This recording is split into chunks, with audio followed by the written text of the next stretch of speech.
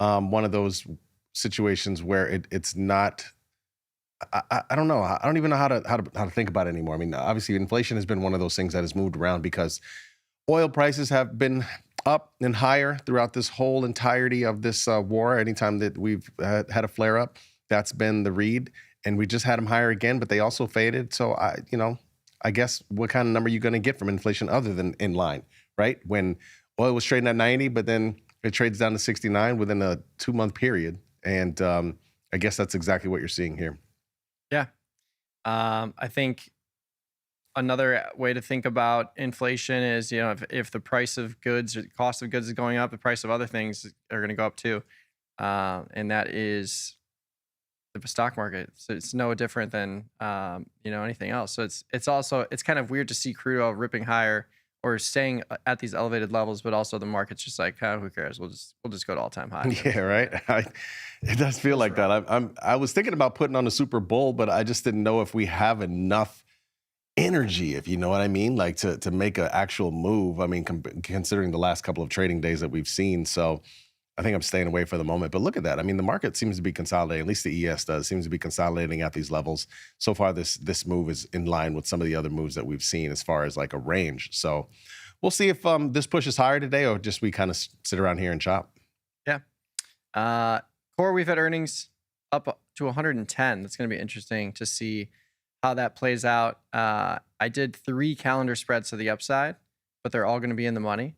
So I don't know. It's going to be, it'll be worse off if that were here instead of around 100, because my long options are at 100, but I think the 95 and the 100 will still be profitable. The 90 might be a scratch, something like that. But we'll see. We'll see how big the vol crush is in the 9-day relative to the 2-day. When I did the trade of the day yesterday, I estimated that this IV would drop to 100% and the 9-day would drop to 100%, which is a 20% crush. And then the 2-day would drop to like 120 and maintain some elevated IV for a couple of days. But we shall see. I think that's the big story here. And CoreWeave, NBIS, LITE, those names moving pretty big after earnings. And that to the upside, right? And that is not what we've seen from some of these AI and hyperscaler type names more recently on earnings. So kudos to them. SMCI, if you want to throw that in there as well, up 10%. So those names are moving pretty big this morning to the upside. Indeed. Crazy day. But what do we got on the schedule today? Yeah, what do we have on the schedule today? Let's see. Do we have the schedule ready to go? Opening bell, of course, coming up at 8:30. Trading check-in with TP at 9 a.m. Central Time. We got trading charts with Mr. Tim Knight at 9:20 a.m. Central. Then we have some tasty research from Julia Spina at 9:30 a.m. Confirm and send with Chris and TP at 10 a.m. Central Time. Risk and reward with Errol Coleman, a guest appearance with Karsan and Chris Vecchio talking to him. And then 11:30 kicks off the trades of the day. Myself, followed by Mike Butler, followed by Errol, followed by... You'll just have to wait and see. So 11:30 a.m., the trades of the day kick off. Love it. And there will be some interesting ones today, all things considered. We still have some nice earnings coming out here, and we'll have to see if any of them move as substantially as SMCI, CoreWeave, et cetera. But yeah, Cisco Systems today. We've got AMAT tomorrow, and then Home Depot Lowe's. Those are next week. But yeah, Cisco and AMAT I think will be interesting ones, and they'll definitely be ones that we'll trade for sure. Oh yeah, you would think so. Yeah, I mean, you wonder if AMAT's going to end up doing similar to what we're seeing right now with these earnings. I mean, it makes it interesting for a possible upside play. Sure. Have to take a look at some of those calendar calls and see how they play out. Yeah, this thing is up 20 points pre-market. Probably in sympathy with some of these other names that are in the same realm. But yeah, E-mini's up 28, NASDAQ up 255. Their whole market's green. Kind of crazy to see. Mm-hmm. Crazy. I heard some rustling. Do we have Chris Vecchio on the line? I know, right? It's always like hearing a little like... Yeah. A little bit of noise. Yeah, I want to hear what he has to say about the numbers that just came out 7 minutes ago. Market hasn't really moved too much, but it was already up pre-market right when we started the show. So, yeah. Yeah, it's we'll see, if this move holds, if it continues. I mean, it's been so quiet recently. I mean, this seems like a big move compared to the last 2 days, right? Like, we'll see what ends up happening. I mean, it's the dog days of summer, man. I will say you're still seeing a little continuation from gold and silver, dollars slightly down. So that continuation is good. I put on a silver trade yesterday. SLV did a super bull in there in October, collected 5 cents, playing to the upside in SLV. We'll see if we can get 65s and higher. Trading 60s now. That's a good sign. Mm-hmm. Good sign. Mm-hmm. Maybe if this really keeps going, maybe eventually I'll do something in gold too. But this is just a test. You know what I mean? Just to see. Like, this is the test. Yeah. What you got there? Just a little put ratio spread that's going to be worthless in Yeah. 9 days. I was trying to get another 100 shares with a basis below 50, just because there's no premium to sell down here. No. And my basis, if you look at this trade here, I picked up shares at 87, but picked up $2,300 of premium. So break even is at like 65-ish. But this is not a really high IV product, but I would have loved to have 200 shares with a basis much lower, and then I could sell a lot more closer premium, especially with SLV trading at $58. Can definitely afford 100 more shares in there. For sure. I almost thought about buying shares, a couple days ago, just to kind of, again, I always like trading options more than anything, but because, like you just said, the price point is decent, and if this thing goes higher, it would allow me to do a lot more fun things. If it were to really take off, then I could, be having some long shares. I could eventually like mess around with it, sell some calls or whatever. Even those calls will be bid, like and skew to the upside. I thought about it for a second, but then I was like, I'll just do this super bull. Yeah. All I see in the green area is just the tech stuff. Oracle, Texan, Dell, AMAT, like you said, a lot of these names moving in sympathy with these tech earnings that we're seeing this morning, CoreWeave and Light and some of the others. Indeed. Yeah, big move over the last couple of minutes here. Big intraday range, I should say. Probably a bigger range than we've seen the last 2 days combined. And that seems to be true. Yeah. But yeah, NASDAQ up 285, up 1%. E-minis up 0.5% here. So we'll see if this thing can hold. But we do have, some more turbulence overseas with crude oil continuing to pick up its price point here up at 83.50. We saw some news yesterday that there will be no deal done until after the election, which is wild to hear. Wait, what happened? There was, Trump's trying to create a peace deal. They're saying no deal into perpetuity. So we'll see. I thought the market would digest that more negatively, but to your point, market's just going up every day. Bro, I tell you, I can't even, like, I don't know the last time I read any detail about that war. I can't do it. Like, can't do it. I don't know, can't do it. I hear you. But yeah, 1.5 of backward or contango here in the U contract relative to the V. And there's not much else to say about this market. But let us know what you're trading these days. Join us on the YouTube chat. We'll be scanning for some trade ideas, questions, and we can cover them in this dull market that's ripping higher now. Up 37, NASDAQ up 300. Let me know if we have Chris Vecchio. I can't hear you, Ben, if you're chatting. Yeah, neither can I. But we can let's take a look at these earning cards from the last 24 hours here. At least we have Kava and we have CoreWeave. Let's take a look at those. Yeah, Kava. I mean, this one's up 17%. Not that I trade this, not that I'm interested, but wow. Same store. I am interested. I shouldn't say that. I am interested. I don't trade it. I've never traded this name. Guest traffic up 5%. Same restaurant sales. I almost want to say same store sales. I'm so used to seeing that, but same thing. Up 9%. Net new restaurants, 17. How about that? Yeah, kind of crazy. And then let's take a look at the CoreWeave. Yeah, Kava's a good one. I love Kava so much. It's like one of those places where they're not doing anything really different. They just give you all the toppings. Yeah. For no additional cost. I mean, I mean, it's just, I guess you're right. Would the Chipotle give you additional toppings for cost? I mean, Yeah, obviously, they we're not actually talking about require- avocado, right? Obviously, not avocado. yeah, you can get extra stuff, but there's not nearly as much.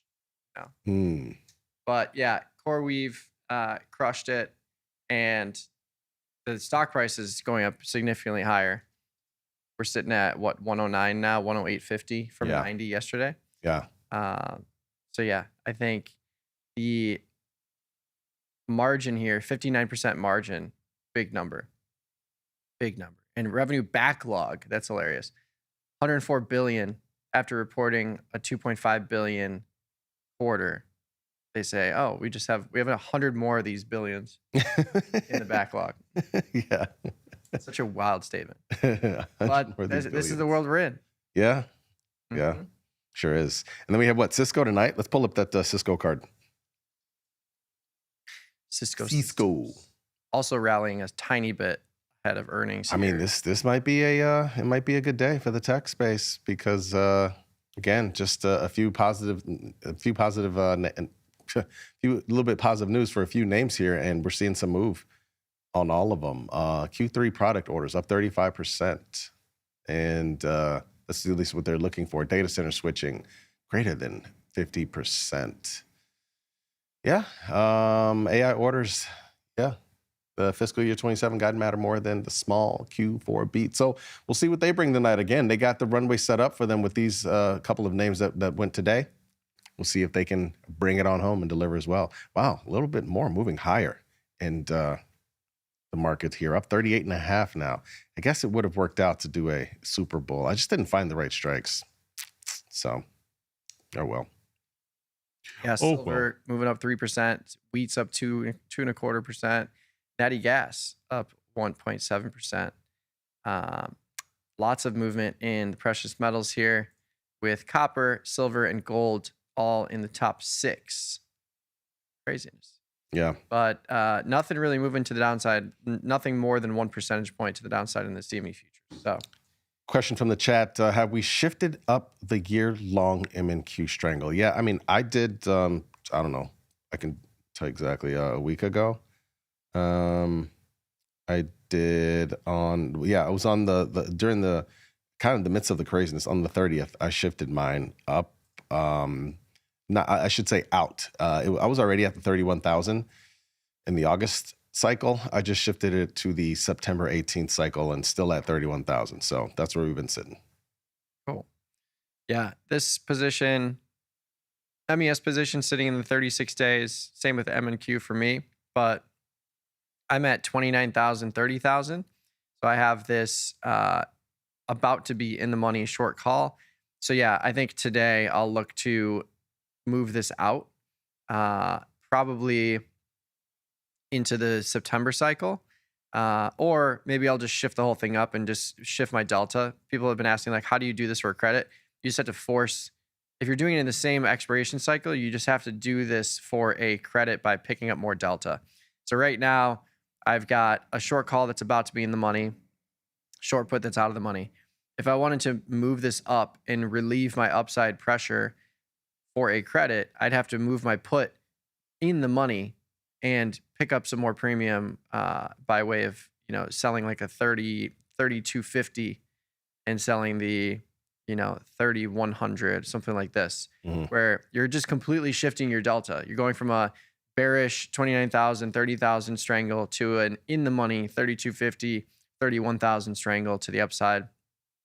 Pick up 78 points here, but you could do a lot of different things. I could move this down to the 30,000 to go right at the money, but then I'd have to move this down too to the 3750 or the 3500. So then for this strategy, just picking up credits every single time you roll is the way to do it. I don't think you need to pay a debit at all ever. Yeah. Because then you're just it's kind of like quicksand. You're just running around, not picking up premium, not widening your break evens, and you're just adjusting delta in a market that's always going to move, and you don't know where it's going to move. So I don't think you need to pay a debit for these strategies ever. Just take on some delta and let time do its work. And for me, having bullish delta in a 15 VIX environment makes a lot of sense. Yeah. If not, you just gotta. If the market goes down, you still have an in the money short put that's like a covered call. You Mhm. can roll the call down and keep hedging that way. Mm-hmm. And you'll still be better off than the market just by buying shares. Yeah, in my MES, I shifted that up and out around the same time. When did I do that? I rolled that. No, sorry. Last week I did that on the 4th, and I shifted from the 7,600 straddle in September 30th. I shifted out to 65 days, the October 8,200 straddle. So Nice. yeah. Yeah, same thing here. It's like if I were to move this 7,800 straddle, which is what I have in the 36 day, this is the longest standing position that I've got. Moving it from the 36 day into the 65 day, the price point here is 100 points higher, almost 78.46 relative to 77.80. So I would have to move my straddle up. I couldn't be at the 7,800 because that's just picking up bearish delta. I would be moving in the money into this contract. So this is one where I'd probably move it up to like the 8,000 or something along those lines, like a 79.50, 7,900 even. But either way, you're picking up your credit by rolling out in time. Just depends on how bullish you want to be or neutral you want to be. But similar scenario, I don't see a reason to go inverted here with the straddle. I think when rolling out in time, I can just move the thing up a little bit, still be well within the expected move to the upside. So this is a neutral to bullish adjustment here. But again, you'd be picking up 115 points, and that would substantially increase the net credit received from 800 points to 900 points and change. 8,000, 8,200. I mean, these things seemed like crazy a few months back, but not so far away now. I mean, not that far away at all. But yeah, at the end of the day, I think these positions for us are going to just be core positions. And they, like, even with the market that's been moving, these have been the easiest positions to manage because you're just doing one contract and just never taking on bearish delta in this kind of market has been great. So yeah, I think when the market opens and we find some footing, I'll make some adjustments to the MES and the MNQ positions and just offset some of that delta and position myself for some further neutral to upside movement. Yeah. So for me this morning, first thing I got to pay attention to is I did close my AMD strangle yesterday. That was one of the ones I've been talking about this, picking up the pennies in front of the steamroller. I knew I was doing it. SMH, BE, Intel, and AMD. I closed AMD yesterday. I made $1,000 in like 2 trading sessions, which is wild. I got to keep an eye on SMH, BE, especially BE with these earnings moves today. I think that's already up like $15 or something like that.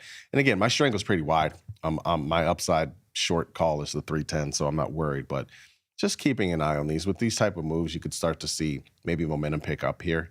But I'm not holding this thing any longer than probably, I don't know, Tuesday of next week, maybe. Maybe I close by Friday if things get crazy the rest of the week. So that's the plan. It's the only thing I really got watching.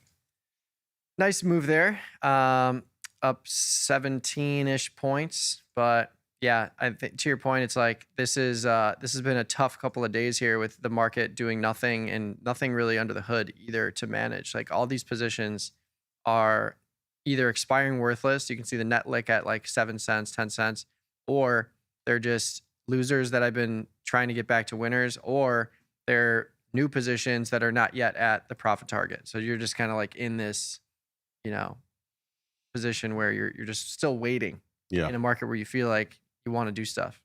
Yeah, I closed a bunch yesterday. I mean, I knew I had on a lot of positions, but it's crazy. I've had on a lot of positions, and so I closed a bunch. There's things that I pushed further out in time, and by that I mean like Pepsi, McDonald's, like some of those consumer staple names that talk so much. I mean they were diagonals that were long sep short August, where the August call is really no value to it. So in some of them I still like where the stock is, and so just basically roll that trade further out. Now I'm long October and short September, and that's kind of what the book is turning into to some degree, trying to be short sep in some ways. And so that's kind of what I did. It was a lot of readjusting yesterday. I'm only using like 30% buying power now, which is pretty nice. ready to deploy capital at any given time. Let things get crazy again. Be ready to rock. Yeah, that's the name of the game. Oh, yeah. Load up on the way down, exit on the way up, and still have the core positions on and some other positions, but you really want to be prepared for when the VIX is not at 14. Yeah. For real. 15.11 right now, but VIX futures are down this morning. Are we going to break it today? We need that. We need that on a damn prediction market. Is the VIX going to break 15? Is the VIX going to close below 15? Frankie, throw that in the chat. Yes. Throw that in the chat, Frankie. Is the VIX going to close below 15? Actually, he sent me another question too. Thanks for sending the questions, Frankie. Are we doing anything today with the Tesla Iron Condor with less than 10 days expiration? You got a Tesla Iron Condor? No, there's nothing really to do here. This one is at 340, 335. So slightly in the money, but Iron Condors they're just kind of those cookie cutter trades where you can't really do much. I could have rolled out in time before it went below 340. We're picking up a couple of points here today, but this is one where like I don't feel like I need to be long-term Iron Condor positioning in Tesla. So I think this one will just be one where within the expected move, we'll see if we get a little rally in Tesla above 340. But that's really the key. If you're trying to manipulate this and push it out in time, you have to do it before it moves in the money. Otherwise, you're going to pay a debit. Now, is the debit small enough to where it doesn't really matter? Looks like it. If I could roll it out in time for 10 cents, I'll do that. But I'm not paying $1 to roll an in the money put spread out in time. Yeah. You also force a credit too. This is something you can do if you're really hell bent on staying in the position. You could turn your 5-point wide put spread into a 10-point wide put spread when you're rolling out in time. You pick up another $2.50 credit, but you're taking on another $5 of risk. So your net risk increase is $250. So you're basically selling a at the money 5-point wide put spread on top of this, if you think about it that way. So that's another way to move it around and manipulate it. But that's kind of what I did with Amazon.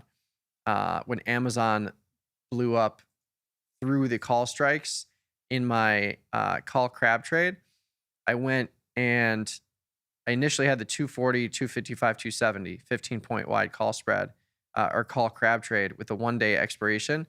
I bought back the 15-point wide and I moved it up to a 20-point wide short call spread. So you can see I bought back the 0-day and then I sold the 255, 275 in the 21-day and picked up $1.70 credit. So similar story.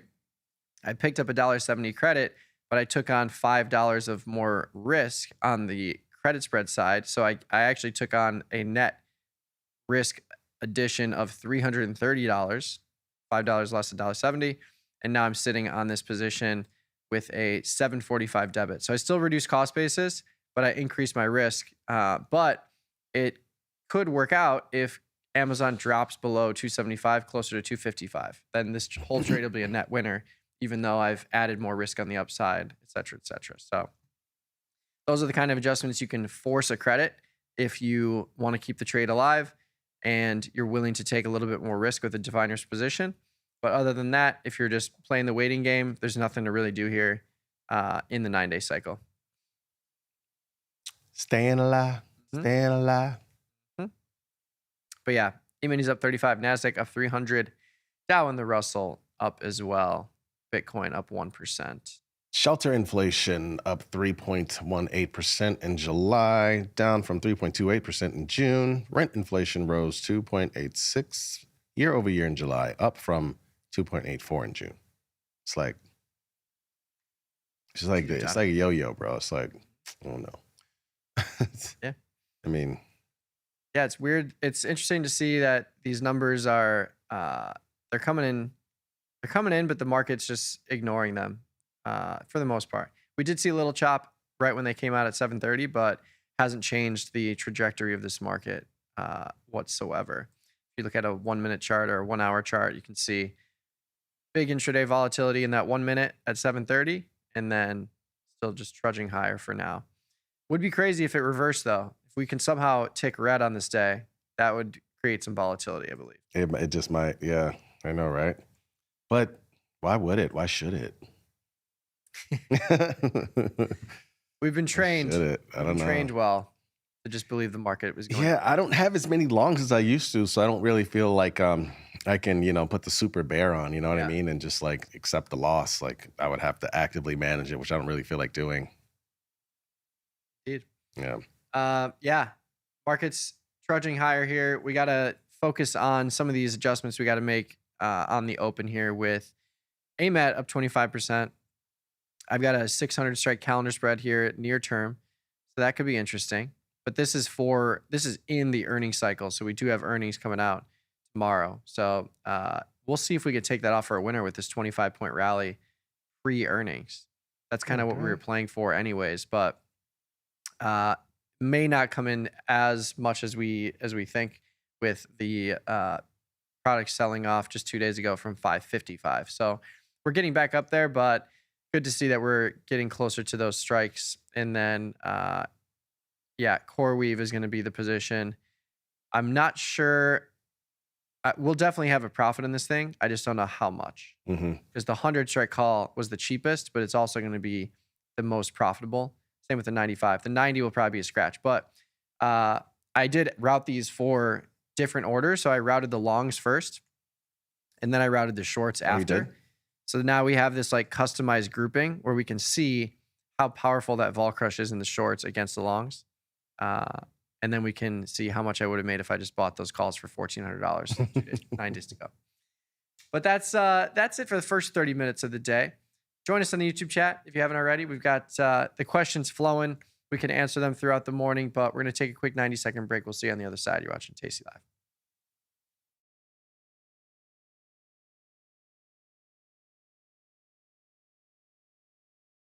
You bring it, we match it. Get a 3% cash match on all qualifying deposits, up to $3,000. You can trade stocks, options, futures, and prediction markets all on one platform. Plus, get advanced tools built for active traders. Visualize potential profit and loss with risk analysis tools. And place trades in a single click. All on the best platform for options trading, according to Investopedia. Tasty Trade. Trade with us. Tasty Trade is now on TradingView. Trade stocks and futures directly on TradingView charts with Tasty Trade's low commissions. Try it out and leave us a review.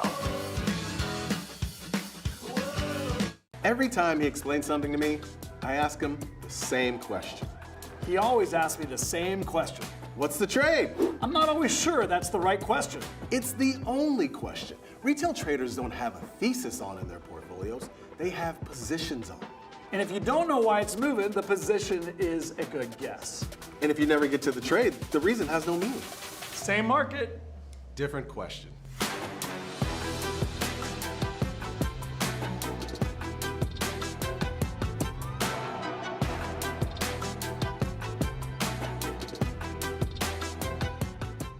Investopedia says we're the best for options trading.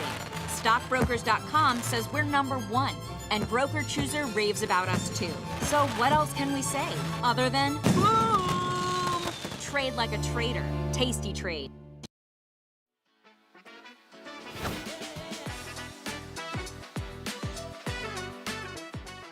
Welcome back, everyone. We got silver catching a bid here, up 60, leading the way in the futures, CME futures watch list here, 2.5%. You got wheat up 2.5%, natty gas up 1.75%, and then gold and copper also up 1%. So precious metals to the upside. E-minis and NASDAQ moving to the upside pretty healthily here. But it's a wild day. We got some review from earnings that we've talked about over the first 30 minutes of the show. I think AMAT's going to be interesting, as we keep alluding to, up almost 30 points pre-market here, leading into their earnings announcement tomorrow. But CoreWeave is going to be the big question, up at 107. I know our buddy Glen put on a call diagonal spread. Did he? He's going to be thriving this morning. If he's in a very good mood, that's why. He did, huh? Good. I mean, it's about time, you can grow a pair of balls and go on a trade and not worry about it. I mean, my God, man. Oh, man. You sound almost worse than some complaining customers, dude. Like, oh my God, what's going on with my Microsoft? Hey, I told you, gotta hold it. Got to hold to his just be a 500. man. Just be a man and deal with your trade, Glenn. Yeah, Microsoft at 500 now, 499.30. We're both flat in Microsoft now after a crazy run to the upside. Yep. But it's just one of those things like you don't expect it to be this quick, this fast, but this is exactly like that's what you're playing for Mag 7 to retrace to near highs. Sometimes it's slower and more gradual. Sometimes it's just a vertical bar. You just never know. But it was a good trade for sure. To be clear, I think it's going to keep going, but I felt like, we're good. Like as long as we were in that thing, made some good money in it, I'm out. Yeah. I'm out. It could easily drop back down to the mid 400s, but yeah, I just don't see a world where Microsoft doesn't get back to 550 eventually. I just don't know when that's going to be. But that's why we had a myriad of different trades on with long-term calendars, short-term Super Bowls, all of it. I still have Meta on. I still have one of those. I still have Super Bowl in Meta. The 500, 490 put spread sold that to buy the 650, 670 call spread. So that one is still on, playing in that one. Because the reason why is because, the news has been so negative in there, right? I feel like that still has a chance for a slingshot. So yeah, 100%. Sentiment has been pretty negative, and I feel like that still has a chance. Yeah, especially with these like big gap downs. I feel like these gap downs are always positions that you could see reverse pretty quickly here, because a lot of this could be due to like the Zuck going to court all the time and all these things, and then you have these earnings and it's down 100 points, but then the earnings get erased in 3 days, and now we're sitting at this other gap down, and then you have a different gap down. So like literally from 700 down to where we are now, 100 points. It has never been a slow and steady move to the downside with a lot of volume. It's just been gap lower, gap lower, gap lower. So yeah, you could easily see this thing rip. Yeah, and it's right there where it could be a launching pad too, right around here, close to 600. So that's the play. I actually had 2 of them. I closed one of them, and kind of feel like I'm playing with house money here now, to some degree. I mean, I am really. So yeah, we'll see how that plays out. Speaking of, I saw the preview for that movie. I saw Spider-Man last week, and I saw the preview for the Social Reckoning. You know what I'm talking about? Remember, you seen Social Network? Yeah. The new one is going to Social Reckoning. And God, what's dude's name? I forget the actor, Jeremy something, but the one who played the older brother in Succession, Jeremy Strong. Thanks, Ben. He is playing Zuck this time around. Interesting. Yeah. He's kind of an intense guy. Yeah, for sure. That'll be fun. It'll be good. It's gonna be him. Social Reckoning, I guess. I still need to see the Odyssey. Yeah, me too. I know. I'm not, man. After a while, it's like, okay, we'll see it when we see it. Like, yeah. I want to see an IMAX. So that's my issue. Is like I just want to see an IMAX, and IMAX is sold out into perpetuity. Yeah, exactly. Maybe not anymore. I haven't looked. I know. I haven't looked in a while. I mean, I don't know. That's probably wide open. They were supposed to, I think, take them out of IMAX and then start bringing them back on sort of this kind of, pop-up type basis. I know that they were thinking about doing, but yeah, I kind of, actually, I wasn't crazy about it. The wife kept trying to figure it out. Well, can we do this? Can we do, dude, we'll figure it out. Like, it's not really, as much as I want to see it and I love that story, I'm not, it's not like that. Yeah. I do love some medieval stuff. But yeah, I need to see it in IMAX. Gotta hold out. For sure. Can wait on that. Crude oil selling off a little bit here. And by a little bit, I mean by 30 cents. So nothing too crazy, but it is interesting to see it tick red over the last couple of minutes here after being up about a 0.5 percentage point. Now we're down 0.5 percentage point. But yeah, E-minis and NASDAQ trudging higher here. And it's on the backs of the earnings reports that we just saw. And I think it could be just another one of those days where we chop around here and don't really have too much movement from this up 40, up 300 print in the E-minis and NASDAQ respectively. Yeah. I mean, Super Bear is there to be had, but I don't feel like playing the game, Mikey. I just don't. Yeah. We did put on this downside bear, butterfly though. 7,500, 7,400, 7,300. Yes. For $300. So that feels good. Outside of the expected move in the 16-day, but I feel like if we're going to have a move, this expected move is reflective of the current VIX. If we're going to have a move to the downside that's substantial enough to get to this level, it's going to increase the implied volatility, and we'll have an expanding range here.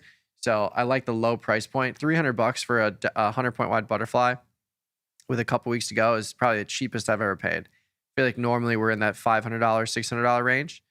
So the $300 price point just speaks to the low volatility that we have right now. And it was a little bit further out of the money, to be fair.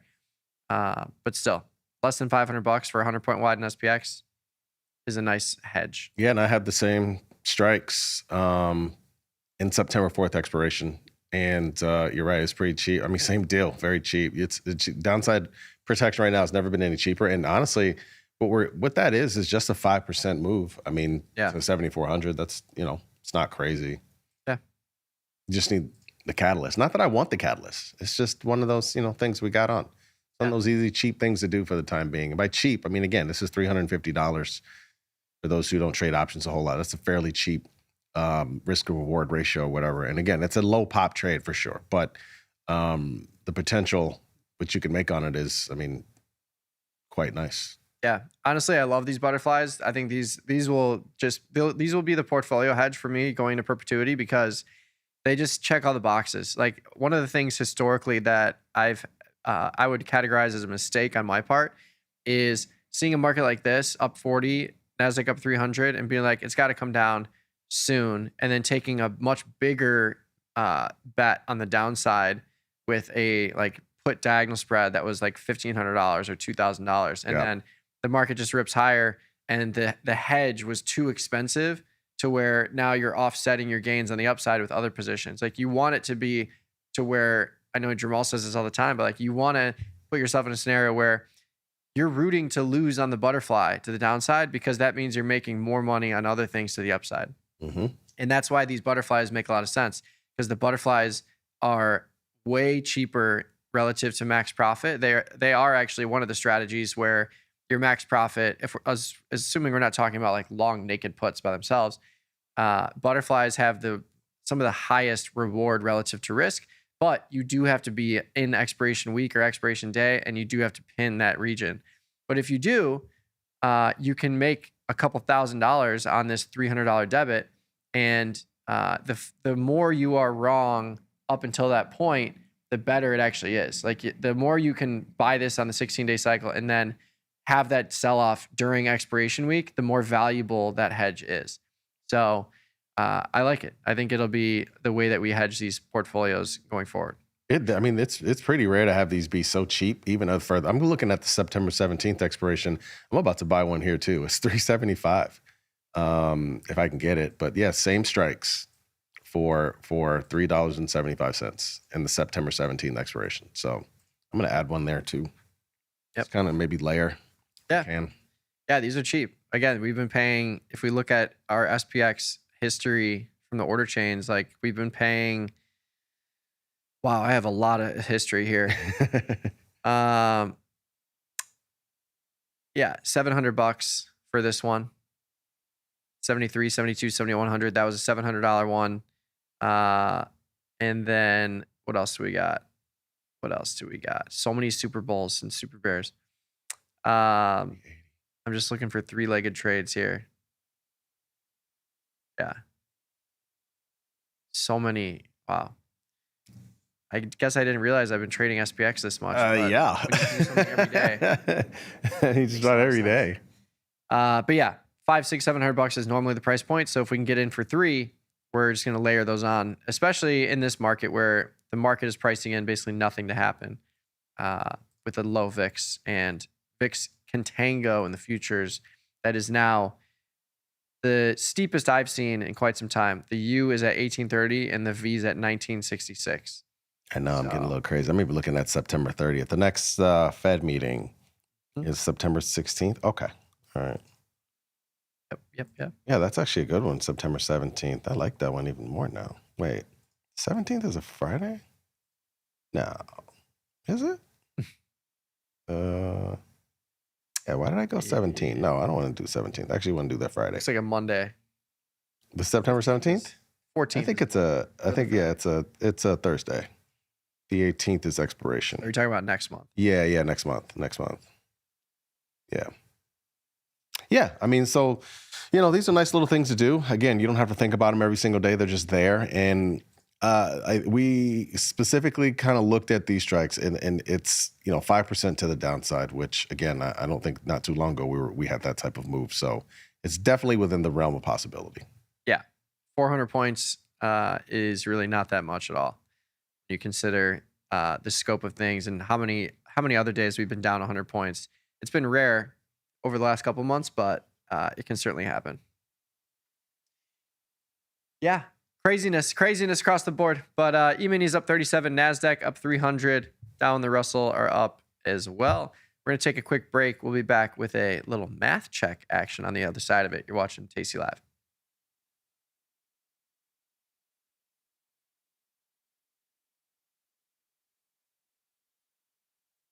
You bring it, we match it. Get a 3% cash match on all qualifying deposits, up to $3,000. You can trade stocks, options, futures, and prediction markets all on one platform. Plus, get advanced tools built for active traders. Visualize potential profit and loss with risk analysis tools. And place trades in a single click. All on the best platform for options trading, according to Investopedia. Tasty Trade. Trade with us.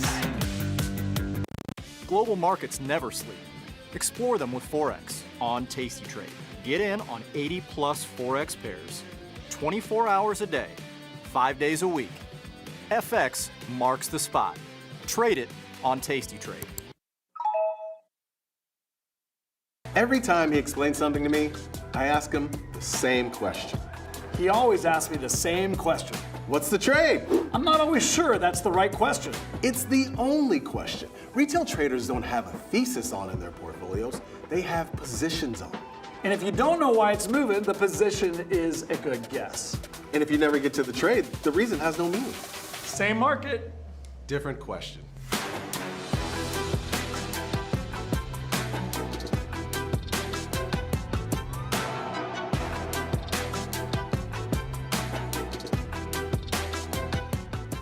Think you know where ball's gonna go? Test your theories with backtesting.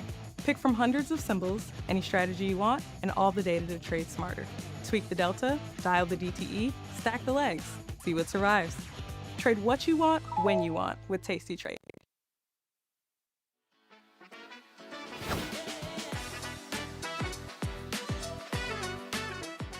What's up, everyone? We're just keeping on your toes. There's no math check for a little bit here. We're talking prediction markets right now. Prediction markets are available in the Tasty platform. You can see them live on the Predict tab right alongside, in between the watch list and invest tabs here. But yeah, looking at these core CPI numbers, core PCE numbers, these are trading like water. And you can look at daily closes for different things. Even the Dogecoin daily. Doge. Forgot about that little doggy. I still got some of that. Do you really? I do. Yeah. Just harboring it? I mean, what else am I going to do with it? You know what I mean? Like, whatever. You just never know. It is what it is. But yeah, lots of markets here if you want to check this out. It's just like stuff you keep in storage, you know what I'm Yeah. saying? Or in the basement or whatever. Just, Yeah. But yeah, I think for us, this is certainly an interesting way to pull data and pull dates and pull probabilities in real time. For sure. So Fed rate decision for September 16th, we're looking at a 70% chance now that we maintain the rate. That has increased over the last couple of hours here. Look at that. Up like 3-4 percentage points over the last couple of hours. Interesting. So, yeah. Well, it's 63.9% on the FedWatch tool. There you go. Is there an ARB? Is there an ARB? Maybe. Maybe. Can't trade the FedWatch tool, unfortunately. No. Not yet. You can trade this. Yeah, you can trade this. So yeah, I think this is a nice way to keep everything all in the same platform. That's always been the MO, is being able to trade futures, options, stock, now prediction markets in Tasty platform. So check it out. Indeed. Check it out. I did see Frankie gave us another question, so we appreciate it. But yeah, the question at hand, how do you decide between a calendar spread and diagonal spread? Well, it is a good one. Good question. I think there's a couple of answers. If you're trying to give yourself a really cheap way to express an opinion, then the calendar spread is going to be the one that checks that box. But you have risk on both sides of the market with the calendar spread. So similar to like you can calendarize prediction markets too, in the sense of like getting long the SPX call and then selling the will SPX S&P 500 close at a certain level. Like you can do cool stuff like that too, if you wanted to kind of use these as two different levers. But for SPX, we can use this as an example. Calendar spread would be something like maybe, let's go to the E-mini futures. We could do, long the 12-day 7,800 and short the 5-day 7,800. So if we look at the value of these options, 7,800, $5,200, 7,800 in the 5-day, $3,100. So we're reducing cost basis dramatically here. But if we look at the theoretical risk graph and zoom out a bit, you can see I've got risk on both sides because this trade has no intrinsic value profit potential. 7,800 long call gains are completely offset by the 7,800 short call. So this is a $2,000 trade. If you get that middling price point or kind of range bound price action, this can be a profitable trade. But if you go with the diagonal spread, it's going to be a more expensive trade, adding $900 to this cost basis here. But now you have $2,000 of intrinsic value profit potential if you buy the 7,800 and you sell the 7,820. So this is how you have a lot less risk to the upside in this case. If you're paying under the width of the spread, so in the sense of having a 50-point wide spread that can be worth $5,000 of intrinsic value at its max level, and you're only paying $38 for it, then you have no upside risk. So, and you can see if you zoom out, this just flattens out and you just make the money, which is the difference between the spread width and your cost. So that's really it, is how bullish are you? How neutral are you? And how much are you willing to risk on a trade like this? I usually like to go with diagonal spreads because I don't like the feeling of having a calendar spread that was out of the money and I was directionally right, but it was too far and now I'm losing money. Mm-hmm. So I'd rather just pony up an extra few dollars and just do the diagonal spread.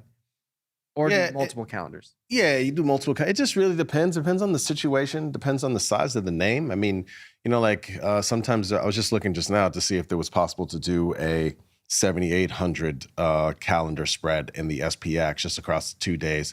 But it's a little more than I want to pay. Like if I looked at Friday versus Thursday, it's $5.85. I don't necessarily want to pay that. And again, you're like, well, how do you determine how much you want to pay? Look, these are fairly.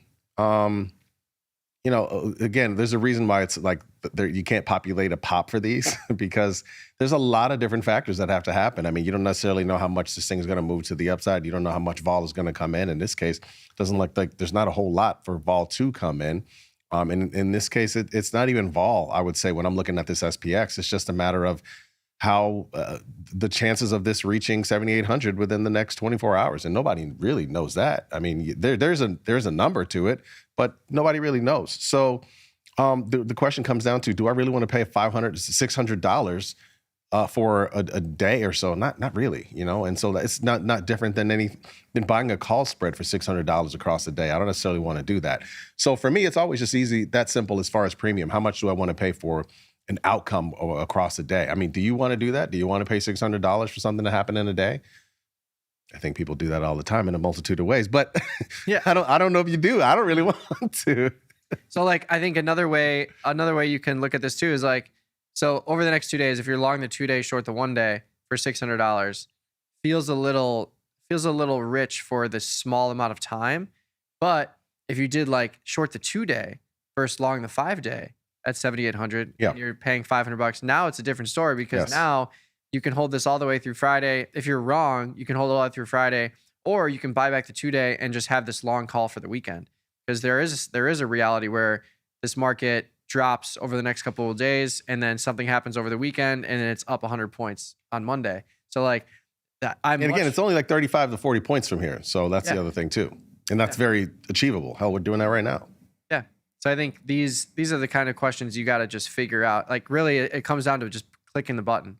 at the end of the day. Like you can't go into analysis paralysis. You got to figure out what your risk tolerance is and just execute based on that. Yeah, like and this is a really good question. That's why I love this conversation. Like another example is like Procter and Gamble. Like look at that one. Like I talked about a lot of these names that I ended up doing. I ended up rolling further out in time. So that's one where I'm long October the 140, and then short the SEP 155. I actually, it's funny. I routed that for like 8.25 yesterday, and it gave me like a 30-cent price improvement. But Really? This is an $800 diagonal, right? And again, one of the things we always talk about is the difference between widths. It's a $15 wide. So fair value for this is $7.50, right? Just half of that. And I paid a little bit over, but I'm paying $800 for, 60 something days, right? That I'm really long and I'm looking for a move. And similar to what Mike said, this thing could fade and I could be down to where this spread is only worth $400. And then I have time for it to bounce back as well. So in that case, I don't mind doing the diagonal, especially, again, the biggest thing I think about the diagonal is just what you're paying for compared to what it's actually worth. So, and this is a larger name. I mean, it's $145. That's why I decided to go diagonal. I'm not going with the calendar here because, like Mike said, I could be right about the direction, but not necessarily make as much money as I would like. And a calendar in this name, especially in a name like this was actually really low volatility. So wouldn't go calendar here. I actually never used, I've said this a lot, I never used to like calendars until I started using them for earnings. And it's like a perfect scenario because you go further upside, volatility is likely going to come in. I should say, from the call calendar perspective, you can do a put calendar as well, but I just talking from one perspective. You do it a call calendar, you do it further upside, similar to what Mike did in these core weaves, right? Like let's just say core weave ended up going to 98 today. In that scenario, I mean, he had, layered out where he would have easily made money on the 95, definitely made money on the 100s. And you still have some days for it to eventually make a slow move, continuing going to the further upside, right? This case, in scenario, it blows through a bunch of strikes. He only lost what he paid, which is not a whole heck of a lot, right? And so that's one of the reasons why they're really nice for earnings. I would say the few times I mostly use calendar calls for earnings. I might use them every now and again for bigger names that I think are going to continue to slide higher. And NVIDIA is one that I did that recently. Tesla, I have some on right now because those are very expensive names. Doing diagonals in those, you're talking about $1,700 to $2,000 sometimes. So that's why I don't necessarily want to do it in those. But a name like Procter & Gamble for $145, I will do a diagonal. Yeah, and I think also the longer time frame you have, the more aggressive you can be with delta. I think that's another way to look at it too. Is like if I'm going long October, short September, like Jermal's Procter & Gamble diagonal spread, I would rather do diagonal because I have way more time for this thing to actually move in the direction I'm playing for, versus a calendar spread, especially near-term calendar spread. Like we do these all the time for earnings where they're just like short, small little trades that are long the 10 days, short the weekly. And we do that because we want to keep it nice and cheap in case we're wrong, because we're going to lose money on the long option too if we're directionally wrong. But we'll see where CoreWeave how this actually works. But this is the analysis for today with a vol crush of 20% in the 9-day, bringing it down to 100%, and then a 62% vol crush in the 2-day, bringing that down to 120%. So we'll see where these numbers actually go, but this is just an estimation. This should still be profitable if we open at 108 by $100 or so because of this 195 call spread. But we'll be able to look holistically and see, which one of these gave us the most profit. I think the 90 will be a scratch, 95 a little bit of profit, and the 100 will be the biggest profit for sure. Mm-hmm. But we'll see. Good question, though. Really good question. Yeah, indeed. Natty Gas still rallying. Is it? After yesterday. Had a gap higher on Monday. Yesterday kind of chopped around, and then today just moving a bit higher still. But yeah, we'll see where this thing goes. We've got you got something on there? Yeah, I got a Super Bowl on here. Oh, that's right. That's right. I do remember that you put that on. Yeah. Just an equidistant Super Bowl, 2.6255 short put spread, and then a 3.305 long call spread for 50 cents. So it's kind of like a risk 500 to make 500. But yeah, we'll see how that one goes. And then really, I've just got my eye on Coinbase and Apple. 2 Super Bowls out in October. Just looking for any kind of pop here, but neither of these are moving pre-market. You would think Apple would be up with the NASDAQ up 1% pre-market, but not the case right now. You know what we could use? We could use a Bitcoin. We could use a bullish Bitcoin fall. That's what we could use. We could use something like that. I think I have a Coinbase Super Bowl as well. Yeah, the October one. We must put on the same one. Similar one. So yeah, I could use one of those. That would be nice. We'll see what happens. MicroStrategy, I don't have anything in anymore. That's so ETH, I don't think I even have anything in here anymore. I think I closed it out a while ago. I'm like, you know what? When this thing actually starts to move again, I like the idea of doing Coinbase, but some of these other names, MicroStrategies, ETH, like when they actually start to move again, I'll get on the train. Just like I just did with silver, right? Like I just didn't have a position, didn't have anything, started to notice the move. It reached key levels. Like, okay, now's the interesting time. Let's see what it does. And it seems to be working. And so I kind of like doing that. I'll see when the actual thing starts to move, I'll be on that train. But for now, no positions ETH, no positions MicroStrategy. I tried for MicroStrategy. I tried so many times. Oh my God. Most of this year. Yeah, this is when I'm down like 1,300 on. I tried a bunch of times. It just didn't work. And it just had no giddy up. I mean, a couple of times it did, but it never followed through. So when you do MicroStrategies, I will be there. Yeah, it's at a 10-point range, literally 10-point range since July 2nd.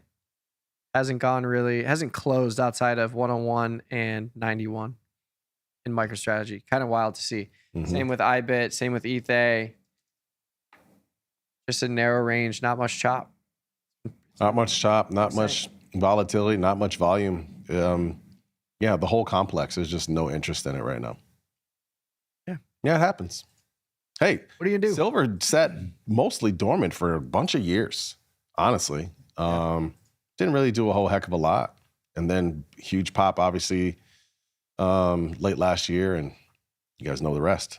So I don't feel the need to force trades in areas of the market that aren't doing a whole lot, especially when, we trade so many different things and we have access to so many different things. I'd rather focus where the volume is. And the volume has been in a lot of those tech names. Getting back to what we're seeing this morning, you're seeing a little bit of bid and CoreWeave and LITE, Lumentum, and what's the other one? And Nebius and BIS. So it might be kicking off in that space again. Yeah, Nebius is up to 225 here from the closing price of 192 after reporting earnings pre-market. There's the bell. Let's see if these E-minis move anywhere. Maybe not. A little selling action. But yeah, let's go to, all right, so Nebius up $34. I did not have a position in there, but let's take a look at this CoreWeave position. Look at that. Down 50 cents because it rallied too much. Should have just bought these calls if we have $3,400. But no, we gotta look at the extrinsic value here. If there's any kind of sell-off in CoreWeave, we'll be okay. It's chopping around. I mean, it'll be a winner if we get any selling in here closer to 100. But yeah. How much were those 2-day calls, by the way? $500, $300, $200, $1,000 total. So okay. the long calls by they were themselves. $5. Yeah, the long calls by themselves were $1,400, and then I picked up $1,000 for the 2 days. Yeah, those are. And they all have no extrinsic value now. They're all worthless. Mm-hmm. Ooh, a little selling. Okay, here we go. All right. This is SanDisk on the run again. We need that. We need that in our life. Yeah. I still have the call butterfly. Somebody asked me about that the other day. And I told them, that is one where I paid $500 for it. Micron, $400 for that. The SanDisk one I paid $555. You remember that? Did it right here on the show. Mm-hmm. Micron, I paid $400 for it. And yeah, I'm willing to let it burn because I have profits in those already. But again, you don't do exactly what I'm doing. Do what makes sense for your portfolio. $900 together for 2 names is really small amount of premium for the size of my portfolio. So it's not like it's one. Matter of fact, I forgot that I had the trades on for the most part until they reach a certain level. And they're still not over the strikes yet. SanDisk trading 1340. My long strike begins at 1,400, and then Micron trading 911 long strike begins at 1,000. So still holding these, and we got it's Wednesday. Still got a day or so. We'll see. Yeah. Oh, fading the market here. Ooh. E-mini's only up 28. NASDAQ up 300. Apple's down $1.50. CoreWeave's chopping around 110. But yeah, Micron up 43 points. Big move here. SanDisk as well. But we've got a Super Bowl on in Micron. We put that on a couple weeks ago. We have an in-the-money inverted strangle in Intel, the 120, 130. Picked up $2,300 of premium, though, so we're going to be okay there as long as Intel gets closer to 110 over time. And then AMD, a little Super Bowl there. Natty Gas working nicely to the upside. But yeah, just kind of another weird day. I mean, he's trying to sell off here. Interesting. I think for Micron and Intel, those are the two biggest P&L days on my screen. But Micron's still a loser. Super Bowl 37 days to go. Short put spread where my risk is down to 800. So not closing that. This will turn into a $100 credit winner if we just expire between 800 and 1100. So really like where I'm at with that one, even though it's a loser right now. And then Intel, another one where eventually I'll just have to roll this out. I mean, I could roll it out today into this 5% rip. Let's see what that would give me if I move this. Damn, BE. From September to October. Calm it down. Calm it down, sir. Yeah, so this is interesting. So I have a 10-point wide inversion in Intel, which means I have to buy this back for $1,000 at a bare minimum because I've got my short call below this short put. I could pick up $500 in credit just by rolling this inversion from September to October, or I could give up some of that credit and get rid of that 10-point inversion. So this is a more bullish adjustment by going back to a straddle at 130. I could also move this down. I wouldn't do that. I can't function with an inversion. Like I can't. Like I don't know what I'm rooting for. You know what I mean? Yeah. Seriously. I like get up to the short call, but don't go in the money. Yeah, I just can't. I can't deal with them. I can't do them. Yeah. So because I'm going to a 65-day cycle, I think moving to a straddle makes a lot of sense because there's plenty of time for this thing to work. It's right at the money. I'm really not giving up that much. I'm getting rid of $1,000 of buyback costs, and I'm only giving up $2 of premium. So this is what I'm going to do. I'm going to roll into this extrinsic value strength in Intel today, and let's get $3 exactly. I'm just going to leave it there. And that would bring my total credit received to $2,800 on a 130 inversion or 130 straddle, which means my break even would be right at 100, like right where we are now, which gives me another good scenario where any rally in Intel and I'll be in the profit zone in October. There you go. The profit zone. The profit zone. So let's do that for a show. The profit zone. Yeah. Coinbase, Super Bowl up $130. If I wanted to just take off some risk, I think that would be where I'd go. Just closing a slight winner and removing $1,000 of buying power requirement. That's it. This is crazy. This is crazy. This is crazy. I think we might sell off here. No. Feels like it. No. Feels like it. SpaceX. Green every day now. What's the deal? Wow. 135, huh? Look at that. I closed out that too. That's another one where I like, I'm going to close out for now. I had the set, I was short the 125 put. And I was actually long the 125 call after a series of roll downs. And then after the big move the other day, that worked out really well. I'm still down money in it overall. Yeah. Mostly, actually not from the short put trade. It was mostly from the calendars that I put on initially. Yeah, I just decided to close it. And I'm going to get back in at some point, reevaluate. But I'm out of it for now. Yeah, this is the only position I have now is the long-term Super Bowl, short the 125 to buy the 300 for a 345 credit, which means this current P&L of down $1,400 would just go away if we expire a long time from now between 125 and 300. So this is another one very similar to Intel, where I feel good about this position, even though it's a loser.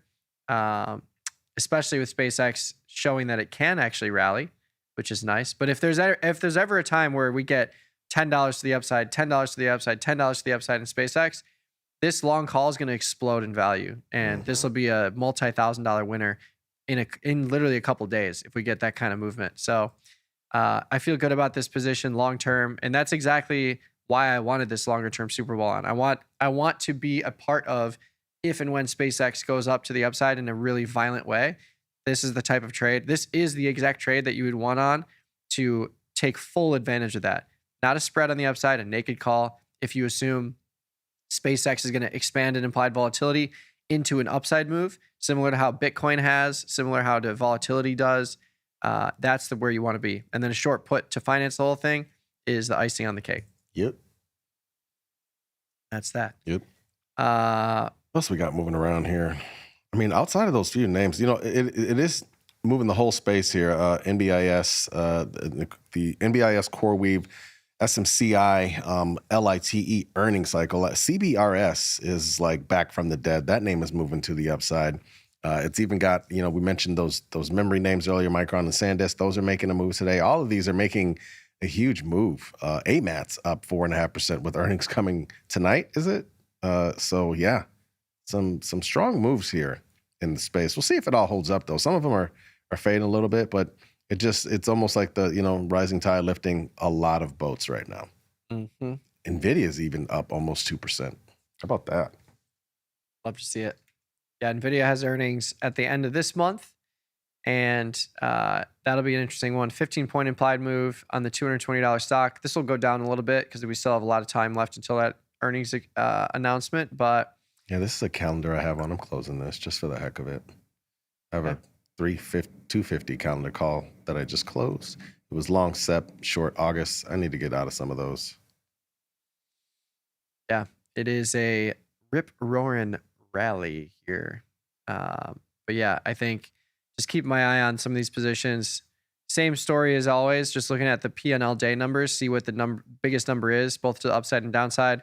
Not really seeing anything to the downside, which makes sense given this portfolio is mostly bullish outside of those hedges.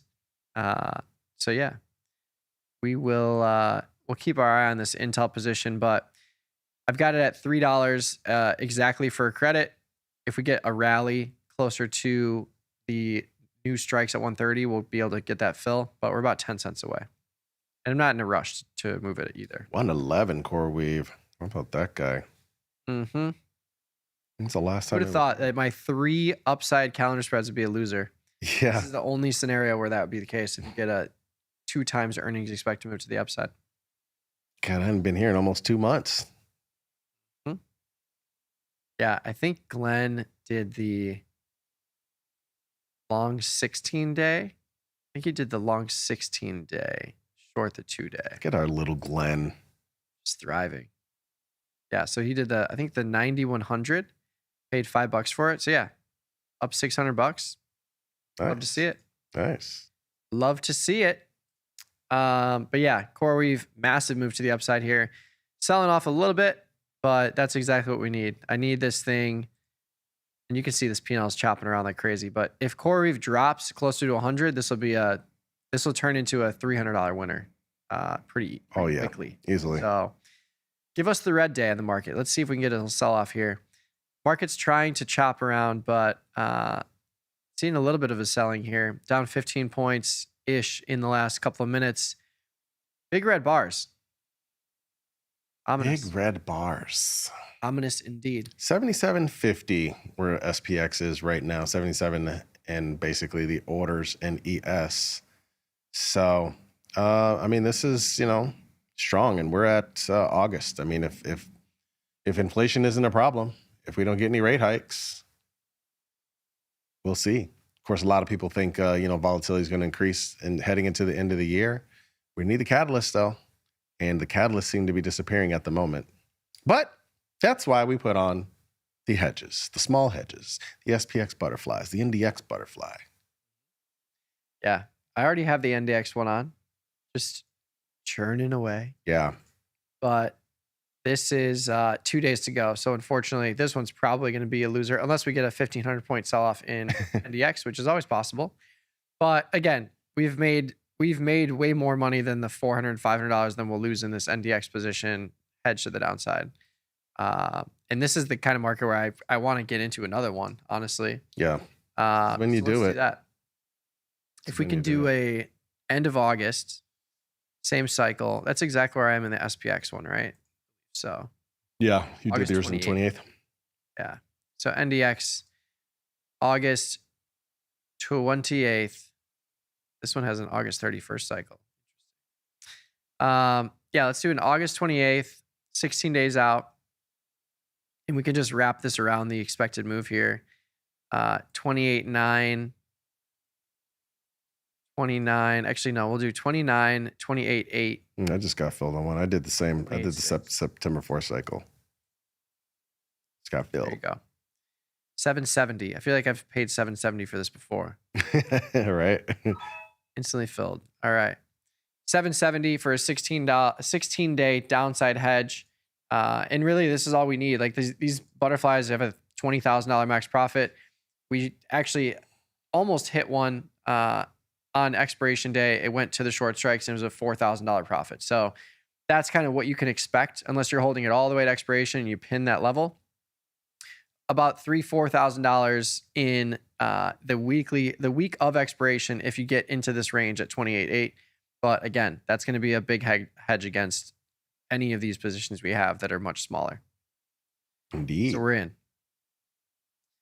CoreWeave trying to sell off for me. Glen, if you're listening, I hope you exited your position. But yeah, it's teetering between a small win, small loss. Because I did 3 of them, I'd have to get out of them. I'd have to do 2 of them to exit, and then route the other one by itself, since you can only have 4 legs on the trade tab. But I'm just gonna leave these on. Do you think they change that someday with all the changes we've seen? Maybe. Yeah. Maybe.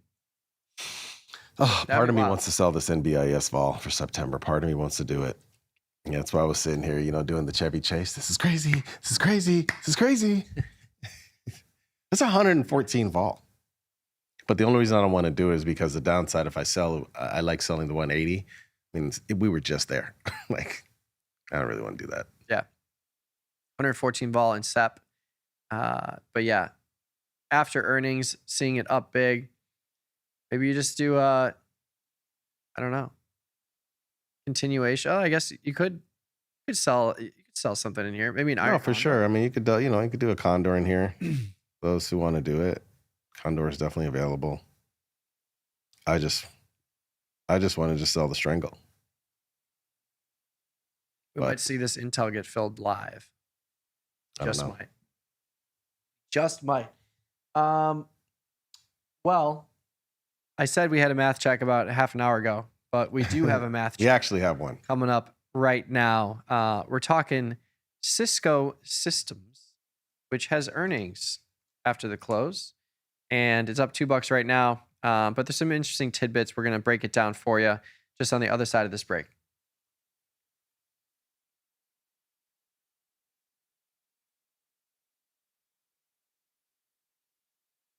You bring it, we match it.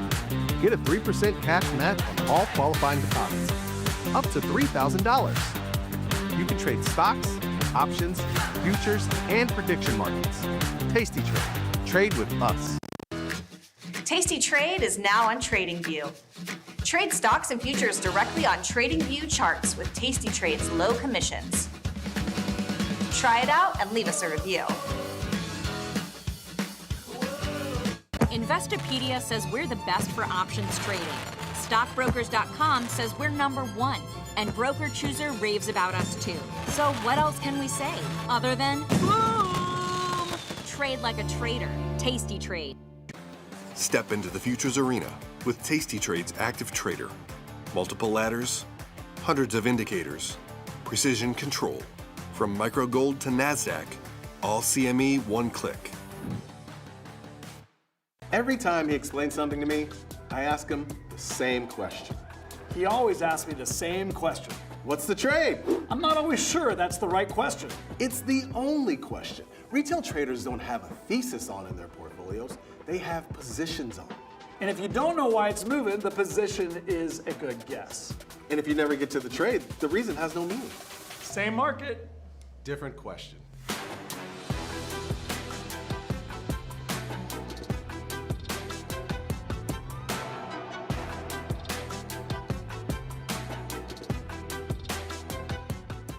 We built Tasty Trade's web platform for today's traders. Drill into data, find opportunity, and track the action with hundreds of indicators. Fund your account and start trading right in the app. Join the club. Tasty Trade. You bring it, we match it. Get a 3% cash match on all qualifying deposits, up to $3,000. You can trade stocks, options, futures, and prediction markets. Tasty Trade. Trade with us. Investopedia says we're the best for options trading. Stockbrokers.com says we're #1, and Broker Chooser raves about us too. So what else can we say other than boom? Trade like a trader. Tasty Trade. You bring it, we match it. Get a 3% cash match on all qualifying deposits, up to $3,000. You can trade stocks, options, futures, and prediction markets. Tasty Trade. Trade with us. Investopedia says we're the best for options trading. Stockbrokers.com says we're #1, and Broker Chooser raves about us too.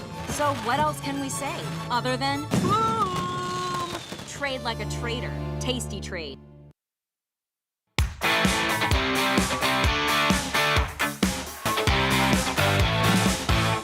Cisco reports tomorrow, and the numbers are getting harder to ignore. Wall Street is looking for $1.17 in adjusted EPS on $16.8 billion of revenue, roughly 18% EPS growth and 15% revenue growth year over year.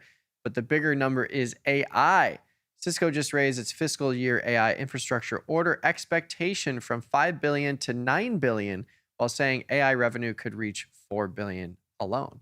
And the options market is pricing a move of roughly 8% for earnings right now, with Cisco around $120 a share. That's about $10 in either direction, putting the implied range near 113 and 133. So the math check is simple. Cisco doesn't need to just beat $1.17 and $16.8 billion in revenue. It needs to convince investors that the AI acceleration is worth a stock already up more than 50% this year. Jermal, we're going to be trading this thing, most likely.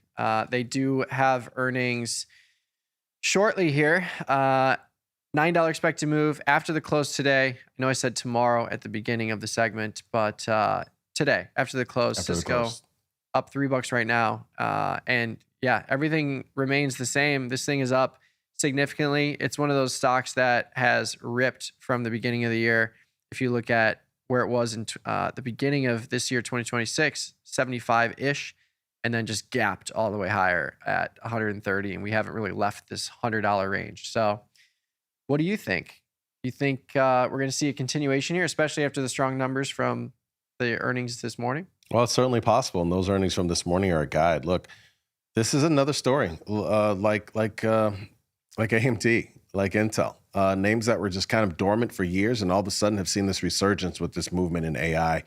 I certainly think it's possible. This is definitely a candidate for the calendar call trade for earnings, especially given in the last 24 hours, we've seen some bullishness in some of these names. So, I mean, I'm excited. And like you said, you talk about those ranges down to 110 is basically the lower end of the range that we've seen over the last 2 months here. And the upside is something that we have yet to quite achieve, with the upside being 130 so far this year. So a little higher than that at expected move. So this is going to be an interesting one for sure. Yeah, and you're getting plenty of call skew here, which re-emphasizes that point of, like, if you're selling a call on the upside against something that you're long, like a call calendar or a call diagonal, you are collecting a lot more premium. The 133 is trading for $1.60 to the upside. The 113 to the downside, both 10 points out of the money, is only trading for $1. So if you have a call calendar, a call crab, a call diagonal, even a call butterfly, your cost base is going to be reduced more dramatically with that short option to the upside. So just looking at this here, like if we did a 130, 135 double calendar to the upside, even in September, like these are still strong cost basis reductions. If you go long September, short the 2-day. Well, we are. Look at that. $4 in September, $2 in the 2-day, $3 in September, $1.20 in the 2-day. And that's because there's much lower implied volatility. We looked at CoreWeave yesterday. There's still plenty of implied volatility in September. We're looking at 45% in September, only a 12-point implied move against a 9-point implied move for the 2-day cycle. So this really sets up well. And I think this is one of those scenarios where the lower the IV is in September and October, the more I'm just going to do this. Like, I don't see a reason to go to the long 9-day, short 2-day, when you can just go to the 37-day with the long and reduce half the cost basis with the 2-day short.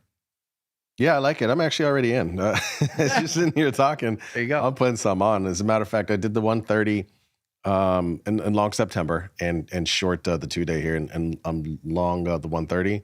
Call calendar, long the 135. And I'm also going to do a 140, but with the 140, I'm going to sell the August 21 expiration call. So there you go. And if we push this, just the 130, 135, evaluate on Friday, which gives you all the premium in these short options. And then crushing implied volatility in September by 10 percentage points, bringing it from 45 to 35%.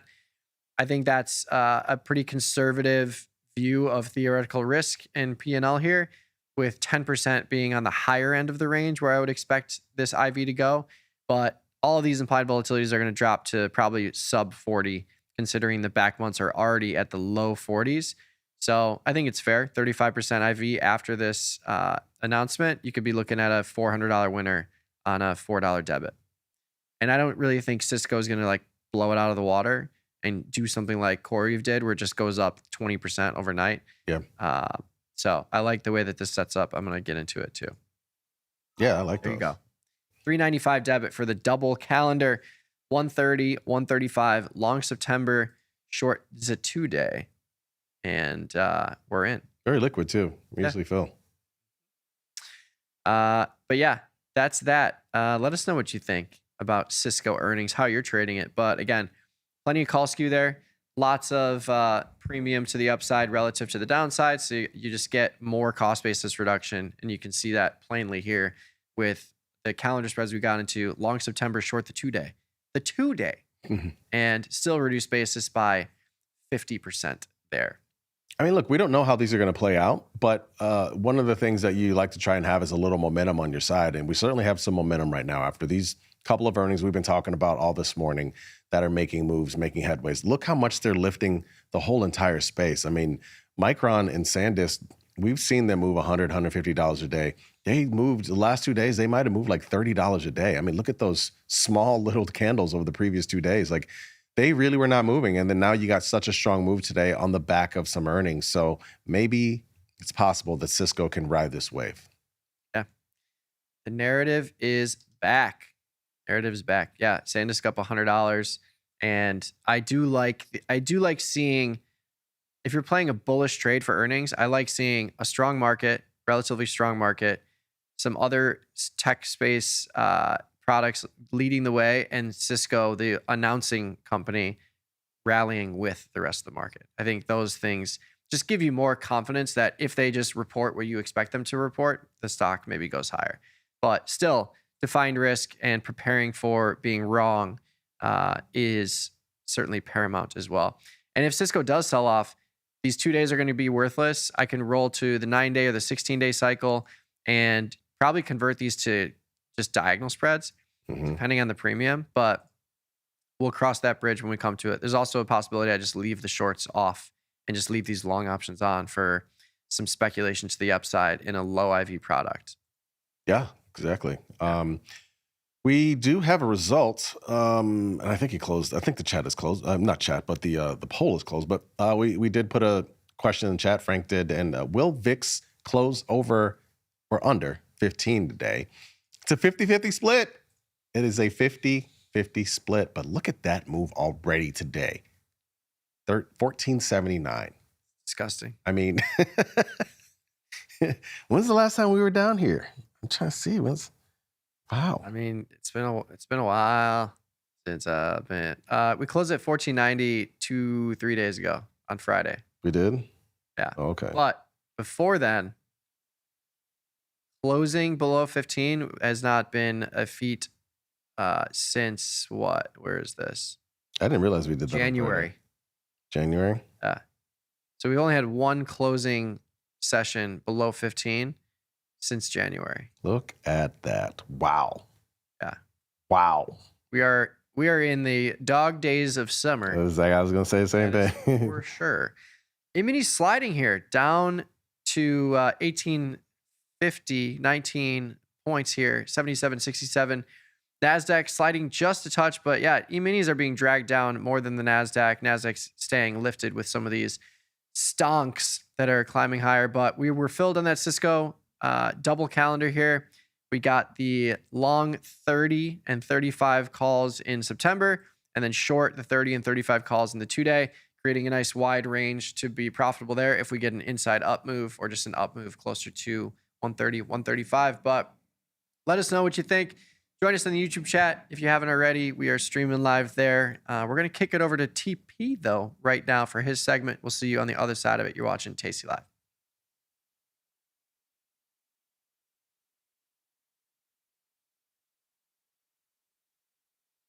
You bring it, we match it. Get a 3% cash match on all qualifying deposits. Up to $3,000. You can trade stocks, options, futures, and prediction markets. Tasty Trade. Trade with us. Every time he explains something to me, I ask him the same question. He always asks me the same question. What's the trade? I'm not always sure that's the right question. It's the only question. Retail traders don't have a thesis on in their portfolios. They have positions on. And if you don't know why it's moving, the position is a good guess. And if you never get to the trade, the reason has no meaning. Same market. Different question.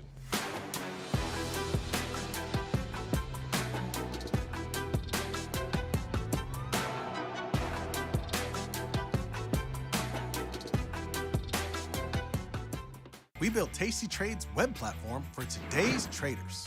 See it, click it, trade it. Drill into data, find opportunity, and track the action with hundreds of indicators. Track your options profit and loss history over time per symbol. Note your progress and plan your tactics with a trading journal. Fund your account and start trading right in the app. The tools, the data, the knowledge. See it, click it, trade it. Join the club. Tasty Trade. In the world of investing, a beast lurks between the numbers. Some watch from the safety of the sidelines, but others saddle up and ride that 1-ton rowdy ribeye for all he's got. If that's you, join us on Tasty Trade, named best online broker for options trading. Genius loves company. The market doesn't stop. So why should you? Diversify your portfolio with stocks, options, futures, crypto, and more from Tasty Trade. Focus on the markets that matter to you. See the odds before you trade using curve analysis, IV rank, and more tools. Get industry insights that help you find your next trade right where you need it. Tasty Trade. Download today. Ready to take your trading skills to the next level? Dive into the world of stocks, options, and futures with Tasty Trade courses. Whether you're a beginner or more advanced trader, our courses can empower you with the knowledge to succeed. Watch as our team in Chicago shows you how to use the Tasty Trade platform and go over the basics of trading. Perhaps you'll learn about a new strategy or a potential product for your portfolio. To find our courses, go to the Manage section of our web platform or head to courses.tastytrade.com. Start taking control of your financial future. Visit our courses today. Global markets never sleep. Explore them with Forex on Tasty Trade. Get in on 80+ Forex pairs, 24 hours a day, 5 days a week. FX marks the spot. Trade it on Tasty Trade. Pay for backtesting? Nah. Trade that capital instead. Pick from hundreds of symbols, any strategy you want, and all the data to trade smarter. Tweak the delta, dial the DTE, stack the legs, see what survives. Check out Tasty Trade. Tasty Trade is now on TradingView. Trade stocks and futures directly on TradingView charts with Tasty Trade's low commissions. Try it out and leave us a review.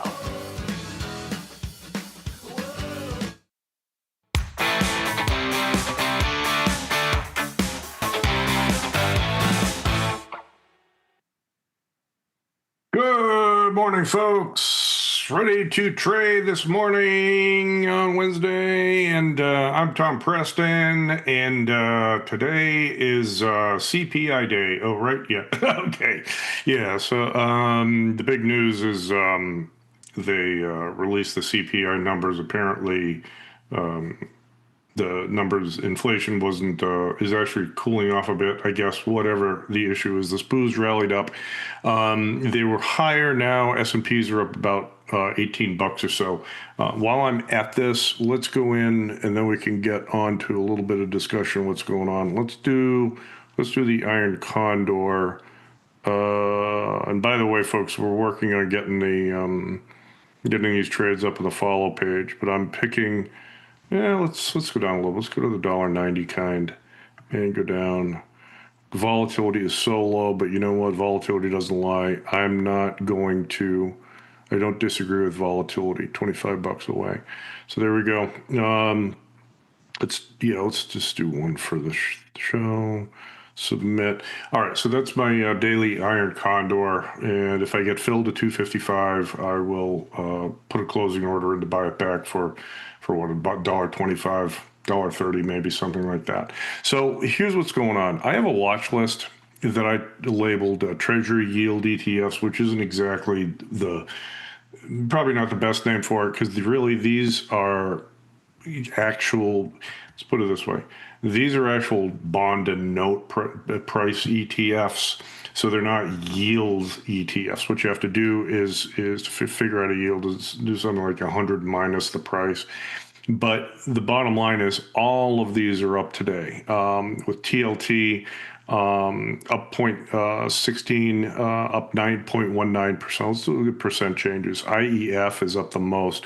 IEF is the 7 to 10 year. The IEI is the 3 to 7 year. So the yields are up across the board. The probability of a rate increase has dropped, not dramatically. If you go to the CME FedWatch page, the probability of a rate cut, one of the upcoming meetings is down about 4 or 5% from, like 48% down to 42%. So it's not zero. The probability of a rate hike, the probability of a rate hike isn't zero, but it has dropped. So that's pushing up these, it's dropping yields across the board and is pushing up these little ETFs. If you look at bonds really aren't rallying very much on this. There were about 3 earlier. There are about 6 ticks now. That's not bad. Taking a look at the volatility in these things. So with looking at the D's futures options with 16 out, and by the way, you can see these right here. Let me zoom in, and this is on the. By the way, this is on our web-based platform. And I can hit I can zoom in to make the numbers a little bit easier to see. So this is the September, the ZBU, the U's are the September future. That's trading at, those are trading at 109.09. The ZBZs are the D's futures. Those are trading at 108. So the platform, as you can see, these expirations down here, the 16-day, 23, 44, etc., are all, most of them are priced off the Z's. The further ones, the D's and the Febs, go off the H's, which are at 108.20. So these are the futures prices, different futures prices. What you're seeing is they're in a little bit of backwardation, with the back months trading a little bit lower, and that's because of interest rates. So the bonds really are pretty calm. The prices really haven't responded. Volatility is up to about 10.2%, 10.3% for these 16, 23 days. If I go into ZN, the notes, and this is what I like to compare, those are trading at about 5.2. So about half, not quite half as, or a little more than half as much. So it's a fine. I like to see a little bit more of a discrepancy if I say, oh yeah, obviously note vol is trading over where it should be relative to bond vol. I don't see that today. You could do either one. If you're bearish on bonds, which I am in this rally, I might just go in here and sell a 23-day. Let's just get in here and do it. Let's see what I get for this. Half a point between strike prices, that's $500. 90 cents over 500. I would like to collect a little bit more than that. 125. Let's ship this. Let's send it. Let's just get a trade on. Filled. Okay. So the other thing that's going on is a rally or a drop in the dollar. So 6E is up. 6B or 6B, the British pound is up. I'm short a call spread in there. I'm okay. It's not quite there yet. And then 6J, the yen. The yen is full of drama now with the U.S. Treasury whatever his name is, just buying yen, selling euros. I get whatever. It's he's picking a favorite. He likes Japan, hates Europe. Okay, that's fine. Whatever. I don't really care. But that was putting some upward pressure on the yen. But with the lower probability of an increase in short-term rates in the U.S., the euro is rallying too. So that's what's going on right here. I would go in and I would fade this rally in the yen just to put a trade on. I want to see a little bit more how it acts today, but I'm probably going to be shorting the yen here. The other big point, and this is why I use, and I would suggest you do too, use defined risk trades whenever you're working with this stuff.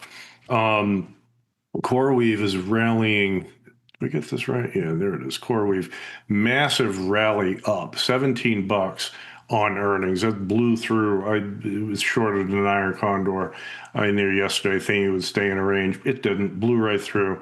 I'm going to let it go for the next. I've got a couple of days on that thing left, so I'm going to let it go. See if CoreWeave sells off. Same thing with NBIS. Surging up $40, up 20% on the news, blew right through the short call spread, my iron condor. That's, again, I'm just going to let that go. It's a defined risk trade. I don't like losing money on it. I hate it. I don't like it.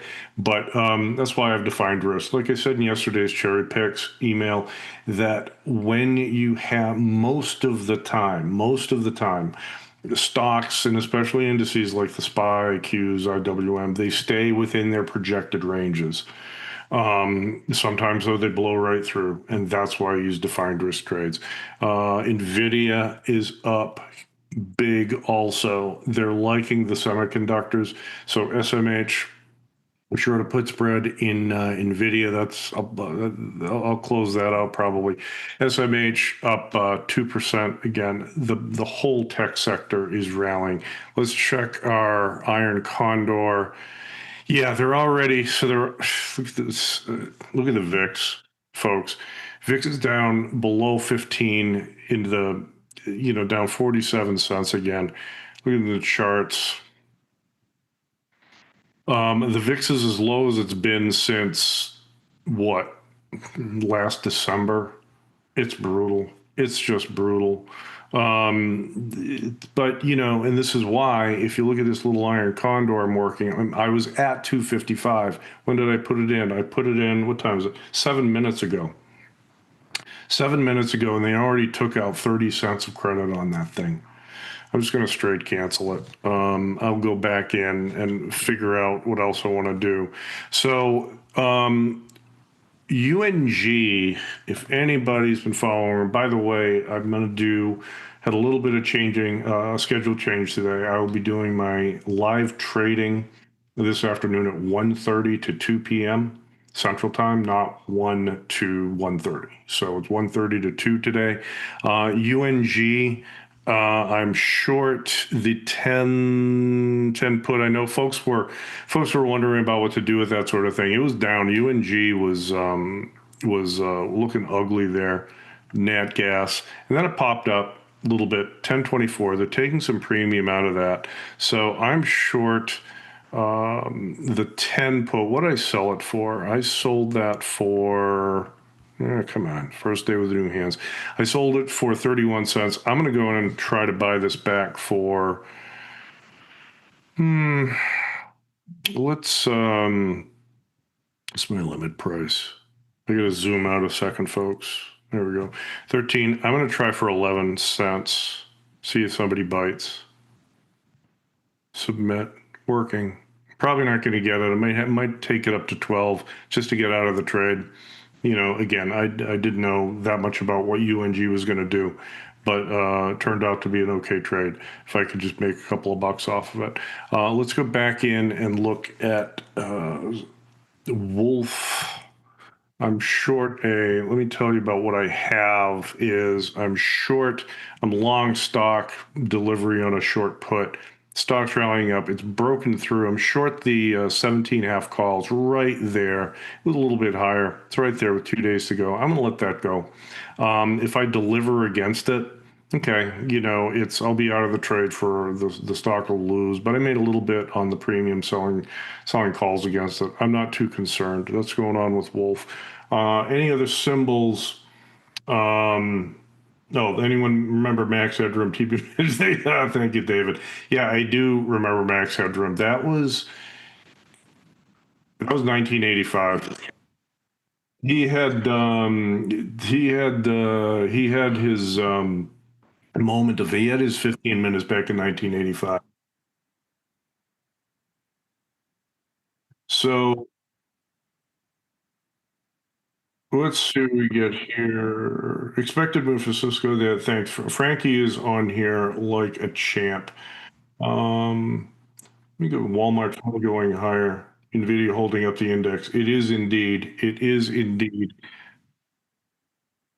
So let's go back in. Let's go back into the SPX. Adjust my strikes. Let's get a trade done. Let's go into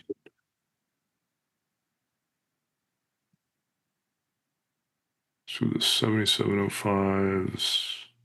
Let's do this one. 295. Let's do this one. 290. I like it. Filled at 290.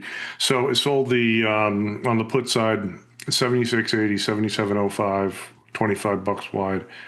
And then 77.80, 78.05 on the call side. So a 25-point iron condor. Again, the max risk, and this is pretty big. These are risky trades, and if you do them in size, they can, this thing breaks out of its range. It's a big loss. 0 DTEs. I don't do a lot of adjust. I do not adjust these things. I don't fiddle around with the strikes. I'm betting that the SPX is going to stay in between 705 and 77.8 for the next couple of hours, and take this down to, if I sell it at 290, I'm going to buy it back at $1.45. That trade has been working out pretty well for the past week. Again, after last week, we had some huge moves on the upside, actually in the downside too, I should say. I lost on both sides of the iron condors over the past couple of weeks, but you got to be disciplined with this stuff. All right, I am coming in to, let's see. Coming into 9:15, I'm going to sign off. So what we have is here's what I'm doing. Like I said, I'm going to be managing. I'm going to be watching any sell up back in in CoreWeave, Ibis, all those stocks. AMD, a little disaster. AMD was another iron condor. 487, so it's right here. It blew right through my short call strike. So that's the way it is. That's why I use defined risk trades, folks. I don't, like I said, it's could I roll this up? I'm going to buy this put spread back. Let's just do this now. Let's buy this, sell that. Let's do it for 2 cents. Let's give them a penny. Nothing done. Nothing. Filled. Okay, filled. And let's just sell. Let's sell the, let's sell this one. 35 cents, 38 cents. Submit. Filled. So that's what I'm doing right now. And I will see you folks at 1:30. Keep your risk defined, and let's see what how the market treats us.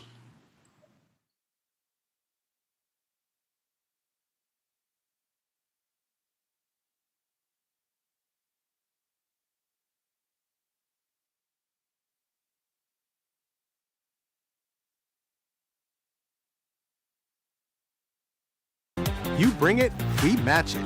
Get a 3% cash match on all qualifying deposits. Up to $3,000. You can trade stocks, options, futures, and prediction markets all on one platform. Plus, get advanced tools built for active traders. Visualize potential profit and loss with risk analysis tools. And place trades in a single click. All on the best platform for options trading, according to Investopedia. Tasty Trade. Trade with us. Tasty Trade is now on TradingView.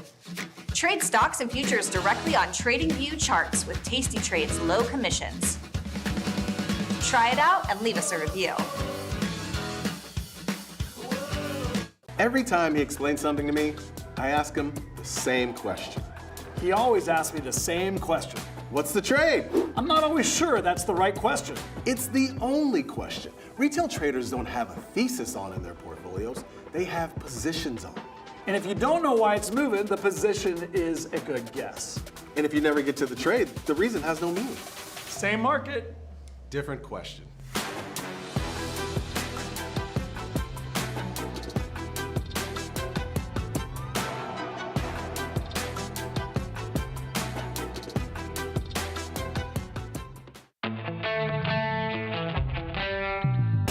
In the world of investing, a beast lurks between the numbers. Some watch from the safety of the sidelines, but others saddle up and ride that one-ton rowdy ribeye for all he's got. If that's you, join us on Tasty Trade, named best online broker for options trading. Genius loves company. Investopedia says we're the best for options trading. Stockbrokers.com says we're #1, and Broker Chooser raves about us too. So what else can we say other than boom? Trade like a trader. Tasty Trade.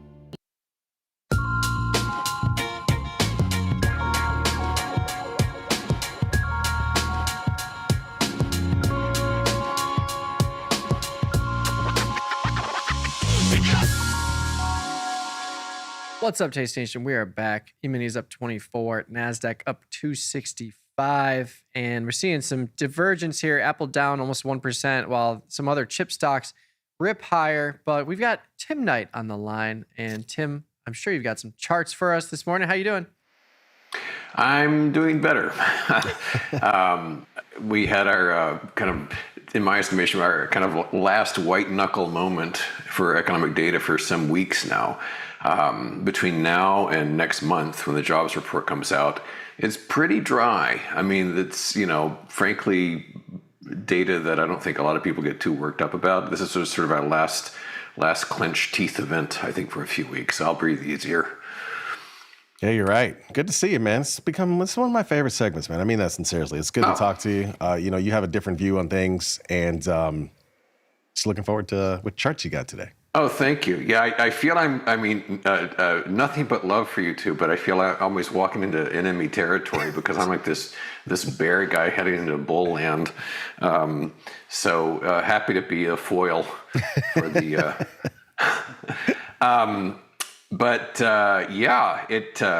The report came out, which magically the government, who has every reason to want these numbers to be a certain level, came out exactly at the levels they predicted, 4 for 4, and the market celebrated. But the party's kind of waning. The ES is up a mere 0.25% right now. And to me, a little bit of the tell was Bitcoin, because Bitcoin was exceptionally strong. And after the report came out, Bitcoin kind of led the way down. I have mixed feelings about Bitcoin. I don't have any good feelings about its utility, but I think it's a much more organic market than equities are, and so I think it sort of is helped leading the way to the truth So it's kind of fascinating to watch. It's sort of 15-minute advance as to what's going on with equities. But I must say, looking at the ES chart here, if we may, we're kind of in this data purgatory still. Sixth day in a row of wiggling a little bit, but very little in the way of dynamism. I mean, compare these 6 days to these months where it was like, a circus.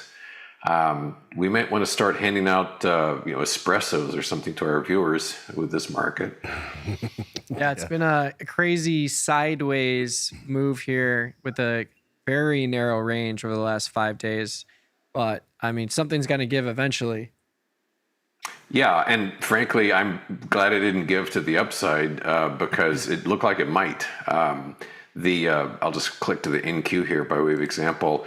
The NQ has been stronger. It's about 3 times as strong percentage-wise right now, but it is still managed, and it's the same 6 days, been grinding around, and it stayed below this resistance line, which I just emphasize is not some dynamite pattern. It's pretty weak in terms of its quality, but it's the best I've got because we've basically stayed below this line all the way back to the beginning of July, and so we're just kind of, for me, because the correlations dropped so much, it is much more of a stock pickers market, which is kind of my thing, and so I'm just trying to focus on these little positions amongst dozens of different lovingly chosen stocks. But naturally, if the NQ or the ES moves in a big way one way or the other, that's going to have an influence on everything, no matter how obscure it might seem.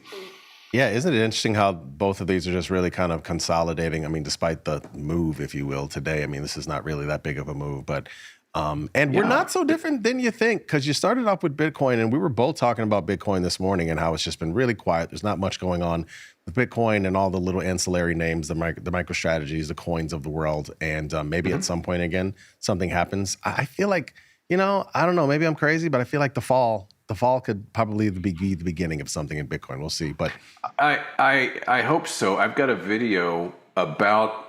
Oh, there goes another shoe. I've got a Bitcoin video coming out today, and I make a point as a chartist and as a human being walking around the Silicon Valley. As a chartist, my view is that it's a tremendously potentially bearish setup. We're not quite there yet. If we can get below 60,000, then I think we could see some really exciting movement.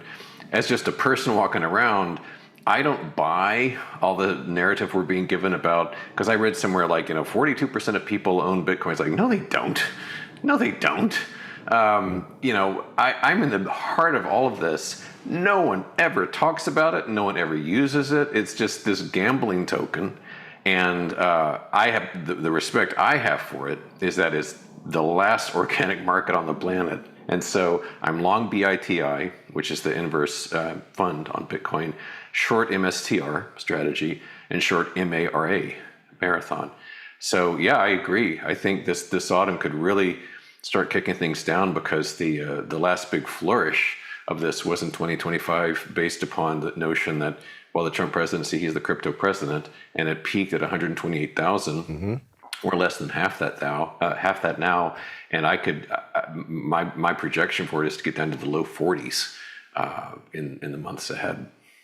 Classic buy the rumor, sell the news. We actually, I think, had a guest on the network recently who said 40s as well, Peter Brandt.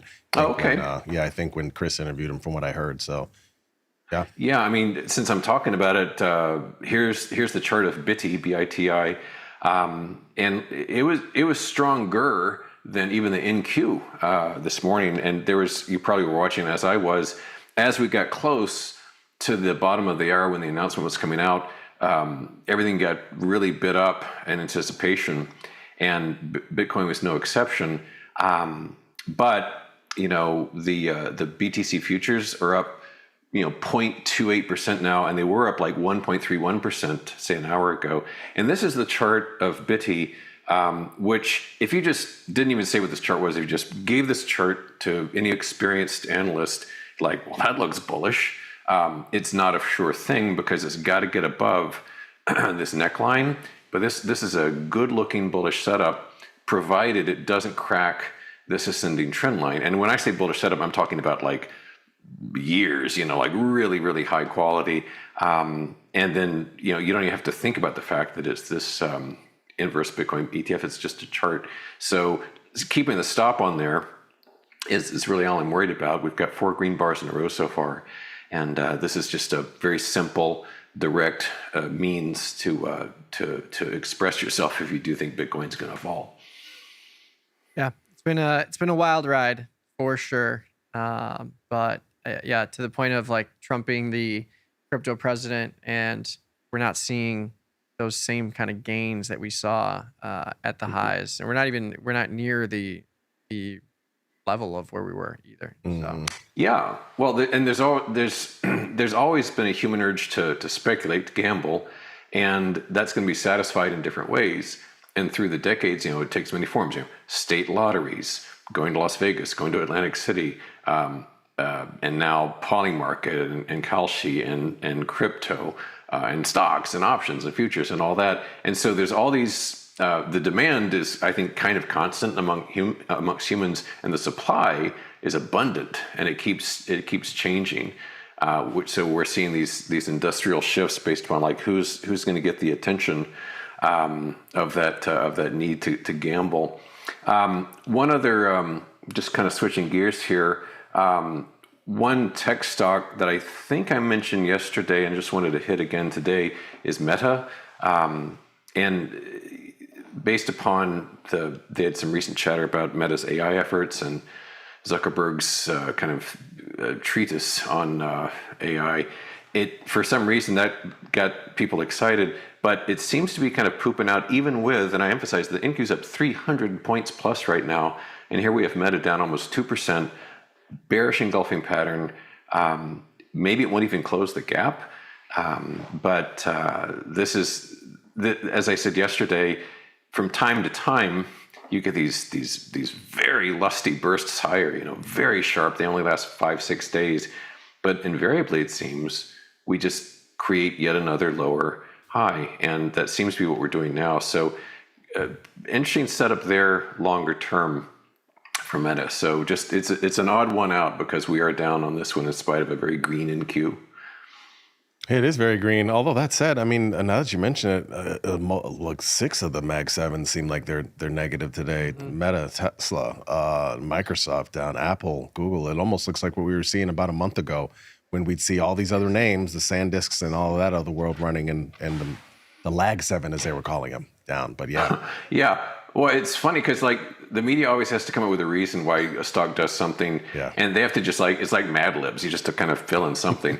And I was listening to a good program this morning, and they were just kind of summing up yesterday's action. And it was like, Apple fell 1% because the vice president of Apple Pay was leaving. It's like, really? Right. Is that why? The vice president of Apple Pay is leaving. It's like, holy Lord, let's take, however much it is, $100 billion off the value. No, just, you can even say more sellers than buyers. That's always going to be true. That's the analysis you need. Yeah, right. That's why we're here, Tim. That's why we're here to correct all that. Well, yeah, we do our best. Let's see. I got just one last quick farewell chart here. SMH. This is the semiconductors. This was a bit of a nail biter. Still is. Semiconductors are still showing strength. The line I placed here is got dangerously close, but it did not exceed it. And even if it did, this red line's kind of the last line in the sand. But I was talking about the data desert we're heading into. But 2 weeks from today, 2 weeks and 6 hours, I guess, NVIDIA that will have way more attention than the CPI did this morning. So that'll be the next giant mover coming this month. Yep. Yeah, it's interesting to see the Mag 7 ETF Mags down almost 1%, while the Nasdaq's up 1%. It's a clear rotation out of Mag 7 and into some of those other stocks that are lifting the way. Or and something just happened. Nothing gigantic, but something just popped the market lower. I'm not sure what. Maybe they found a federal employee in a catering cart or something like that. Yeah, I think they found Jimmy Hoffa. Yeah, yeah, he's right there next to the lunch trays. So anyway, all I can say is that we are green across the board, but to the 1 or 2 bears that might be out there, it could have been a lot worse. So it's okay. Indeed. Well, thank you, Tim. Appreciate you. Good to see you. See you a little All bit right, later. guys. Later. See ya. Adios. Yeah, E-minis just tried to sell off 10 points in 1 second here. Caught a bid immediately. But yeah, NASDAQ is selling off 270, up 270 right now. E-minis up 22. It just feels like one of those days where we could move red. It does feel like that. What you feel, but it feels like that. It does feel like that. It's there's a lot going on in the hood when I look. I just realized the banks are mostly positive. Goldman's up, JP Morgan's up, Citi, because I have a position in Citi. That's interesting. But it is fascinating seeing the lag 7, if you will, that has gained steam. You know what's crazy? It's we haven't seen this in like the last week. I just said the other day I thought that rotation was done, but when I look at it, software's down, Mag 7s are down, chip names are up. That's what today is, and consumer staples are mostly flat to down. So I guess it's still on, yeah, at least for a day. Yeah, we'll see what the rest of the day brings. But yeah, big move to the downside in a lot of those Mag 7 stocks, and huge move to the upside in products like Nebius and CoreWeave. But we're going to take a quick 90-second break. We got Julia on the other side of it with some research you're watching Tasty Live.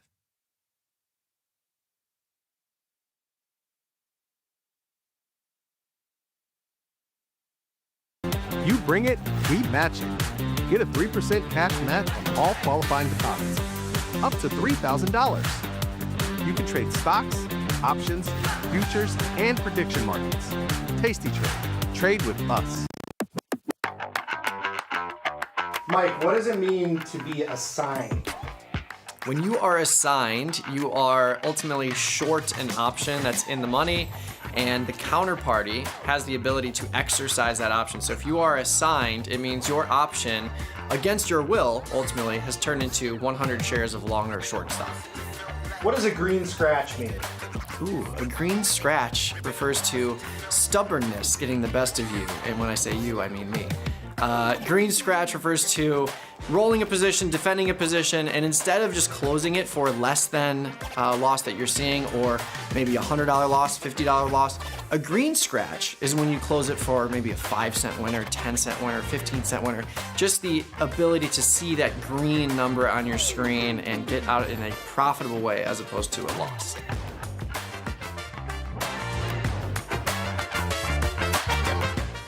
Grow a strong community with Tasty Trade's referral program. When your friend joins Tasty Trade, you'll both receive $100. As your community grows, you get more bonuses. Only at Tasty Trade.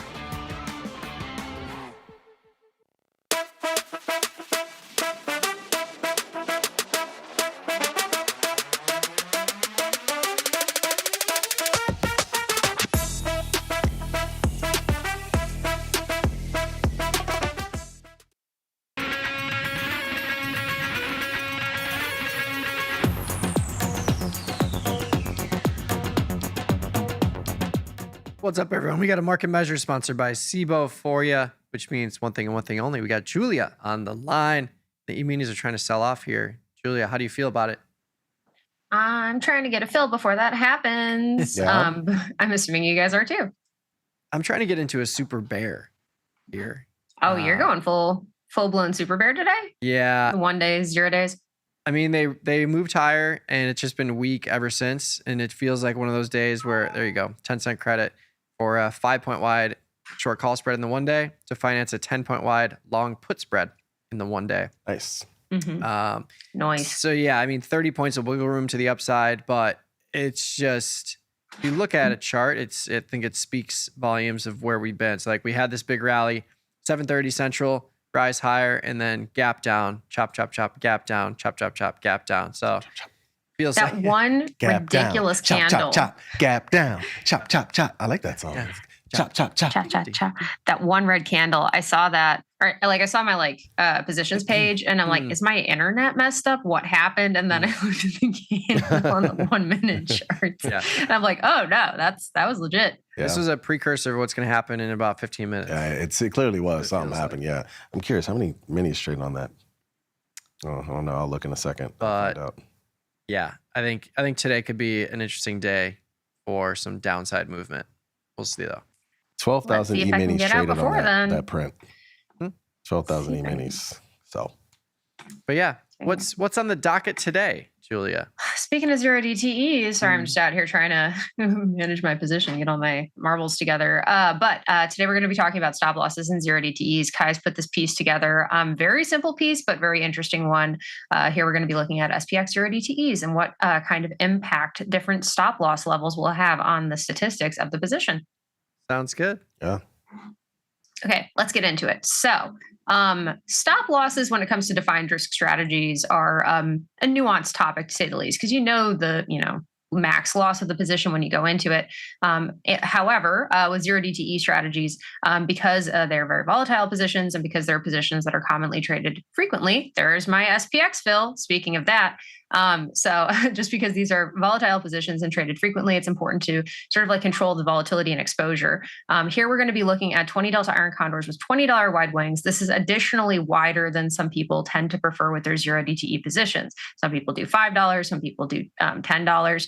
But here we're going to be looking at $20 wide wings, which is a little bit wide for defined risk strategy on SPX for the 0 days. And because of that, we're going to be looking at the impact of 0.5x, 1x, and 2x the initial credit stop losses on those positions, which arguably make a little bit more sense with these types of trades versus ones that are a little bit tighter with much smaller positions. These are bigger positions because of the wider wing width. Make sense? Okay. Yep. Yeah. Cool. All right, let's get into it. Yeah. Okay. So over here on our first slide or a data slide, I suppose. So when you're looking at stop losses, you have 2x, 1x, and 0.5x. The initial credit is what we're going to be considering here versus no stop loss, which has a CVAR. Little point of note here is that CVAR for defined risk positions usually gets pretty close to the actual buying power reduction of the position itself. CVAR is a meaningful metric when it comes to undefined risk positions, just because you don't necessarily know the max loss of the position on trade entry. So here CVAR is going to be pretty close to the actual buying power reduction of the trade in the no stop case. So these positions average about $1,500 per position on average. And when we apply the 0.5x credit, we can see that CVAR, or that kind of worst case tail loss, gets cut in half approximately. So significant reduction by putting that very small credit stop loss on the position. And then as the position or the stop loss on the position increases, we can see with 1x and 2x, that gets closer to the CVAR in the no loss case, or in the no stop loss case. In the 1x, that still gets a 40% reduction in CVAR, although not as big as the 0.5x. Yeah? Yeah. Makes sense. Right. So that kind of matters. That tail risk, as unlikely as that might be, still should play a pretty important piece of consideration when sizing the position initially, and determining what the exit kind of criteria are going to be, whether that's a profit target, stop loss, or some combination of those, or getting out at a specific time of day for a 0 DTE position. Yeah, I think the tighter stops you have, just generally speaking, tighter stops you have, the more frequent they're going to stop you out. But if you're trying to make the most of a choppy market that doesn't move a lot, you likely will not get hit on that stop loss either. So, like it. Good call out. Predicting the future on this one. We're going to be getting to the downsides of the small stop losses shortly. However, what we're going to be looking at first is from the risk side. So we just looked at the tail risk side of this, and then we're going to be looking at the volatility of P&L. So volatility of P&L is basically how much variance you can expect around aggregate statistics, average profit statistics for the trade. And what we can see is that our daily swings got cut substantially with the 0.5x credit. And then the swings around losing trades as well got cut by even more dramatic of a margin. And we can see that reduction appears whether you're doing a 2x, 1x, or 0.5x credit for the stop loss. However, the more aggressive the stop loss, the kind of bigger reduction that you see in not only daily volatility, but also the volatility of the losing positions, which we care about as well. Yeah. This is basically what are you allowing yourself to absorb with these daily swings? And I think it means a lot when you have a no stop and you have 20-point wide wings. You're going to see pretty violent swings here and there, but not too different than the half credit stop, which is interesting. Right. So just looking from the risk perspective alone, that's like one side of the equation. But we also, because, there's inherent tail risk and volatility to options positions in general, want to take, generally enough credit to kind of compensate for those risks. So now we're going to be looking at the downsides, which mostly come from the probability of profit and the average profit perspective on the next slide. So this is really what you give up with the very aggressive, very small stop losses is really in win rate and profitability. So that 0.5x credit takes a probability of profit or a win rate of 72% in the no stop loss case and actually drops that down to 46%. So even though the tail risk gets reduced and even though the P&L variability gets reduced, those positions generally lose much less often. They win much less often. Mikey, like you said, because it's just such a tight stop loss and those are commonly hit throughout the duration of the trade that they get just hit more often. It's a little bit too tight as such that now you're having win rates below 50%. And then when you're looking as well at the average P&L per trade, that's, just across these aggregate statistics, that's as well where you're seeing a pretty significant hit. So the, positions in the very aggressive stop loss case are profiting less often and they're averaging lower amounts because of that. Yeah. And I think this just speaks to the dynamic nature of vertical spreads, especially credit spreads. And I think something that people don't realize enough is that the more loss you see on the table with a credit spread, the less you can lose going forward and the more you gain. So like literally the more pain you realize, the more your trade actually becomes a 10x return from where you are on that position. Like you could have a $500 loser on the table with only 50 cents of risk going forward, but a 20-point move in the market in your favor gives you that $500 back. And if it doesn't happen, you're only losing 50 cents. So it's like, but that's why with these credit spreads, I personally don't like to have any stops. I'd rather size down and just let it run the whole day, especially for 0-day stuff, because we've seen a pretty decent range today relative to the last couple of days, but like I could be in the money by 5 points. And if I get stopped out and the market sells off 5 points, like that's nothing. And that could be the results of a full winner versus the loss I locked in. So defined risk, I like to think of, my stop is already there with the defined risk leg.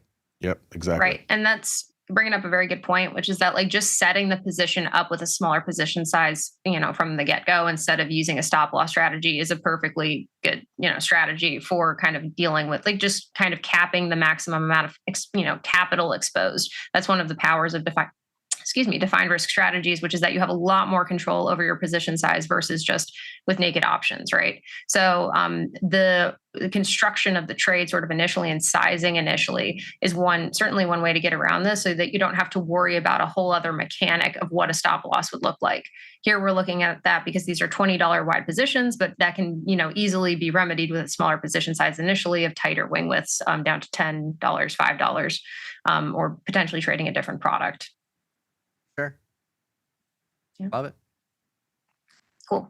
Okay, so let's go to the next slide. And Mikey, this is kind of what I think you were alluding to in your last sort of commentary. But the cost kind of goes beyond the lower win rate. So when you're at that 0.5x, so that's sort of like very aggressive stop loss, those positions that got stopped out actually recovered almost half of the time, just because those P&L variabilities are common throughout, especially like on a day like today where we're having a lot of intraday swings, common throughout like a 0 DTE duration. So that is a very aggressive stop loss versus ones that are a little bit more liberal of the 1x and 2x. By the time you get to a 2x credit, only about 12% of the positions that took that kind of loss actually recovered at some point throughout the day. But kind of like as we all talked about, initially sizing the position a bit differently with a defined risk position is one way to get around this element of strategy entirely. Yeah, and this is you have to realize if you're selling premium or even if you're buying premium, like you're going to be tested at some point. It's very rare to just not be tested at all and just have a winner the entire time. And those are the ones you forget about anyways, because they're the easy ones that you just pull off. But yeah, I think that the dramatically increasing losses that you booked that would have ended green, like 50% is a huge number. So I think you need to realize if you're going to use a stop loss, put yourself in a position where you're using like 2x or even 3x credit received so that you are reducing conditional value at risk, reducing the risk in itself, but you realize you're giving yourself more wiggle room to be successful and have that thing move in the opposite direction. if you're stopping yourself out at like half a credit received, that's just too tight. It's the same thing as like having a short put that's out of the money, and then you see a little bit of movement towards your short put and you close it, even though at expiration it would be a winner. Mm-hmm. Yep. It's really just about that balance, about like risk is front of mind, especially that tail risk is as unlikely as it might be, is something worth considering, like very significantly when you're trading short premium positions. But it's about as well getting enough upside to justify that tail risk. And that's where that balance comes in, not just for 0-day positions, but also for longer dated positions as well. But yeah, and this is also coming into, play of why sizing is so important, because as well, like with intraday, like liquidity levels fluctuate throughout the day. So, if one of these either profit targets or stop losses gets hit, it doesn't necessarily guarantee a fill. Especially if we're having like very choppy day market swinging around a lot. So just kind of something to keep in mind when it comes to that very critical step of sizing the position initially upon trade setup. Yep. Cool. Okay, so let's get to some conclusions.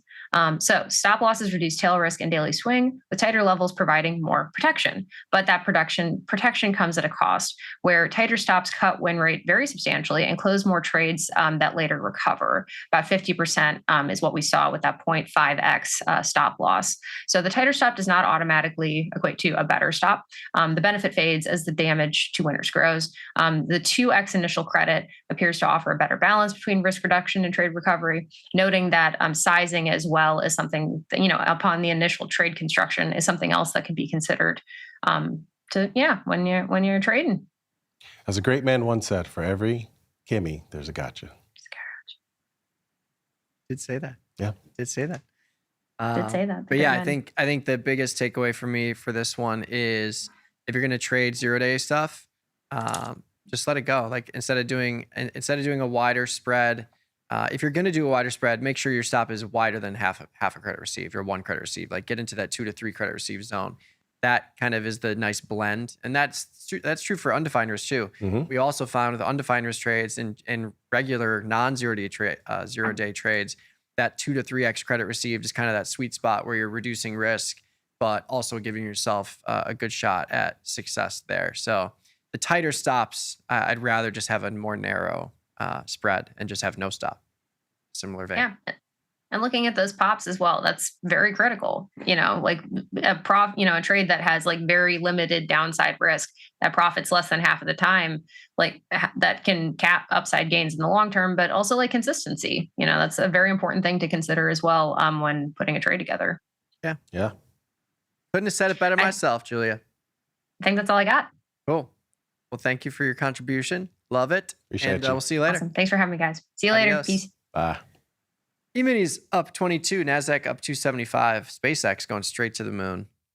No questions asked, up at 140 now. And this just goes to show how sensitive this trade is too. Like the 125 short put and 300 call, it's up. This package is up $400 today on this $5 move, which is still a decent move, 5%. But this is a good example. If you get a 10-point move, 20-point move in SpaceX, this thing will literally be a winner, most likely, because the move is just going to be crazy to the upside. But this market's chopping around. No decision has been made yet on where we will end up, but it feels like we're going red today. That's just my gut feel. Yeah, it feels like they're kind of weak, but I wonder if we get another doji day. That would be really fascinating. I wouldn't after all this move. I wonder if we do.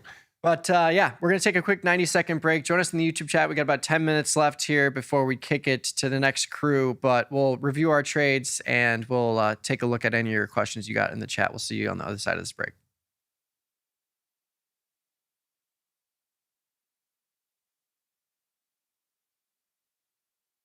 You bring it, we match it. Get a 3% cash match on all qualifying deposits, up to $3,000. You can trade stocks, options, futures, and prediction markets. Tasty Trade. Trade with us. We built Tasty Trade's web platform for today's traders. See it, click it, trade it. Drill into data, find opportunity, and track the action with hundreds of indicators. Track your options profit and loss history over time per symbol. Note your progress and plan your tactics with a trading journal. Fund your account and start trading right in the app. The tools, the data, the knowledge. See it, click it, trade it. Join the club. Tasty Trade. Investors Business Daily raves about us. Stockbrokers.com says we're best in class for futures trading, and Broker Chooser thinks we're pretty great too. So what else can we say other than trade like a trader? Tasty Trade. Mike, what does it mean to be assigned?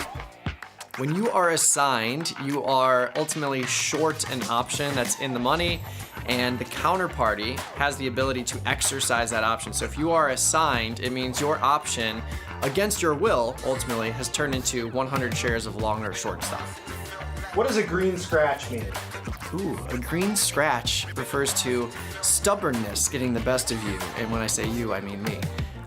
Green scratch refers to rolling a position, defending a position, and instead of just closing it for less than loss that you're seeing, or maybe $100 loss, $50 loss, a green scratch is when you close it for maybe a 5-cent winner, 10-cent winner, 15-cent winner. Just the ability to see that green number on your screen and get out in a profitable way as opposed to a loss.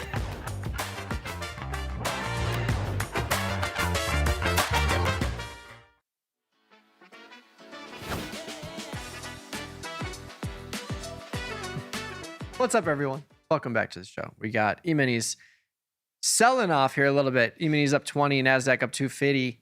I'm looking at this Tesla position, seeing what I can do with this. Still 9 days to go. I'm not going to do anything yet, but just exemplifying, like, if I really wanted to, I could move this out to, I can move the put spread out by itself out to September, make it 10 points wide from a 5-point wide spread, and still pick up 250 in credit, adding $250 in risk, but you can keep the dream alive by making an adjustment like that. Probably wouldn't put on the call spread in that situation, but the 415, 420, I could also widen that out, but there's no premium up here. There's no reason to do it. No. 415, 425 for 20 cents. No thanks. So I would just lean long with the put spread if it came to it. But again, 9 days, plenty of time for this thing to recover. Yeah, there's no premium out there in general. I mean, I was just looking at this DRAM short put that I had. I should have closed this earlier. It's actually kind of back down. But my point in bringing it up is, again, we've talked about this with the AMD trade I had on more recently. I just closed out yesterday. I remember selling that thing initially. I sold that September strangle last Friday, and it was 70 vol in September. And if you look now, it's 60 vol. That's how much it came in 2 days. And IVR is down to 33, right? And so same deal with DRAM. I just looked at your Tesla. I mean, half IVRs. And then we started this day off looking at VIX, and VIX is, we had the poll. VIX is below 15. I can't tell everybody else what to do, but I know for me, it's almost like a get out of Dodge point as far as selling big vol. Like I'm about to close my couple of strangles that I have left over. BE is one of them. And then SMH is another that I need to close. And yeah, I mean, as far as strangles, this is not the environment for strangles at this point. I mean, VIX is below 15, bro. Like, that's really low environment. And you just pulled it up earlier about VIX. The last time we were here was basically January. And then from there, we started to see a steady climb up. And again, it takes catalyst for the market to move higher for the most part. For the market to sort of tank. But which gets to, I guess, some of our trades. One of the trades we've done today is put butterflies. Already had some, added another. I added one at expiration, essentially, and did one in NDX for the SEP 4th expiration. So those are my contributions, among others. Yeah, NDX, short options at 28,000, our sweet spot for $5 and change. SPX, 100-point wide with the short options at 7,400 for $3 and change. Looks like you got some Cisco. Yeah, close out an NVIDIA calendar. That was SEP AUG. We talked about, actually another thing we talked about this morning was the difference between doing calendars and doing diagonals. And this is one when the stock was lower. I just went further upside, way further. I mean, at the time it was trading like 198.8 or whatever, I think. And I did a couple of layered ones. I think I had like, I don't know, the 225, 250. I might have had a couple of others too. And as they kind of the stock slowly got up there, closed each and every one of them. Small gains, but they worked out. And then, yeah, the Cisco's are just calendar spreads. So layered into a couple there. Yeah. 130, 135, and 140. Yeah, Cisco's an interesting one. the premium in the 9-day, 2-day cycle here, really, really low. I did 2 of the similar ones, 130, 135, bought September, sold the 2-day. And it's pretty rare where you can buy a 37-day option and reduce half the cost basis by selling a 2-day option against it. Yep. So double calendar, total premium is $4 there. That'll be a nice trade if we get an inside up move. And then NDX, same story. Downside butterfly and NDX, 29, 28.8, 28.6. Just a little downside hedge for $700, 2 weeks out. And then I got into a super bear this morning. The Dow just ticked red. So we'll see, but it feels like it's just going to be one of those slidey days. I don't see the market going up 40 points from here, which is where my risk is 30 points from here on that 77.75, 77.80 short call spread. But we will see. Is that essentially the high of the day in SPX? I think so. Right? Close to it. 77.66, yeah.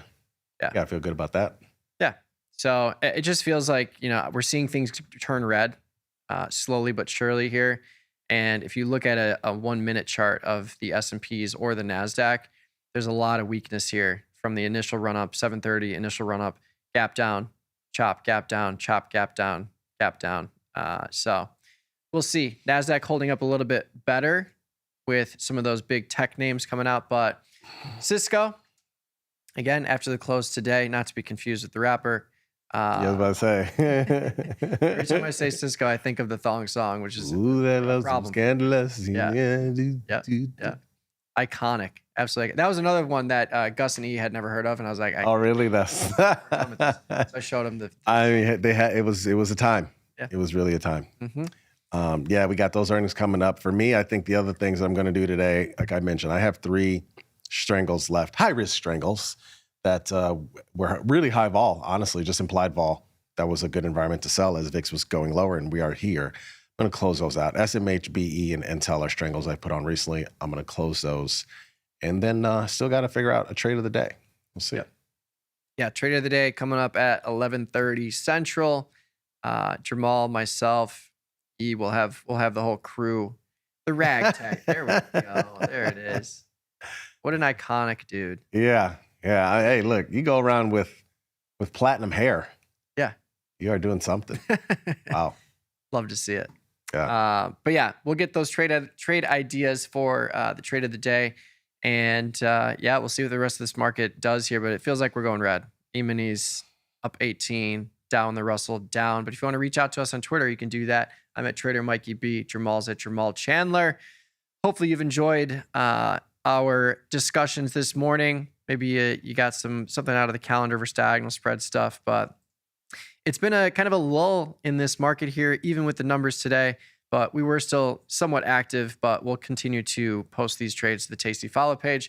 But we're going to kick it over to the next crew. We got Chris and TP, I believe, on the other side of this break. You're watching Tasty Live.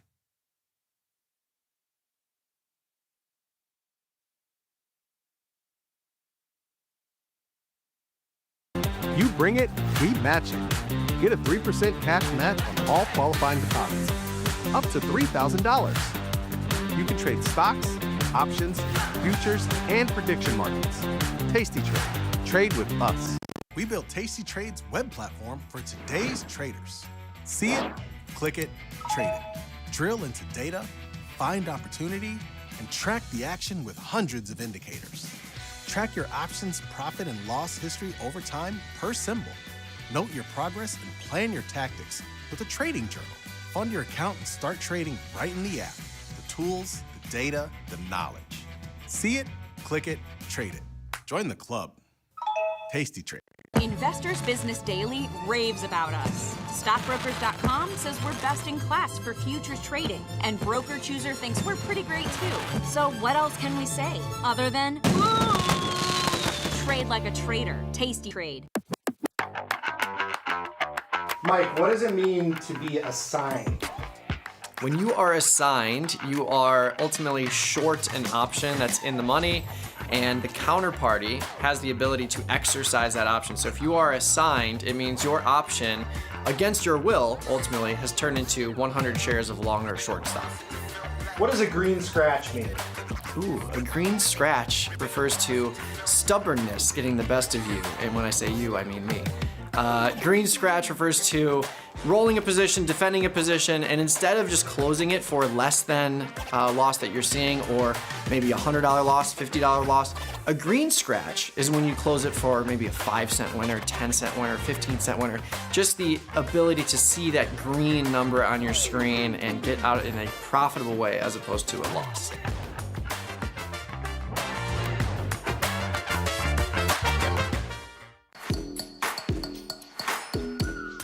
First thing about Tasty Trade is how easy it is. It's a very quick, light platform.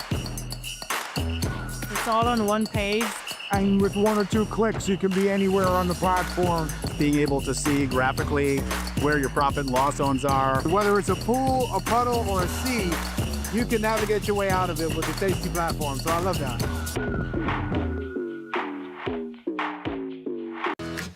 Tasty Trade is now on TradingView. Trade stocks and futures directly on TradingView charts with Tasty Trade's low commissions. Try it out and leave us a review.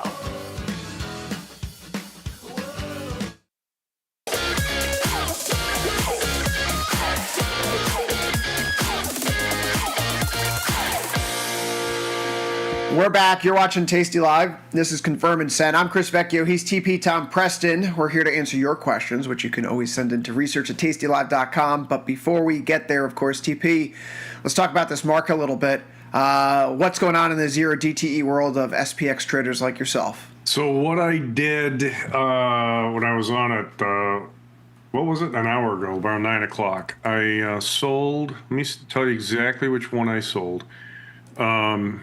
Go through my trades here. I sold the 7680, 7705, 7780, 7805. So I bought the 7680 put, sold the 7705 put. Oh no, excuse me, that's my closing order. I'm sorry, Chris.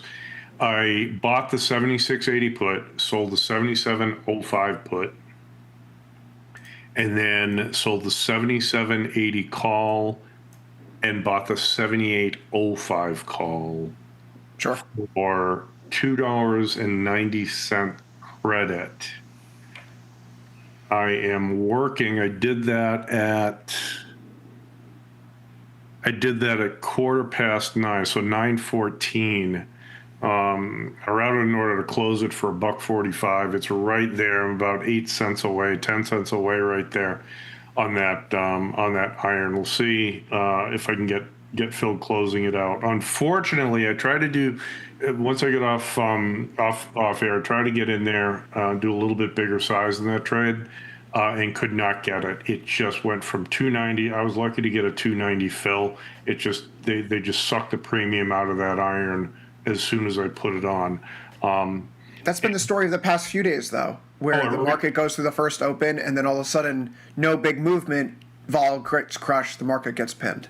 It really is, Chris. Now, it's entirely possible that I don't get filled closing it out right. It's trading right around my limit price, or its price. I can't say the iron condor is trading. That's not quite the way how it works on the floor.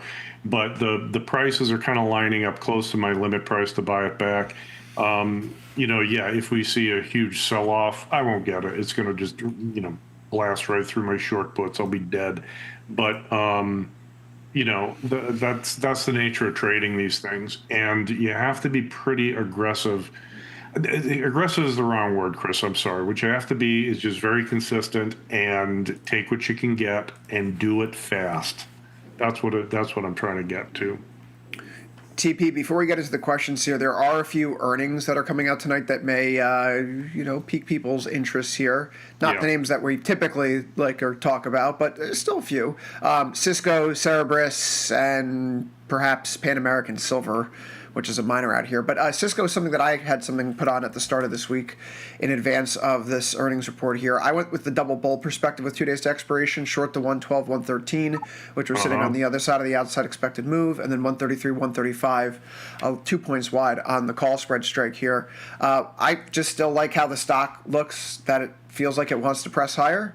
And so even if today we don't get the reaction that I want, this thing gets pinned here, I may take off the short. I may just roll this thing out a little bit, quite frankly, and stick with it in maybe a longer time scale, go out to like 16 or 25, something in that neighborhood, because I still like the chart. So there's no reason to get off of it. So in other words, you are bullish on Cisco going into the number. I'm going into the number, even after the number. We'll see what the numbers say, right? But so I'm gonna. So here's the point. That's enough for me just to sell a put spread in Cisco. Okay, that's enough. And yeah, I respect Chris. He's a great trader, extremely knowledgeable. Yes, there is that part of it. But if he just has a hunch, if he likes it, and fine. Cisco options are very liquid. I've traded Cisco a lot. My earnings from yesterday, those trades stink. So I have a lot, like CoreWeave blasted through my short strikes, NBIS through my short call strikes, NBIS through my short call strikes. What else? I have a bunch of losing iron condors from yesterday. So this is why I trade defined risk positions. So is it enough for me? Is Chris's bullishness enough for me to buy 100 shares of Cisco? No, it really isn't. Is it enough for me just to sell a naked put in there? Maybe, but the capital requirement on a naked put versus the credit I can get, it's on the edge. So I would sell a put spread right at the edge of the expected move, like buy the 111 puts, sell the 113 puts. I'm not getting the credit I would like to get for that, so I might have to pull it up a little bit, pull the strikes a little bit closer to the at the money until I get about a third of the width of the strike, 65 cents. But that's how I would approach Cisco. So Chris is bullish. Hold on, do a short put spread. You mentioned NBIS here, which had a nice reaction. It's up 22% today, which I don't have a position in this right now. But we talk about price shelves. 230 seems like it's been a shelf here for NBIS. Maybe it's turning a corner, which if it has, TP, this is a pretty interesting looking chart right now. I was thinking about eyeing up a little bit more of, the double bull here. Yeah, today. well, I'm on the with wrong side of that move, And Chris. so to that point, 37 days out, looking out at the expected move. I'm hoping this is just my screen, but maybe it's just the tickers or the strikes. Now we're gonna have to wait to see what's going on there. But I think this looks like a double bull candidate to me. It's a 44 IVR, and you have high volatility up through 37, 66 days, where it's still around 100%. Yeah, you can short premium on that put spread side and get a decent credit out of it. So I'm short the 210, 212 call spread with 2 days to go. So either that thing's dead. I was on the wrong side of it, and that is going to be a losing trade. I bought back my short put spread for 2 cents. What I would do if I were bullish here in NBIS, go out to 37 days. There's lots of open interest in those options, and they look fairly liquid. Selling buying the 195 put and selling the 200 put. Defined risk trade. Why would I do something like that? If I can sell that for $1.88, $1.90 credit, that is roughly a third of the width of the strikes. Roughly, actually, it's a little bit higher. $1.60 would be a third of the width of the strikes. So I could pull that down to the 190, 195. Buy the 190 put, sell the 195 put, $1.67 credit. Perfect. Power max risk is $333. It defines the risk. So even if I am wrong on NBIS and it goes down, my max risk is $333. I don't want to lose $333, but it's not a bad trade-off. 167 max profit, $333 max risk. Yeah, TP, I see. I'm going to take a slightly different approach. I like the recent pivot low here near 180. So I'm going to go out a little bit more down there just because I think we could still get decent credit if we go to like 180, 170. And then on the other side, long the 290, short the 300. And that sets up that, Can we do a little bit more out to get a credit here? We can do. So if we go 300, 310, we can receive a 52-cent credit for putting on this double bull, where it's risking a little bit less than 1 to make one at a 75% probability of profit. So I like this. I'm going to put this on here. 2 different ways to skin the cat, perhaps. Maybe we get filled on this. But the chart looks decent after this 20-something% move here today. Price changes minds, doesn't it? Indeed. So the other couple of things before we get to the questions, and I know, Chris, you and I can run long on those questions. Because, Chris, bar none, my favorite thing in the whole world is to hear myself talk. So if you give me some question about whatever, I go, man. So anyway, we need a little bit of extra time for that.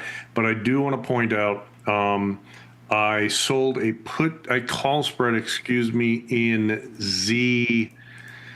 Where is it? Oh, and I just got filled. I filled in my SPX iron, so I bought it back for $1.45. Chris, where is it? So I sold the 109 half call spread in ZN in the 23 days, going out to the those are the D's futures now. I sold it for eight ticks.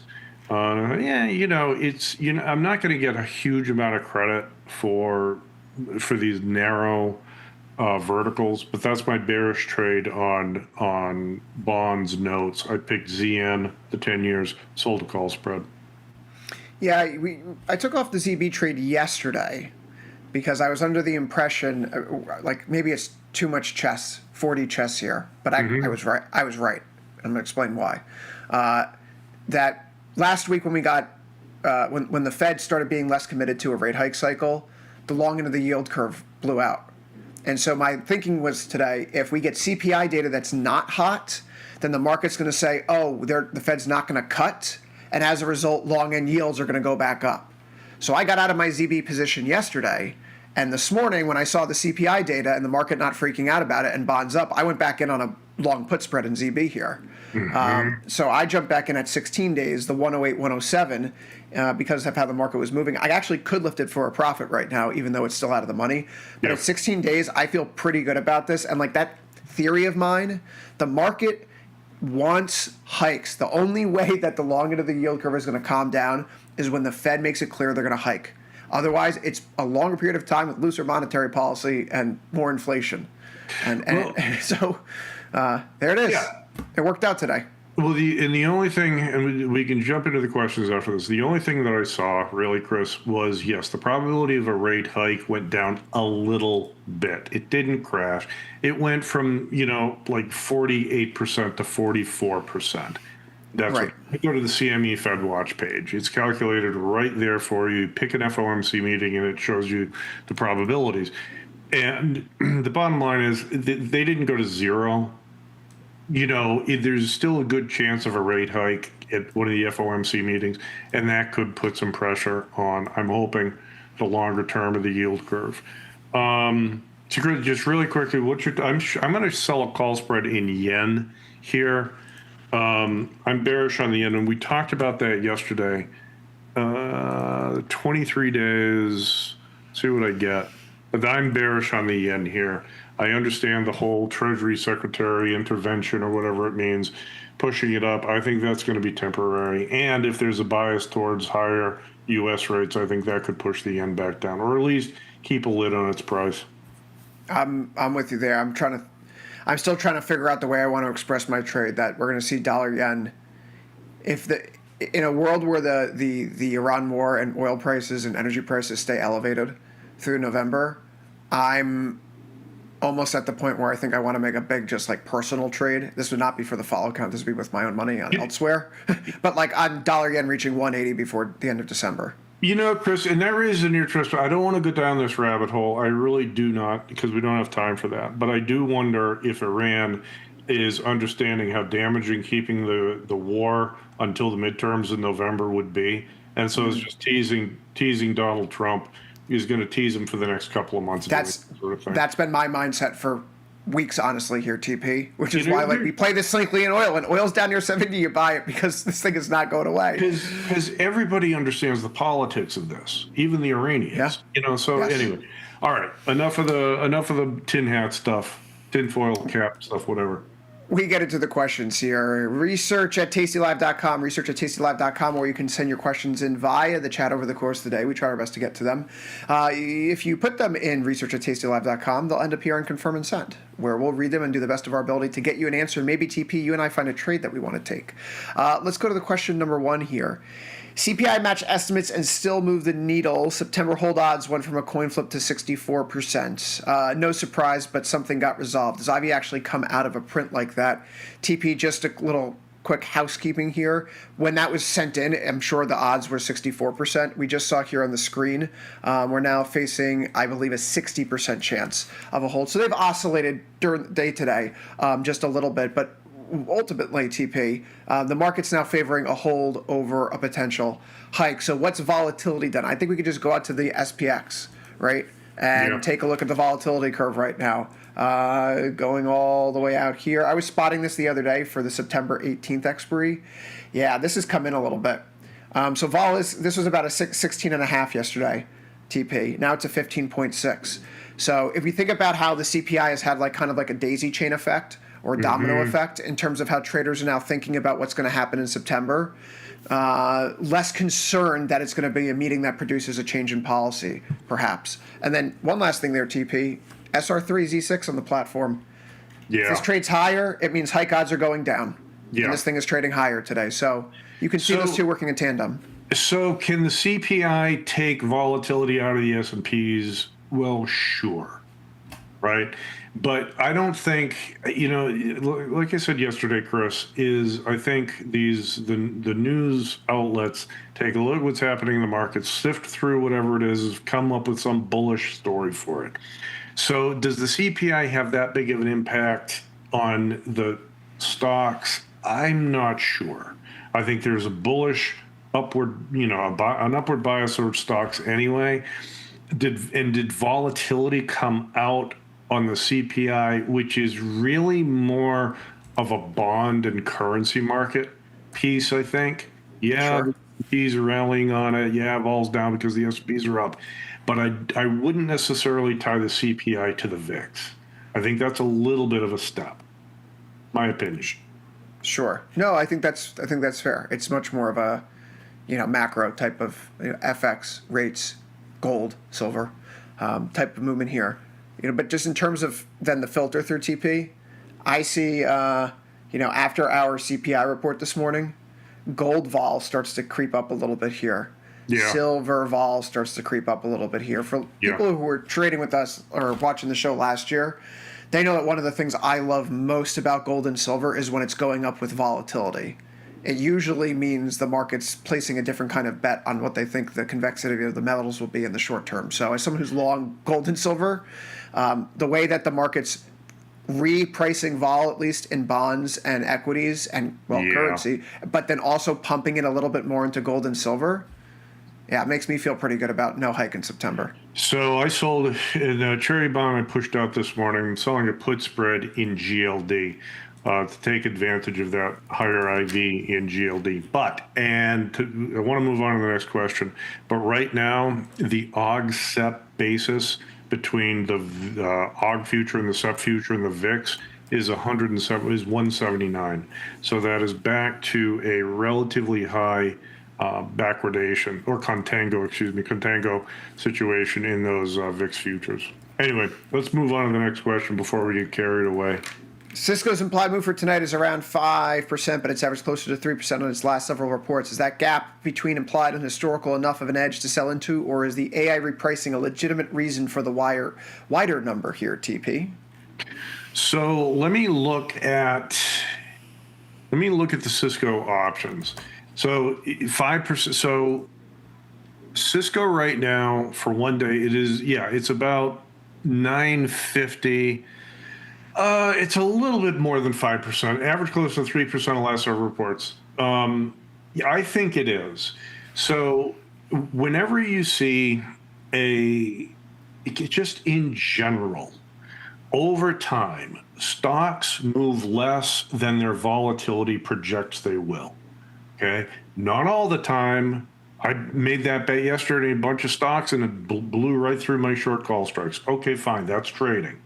But over time, that strategy tends to work. So in the case of Cisco, if you see historically, looking back, and that's fine. Historically, it's moved up or down 3% around the numbers, and the market's showing a little bit 5% or a little bit higher than 5%. The market is pricing in a 5% move. Historically, it's 3%. That, to me, is enough of an edge. Yeah, and I want to answer the second part of that question. Is the AI part of this trade a legitimate reason for the wider pricing? I'm going to say yes, right? Cisco's a routers company at the end of the day, and investors have been really sitting around waiting to find out whether or not it's making a move and becoming a beneficiary of all the hyperscaler build-out TP. We saw Q3 revenue of near $16 billion, which was up 12%, and their management has implied and has directly said there's significant momentum for their AI offerings. So like so many of these other AI-related earnings reports this cycle, when you have management setting a bar that like, oh yeah, the momentum's there, and the bar's already really high, the market's looking for somewhat of an explosive move, because if they disappoint, well, they've set the expectations that the bar should be high. So I could understand why the market's now looking, given what everything's been said in this whole earnings season altogether. Yeah, but just because 5's bigger than 3, or I think the move is closer to 7.5% now. Mm-hmm. But even if it's a 7.5% move compared to a historical of 3, that doesn't necessarily mean unto itself that it's a good reason just to go blindly say, oh, this is overpriced. Because it may be priced for a good reason. Indeed, it could be priced for a good reason. On the other hand, if they're rewarding you for taking the risk, that's enough for me. And I'm certainly in there, TP. And given what they say, they have significant momentum, and we've seen the money that's being thrown around this quarter. I will trust Cisco's management with that short put spread, long call spread. You know, and we'll see what happens. All right, 3. IV builds into a scheduled event and collapses after every single time. That pattern is completely predictable, and everyone knows it. So why hasn't it been arbitraged away by now? TP. So no, okay. It's not. I think the questioner, I understand. The person understands this is not a pure arbitrage, like a mispricing in the conversion or something like that. I understand that, but isn't the fact that we see volatility rising, option premiums increasing ahead of an earnings number, and just like I said in the previous couple of questions, Chris. Everybody, the stocks don't move quite as much as the options predicted they would, right? So why are those options still pricing a bigger move than we usually see? That's really what the kernel of this question is. It's that people still expect. People want to bet on that black swan move. It is extremely appealing. It is a different style of trading than what I do, okay? I bet that that's not going to happen. I play insurance company. I play casino. I let the players come to me. I take the risk they don't want, okay? So I sell premium. I bet that Cisco won't have as big a move going forward. But people still like the idea of buying a 50-cent call and seeing it go to $8. Yeah, that's awesome. That's awesome. It is a different style of trading. I have more smaller winners and a few big losses. That style of trading has a lot of smallish losers and the occasional, fairly rare, huge winner. And it can happen, but you're not going to arbitrage away humans' hopes and fears, because that's what this is coming down to. People think, what does Tom Preston know? What does Chris Vecchio do? I don't know. Cisco's going to have a huge move. Screw selling a put spread. I'm going to buy a bunch of out of the money calls. Market makers see that, raise the, take my offers, make them bids. They raise the prices of all that stuff. I do not think it. I don't think human nature can be arbitraged away. The volatility collapse is predictable, TP. Why can't that be arbitraged away? Because there's a second component to it, the price move. You could absolutely, you could absolutely be correct about the vol crush. And if the price moves beyond where you're sitting, then you lose money. And so the reason why it hasn't been arbitraged away, you have the gap risk, this jump risk, liquidity risk, assignment risk if the price moves too much all of a sudden. And someone needs to bear that risk at some point in time. And so that's why you don't have this thing completely arbed away. But there was I don't remember where I read it. And I was trying to Google it while you were talking. I can't find it. Maybe it was a tweet then. It wasn't in a book. But it's like if you're playing earnings or vol crush on earnings, you're expecting a balloon to pop, right? The problem is you have to catch the balloon when it pops. So if price goes too far up, the balloon pops up near the moon, and there's no shot that you can collect anything, right? So it has to stay in a certain place when that balloon pops. And because there's a risk that it could just float away from you before it does, you might be right about IV crush, but price risk is the second half, and that's the other side of this trade. Hey, Chris, I got to emphasize that point to everybody, is what determines the P&L of a trade is the stock price, not volatility. You say, Tom, why you're Mr. Volatility, blah, blah. Yeah, I understand. Volatility can help. Volatility dropping can help. But the main driver of the P&L of an option trade is where the stock price is relative to the strike prices. Just like Chris said, you get those big moves, gap opens, that's what determines P&L. What happens to the volatility doesn't matter. Last question here. Strategy can look profitable on paper, but options fills can be terrible. How do you know when commissions and slippage are eating enough of the edge that the trade isn't worth taking? So this is why liquidity is the main influence of how I decide to trade something.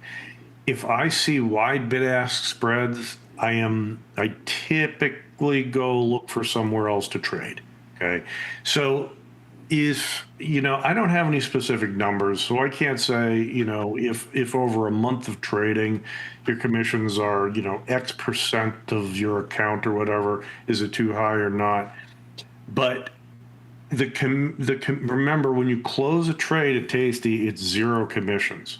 You can double check that, but yeah, it's zero commissions. So closing stuff, you have an advantage to buying, let's say, a short put spread back, or selling out a call spread, or if it's a profitable trade for you.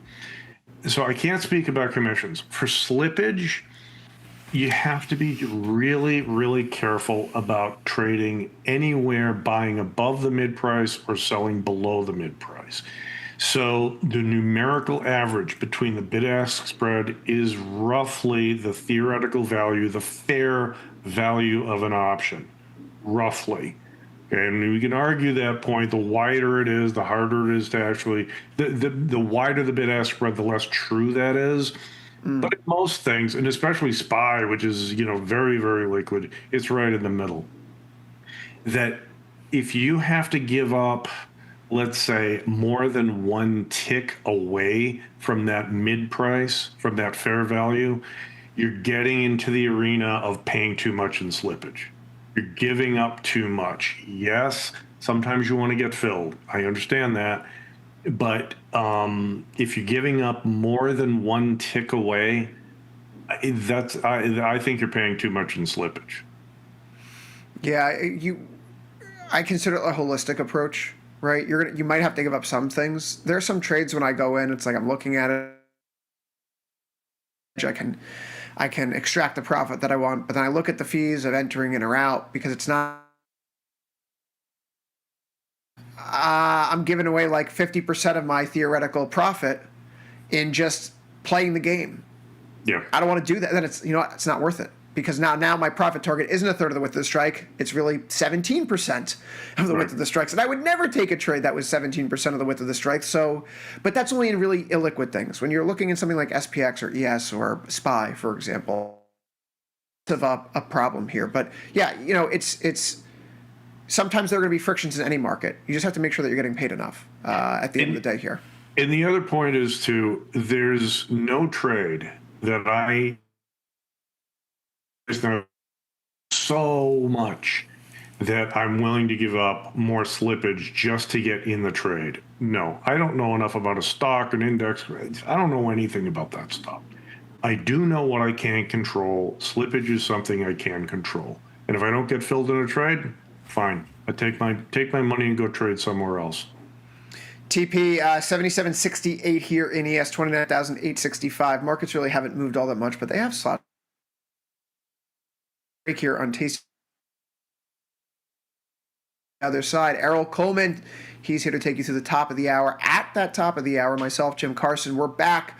We're going to talk a little bit about CPI, OPEX, what happens with seasonality for volatility, and how it may all lead into some jankiness into midterms. So be sure to catch us at noon Eastern, 11 Central Time. You're watching Tasty Live.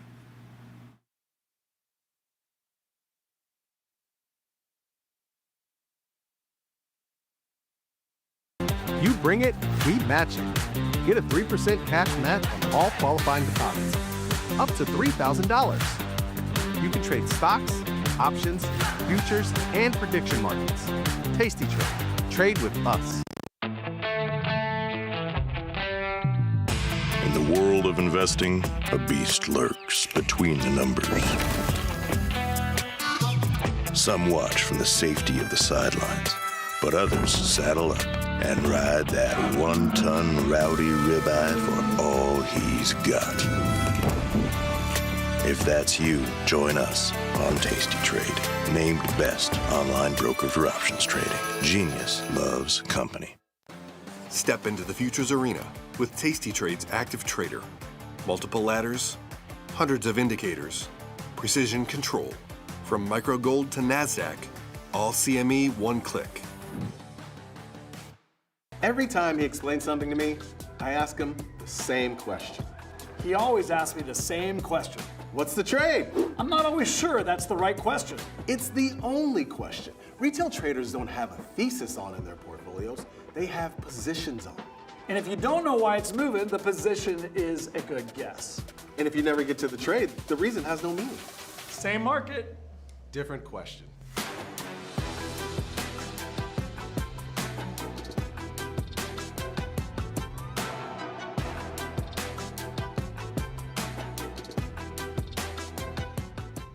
Investopedia says we're the best for options trading. Stockbrokers.com says we're #1. And Broker Chooser raves about us too. So what else can we say other than boom? Trade like a trader. Tasty Trade. We built Tasty Trade's web platform for today's traders. See it, click it, trade it. Research with fundamentals, endless forecasts, and more. Drill into data, find opportunity, and track the action with hundreds of indicators. Track your options profit and loss history over time per symbol. Note your progress and plan your tactics with a trading journal. See probabilities, max profit, and Greeks in one click. Fund your account and start trading right in the app. The tools, the data, the knowledge. See it, click it, trade it. Join the club. Tasty Trade.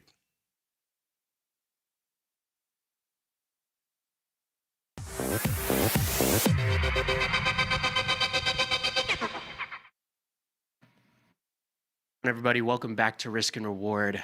Today's a pretty choppy day. I know we had CPI an hour before the bell today. So we're going to take a look at that, take a look at some of these positions, try to manage some of our trades of the day. And I know we got more trades coming later today at the top of the hour. So into the Tasty platform. But let me know what you're looking at. Let me know what you're trading. Let me know what positions you're adjusting right now. We got a few working out pretty well so far.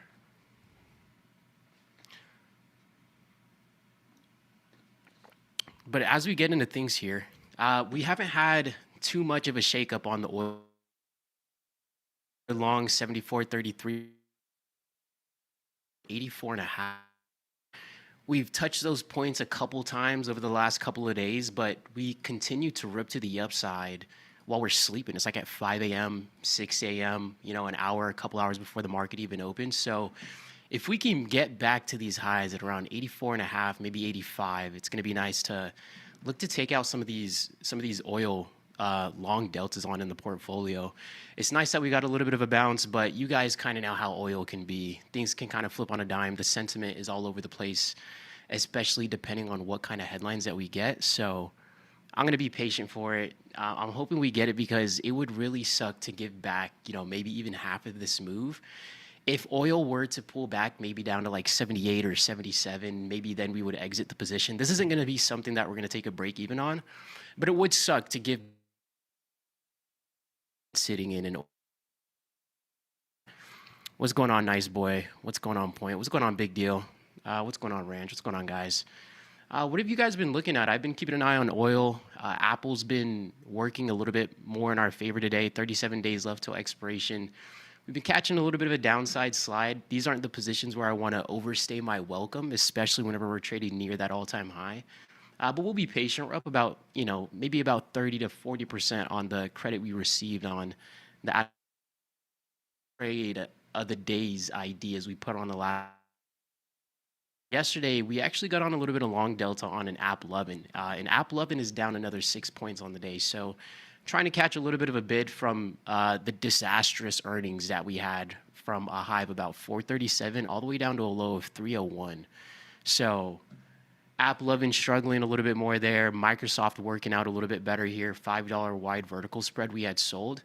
Up a little bit more on the day. Overall position finally ticked green. But Microsoft has been one of those momentum names after the earnings. We kind of had that gap up to around 432, and then we just continued to chug to the upside. So our thought process there was we moved a ton in Microsoft in a really short amount of time. So we're just looking to catch a little bit of a pullback, maybe even some consolidation, right? Since we sold the out-of-the-money call spread, it gave us a little bit of a cushion to start with in terms of where price is relative to the strikes that we sold. So even if we consolidate around these highs right now, it'll be nice to let theta kind of do its thing. But seeing the pullback on Microsoft is nice. Just seeing a slowdown of the momentum off the earnings. Is Errol in Austin with TP? No, I'm not in Austin with TP. I've actually never been to Austin. That's a place I want to check out one of these days. But no, I mean, I'm out here in Chicago right now. It's a super, if I had terms, it would be today's weather. I don't mind it, right? Like at this time of the year in Florida, it can be pretty rainy and gloomy. So it's honestly a vibe, but today's price action resembles today's weather for sure. And then Micron, we're getting a little bit more of a gap up on Micron. Some continued momentum to the upside. This looks like a more attractive opportunity to get on a little bit more short delta. I was a little bit impatient. I couldn't wait for the pop to the upside, so I got short some delta on in Micron already. We got 9 days left till expiration. And again, these memory names are so extremely volatile, so things can pretty much flip at any moment. So I'm hoping we continue to get a little bit more downside action here. And then we're going to look to manage, but this isn't going to be a trade where we're going to take a max loss on. We'll manage our risk a little bit before that if we see continued momentum to the upside. Yeah, morning, Ranch. I got some internet problems. It's lagging for me. Yeah, no, it's probably, I don't know. This weather's been kind of sus. I forget where you stay at again, Big Deal. Ranch, the Microsoft position's working. Yeah, the Microsoft, we're getting a little bit of a pullback off the top, which is nice. But it is kind of funny. Whenever you diverse the portfolio a little bit, it's like, Microsoft is coming in a little bit more for me today. But now Micron, is down on the week for me today. So it's kind of one of those things. We'll manage as we go. Nice to see that momentum slow down a little bit more on Microsoft. I wish I was on the other side of the trade. I missed, a lot of the long opportunity, post earnings and even prior to earnings on Microsoft. But we're catching a little bit of the backside, so we'll be patient on it. And then QQQ, we still have more short delta on in QQQ. And today I even purchased another put that expires in about 9 days. So I'm hoping we get a little bit more downside action. I'm hoping that we close red on the day. Today's price action will make you pull your hair out. Like that's the type of price that's that barcode, price action that we've just been chopping around on all day. And it's nice to see that we're stair stepping to the downside a little bit more now, but still can't trust it too much. We need to see a little bit more momentum to feel comfortable. But within this consolidation, we did add another put to the QQQ contracts that expires in about 9 days. And then we have another put that's expiring downside. We're going to lose most of the debit that we paid on the 710 QQQ put that we purchased. But if we do end up getting the pullback within the next 48 hours, we might be able to sneak out of that one, even for a break even at this point, since there's only a couple days left till expiration. So we'll keep an eye on it. Space kind of been complaining a little bit more about SpaceX quite frequently, but this one has returned back in our favor, and I'm actually going to take this one off right now. We have 9 days left till expiration. SpaceX went to a max loss within like 48 to 78 hours, or 48 to 72 hours of us putting this one on. So taking this one off is going to be nice. I know we're going to be able to sneak out about 10, 11 bucks on it, but again, coming from a position where you thought you were going to be taking a max loss on it, squeezing out $10 feels like a W in my book. So we're going to take off SpaceX. Hats off to anybody else that has long delta in a lot of those memory names. And again, we could have been a little bit more patient in SpaceX, right? We had put this one on June? What is that? June, the end of June we put this on. So we sold that out of the money put spread for about 170. And then we just bought it back for about 160. So we closed it out $10. But again, this one was a trade that was quote unquote supposed to go to max loss. But it is nice to see, a lot of these space names continue to catch a little bit more of a bid. I know some more. I know others were also long, things like ASTS, and I'm forgetting what the other names were. But nice to see a little bit more volatility to the upside in there. Meet up at Errol's crib. Yeah, everybody come through. We can. Everybody bring their monitors. We'll have a little trading session. That's pretty much all that goes on at Errol's crib. Markets, same thing in the Tasty Studio, just markets. With that being said, we also sold an out of the money call spread on the semiconductors. This is a $5 wide. We have 100 days left till expiration on this one. So this one's a little bit more of a larger time frame, short thesis that we kind of got going on in SMH right now. We sold this one for about 220, so a little bit more than a third of the width, which makes sense because we sold it out with 101 days. So there's a lot more extrinsic value in those contracts. We were able to sneak out a little bit more than a third of the width, but we'll be patient on the semiconductors. Semiconductors are another one that went on an insane rally at the beginning of this year. So it'll just be nice to see a little bit more. Looking for this thing to go to zero necessarily, maybe $5 will be good enough. No, I mean, just looking for a little bit of a pullback, right? If we can start trading to around 550, right, 540s, and maybe even start consolidating around these lows, I'm just kind of betting on that the momentum kind of stalls out just a little bit on these memory names. Not that it has to go to zero, so we'll keep an eye on that. And then another trade we put on not too long ago was bonds. We got on a zebra in bonds, 0 extrinsic back ratio, so we don't have to worry about volatility or time. We don't have to worry about any of that extrinsic value. It's a very directional synthetic stock position that we have on here. So bonds have still continued to slide to the downside, which I know gold and some of the metals have been rallying. So that's something I've been keeping an eye on at the same time, right? This gold rally is not helping my case in the bonds, but whenever we can get a pullback on in gold, I'm hoping we catch a little bit more of a bid in the bonds, but we'll be patient for it. CoreWeave, SMCI. I haven't traded CoreWeave or SMCI lately. I forget who was looking at SMCI not too long ago. 33 IV rank, 85 million shares traded on the day in SMCI today, catching a really nice bid. I mean, up 15%. Right, this is a $36 stock, so it doesn't need to make a super large move for it to be a pretty distinct move percentage-wise. But this does look attractive for a little bit of short delta. But SMCI seems to be one of those names that whenever it catches momentum to one side of the market, it can continue a little bit longer than you might expect. So I don't think this is going to be something that I'm going to try and fade off of some, contrarian type move. I'll be patient for it there. Where can I download the TradingView charts that work in Minecraft? I have no idea. But if anybody is looking to use TradingView, you can connect your Tasty Trade broker. So you'll be able to use a low fees and commission with Tasty Trade while being able to utilize their front-end software. So you can always go to tradingview.com, check that out. It's super easy to connect. I use it on a regular basis over here. But that's if you're somebody that is a little bit more of a chart technician. Maybe I don't know, maybe Tim Knight. I am in the same with Tim Knight right now, hoping for a little bit more of a downside move in the overall market. I mean, we're starting to see a little bit more weakness within SPY. We're starting to see a little bit more weakness within the Qs. SPY kind of just consolidating around a very tight range at the all-time highs right now. So I don't know if, this all-time high move is going to be over necessarily. But again, hoping for a little bit of a dip in the market, right? Maybe we get a temporary pullback in the Qs and in SPY before we head further. But if we do get a pullback in the indices like QQQ and SPY, we're going to use that window to take advantage of taking off some of the short delta positions that we have on in the overall portfolio.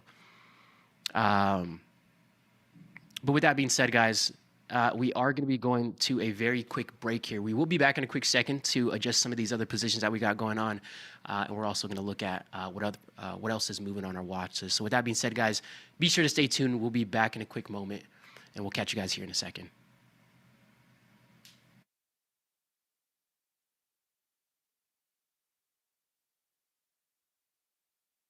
You bring it, we match it. Get a 3% cash match on all qualifying deposits.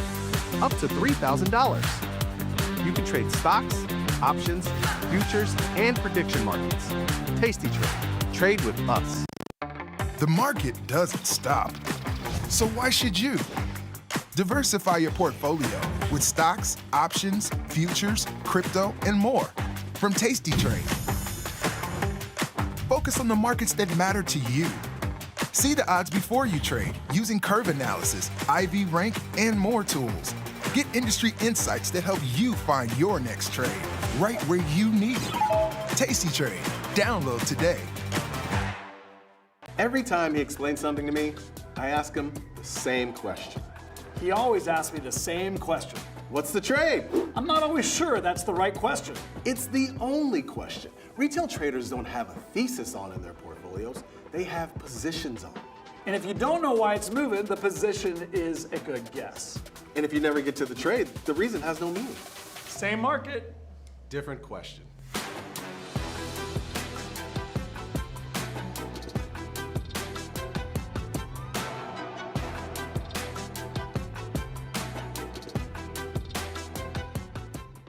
Global markets never sleep. Explore them with Forex on Tasty Trade. Get in on 80+ Forex pairs, 24 hours a day, 5 days a week. FX marks the spot. Trade it on Tasty Trade. It's time to trade smart, post PDT rule elimination. Now, traders of all account sizes have more flexibility than ever before. With rapid order entry and bracket orders that let traders manage entry, profit target, and stop loss, all in one ticket. Tasty Trade. Step into the futures arena with Tasty Trade's active trader. Multiple ladders, hundreds of indicators, precision control. From micro gold to NASDAQ, all CME one click.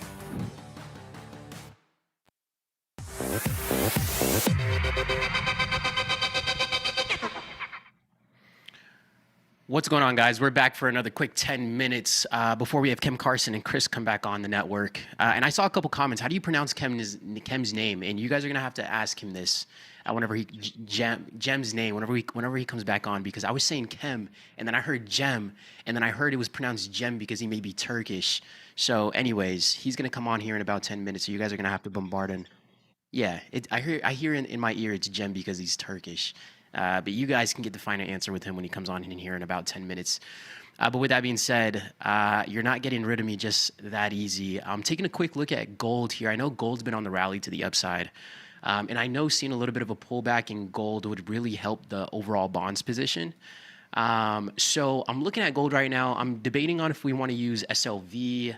Maybe we want to use, the micro gold contracts, whatever we might want to do. But I want to get on a little bit of short delta, not to fade the overall move. Maybe this is the beginning to a larger move to come in gold. Maybe it is. But I don't see the metals surpassing the euphoric highs that we had put in over here on 66 on GOLD. But if we go over here to the gold futures contracts, if we can go to the correct gold futures contracts, we have the high sitting at around 5,790. So the higher the pop that we get on the backside of this move, so far, for the time being, it's the backside of the move. Now that the high or the top of this rally is a little bit more distinct, the larger the pop on the backside, the more attractive short delta is going to be.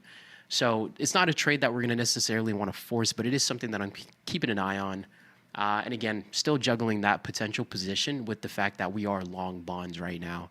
So we'll keep an eye on that.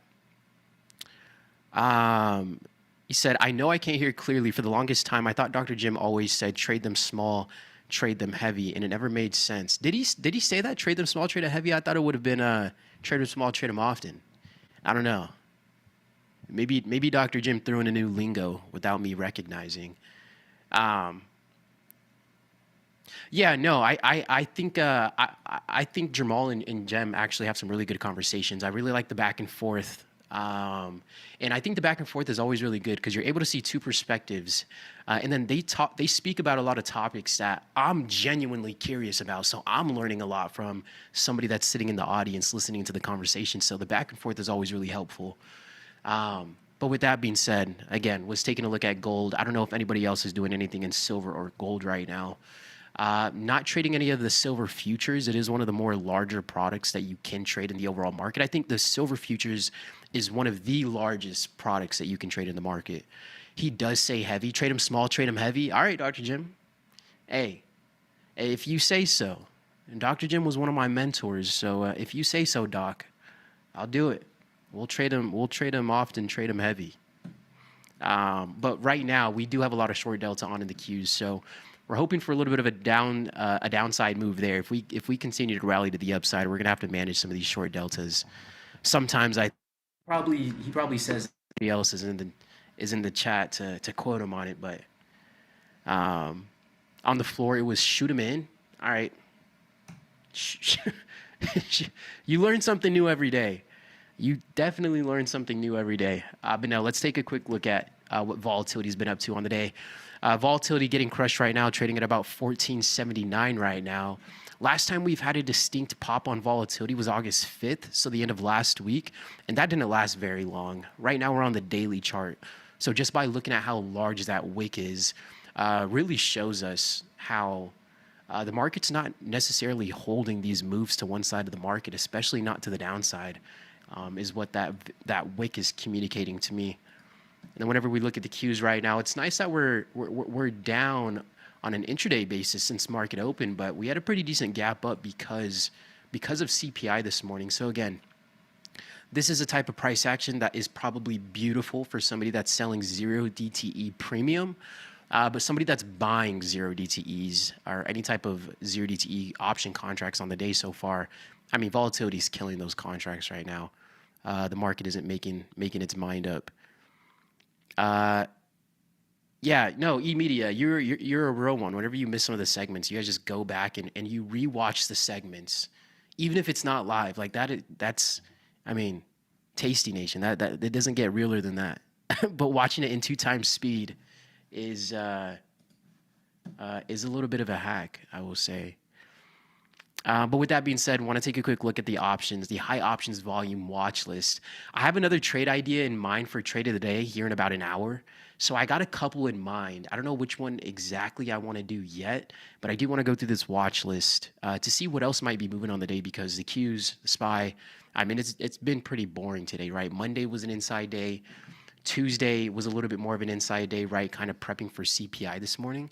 And then we catch a little bit of a bid post CPI, and then from there it's been a chop fest, right? This is over here on Monday. We put in the swing low about 15 minutes into market open. We put in the swing high about an hour into market open, and then we close within that range.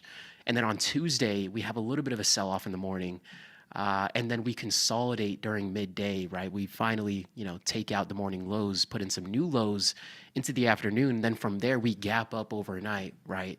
We get a pullback into the morning post CPI, and then we're just chopping around back and forth. So, I mean, Monday, Tuesday, Wednesday, it does feel like the market is testing our patience right now, because we haven't really seen any level of direction. I mean, this is a really great week so far for anybody that might be selling premium, really able to take advantage of that theta decay, because again, we've gone nowhere. So a lot of trade management, we put on some new positions, but we're not getting much of a consensus in, how the market is digesting all this news just yet. And I know we're going to keep an eye on this micro crude oil futures. Right now we're trading at about 82 flat, about 81.97 right now. Looking like oil's still sliding to the downside quite a bit. So we're going to be patient over here. Is that the contract that we have on? Let's see. Yeah, we'll be patient. Oil right now trading at about 83.40 right now. So we go up another point. It's nice that we were able to close, this little gap to the downside that we had seen, which we rejected off a couple of times there. But again, we popped to a new high. Oil catches a little bit more of a rally. We're going to call this one quits. We're going to call it a day. I'm in some SMR options, totally lottery ticket. I see it on active options list. Hello, fellow lottery ticket buyers. What's going on, Ryan? Good to see you, brother. I am going to check that out, though. I'm probably not going to be buying any of these lottery tickets. It looks like this is a really choppy underlying. It's a little bit cheaper, trading at about 950 right now. IV rank is fairly low. So I get what you mean with the lottery ticket reference. I'm curious to see how much open interest or volume is on some of these contracts. This is one of those underlyings that would be really attractive to get on a zebra. It's like those cheaper underlyings, around $50, below $50. Those sometimes are a little bit more attractive. But we'll stay patient on it. I'm curious to see what the daily chart is looking like. It's a little slow, but maybe you get a pop to the upside. It's looking like the volatility index right now. It looks like the VIX right now is pretty much what I'm saying.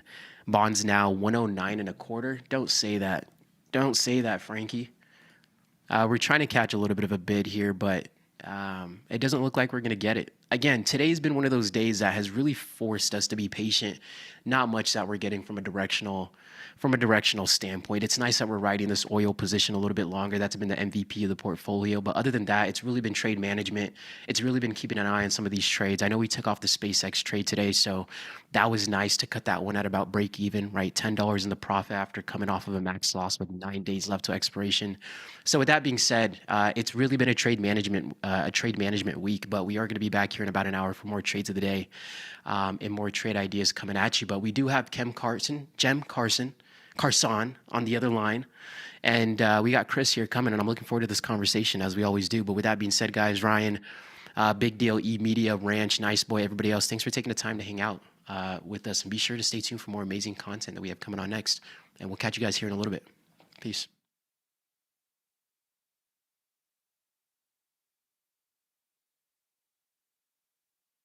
You bring it, we match it.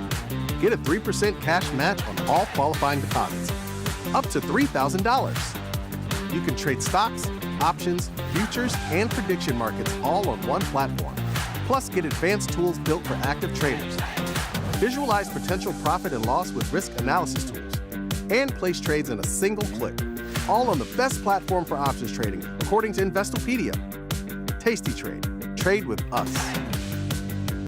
Pay for backtesting? Nah. Trade that capital instead. Pick from hundreds of symbols, any strategy you want, and all the data to trade smarter.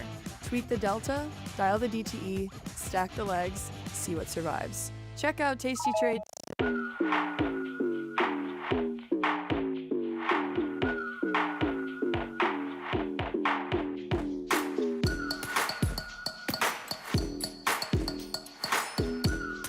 First thing about Tasty Trade is how easy it is. It's a very quick, light platform. It's all on one page. And with 1 or 2 clicks, you can be anywhere on the platform. Being able to see graphically where your profit and loss zones are. Whether it's a pool, a puddle, or a sea, you can navigate your way out of it with the Tasty platform. So I love that. You guys have the most unbelievable customer service in the business. Email support, call support, get through right away. They actively listen to the customers to make changes to the platform to make it better. In fact, I've never seen anything like it in any corporation in the United States. The market doesn't stop. So why should you? Diversify your portfolio with stocks, options, futures, crypto, and more from Tasty Trade. Focus on the markets that matter to you. See the odds before you trade using curve analysis, IV rank, and more tools. Get industry insights that help you find your next trade right where you need it. Tasty Trade. Download today.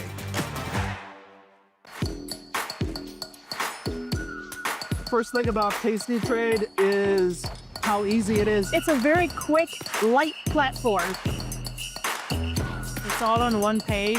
And with 1 or 2 clicks, you can be anywhere on the platform. Being able to see graphically where your profit and loss zones are. Whether it's a pool, a puddle, or a sea, you can navigate your way out of it with the Tasty platform. So I love that.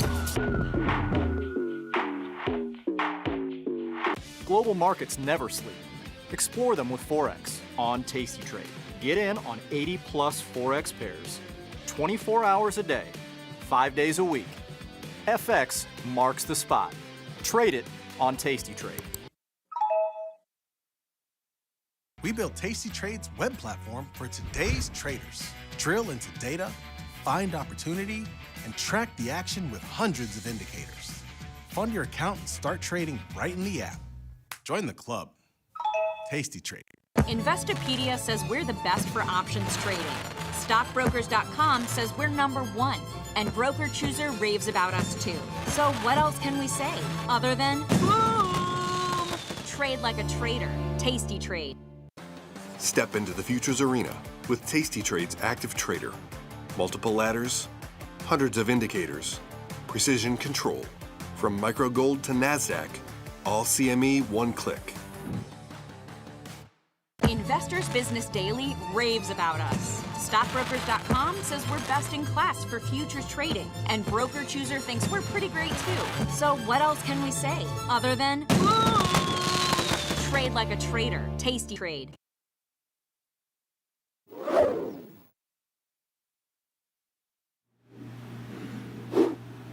Oh, we're back. You're watching Tasty Live. I'm Chris Vecchio. We've got Jem Karsan here for another 30 minutes, another great conversation coming up.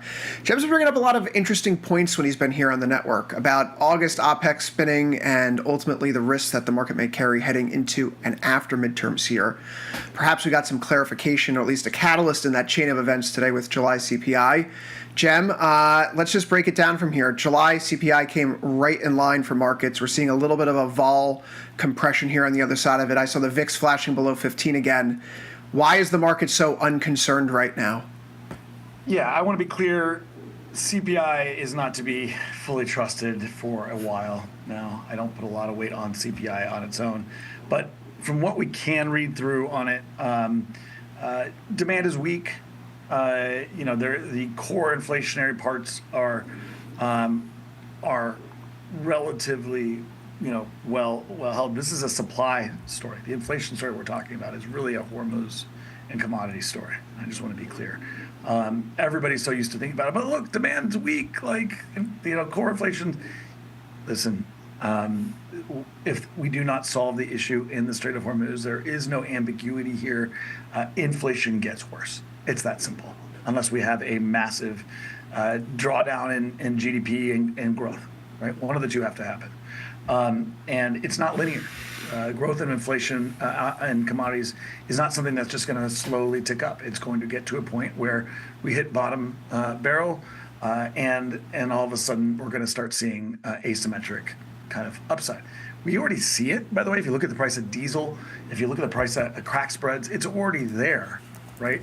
These are things that are already started to explode higher.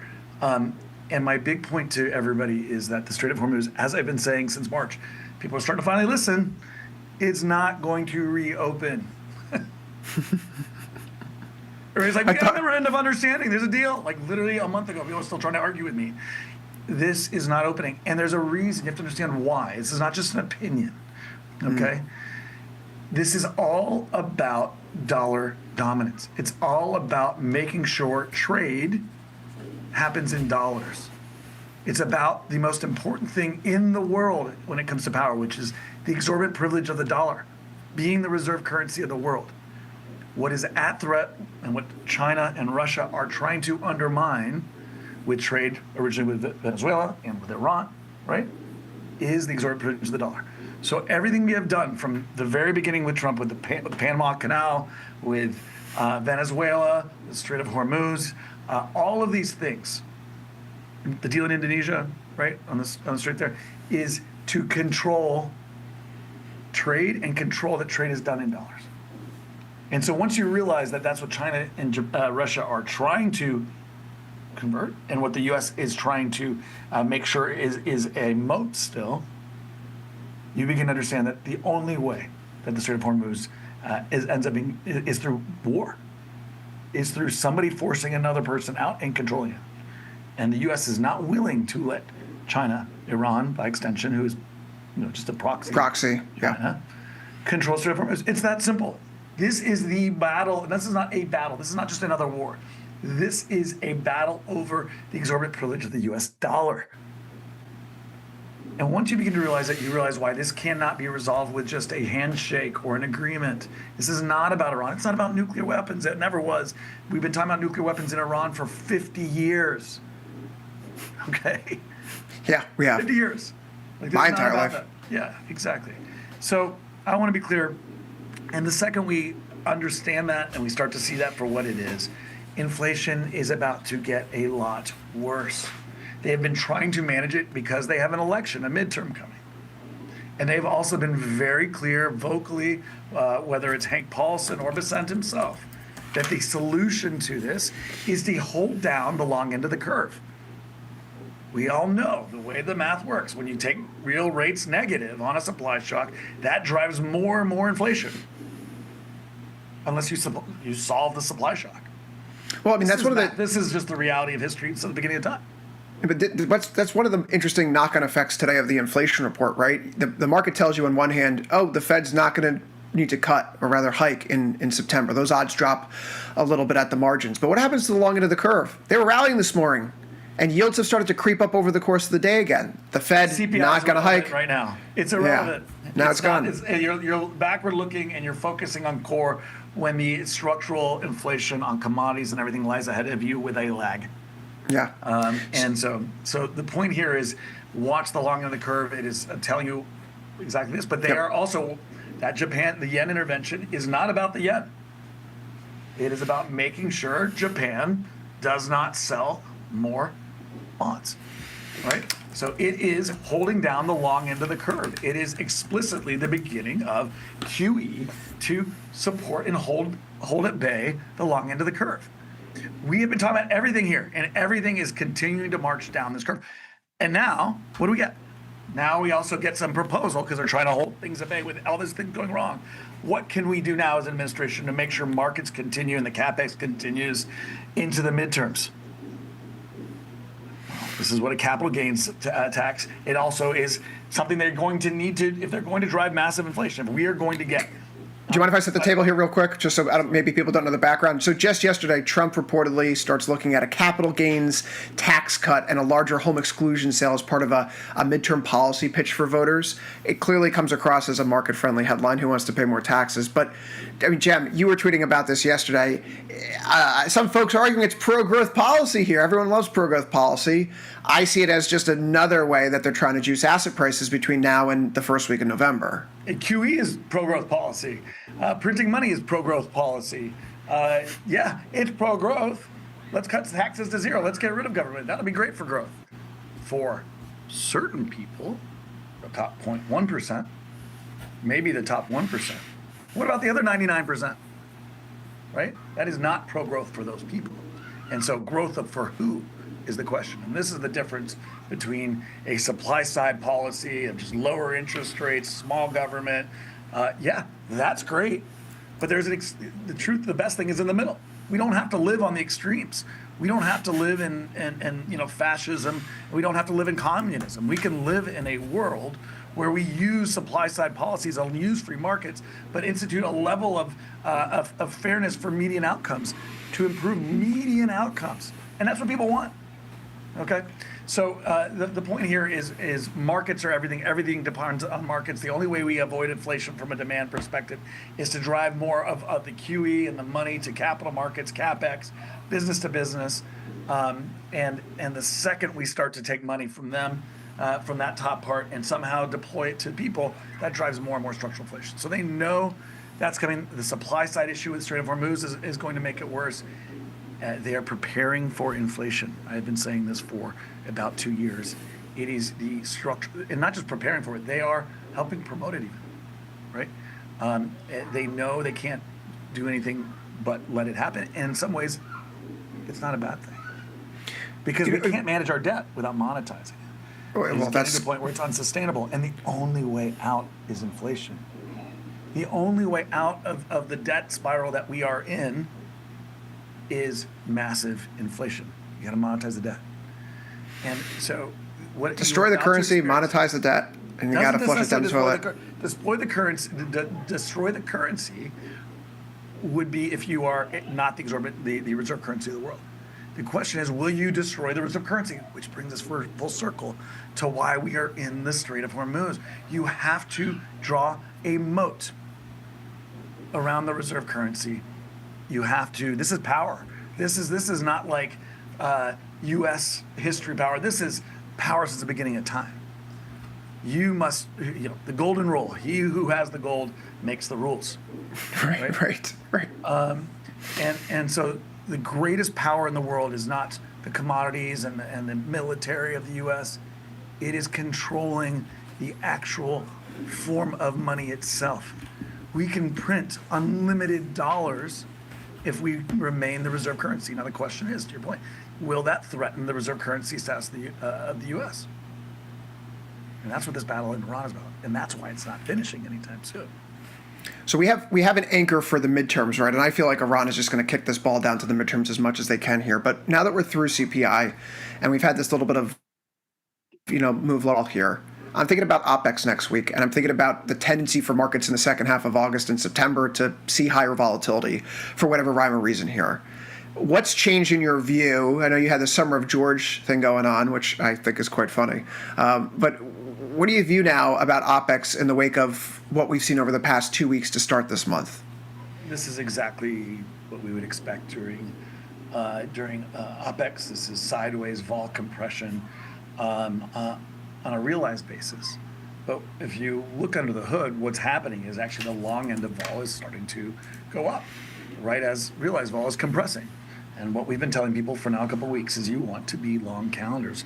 Longer dated vol, meaning 60-day vol, 90-day vol, 120-day vol, will continue to work its way higher as we come out of the summer. And that vol compression, which really has another, 2 to 4 weeks, really 2 to 4 weeks, 1.5 to 3.5 weeks, and it is going to start dissipating as the long end of the curve starts, going higher, hanging in as the front kind of collapses. And the reason we have confidence that not only, again, we've introduced this idea, but the amount of volumes are cut in half during the summer, and the amount of vol compression is the same. So the effect of vol compression doubles during the summer. But importantly, this is also in another election year. And an election year this isn't just a regular midterm year. It really matters. It's a real coin flip about who wins both sides, and the effects of who wins are dramatic. So this midterm, that vol in November and December and January is going to stay buoyant. If anything, it's going to, as an event vol, is going to continue to be supported and go higher. And that is going to drive less vol supply as we come out of the summer as well.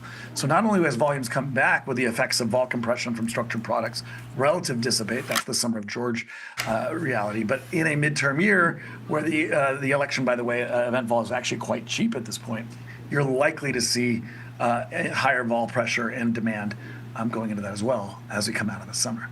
So those things will increase the price of insurance. And what's the net effect if the price of insurance goes up, if implied vol goes up? Well, people can't hedge as easily, which means realized vol starts to go up as well. Realized vol starts to go up, then we have a little bit more of a problem on our hand. But maybe these two things run in contrast to one another. It feels like the administration is trying to force a little bit of a melt up now for the next 3 months. And then you do have this potential for the markets to start to bid volatility higher as we get into the fall here. So which ultimately wins out? I mean, are they in contrast to one another? No, you can get a volatile trade that is still net higher, or at least supported. And what does that look like? 10% pullback, maybe even a little bit more, but something in that range that feels scary. Vol initially early, vol expands. Administration comes in, as it has learned to do, and it is very, again, whether it was April 25 or April 26 or March 26, take it down and take it up is a policy. That is what they're doing. End of a civilization is near. Next day we have a deal in 2 weeks. 150% tariffs.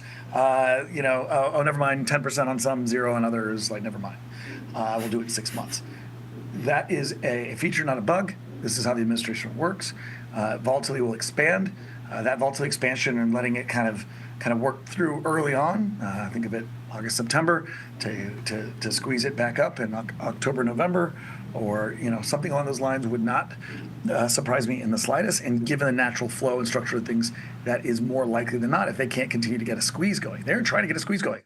The Japanese yen intervention, that was an attempt to get things going. The new kind of announced capital gains tax, whether it happens, or not, is is an attempt to get market squeezing. But they are. Look at the market. Is it squeezing right now? Has it squeezed the last several weeks, despite all the policy announcements, despite everything? No. And so my point to you is, at some point, they know if they can't keep going. And Besant's a hedge fund manager. He gets this. This is what they're doing. This is a very concerted effort to get markets moving for political reasons, for also economic reasons. If they keep it going, that's what's driving the CapEx. The whole CapEx cycle is because markets are going up. Without markets going up, the CapEx cycle goes away. They're two the same. The whole economy and the growth in the economy is being driven by the market. And so this is a circle. And so their intent absolutely is to take it higher. Will they likely win? Yes. Will they win from here at this moment? Probably not. Once they win, the question is post-midterm, are they as motivated to keep it going aggressively higher when they have other things they want to deploy, which is sovereign wealth fund, Trump accounts, backstop the other curve, and right as the Strait of Hormuz is going to get significantly worse. So the goal here is to keep the plate spinning to the midterms, do whatever they can to keep it going and keep things as good as they can till early November, which is not that far away.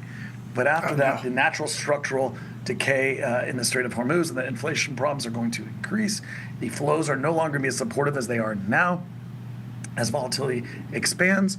And then the third leg of the stool, the administration becomes less aggressive because the midterms are over. Whatever happened. Heaven forbid they lose. If they lose, then they have lost a significant control as well, which makes it come January very hard to maybe deploy some of the things they're doing, and that opens the window for potentially something way worse.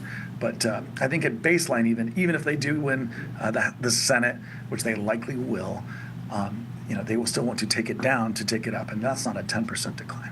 Expect 20 to 25, maybe even 30% next year after post midterms.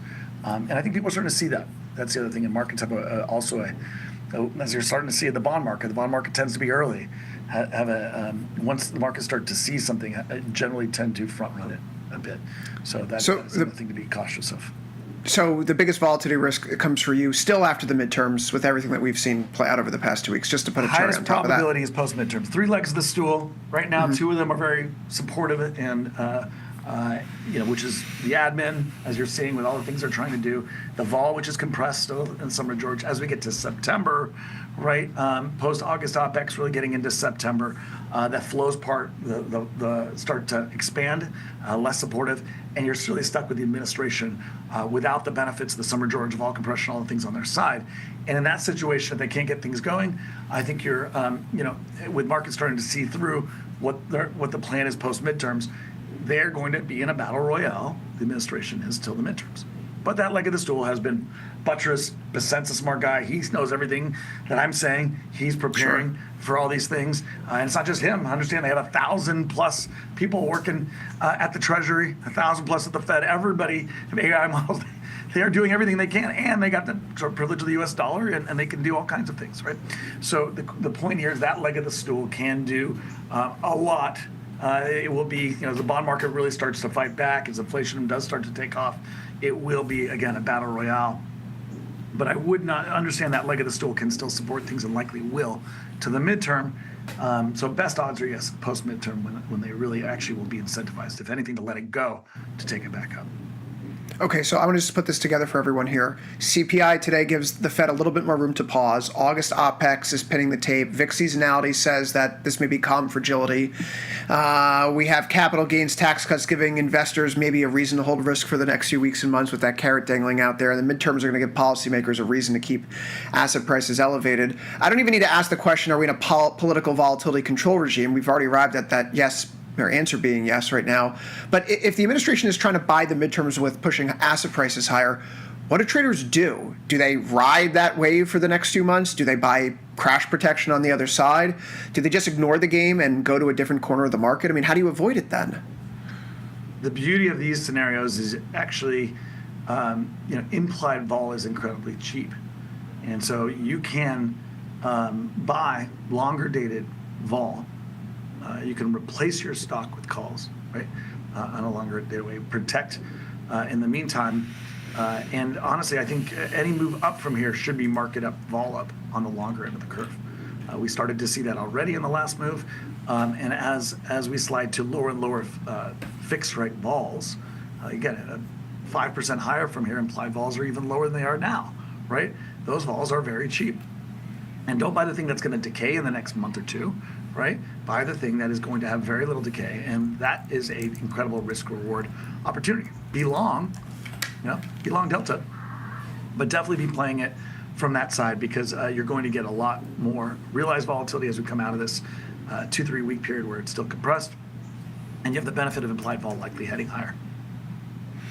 It's a 1479 here on the VIX. The low close for the year, I believe, comes on July 10th at 15. No, that's not that true. It's 1490. So, yeah, we're right around the corner around another low close here right now. Just to circle back on OPEX as a pinning mechanism here, that only really works as long as dealer positioning is one-sided. What does it tell that OPEX is no longer a floor but more of a ceiling for asset prices? So you have to separate where the flows are. So at the index level, which is generally what we're talking about here, it is one-sided. These calls are offered, puts are bid, always, the positioning-wise. So the Von and Charm at the index level, the supportive flows, the vol compression at the index level going into OPEX, particularly right now with the Summer of George kind of dynamics I've explained, are very firm and in place. The part that you are seeing, and a lot of other people are beginning to see, is because in the Momo space, call buying has become so big, and implied vols and the call skew has been introduced to that part of the market. It's driven this rotation, this counter rotation that we saw this summer, right? Under the hood while index vol is compressed. We called for this in May before we saw that massive Momo kind of rotation away. That is still an overhang and is strongest if you go look at it throughout the summer, heading into OPEXs. So the next week is actually very poor from a flow perspective for the Momo names, while being very, very strong at the index level. And so that push-pull, which is what I think you're referring to, is driving a bit of a cap as well as a floor. We're more used to it being primarily a floor and supportive, but what we're seeing is really this push-pull because if momentum is really weak, but there's supportive flows on the index level. And as we talked about, momentum is the key to capital flows and CapEx and all the things, right? Sure. How do we buy the market at all-time highs with momentum rolling over? So this is the challenge that you're having, and why, if anything, it's forcing compression. So for the next week, expect more of the same, a lot of push-pull, but vol compression at the index level. But again, unlike most of the summer, that doesn't mean implied vol at 60, 90 days is also a sale. Early in the summer, that was definitely the case. Now that we're coming out of it, this should be beginning of the end of the summer compression in the last 2 to 4 weeks of that story. You and I have been talking about a whole bunch of things here, but if I could distill this into maybe something that's in the zeitgeist right now, the Bank of America bull-bear spread, and that indicator has become quite a talking point, I've heard at least, because it's sitting at such a high level. It's graded from 0 to 10. It's sitting basically at like a 9.7 right now. Things have never been more bullish. Is that your feeling when you take a look at the tape in all the ways that you examine this market? Does it feel like we are, doing the Wile E. Coyote? We've already run off the cliff and we don't even realize it yet. Yeah, there is I would say explicit at this point, it's no longer implicit put from the U.S. administration. They are being incredibly proactive. I would say every other day there's we got a deal in 2 weeks, everything's good administrative hormones. When that starts fading off, we have a new capital gains tax deal. We're going to buy proactively, support the yen and do QE. It is incredibly aggressive support and explicit support for and that is what is forcing a very explicit kind of right tail positioning and long positioning. And so my answer is yes, positioning is incredibly long. Everybody's definitely out of their skis, but as long as the admin's going to continue to push on it, that's relatively protected, especially in the summer when vol compression is there. as vol expands, as the inflation story gets worse and the Strait of Hormuz actually affects prices on bonds, etc., yes, to answer your question, you need to be worried. But it's about timing. It's about understanding how that positioning on the long, how long are people, how short are people. That is one of many important factors as you're looking through the timing of a potential decline or rally. Pleasure to have you here on the network, of course. We're going to see more of you. This is a little tasty crumbs in the middle of day edition. Do you have any final thoughts on this market today? It feels like it's just a third day in a row where we're doing nothing. 570,000 ES traded. This market's asleep. Summer of George continues. It is a sleep for a reason. This is not just everybody likes to paint it as sentiment or people are feeling bullish, people feel bearish. No, there's structural products. There's vol compression. The stuff is from a flows basis. People are at the beach, and the net of that doesn't mean that things are liquid, so things go everywhere. That means the de facto is all these structural vol compressing things are overwhelmingly positive. So right now, yeah, Summer George.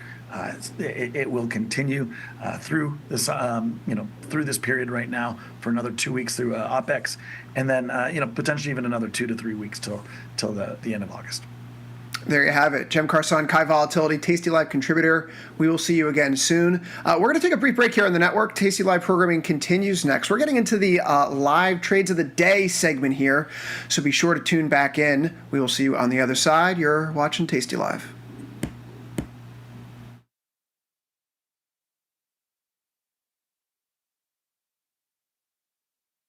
You bring it, we match it.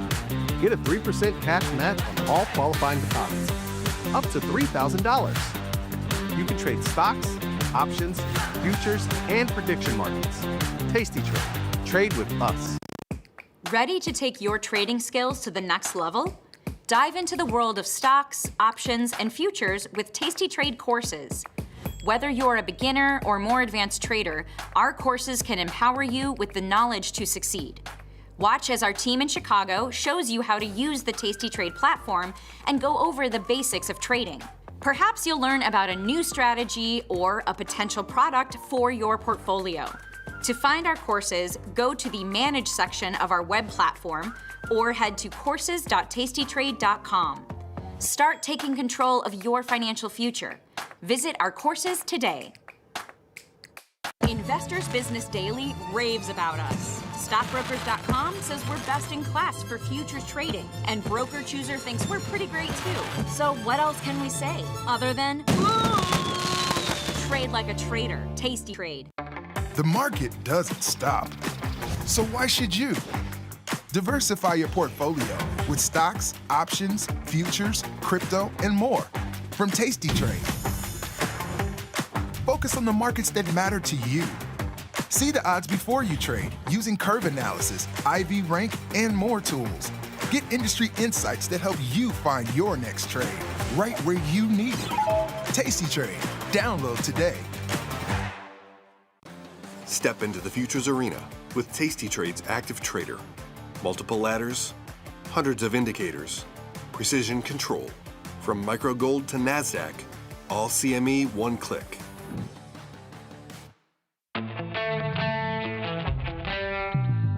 In the world of investing, a beast lurks between the numbers.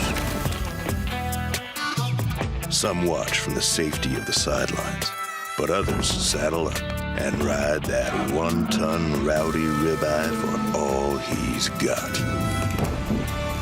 If that's you, join us on Tasty Trade, named best online broker for options trading. Genius loves company. We built Tasty Trade's web platform for today's traders. See it, click it, trade it. Research with fundamentals, endless forecasts, and more. Drill into data, find opportunity, and track the action with hundreds of indicators. Track your options profit and loss history over time per symbol. Note your progress and plan your tactics with a trading journal.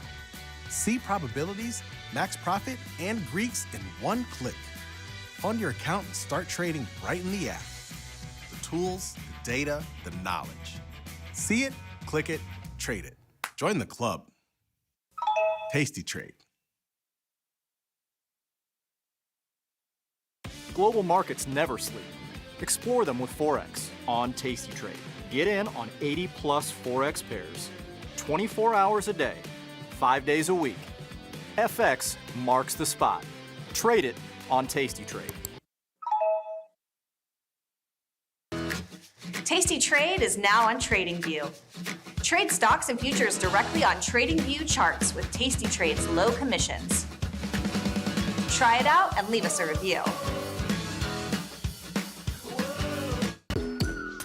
First thing about Tasty Trade is how easy it is. It's a very quick, light platform. Whether it's a pool, a puddle, or a sea, you can navigate your way out of it with the Tasty platform. So I love that.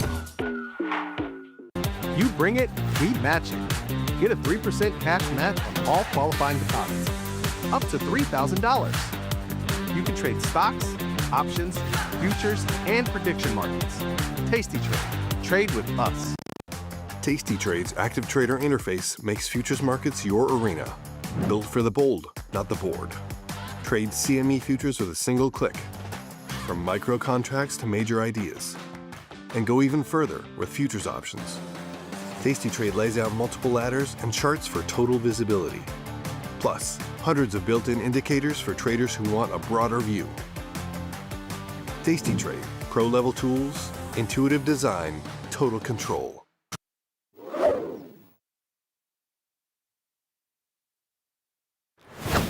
Tasty Nation, how are we doing? Welcome to Trade of the Day. Another fairly quiet day in markets. It was a little bit higher this morning on the heels of some tech earnings, but it seems as though things have calmed down just a little bit. And look, hey, we're at all-time highs.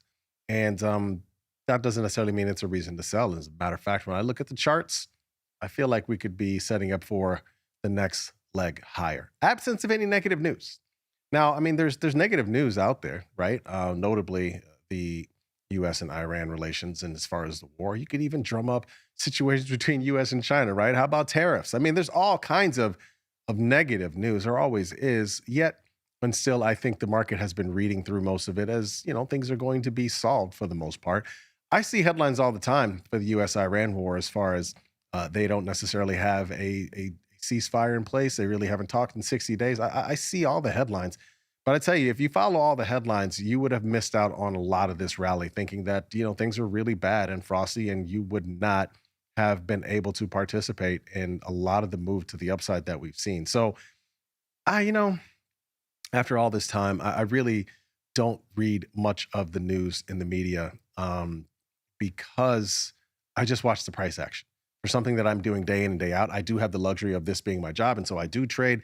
I do look at things that are going on, and I don't necessarily see, excuse me, I don't necessarily see a situation that shows me the market is scared. Now, most people will plan for when bad things happen. As a matter of fact, if you were listening to this network, I'm quite sure that you heard Jim Karsan probably talk about sometime later in the year, whether it's September, whether it's October, later in the year where we could possibly see higher volatility. And that's always possible. I mean, look, the VIX is below 15 right now. And so usually when we see VIX that low, we eventually will see a pop of some shape or form. Who knows what the catalyst is, though? That's really is the issue. And I think that's the thing that always people are trying to guess and figure out. But we really don't know what it could be. And usually it's something that we haven't seen yet. We're not planning for. I mean, remember a couple of years ago to start the year, it was DeepSeek, and it seemed to be that was going to take all the momentum all away from any AI-related stocks, which honestly at the time were NVIDIA and Microsoft and a few others. Obviously, that has expanded now as we've gotten to hyperscalers and we've gotten to AI data centers and all that's involved in that. So I still believe that when I look at market internals, and as we go to the platform here, I see you know, let's look at near term. We've seen a huge move off of this low at around 73.20, where the market was struggling some, and that came with the big earnings that came out: Microsoft, Meta, Amazon, Apple.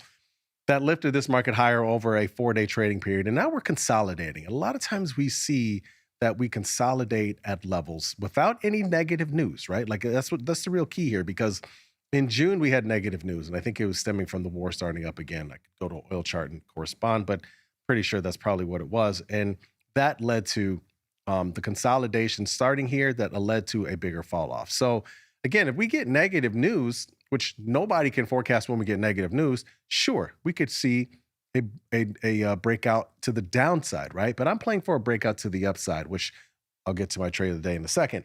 But that's essentially the thesis behind my trade of the day. When I look at all the different things in the market, inflation is still somewhat of an issue. We got 10-year rates sitting at around close to 4.7%. That's fairly elevated, right? When we look across the landscape, and let's go back here. Let's go $/10Y. And the last time we were here was the beginning of 2025 when interest rates were on the way down, right? That's the last time we were here. And this was, this was somewhat of a scary time. This was at a time where interest rates would go up, the markets would go down. Remember, that would happen on the regular. This is not that environment, right? It's kind of interesting how things change. The market seems to be digesting 4.7% interest rates. Now, part of the reason why is because, well, we've seen interest rates fluctuate a lot because of the oil price fluctuating a lot. We did just get an inflation number just today that said inflation seems to be in line with what expectations. And so my read through on that is that the market is not as worried about inflation. We're going to get PPI tomorrow to see if those companies are passing on that to the consumers. I guess we'll figure it out. We'll see what the market thinks about that. But I would say inflation doesn't seem to be that much of an issue right now. When I look for some of the other things as far as things that I pay attention to, CME FedWatch tool, which we can also look at and see the expectations. Current rate is 3.5 to 3.75. You can see come September 16th, that meeting, it's 62% chance that it's going to stay the same. So no raise in rates, but right now it's 37.9% chance. So it's not like there is no chance.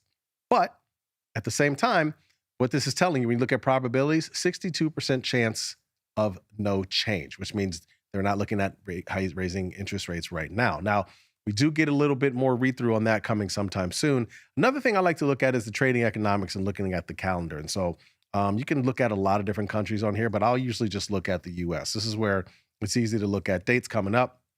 You saw we had this core inflation rate this morning, PPI coming tomorrow on Thursday here. And then we got retail sales on Friday. So this is always the 3 days where we get to hear about what's going on with the consumer and how that's affecting eventually the stock market, right? And it's important. I think you probably heard some of this on the last segment, how much consumers are paying for things. I mean, it's under the hood. It's hard to break it down really, but there's a lot of people obviously sort of struggling in this environment where we have 4.7% 10-year yield and rates, and people can't necessarily buy houses, and 2-year yields are pretty elevated as well. And so there is that sort of degree. I'm not going to say that does not exist, but it seems as though the market is reading through it as for the time being. And I can only operate on what the market is reading through. I can't predict the future, right? So even when you go a little bit further out, we don't have to do that here, but when you go further out, the next couple of things for us to look at are NVIDIA earnings. That is on August 26th. That's the next, I would say, big thing. And I don't necessarily think it's interesting. The market is not necessarily pricing in a big move for that day. As you can see here, when we look at the IVXs that determine what the implied volatilities are expected to be. But when I look here, let's just say, looking at today, August 12th, 12.6, you can see 12.6, 10, 10, 11 vol. Vol is expected to basically not do anything over the next week and change.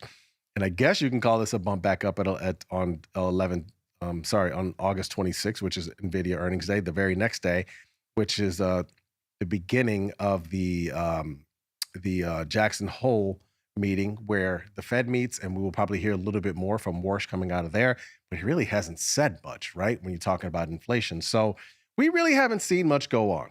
So all that to me says, and again, I see gold and silver on the move again because the dollar has come in some, right? Like, seems like a lot of things have relaxed. The last thing here, looking at the VIX, we talked about it earlier. VIX at 14.73. For me, that says cover strangles, because strangles have probably made you some money. It's a good time to cover strangles. I wouldn't deploy strangles right now. As a matter of fact, I covered some of the ones that I've been talking about a lot over the last, going back to last Friday, I had about 4 strangles, AMD, SMH, BE, and Intel. And I just covered all those in the last 2 days. And so I don't have any strangles on because I don't think you want strangles on an environment where volatility is below 15 or it's below 1% moves in a day. So my trade of the day was a Super Bowl for Friday. Now I could have probably gone out further, but I decided I think why not try to see if market is going to push higher here. Again, looking at the couple of days where you see even a couple of dojis within here, but this is straight up consolidation. Is there a move above 7,800 coming? Well, I certainly hope so. So that's the play. I sold the 77.25, 77.15 put spread to finance buying the 7,800, 78.15 call spread. Now, I would have liked to try and do this such that my short call would have been at the 7,800 and my long call would have been a little bit deeper, but I couldn't get the credit that I wanted. I was able to get a 90-cent credit for this, which I liked. And these trades, as much as we've talked about them, I love that people still ask questions on them. And so it's easy to call them a super bull. Let me take out some of my other SPX trades because they're both bullish trades. When you sell a put spread, that's a bullish trade. It's long delta. When you buy a call spread, it's a bullish trade, and that's long delta. So we just call them the super bulls. And there is a world that exists in which we don't have to move anywhere. As long as we don't breach any one of those strikes, I just get to keep $90, as you can see, my P&L at expiration. Of course, to the downside, my risk is obviously that put spread going into the money that I sold. And it's a $10 wide put spread. But remember, I collected a credit for this spread. So I won't lose $10 or $1,000, if you will. The most I'll lose is $910. And then to the upside, it's a $15 wide spread, right? And so again, a lot of this is about expiration. And that's one of the main reasons why I did this just for this coming Friday. I just foresee a situation where maybe we get another positive print as far as PPI. Maybe we get more positive news out of retail sales, which again, I'm not going to lie to you. There's plenty of data that shows that maybe there are some consumers out there that are struggling, but the government is not putting that type of data out from what I've seen more recently. It seems like CPI just came in line, even though you're seeing 4.7% on the 10-year and a 10 and 2 spread that has been climbing to some degree, right? And but yet and still, when I look at the market, I see nothing but positive stuff. I see markets at all-time highs. I see volatility near not all-time lows. All-time lows was like 9.7, I think, in the VIX, but it's way below its long-term average. So the long-term average for the VIX is around 20. Right now, we're seeing it at 14 and change. I mean, that's fairly low volatility. There's no worries, it would seem. There's a few cracks, as we've said, that eventually these are what I like to call bricks in the wall of worry. And so the yen moving the way that it did, 10-year at 4.7%, those are bricks in the wall of worry. But right now, the wall of worry is so low that you can just basically step all over it. So it's not really that big of a deal. So I'm playing for a move to new all-time highs by Friday. If it doesn't happen, that's fine. As long as it sits between as long as it's in between 77.25 and 7,800, I get to keep the $90. I sold this for a 90-cent credit, which is $90. I get to keep that $90 if it stays between those strikes by Friday's expiration. If it goes below 77.15, that's where I see my max loss of $910. If it closes above 78.15 by expiration, I make $1,590. There is a world where I might, if the market is moving slowly and we're at 78, say 78.10, and the market is moving slowly, and it's, doesn't seem like I get a feeling that we're going to get all-time highs, and it feels like it's a jittery market that could pull back, then maybe I close it for, whatever gain that I could get, maybe $500, $600, $700, who knows, right? So that's how we'll play this. We'll see how it goes. But the biggest thing is I get to keep that $90 if it stays between strikes, and that's the way we like it. So that's my trade of the day, SPX Super Bowl for this Friday. Now I'm going to get you over to Mike Butler for his trade.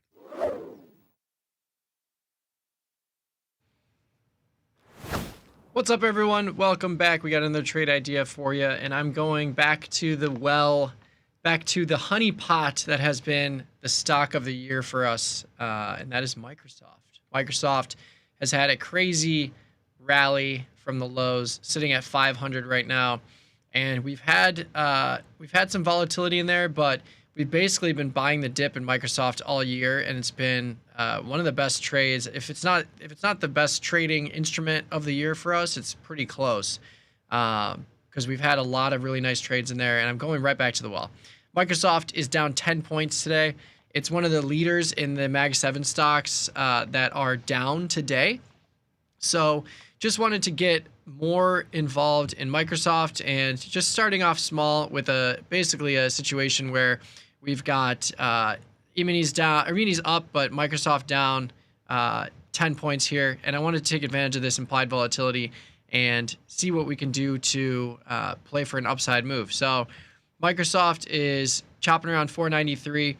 You can see we went all the way down from 470 down to 350, and we've gapped higher 100 points from 400 up until now, sitting at 500. So went with a longer term position and went with the December long call at 550, trading for $1,600 right now, right at the expected move. And I went to the October cycle and sold the 550 against it.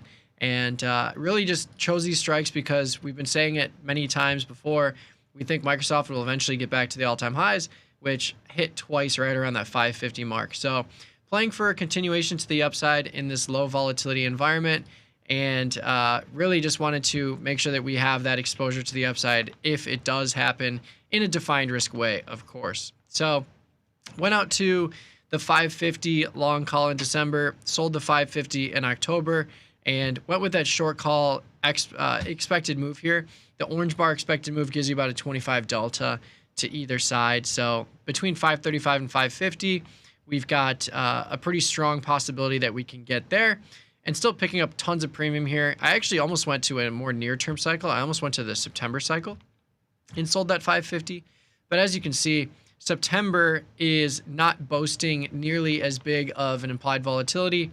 So that premium out on the 550 strike is just not as high as you would imagine. So went to October against the December long. I had a similar position in Microsoft here, and that was a really nice win. We had a $2,000 winner overall. It started with a 500 strike long January call and a short September call against it for $5.80. I rolled the September to the October and diagonalized it. So I moved the call from the 500 strike up to the 515 for an 80-cent credit, bringing my basis down to $500 on a 15-point wide diagonal spread.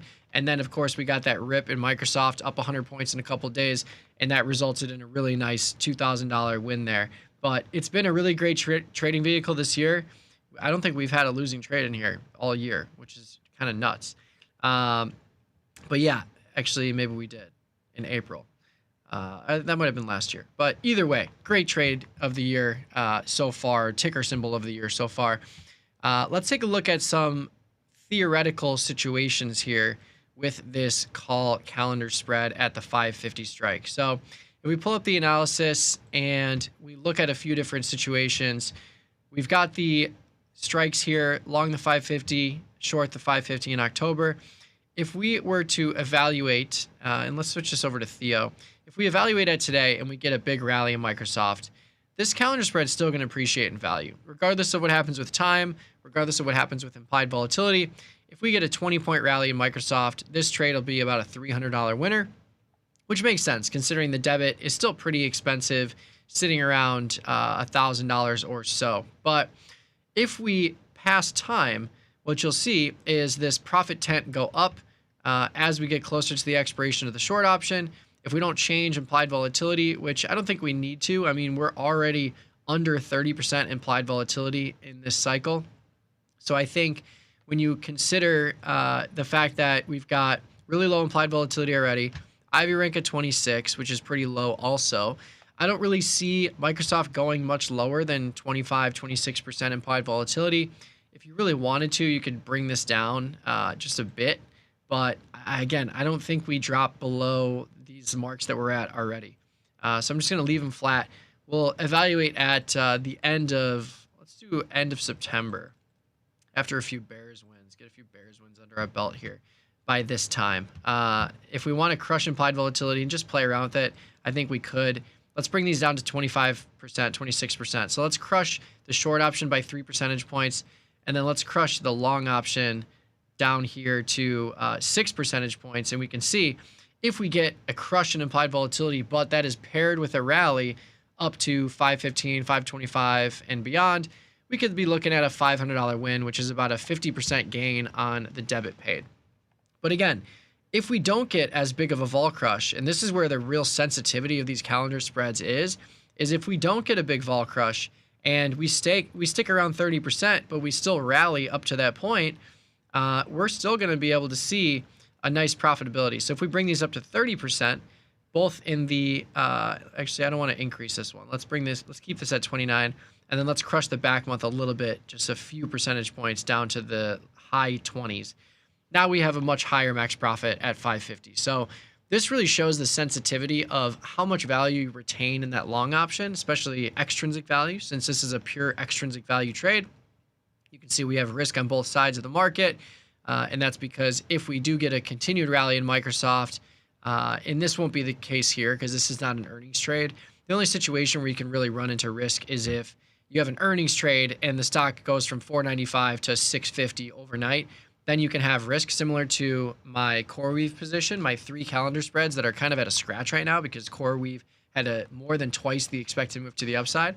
But in a regular calendar spread that's long-term like this, you're going to be taking this trade off before you get to your risk side on the upside. So for a regular 45, 60-day trade, I don't really consider this to be risk on the upside because, again, there's never going to be a situation where Microsoft gaps up 100 points overnight where I can't manage this trade. If we get a rally, even if we get a 50-point gap higher, that's going to be at our max profit zone. I'll just take it off.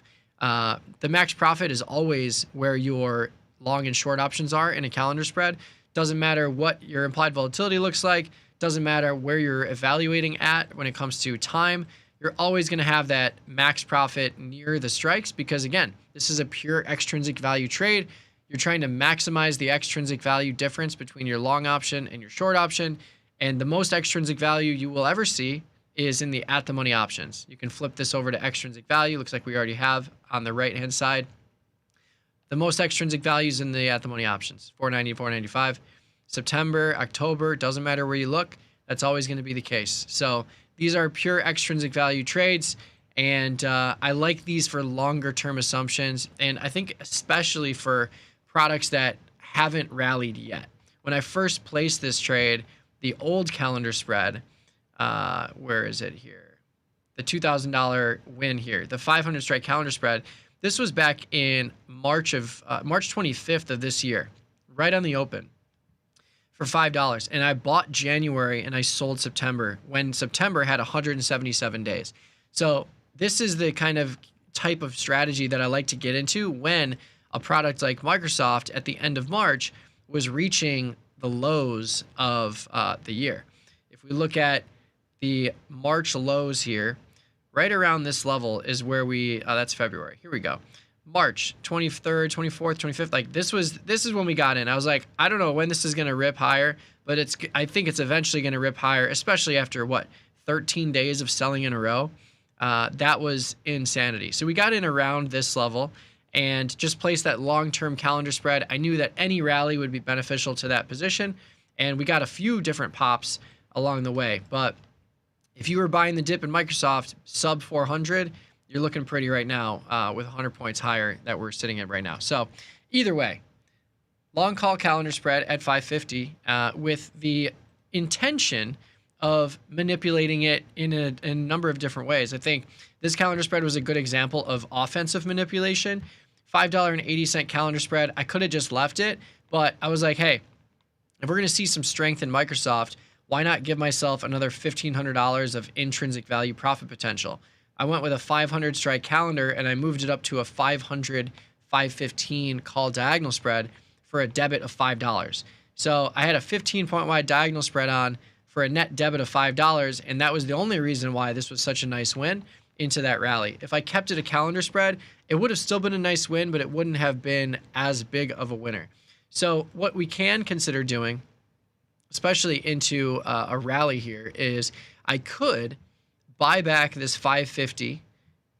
If we have a profitable trade, I could buy back this 550 into a Microsoft rally in October, and I could move it to November. I know I could buy this back for $6 right now. If you look at November, the November cycle is trading for $1,300. So I could, even right now, if I wanted to, I could move this from a 550 calendar to a 575 calendar for a $2 credit. So this just goes to show there's probably earnings that are priced into this November cycle. Yeah, there's a little bit of a vol bump here in November. So that gives me another out. If I want to offensively roll this position, I can arrive at a long December 550 strike, short November 575. If I pick up $2 and change here, my net debit would drop from $1,000-ish to $800-ish, and I'd have a 25-point wide diagonal spread on. So that's an offensive adjustment I can execute. Defensively, there's not too much I can do, but because I'm already at a calendar spread, I don't like rolling down. If I roll down into a sell-off, I would be creating credit spread risk on this calendar spread, right? Because if I buy back 550 and I sell the 535 or somewhere down here, now all of a sudden I have a 20-point wide credit spread. And if Microsoft rallies, my bullish thesis is now a bearish thesis. So I don't like rolling calls down when they're already calendarized. So I think, if anything, I would just peel it off. 65 days to go. If Microsoft goes from 495 to where it is now down to 450 or even 400, this option is going to go from $6 to like $1. And if that's the case, I can only hedge or reduce cost basis by as much as this call is worth. So if I collect $600 right now, which I've already done, and it's trading for $1 or less than $1, I'm probably going to buy it back, especially because my long option has so much time left, 128 days. I have no problem just leaning long with a long call with the intention of reselling an option into a rally for much more premium than the premium I've already collected and captured. So calendar spreads, especially long-term calendar spreads, you can be more manipulative with the short call, because the short call, again, already reduced your basis. You got into the trade for a debit of $1,000. It would have been $1,500, $1,600 if you didn't sell the call. And that's one way to think about calendar spreads. But really, best case scenario is we get a rally here. I either close the position or I manipulate it and move it from October to November, push it out and up. If you do that for a credit, you are offensively rolling the trade. This is the same sort of mechanic you could do for covered calls and those sorts of things, where you're moving your strike higher, but you're routing it for a credit. You're still reducing your basis to the downside, but you're adding more max profit to the upside. That is what we're looking for when it comes to trading options in this manner, is reducing your basis, giving yourself a high probability trade, starting with a high probability trade, but getting some asymmetry in there and giving yourself the benefit of the doubt of, if I'm actually right and this thing rips higher, let's not cap my max profit at a couple $100 when I can make an adjustment like this and turn it into $1,000 or more. But still got to stay small, got to make sure your risk is within your tolerance, and that's really the main starting point. But let's recap it with the graphic here. So again, bought the 550 call in December, sold the 550 call in October. You could have pushed that long call out from December to January if you wanted to. It'll be a little bit more expensive, but it gives you another month to manipulate that short option against it. I'm at the 550 strike, which is where the stock reached a high twice earlier this year. Hoping we can get that same kind of move. It would be magnificent if that can be the case. But I got filled at 1048, so $1,048 of debit risk. That is the max loss on either side of the coin here. If it expires worthless, that would be the worst case scenario.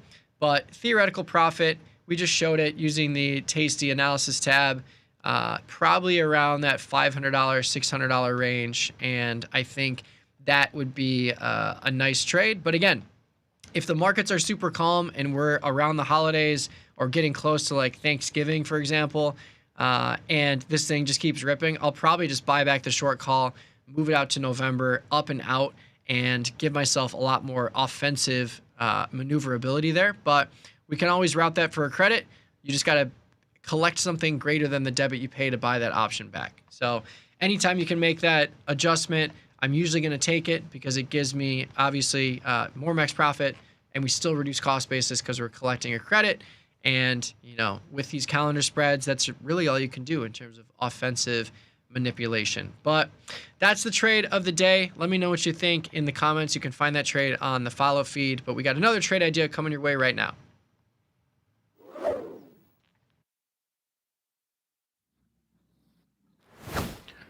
What's going on, guys? Welcome back to another trade of the day. I know we haven't had too much going on this morning since we previously have spoke, but we have another trade idea on our hands, and I'm curious about what you guys think about this one, because this one's a little bit more of like a cultural phenomenon, I will say. This is going to be a stock or an underlying that IPO'd in 2020, March 10th, for around 65 bucks. It's trading above that just a little bit here today, just barely, or it's been chopped in half since the IPO, but it's another underlying that's been getting a lot more popularity. And the underlying that I chose for today was Roblox, which is another Roblox that has been absolutely just destroyed. And I mean, beaten down from last October. And right now I'm on the weekly chart, so each candlestick represents an entire week. So, you know, Roblox has seen better days, but it is one of those underlyings that I'm still pretty bullish on long term. Roblox was one of those games that is going to start utilizing, right, AI into their games. It's going to be one of the first games that I could personally see us using some type of in-game currency. So I think there's still a little bit far away from that, maybe integrating something like a blockchain, but nonetheless, I'm pretty bullish overall on Roblox. And I think it's been so beaten down, I think it warrants a little bit of long delta. So now if I go here to the daily chart, you can see we had a pretty big gap down from July 30th. So into August, we've been trading at lower numbers than Roblox has pretty much ever seen. So I want to get on a little bit of long delta. I was taking a look at the options chain over here, and I was looking at getting pretty creative, right? With one of my favorite trades, the options chain isn't looking too attractive. It is a cheaper underlying. The volume is decent, right? The IV rank earlier was around 1920. Right now it's trading at about 1850. But I'm looking at doing a zebra just because it's a cheaper underlying. Doing a zebra is going to cost a lot less than outright buying 100 shares of this underlying. So I was looking at the 37 days left till expiration, just to look to catch a little bit of a bid on Roblox. And again, this is going to be one that we're not going to overstay our welcome. If this momentum and this velocity to the downside continues, we're going to manage our risk fairly quickly, because especially on the zebras, on these directional trades, it's not a trade that I'm very comfortable with sitting in a ton of drawdown, because then it just reminds myself of kind of just being a bag holder with shares in the overall underlying, right? But there's a few things that we can do if we continue to slide to the downside. We can reduce our cost basis by selling out of the money calls, which is going to almost be like a poor man's covered call, if we continue to get that downside slide to help hedge, you know, that long zebra a little bit more. But we're looking at Roblox today. I was looking at all the different expirations. I like the 37 days till expiration. And the way that I'm going to set this up is by selling it at the money. You can do this for any underlying, but especially if it's an underlying that's a little bit more expensive. Obviously, the buying power is going to be a little bit more, but it's still going to be way cheaper to do a zebra than it is going to be to buy in 100 shares of that specific underlying. So to set this up, you're going to sell an at the money call or put, depending on what side of the directional bias you're on. Right now, I'm bullish, so I'm going to be selling an at the money call.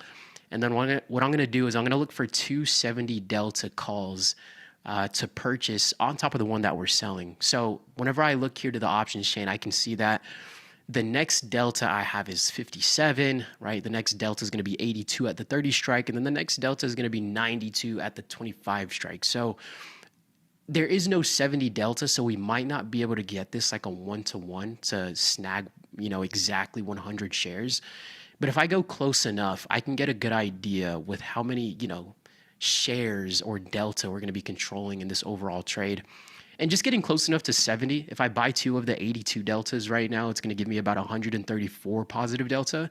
So, I mean, it's pretty aggressive, right? But I mean, that extrinsic value is sitting at minus 24. So we're not exactly at 30, but we're pretty close. And I mean, if we go out a little bit further, you can see that extrinsic value jumps to positive 22, which still isn't zero, but now we have about 153 positive deltas on this trade. So you can choose whichever one you want. Really, the most ideal scenario is when you can get exactly 70 delta and you can really neutralize that extrinsic value almost perfectly. But in this case, this options chain isn't the most attractive. So we're going to work with whatever Roblox is giving us right now in this September 18th cycle. Is that the game Chris Henson busted? Yes, it is. It is. So I think that's part of the reason why Roblox has been struggling so much. Roblox is integrating a lot of age verification and ID implementation into this game because there's a lot of younger users that use Roblox. So with that being said, I know they have run into a lot of issues with miners and that kind of thing. So it's not a very positive sentiment for Roblox. But them as a company, it is one of those that it almost feels a little bit more like a Chris Camillo play. If anybody's familiar with Chris Camillo, he likes to invest in a lot of companies that he sees doing well ahead of time in the real world. And he happened to do pretty well for himself. Maybe we can get him on the channel one of these days. But it kind of feels like it's a trade that's a little bit more up his alley, because that's a little bit more of the thought process that I'm coming from. It's not that there's good news right now. It's not that we're expecting really good earnings, even though they crushed their last earnings. They've been doing pretty well, but looking to implement a lot of that age verification stuff, and a lot of AI being integrated, whatever that means, whatever AI being integrated into your business means, it's used very broadly and thrown around quite frequently. Is Chris Henson a very controversial name? I actually learned about Chris Henson like over the last 48 hours, which is really funny because there's this documentary that dropped and he was in it and I was learning a little bit more about him. So I don't know if Chris Henson is the controversy one, but we're putting on a controversial trade right now then. But with that being said, Roblox down about almost just shy of 2% on the day and trading at their lows, trading at $35 a share right now. And this IPO'd at 64.5. And over the last year, we had seen Roblox trade around $145. So this thing has been taken to the slaughterhouse over this last year. So it's a little bit more of a contrarian play. We're not trying to take the bottom of this move, but we will manage the trade and we will reduce our cost basis by selling out of the money calls if we need to. Am I getting the name right or am I talking about the Muppets guy? It's the same person, Ryan says. I'm learning something too with you guys here in the chat, so good to know. Same person, I guess. But no, with that being said, we're looking at the zebra right now, selling the at the money 40 strike, which is going to be that 30 delta, and then looking to sell that 83 delta. Buy two of the 83 deltas to neutralize that extrinsic value as much as possible. So you can see with the pop, it says 46%. It's basically going to be a 50-50 trade in terms of probability of profit, right? And I mean, that makes sense because whenever we buy one share of a specific underlying, that pop is going to be exactly 50%, and this is a synthetic stock position that we're taking right now, so it makes sense that it's rounding off around that 50% pop right now. So let's see if we can send this one through. See if we can get a fill on this one. Catch a little bit of a bid potentially. Yeah, no, shout out. This is a Chris Henson trade, I guess. But Roblox been absolutely killed on the day. Yeah, I guess. Oh, Jim Henson is the Muppets guy. Okay, we were close. We had the same last name. Look at me taking some of the credit. I'm saying we. I think Ryan had the correct last name. But if you guys are just joining us, we just got filled on Roblox. We put on a long zebra to the upside. We're still riding this crude oil position. We're looking to take this one off at around 84.5. Right now, crude oil trading just shy of 83 right now. So we're starting to see a little bit more of a pullback. So we'll keep an eye on it. Apple's another one we did a few days ago. We sold an out of the money call spread, got on a little bit of short delta there. Apple trading at its all-time highs or near its all-time highs. And the first pullback that we saw in Apple was after it came out and beat earnings, and we still saw a gap down and a little bit of a continuation to the downside, which helps our case because we have a little bit of short delta on in there. But that's going to be Apple. Apple 11 is another trade that we had gotten on post earnings. We're continuing to slide to the downside right now. We'll keep an eye on this one. But we had a pretty big gap down. Now we're seeing a continuation to the downside, trading at about 311 right now. That's going to be App 11, sold an out of the money put spread. It was $10 wide, so the P&L, it really isn't too bad for how, I don't want to say how large of a position this is, but relative to the other positions that we do have on, we typically do $5 wide. But we have $10 in App 11. We're going to manage that if we need to. We're not going to assume the entire max loss on this trade. And then we also sold an out of the money call spread over here on Microsoft. And I know Mike was getting on a little bit more long delta in Microsoft. And right now, Mike is like 8 for 8 for Microsoft this year. So I don't know if I want to fade Mike's sentiment on Microsoft right now. But we're catching a little bit of a pullback. If we continue to pull back into this gap that we saw at the end of July 1st, coming in on August 1st, I want to look to then sell an out of the money put spread. So I then want to join that long sentiment if we can see a little bit more of a pullback, but I'm going to be mindful of that. Microsoft has been on a tear to the upside. We had the gap up off earnings, continuation for about another, 40 points to the upside that we had seen with no signs of slowing down just yet. So I want to be mindful of that. I don't want to catch a flying knife to the upside. But that's going to be Microsoft, 37 days left to expiration. Another trade of the day we did was we sold an out of the money call spread. We're right on the dance floor on this one. Memory names are super volatile, but I am still of the thesis that we have seen the top in Micron, SanDisk, Intel for the time being. I'm not saying I don't think they should be at those valuations, but I think we got ahead of ourselves a little bit more there. So I'm going to be patient on it. Getting short today on some of these memory names would, hindsight 2020, I get it, but would look a little bit more attractive here. But we're not going to double down. We're not going to average, down into our position to get more aggressive, because that is just a recipe for more bad habits to come. Sweet oil trade. Appreciate that, Ryan. I don't want to speak too soon. We haven't closed it out yet, so we're going to be patient on it. I know we're looking to get out at around 84.5, and we had seen the market get up to that price point a couple of times. First time was a couple days ago. We got there at like 5 a.m. in the morning, and I get up at like 5:15 or 5:30. So I just barely missed it. And one of the first things that I do is I check the portfolio on my phone. Like first thing I do when I wake up, I check the portfolio before I hop in the shower, and I had seen that we had just gotten to that level that we wanted to take the position off like 30 minutes prior to waking up. So I was like, we missed it. I don't want to hold this one too long because now I feel a little bit of FOMO on wanting to squeeze that extra point out of oil. So we'll be patient with it there, Ryan. Excuse me. But with that being said, we're up $3 on the Roblox trade of the day for today.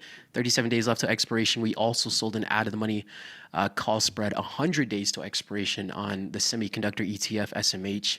And then we're also long bonds. We're up $4 on the day. So bonds has been the most exciting thing in the portfolio outside of oil for us on the day. And it's nice that, Apple's continuing to give us a little bit more downside action there, especially as we trade at all-time highs. USO had the largest trade since inception yesterday too. Nice trade. Yo, good stuff. Good stuff, AV. I don't know how to pronounce her name, but good stuff. I know we've seen a lot of volatility in these names, and, maybe the volatility in oil isn't over. I don't think it's over. But the thing is, whenever we trade so directionally, it's not that we might not see higher prices, but what I don't want in this trade is too much of a deep pullback to where we're now jeopardizing the positioning that we have on this trade, right? So I'm still bullish oil, but I would love to start scaling out just because we were long 74.33, and it would suck to give back most of this move. Like I would hate for us to come back, make a new low, get stopped out, and then we rip back towards the highs. So it's just like, you know what? Let's try and capture some of those small trends in between the volatility that we're seeing on oil right now. But yeah, no, hats off to you on the USO trade. I know that's a product that I like to use to get more exposure to the oil market. We had an out of the money put spread on oil that we took off earlier this week, and we've only consolidated in oil over the last couple of days. So honestly, keeping that trade on with the out of the money put spread would have been nice to still have on, maybe gain an extra 25% out of those contracts. But hindsight is 2020. We were also long the futures contracts. So we got to manage our risk appropriately. I guess we could put it that way. I guess this beat the 2008 largest trade right before we tanked. I gotcha. Yeah. And again, especially coming into midterms here and the geopolitical conflicts, whatever you want to call it, that we're in right now, that might continue a little bit longer. So I was of that sentiment. So whenever I hear Karsan talking about how he believes that conflict might be extended a little bit longer as well, it makes me feel a bit more comfortable too, because I had similar thoughts on that oil market. Someone bought 1/3 of the entire market cap on USO. Crazy stuff. Yeah, a lot going on over there. And again, that makes me curious to understand what type of volatility we could have to come, just because we never really know, how the market is going to get to these highs or back to these lows and what manner that might look like. Are we going to be consolidating, trading within a range for the next couple of weeks before we put in another leg to the upside? So it's just like we never really know the exact time frames. These moves are going to be happening, but we'll keep an eye on it. If Trump is sued, where does the money go? That's a really good question. I'm going to assume somehow it's going to get back to taxpayer dollars. That's going to be my answer, big deal, but I have to circle back around to that one on you. Is Wendy's going private? I have no idea. I don't remember the last time that I traded Wendy's, but I'll take a quick look at it. Yeah, wow. Wendy's having an amazing day, trading at 850 right now this morning, trading at a low of 728. So we'll keep an eye on it. But trade of the day, guys, is going to be Roblox. We'll see how this one pans out. A lot of volatility in these names. But Roblox has been a falling knife, especially over this last year. But we're hoping to catch a little bit of a bid.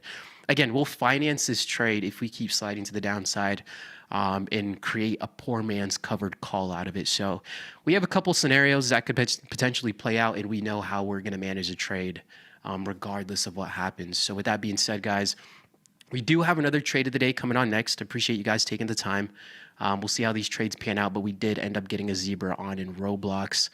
But be sure to stay tuned. We have on, I believe, we got Chris on next for another trade of the day. So let's get his thoughts on the market, see what he's going to be giving us for the day. We got a long zebra on in Roblox.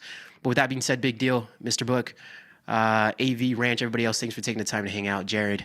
But let's see what Chris has cooking for us, and we'll catch you guys here in a little bit. You bring it, we match it. Get a 3% cash match on all qualifying deposits. Up to $3,000.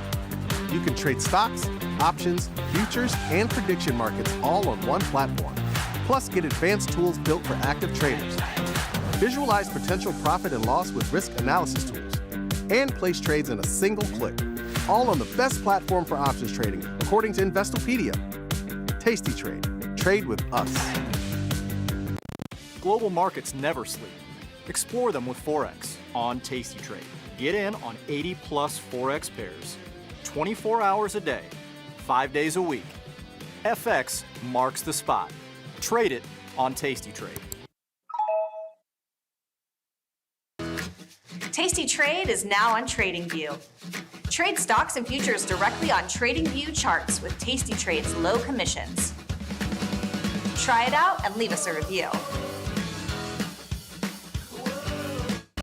Ready to take your trading skills to the next level?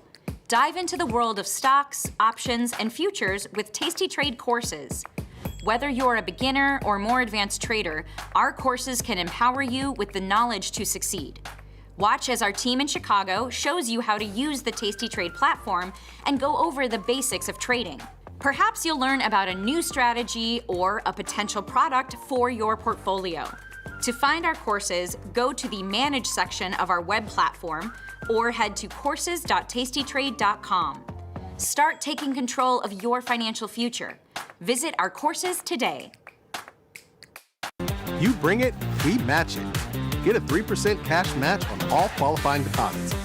Up to $3,000. You can trade stocks, options, futures, and prediction markets all on one platform. Plus, get advanced tools built for active traders.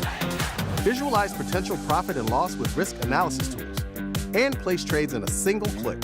All on the best platform for options trading, according to Investopedia. Tasty Trade. Trade with us. Tasty Trade has crypto, and you can trade with zero commissions, Bitcoin, Ethereum, Litecoin, and more. Diversify in one place. Crypto, we got it, we get it. We built Tasty Trade's web platform for today's traders. See it, click it, trade it. Research with fundamentals, endless forecasts, and more. Drill into data, find opportunity, and track the action with hundreds of indicators. Track your options profit and loss history over time per symbol. Note your progress and plan your tactics with a trading journal. See probabilities, max profit, and Greeks in one click. Fund your account and start trading right in the app.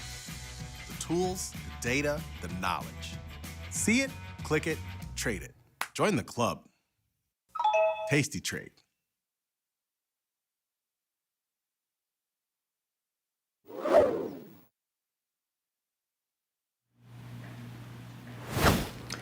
We're back. You're watching Tasty Live. I'm Chris Vecchio. We're here for the Trade of the Day segment. We're going to be revisiting one familiar name, maybe two or three others that are not so familiar here, because we have some position management to do. Just taking a step back, one of the hallmarks for how I like to find opportunities for dip buys in the market, as you've probably heard me say before, I look for stocks, assets that are in general uptrends. So my criteria, I want you to be above your 200-day moving average. I want you to be above your 50-day moving average, but I want you to be below your 20-day or your 1 month moving average. And that may be a correction in a broader uptrend, and we could perhaps latch on, and if there's some volatility there, we could sell some premium. Which brings us to KMB, Kimberly-Clark. A few weeks ago, we were taking a look at the stock, and it had pulled back into that zone below its 1 month, but back above its 50. And so we went out and sold the 100-105 put spread. Today, we see that sitting currently at 9 days to expiration right now. And with some profit to be had here, there is an opportunity to roll because the chart setup is still good. If we were to do the scan again today, and we can actually go to the charts here, if we were to go to the scan today, we would see that just like we were back in the middle of July, here we are sitting below our 1 month, but still holding above our 50 with a shelf in price near 105. So first part of this, of course, 100, 105. We got to get out of this at the 9 days to expiration here. We can take this off, a few dollars made there. We can then go back out to 37 days and the same 105, 100 put spread. It's only giving you $1.03 in credit, which granted is a lot less than we normally like, which is the typical $1.67 on a $5 wide strike. But in this case, the chart setup is still working. It's still holding. And it's a trade that I don't necessarily want to get out of. I'm being forced to by the function of this time. Also rolling out to 37 days in the event that the stock pulls back a little bit here. We're avoiding some more meaningful gamma risk, at least in the short run. So to that end, 100, 105, looks like we collect $1.03 in credit there, which we do. So on a $5 wide strike, when you collect $1.03 in credit, your profit potential is $1.03. Your max loss would be $397 or $3.97 there. Our break even on this, we're going to have to see from $1.03 at least down to what, $1.03. 397. So that's when we get into the real problem. Above there, we can stay a little bit elevated right now. We just need this thing to stay above 105, basically, is the end of the day. That's the story. As long as the shelf in Kimberly-Clark continues to hold right now, then we need not be worried about this thing doing much more than what it's already been doing, which is chopping around, trading in a sideways range, consolidating between 105 and 116. And if it gets up to 116, it may be a candidate to look at a short call spread in because the consolidation here has been going on for a few months. So yes, we're rolling here from 9 days out to 37 in this KMB trade. Still same strikes, 100 and 105 right now. The second trade I have here today, we're staying away from any of the usual suspects, as it were, and we're going to go over to CSX, which is a railroads company. Now, what do they do besides railroads and the specifics of their railroads? That doesn't matter to you. What matters here is that it's one of these stocks that fits that potential dip buying criteria. For the past several months, since late March, the stock has been holding up neatly in this moving average envelope. It's as clear of an uptrend bottom left to top right on the screen as I could see here. But it's also not a stock that moves around a whole lot right now. So this may be a little tight, but at 37 days, and given where the strikes sit, they only go 2.5 wide. The 45, 47.5, 52.5, 55 here, iron condor. The trade does give CSX a little bit of room to move around, but broadly speaking, not necessarily break out to new highs or break down out of its trend, as it were, over the next few sessions here. I like the structure. I was only able to collect, what do we get here for it? About 72 cents, which 72 cents on $2.5 wide strikes is pretty close to what we're aiming for. We're aiming for something in the neighborhood of about, well, 83 cents. So 72 cents compared to 83, that's a lot better than what we were just doing in KMB, rolling forward the 100, 105, taking a little bit less profit potential there in exchange for respecting the technical levels. In this case, we actually can find a trade here that's pretty close to that criteria. So the math to me is clean right now. We were able to get in here at 72. We're taking on a risk of about $168 otherwise, or $178 otherwise. Regardless, it's not a huge trade. It's not a huge risk. It is for a stock that typically does not move around a lot to continue to not move around a lot as this market kind of grinds around to the upside here. And how do we manage either of these positions, right? For KMB, because it's a short premium trade, I probably should have taken that off sooner. It had decayed to less than 50% of what I had taken it on credit for. And with those short premium trades, we just mechanically, you take 50% and you move on. There's no reason to let your profits slip away here. CSX, same kind of deal. It's in at 72 cents. So if it decays down to 36 cents and we can buy it back, over the next week or two, if we get down to, say, 30 days to expiration or 25, we don't need to wait till 21 or 15 or 10 in order to let this thing go. So similar dynamics both in CSX and KMB. The one stock that I haven't been able to be filled in yet, but it's certainly up on the board for me right now, is Travelers Insurance at 37 days to expiration. The short 360, 350 put spread here, which it's only about $2.25 in credit right now. Is this a really liquid company in terms of the options right now? It's not. It's part of the reason why I'm having trouble getting filled, and I may want to pull back here.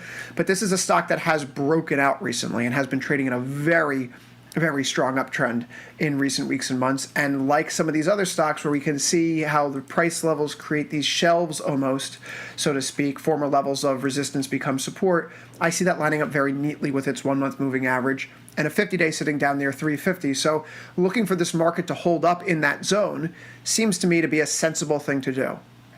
It's also a trade that's uncorrelated with basically everything else that I'm trading right now. So there's an appeal here to this, right? Insurance has no sort of corollary to what's going on in SpaceX or in Amazon or in TSM.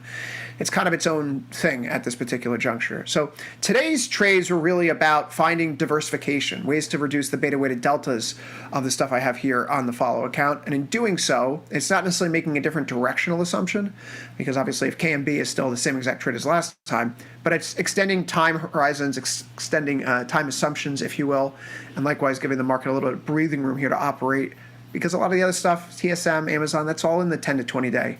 And if stocks, tech stocks in particular, take a turn lower, having non-tech holdings that are also long deltas in the book may be something that could help smooth out some of those potential returns. In any event, that's our 3 trades of the day today here. We have KMB roll, the 100-105 put spread from 9 DTE out to 37. We have the short iron condor here in CSX, the 47.5. 52 being the short strikes. On either side, we're going 2.5 points wide, also at 37 days to expiration. And then if we get filled, we'll call it maybe the third thing. This is certainly why it's being mentioned third. Traveler, it's not the most liquid market, but I like this setup. And so if I can find the price I'm looking for and someone wants to fill me on it, I'm willing to take the trade. But because all 3 of these are short premium trades, they all follow that same rule, 50% profit target. Once we get through our decay, we move on to the next one, and maybe we roll, maybe we don't, but either way, we're done here for now. Tasty Live programming continues next. Ilya Spivak's up next with his trade of the day. Be sure to tune in. After that, him and I, we're here for Futures Power 15. We'll see you there.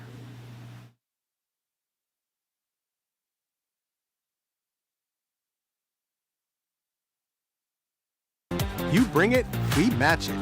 Get a 3% cash match on all qualifying deposits, up to $3,000. You can trade stocks, options, futures, and prediction markets all on one platform.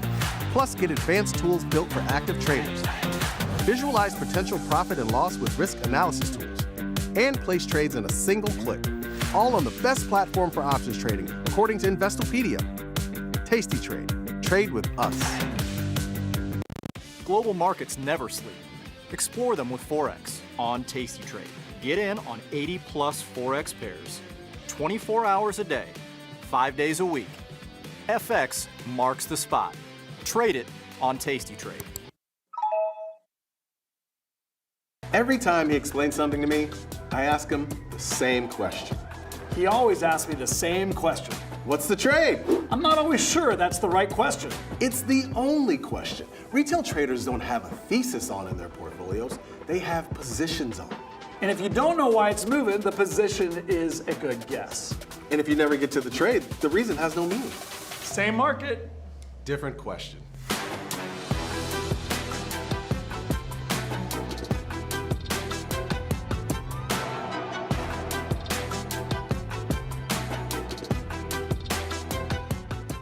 Think you know where ball's gonna go? Test your theories with backtesting.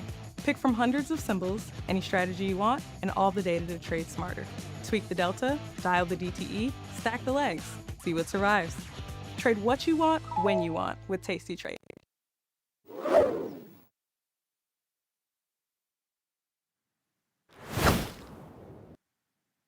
This is Ilya Spivak, head of Global Macro here at Tasty Live, and this is Trade of the Day. Had some economic data this morning, and it came out just as one might expect. CPI coming in right on expectations, 3.4% year on year for the headline, 2.5% for the core.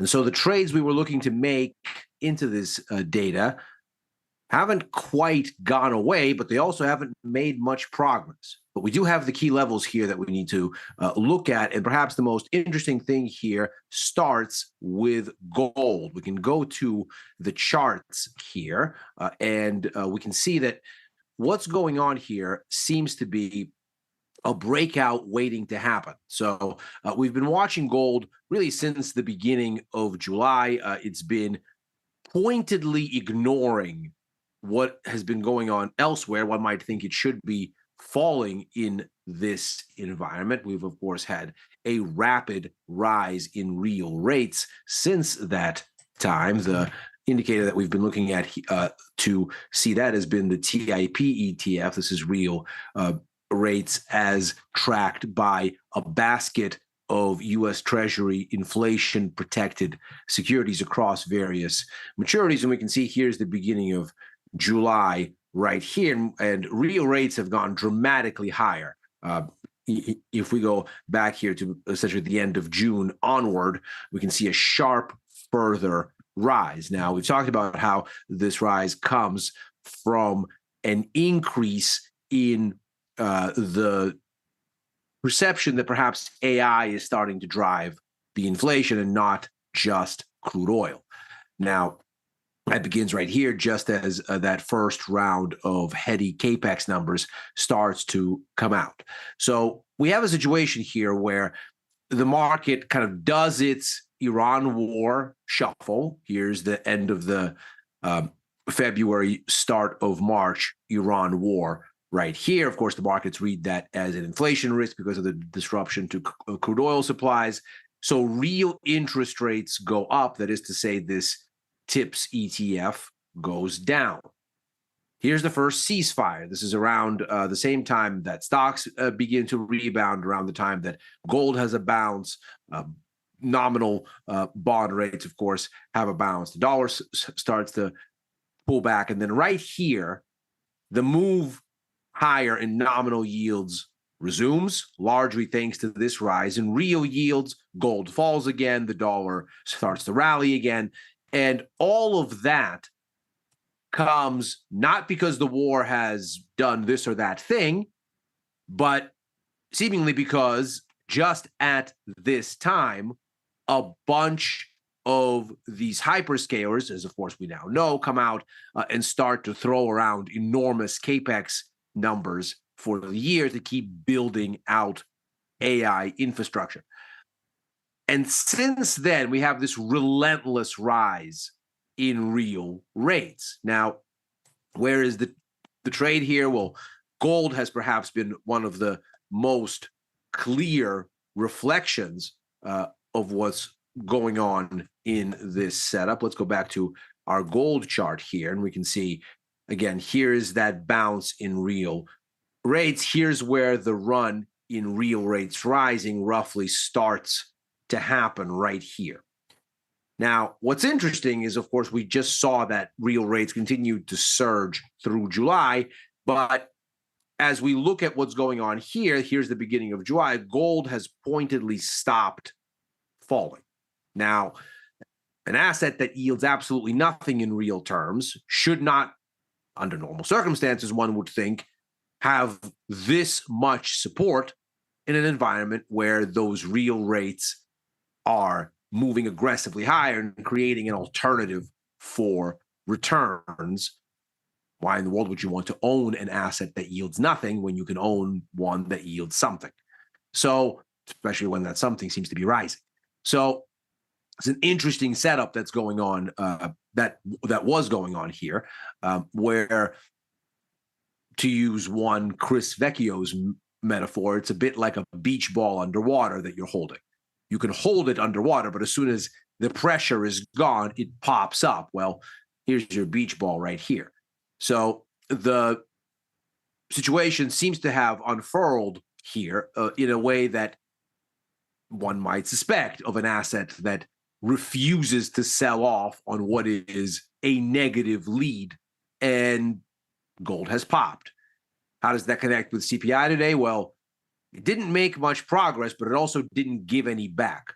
And so if we look at what's going on here, we're seemingly trying to push through this cluster of resistance. And if you want it to be very granular about it, you can say it's even in here somewhere. So this whole kind of area right here becomes something of a line. And if we look at the way the price action is behaving here, you could make the case that a break is already starting to happen.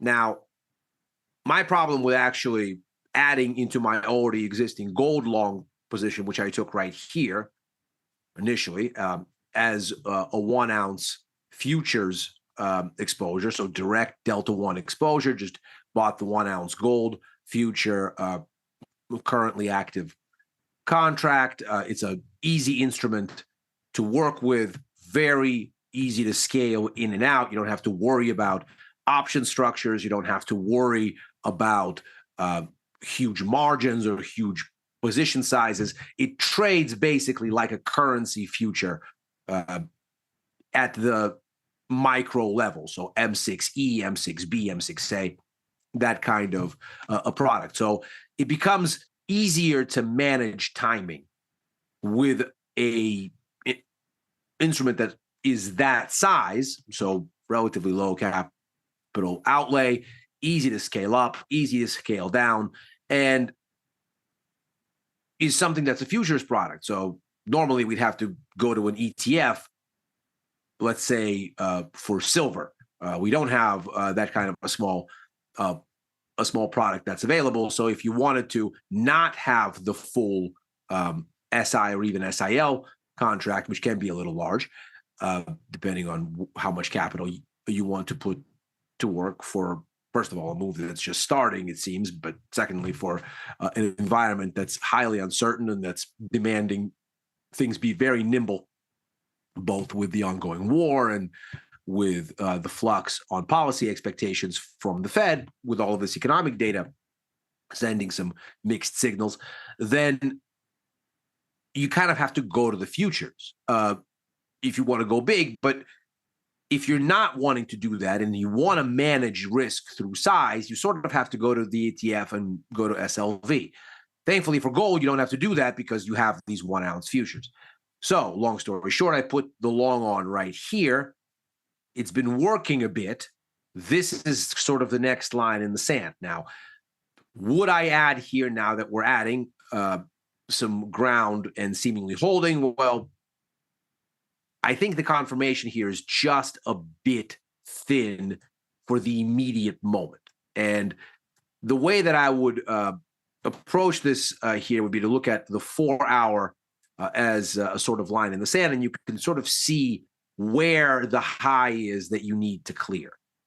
In my mind, this is the trigger. If you get a hold right here, so we get the breakout, we pull back, we hold at former resistance turned support right there. See, here was kind of the previous shelf here. So we get up to resistance and then we kind of bob around sideways and we establish what is the range top right there. Well, sure enough, when we break that and come back on the way in, we hold it as support, as if to say, okay, we're going to use this as a springboard to keep going. There's consolidation, a little internal range. We close above it right there. We get continuation. Essentially, what I'm looking for is more of the same. So if we can get a close above here on GC, so call it yesterday's high. If you get a 4 hour close above yesterday's high, I'll be adding to my gold position. Let's take a look at silver while we're at it. Here's silver. And it's a similar story here. So I've been long, again, in this case, I'm doing it through SLV, and it's to manage size in this uneasy environment. And here, here's the daily. You can see there's a similar kind of thing that's occurring here, and you don't, again, quite have confirmation yet. I got in right here, essentially looking for this range to continue to unfurl. Nowhere, I was holding it for a while there as a call vertical in SLV. It wasn't really making much headway, and then finally it started to, and so I took a little baby profit on the original trade because it was coming up to DTE and rolled out the expirations and actually increased size a bit as I did, as if to say, okay, well, here was your kind of line in the sand right here, and now you've broken that level, so it looks like we're in for a rally. But the question now starts to be, okay, well, would you add into this rally now? That's how I would ask myself that question. And as you do, you kind of see how big of a level this is going all the way back. That was broken right here. So if I was then looking for a trade here, and again, I'll be watching this over the course of today, this might be, as with gold, something that is triggered within some hours here before the close, but we got to see if this holds here. And maybe even the 8-hour could be a little bit clearer. So here is then basically that line in the sand. Either you come back down here to these levels, somewhere here, and you find a base, or you crack this high. So where we seem to be holding here near term at yesterday's swing top. And of course, the essence of what's going on here is that if we are seeing gold and silver resist the rise in real rates, then maybe what we're seeing, as we discussed on our Macro Money show yesterday, and no doubt we'll continue to discuss today, the market is overestimating how much the Fed is actually prepared to lift rates, because the inflation that we've already seen at this point has already created a growth risk. And we're already looking at a situation where maybe the Fed is not quite as prepared to hike as the markets think. Now, we still have a 95, almost 96% chance that we're going to get at least one rate hike this year. But the pricing has shifted a little bit. We were looking at 50-50 odds for September, and October looked like it was closer than it looks today. It was about a 30-70 spread. Now it's about 62-38 for September, so the odds have diminished in favor of no hike in September. And October now doesn't quite look like 30-70 in favor of a hike. Now it sort of looks like 40-60 or so in favor of a hike. So the odds have cooled a bit. Looks like maybe the markets think that hike is coming later.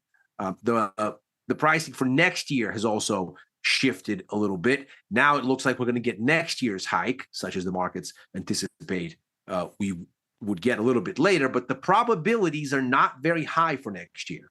It's closer to 50-50 than it is to conviction. So the highest you get is about a 60-40 bet on a further rate hike next year. So it looks like we have the architecture for a precious metals rally. We just need for the market to give us that confirmation. And again, the silver is a little bit muddier here on the whole, so I'm going to resist adding too much into it, especially since I don't have the kind of flexibility there that I do with 1 ounce futures to operate after hours as I do in gold. But here, this is what we need. We need for this to give way. Now, if we come back in here and hold here in a reasonable way, then could be an opportunity to add there as well. But it would be more convincing if the high gave way, even on a 4-hour close. The high from yesterday here just just below the 4,500 figure. And that would be my trigger to go in and buy some more. Stay tuned. Chris is coming up, and we're going to talk futures. Be right back.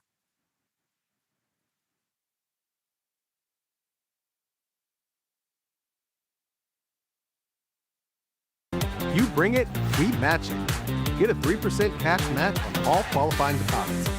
Up to $3,000. You can trade stocks, options, futures, and prediction markets. Tasty Trade. Trade with us. Mike, what does it mean to be assigned? When you are assigned, you are ultimately short an option that's in the money, and the counterparty has the ability to exercise that option. So if you are assigned, it means your option, against your will, ultimately, has turned into 100 shares of long or short stock. What does a green scratch mean? Ooh, a green scratch refers to stubbornness getting the best of you. And when I say you, I mean me. Green scratch refers to rolling a position, defending a position, and instead of just closing it for less than loss that you're seeing, or maybe a $100 loss, $50 loss, a green scratch is when you close it for maybe a 5-cent winner, 10-cent winner, 15-cent winner. Just the ability to see that green number on your screen and get out in a profitable way as opposed to a loss.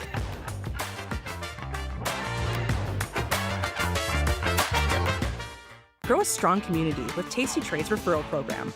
When your friend joins Tasty Trade, you'll both receive $100. As your community grows, you get more bonuses. Only at Tasty Trade.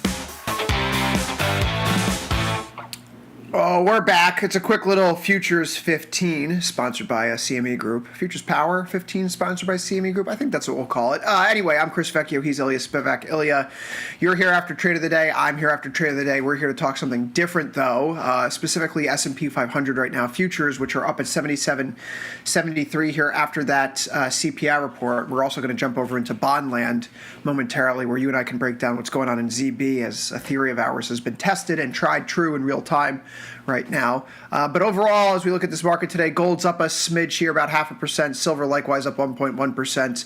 In that bond world, bonds are 109 and 5 ticks. They're losing their gains over the day, which is good news for me, and hopefully good news for you too, Ilya. But we do see here stocks where we start. S&P 0.3%, the NASDAQ 1% higher right now. Why didn't CPI scare the children today? There were some really odd... Didn't do anything. There's some odd things in there, right? Like, what was some of the biggest drivers? Car insurance. Did car insurance fall by the most ever? According to the data set, it looks like it did. That was the big driver in June as well.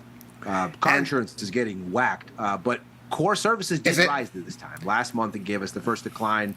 Yeah, core services was actually up on the month this time. Oh, no, I meant car insurance getting whacked. First time. I mean, car insurance getting whacked because I haven't seen my car insurance go down. No. These numbers are a bit wacky. I think it makes more sense in this context to look at what the markets have been telling you. Tips rates haven't gone anywhere. Gold is not particularly moved by this, neither is silver. Those were actually my trades of the day today. They held up at their levels and seem to be still trying to break higher. NASDAQ could not make any hay out of Micron overnight, or Super Micro rather, SMCI. Nothing there. Obviously, that stock popped, and is that helping the overall tech narrative? Not really. So, probably the biggest takeaway for me here was that the Fed rate hike odds softened a touch as a consequence of all of this. Seems like the markets looked at the CPI mud and said, in aggregate, what this means is we have less confidence in a hawkish Fed. To me, that says marginally, because I mean, we're picking at minutia here, but marginally, the markets have lost confidence in a second rate hike next year. Now it's more like 50. The markets have pushed out the timing for this year. Now it's December or bust. September is off the board. October is now closer to a coin toss. So that seems to be telling me that the markets want the precious metals to go higher, maybe want the dollar to go lower. We don't have more confirmation today, so I can't really add to my existing positions on both of those ideas, but I'm just going to sit and wait here and see if maybe by the afternoon the markets pick up a little momentum, and let's say gold gives us a 4-hour break, maybe the dollar does in one of the main crosses, and then we'll see. I have a more constructive view on equity markets in the short term than you do still, which I don't think shocking. What do you know? What do I know? XOK is up here right now at 1.76% higher. So your tech sector is doing a bit of the heavy lifting today. I'm looking at a NASDAQ here, Ilya, that looks like it's knocking on the door of 30K again, where, you know, you want your horizontal lines, that's fine. So 30,000, 30,100, give or take a little bit. It feels like it's been a ceiling now for more than a month, going back to July 6th. So if we can poke our head through there, I'm going to start to feel a little bit better about how this chart's shaping up. But for me, that leaves the S&P 500 in a position where, Ilya, if we're flagging up here after breaking out, I have no reason to take off my MES position right now, which has been in for a ride, obviously. If this bottom left, top right, we have consolidation, we finally break out. I've been sitting in it patiently. Within the expiration window, there's still 36 days before I'd even have to think about rolling it. Technical thresholds, that got time. But what would change here? Look, we spent a week after getting a little bit of removed from our one-week moving average, basically consolidating until we got back to it finally, and we started to edge up from it here. So if that's really what's happening again right now, low volume, low volatility, positive 10 drift, a close below the 1 week, something that we haven't achieved since the day that situational awareness went under, the 29th of July. That might be a tell that this impulse to the upside's higher, and I might cut my MES position at that point. But for now, everything breaks. No, what do you mean breaks? Everything got fixed. You've totally upside down worldview. I mean, I'm bearish. So I was going on vacation in very good spirits, and then I start to get on the plane to cross coasts and go, wait a minute, you did what? I've been gone a day, people. Yeah, unfortunately. It's all it took was getting rid of you. But it's the rotation here. It looks like, from my view. Beware. It looks like the rotation's holding up. QQEW is moving up to what would be a new all-time high. You have the Russell small caps, which are they are stone throws away from what would be a new closing high here. RSP, the equal-weighted S&P. High there. That's fine. We can grind and chip, and we can slowly make our way through. And it's been for the RSP, same thing. So going back to the futures here, Ilya. Grinding there too. I'm getting close to having to roll this off. I'm sitting in the September 11th expiry, 30 days to expiration, the 29.50, 29.75. Short strikes is just below the 50-day moving average, or rather, just below the 1 month moving average, and below that shelf near 3K. So today's action, it's quiet, it's humble, it's 12 points higher. It's still doing the work that it needs to do. This right now, sucks. The volume sucks. But with respect to the Russell here, right, let's just go to RTY here when this is put on. This was taken in at $6.80 credit right now. It's currently trading at $5.80 credit. So because this is a short premium trade, if this thing decays down to about $3.40 or less, then I'll know it's time to take it off. So while the market's working and this thing is moving up for now, there's still more work that can be done, in my view, Ilya.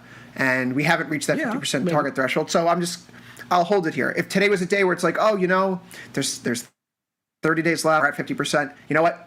I'll take it off. I'll wait for another gyration. I'll put something else on. But we're only about 16, 17% of the way there, so it stays.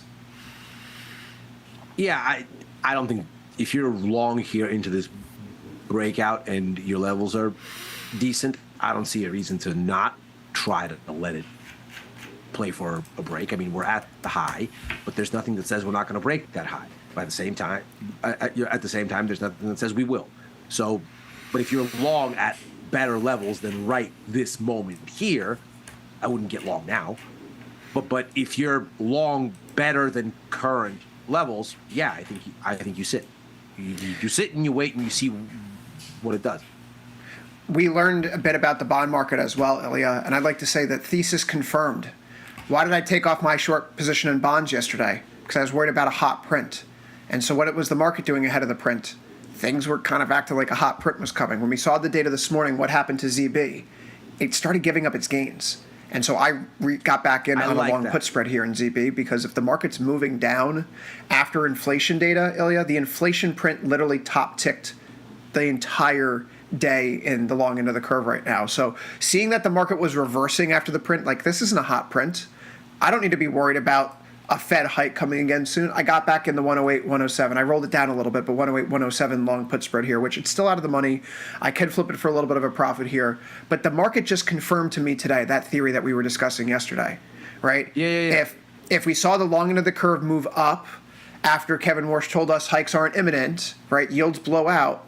And CPI, if it's too hot, more hikes are coming, so yield should actually come in, and vice versa. If it's not too hot, then we're not going to get a September hike, and then long end yields, they start to filter higher again. So our little theory here on how the more dovish the Fed is perceived, the worse the long end looks. It's another brick in that path today, I can confidently say, with CPI. It's certainly looking that way. Now, I don't think I have the kind of confirmation in this narrow range to call it directionally one way or another for my kind of time horizon. I need, on average, about 5 weeks in a winning trade, and then I cut a loser about 2 weeks into it doing not the thing that I want, on average. I look for the price action. It's not a timing trigger, but that seems to be how it works out. A trade that proves itself wrong tends to do it in about 2 weeks. Trade that works out tends to run about 5. So for me, you got to break this range. You got to go either higher or lower, do something. But I'm biased on the bullish side of this. I just don't have the conviction to actually pull the trigger. I have exposures to that theory via gold, via silver, via the dollar on the short side. But bonds, this has been a widowmaker for me this year. This is a tough market. Well, it's been a downtrend. One thing that it's worked on rates going higher. It hasn't worked on trying to pick a bottom.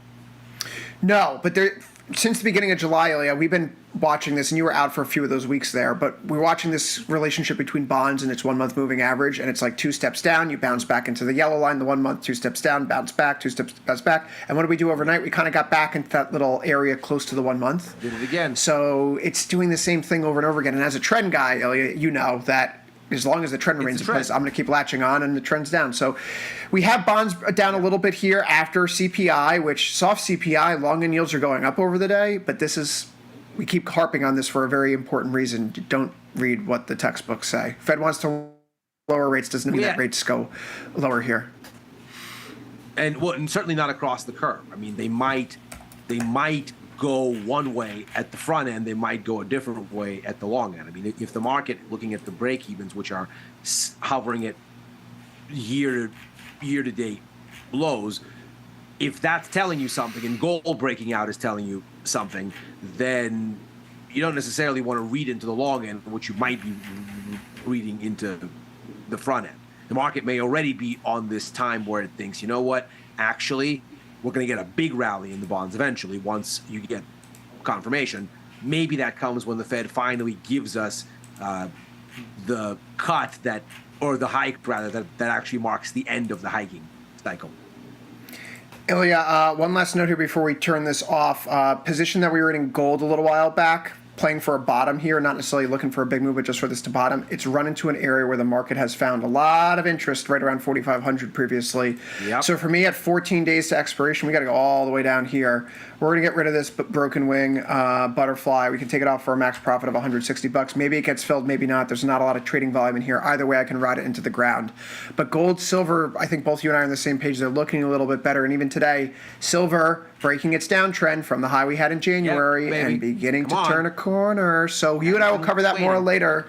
You and I have overtime together later today. Catch us at 4 Eastern, 3 Central for final thoughts on the trading day. Until then, though, you have TP coming up next. Then we're going to get into a little bit of Forex Focus and, of course, Tim Knight before Last Call. If you're joining Last Call today, I will be there. We have another special outside guest coming in today. That gentleman is going to be the one and only Andrew Aziz. So be sure to come join us on Last Call. Ilya, I'll catch you later. Everyone else, Tasty Live programming continues after this.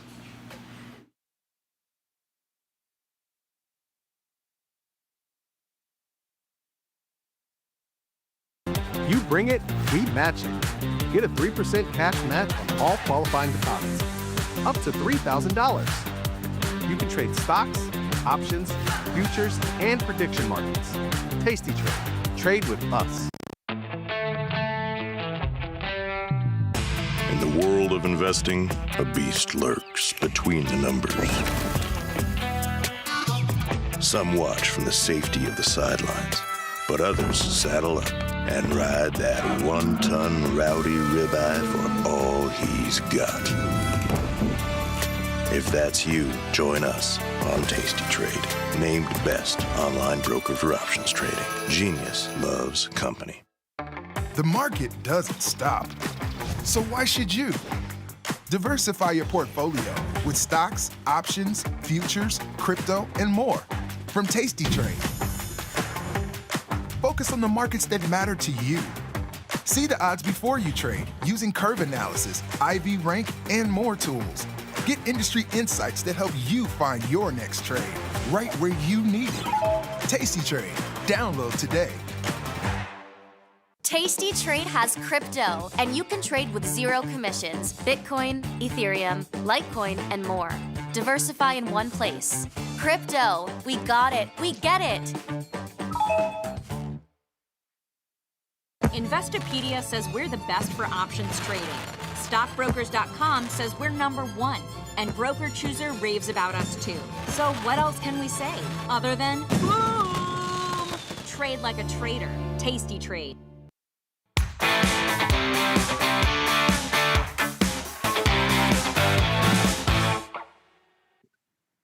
Oh, where have my little spoos gone? Well, nowhere. Okay, I'm Tom Preston and ready to trade here on Wednesday afternoon. And okay, so the SPX is up 22, 23 bucks or something like that. That's basically where they were all morning, all through the lunch hour, stuff like that. Like I told you earlier when I was on with Chris at 10, I had sold an iron condor around 9 o'clock or 9:15 actually. I sold that for $2.90, and when I got off the show, I wanted to add to it, increase the size a bit, and by that time, the premium had been dropped by like 15 cents or something like that. And I was able to buy that back for less than an hour later for half the value, $1.45. And that's my basic strategy with the SPX, with those SPX irons. I know, and you can do that, use the same approach with 25% profit, 10% profit, whatever you're happy with, whatever, gets you the dollars you need to pay the bills or whatever. And sometimes it happens sooner. Sometimes it takes a little bit longer to hit those numbers, depending on where your short strikes are. But when I go in there, I go in for about $2. I look for the $2 put, $2 call to sell, and then go 25 points out for the next strike. So that's what I do. And one of the things that I want to talk about today, and we'll look at a couple of earnings trades with this in mind, is the P50 number. I want to touch on that just briefly. I don't want to get too deep in the weeds with it, but if I go into, let's just take this for example. Now let's do something a little more reasonable. Let's do, it's good old IBM. Let's sell this put, 210 put in IBM. So you see this P50 number, 77%. That is the probability of making half its max profit. Do I have this right? No, I have two trades in here.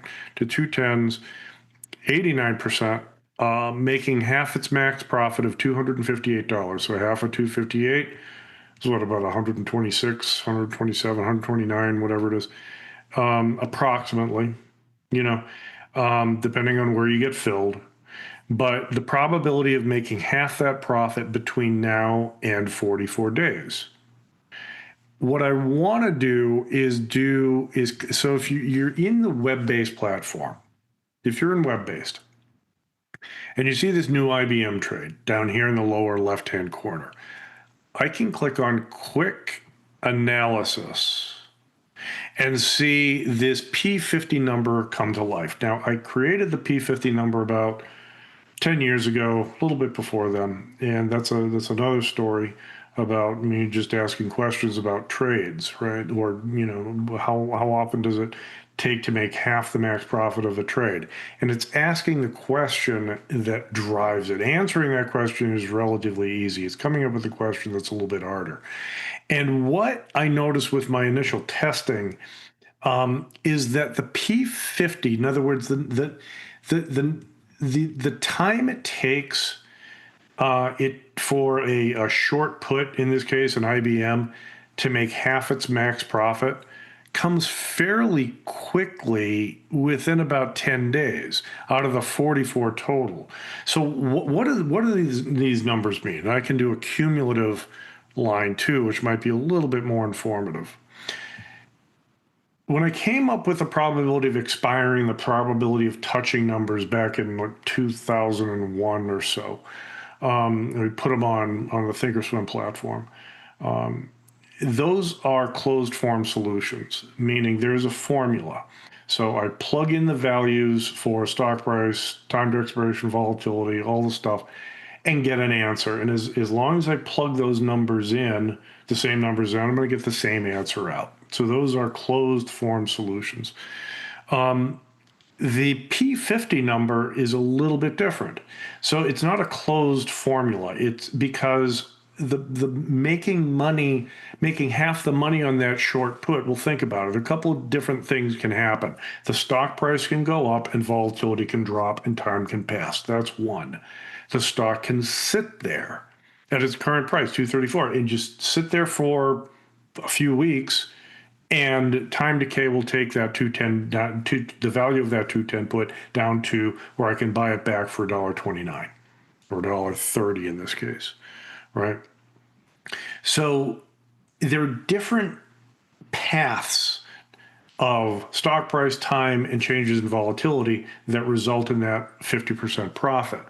So it's not a closed form solution. What it is a Monte Carlo simulation that takes 1,000 possible price paths based on Brownian motion. We'll talk about that at a later date, but it says between now and, in this case, 44 days, based on the current volatility of IBM, in this case, overall volatility 39%, that the price paths, IBM could go up, down, up, down, up, down, up, down, up, up, up, up, up, down, down, down, down, up, up, up, down, down, down, whatever. 1,000 of those potential price paths between now and 44 days, prices out the option, the value of that 210 put along each of those paths, and see when and if that path yields a 50% profit on that short 210 put.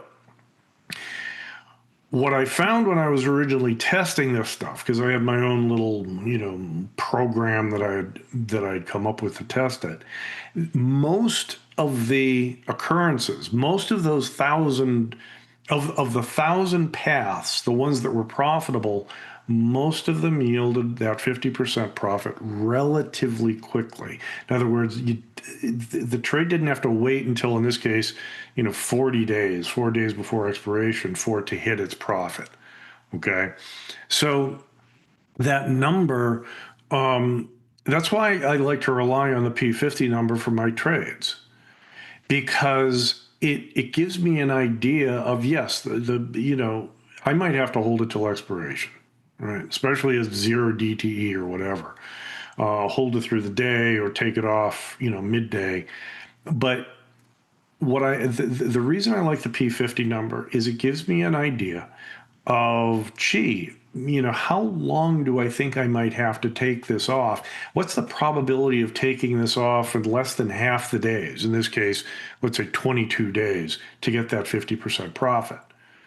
Now I could hang on to it longer and make a greater percent of the max profit, whatever, or take it off sooner and collect less.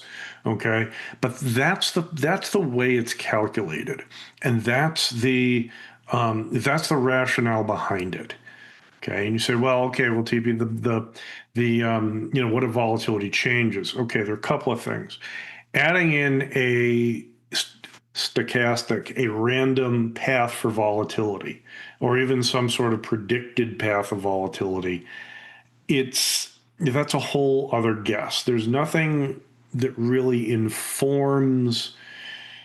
There's nothing you can really pull out of the market data that is a reliable path for volatility.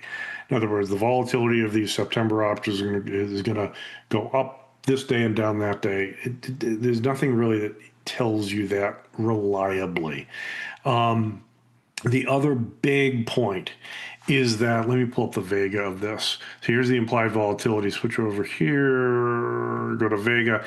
The Vega, which is the option sensitivity to a change in volatility, drops as time passes. So look at the 210 put. The Vega is 21 with 44 days.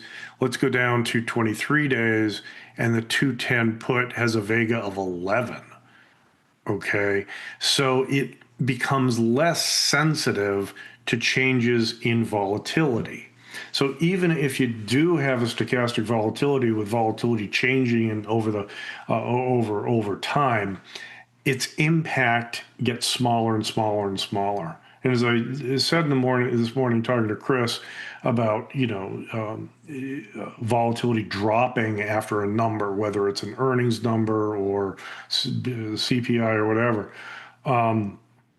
that volatility has a much smaller impact on the P&L of an option strategy than what the stock price does. That's what I care about. I'll base a trade on volatility, not where I think the stock is going to go necessarily. Yeah, it might be bullish or bearish or whatever, but really I'll say, okay, volatility's high, I'll sell some premium. Volatility's low, I might buy a spread, right? But what's the trades on? The P&L is mainly driven by the stock price and whether the stock price cooperates. Time decay in something like this also helps, right? And volatility, yes, it can be the icing on the cake. So it can help, but it is not the main driver. So that's the P50 number. That's why I like to use this. And if you go in on the web-based platform, you load up a trade, you see the trade sitting here, selling this put. Ooh, it's gone up a little bit, 279. I don't want to sell this put necessarily, but if you click on here in this quick analysis, you open up this little window. This is the number of days to the 50% profit. So the x-axis here is the number of days. 2 days, there are a few occurrences. 4 days, there's a big spike in the occurrences. 6 days, 10 days, 10 days. So by 10 days, you get a majority of the occurrences. This is the cumulative.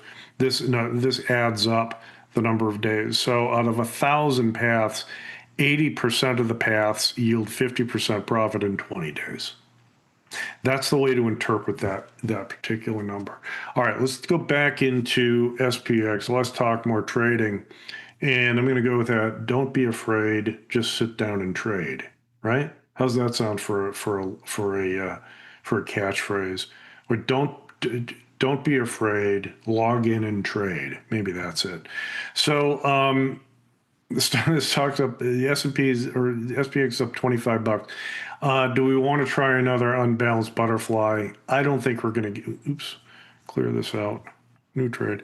Clear this out. I don't want to sell it. I want to buy that. Sell 2 of these. The same old. 60 cents for that butterfly. Yeah, see, let's drag it down here. Drag this, 5-cent debit. You're just not getting the credits for this stuff.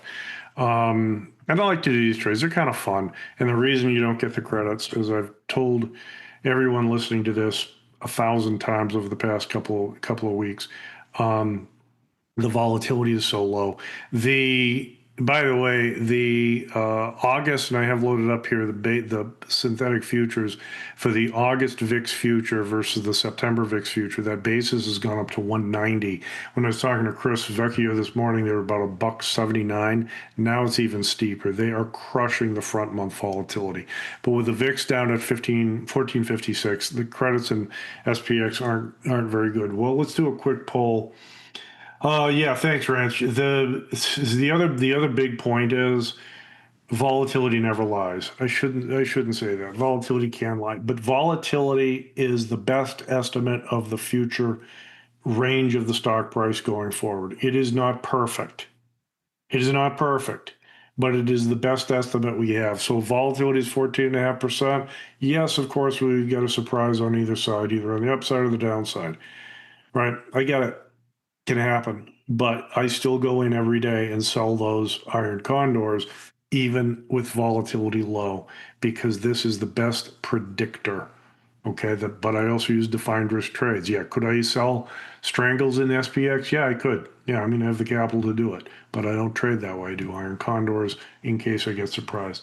Are there any? Don't be afraid to get paid. Yeah, you got to be careful. The big deal donuts, that's a good one. The issue is you can't, with a brokerage firm, you can't say, well, you're going to trade and make money. There is always the possibility of losing. So we got to be a little bit. Hey, all right, let's go into GLD real quick.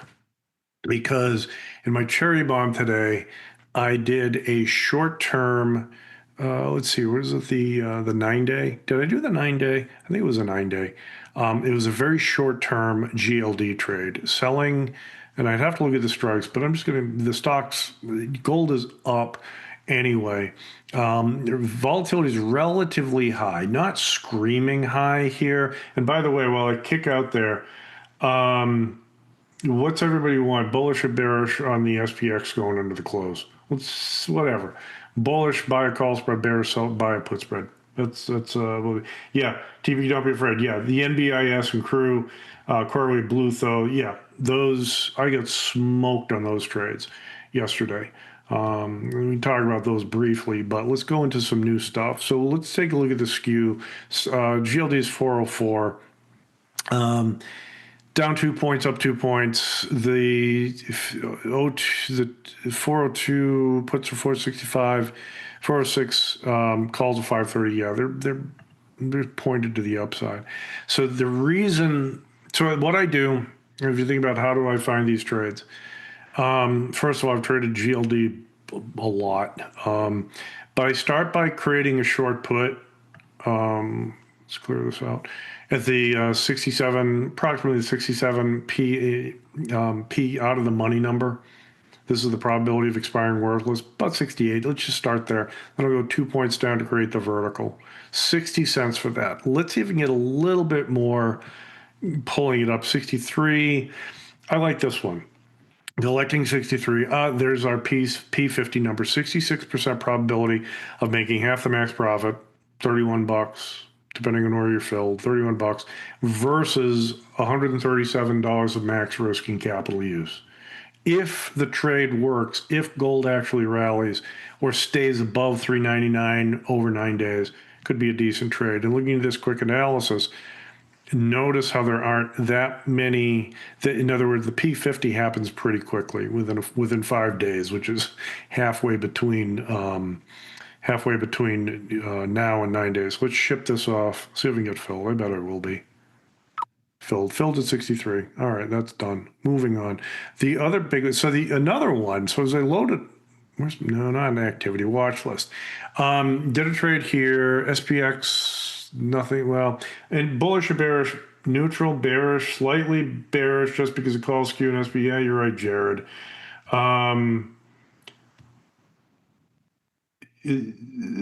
Slightly, you know what? Bear, neutral. I don't want to do a neutral trade. The problem is, we could do a neutral trade. Let's do a bearish trade. Let's roll the dice. Let's buy an at the money put spread. Yesterday's put spread worked out pretty well. You guys said bearish, and the SPX closed lower, and I was able to take max profit on that little put spread. I'm going to route this at 220. Come on, let's play. Yeah, nothing done. All right, let's go into the watch list. And hey, Phil, take a fill. Okay, Stub. Before I get to our ONDS, let's look at Stub. StubHub. I guess people use it to buy tickets and go see concerts and shows and stuff. You know, I don't know anything about the stock. I was looking through the earnings calendar, and most of them you can't trade. Most of them, their liquidity stinks, and you can't trade them. Stub, on the other hand, actually has relatively tight markets. Stub. I mean, it's, you gotta love a company whose name is, or stock symbol is Stub. Stock's at 826, right in between 8 and 8.5. Let's see what the skew's looking like. Down a half a buck, up a half a buck. So down a half a, so stock's 826, in between 8 and 8.5. The 8 put is 25 cents away. The 8.5 call, or the 8.5 strike, is 25 cents away. So down a half a point from 8 to the 7.5 put, 25 cents. Up a half a point from 8.5 to the 9 strike, 35. 35 is bigger than 25, therefore the skew's pointing to the upside. Let's see what the margin requirement is. If I sell this, I don't know if you can you get fill? What's the last trade? Last price. It's 23 cents, so you can't get filled in between here. If I sell this for 20 cents, and buying power is only $300, that's not bad. It's not worth doing a vertical in here, I don't think. Let's just sell this at 22, see if we get filled. Again, this is just taking another earnings shot on StubHub. Submit. Filled at 22. Filled at crap. I put I thought I had it routed at I thought I had created the order at 22 cents, but it went in at 20. Why is that? That's screw. That's my fat fingers mistake. All right. Moving on. Be careful of that though, and try to get a little bit better price than just hitting the bid, which I hate. Cisco is the big one today.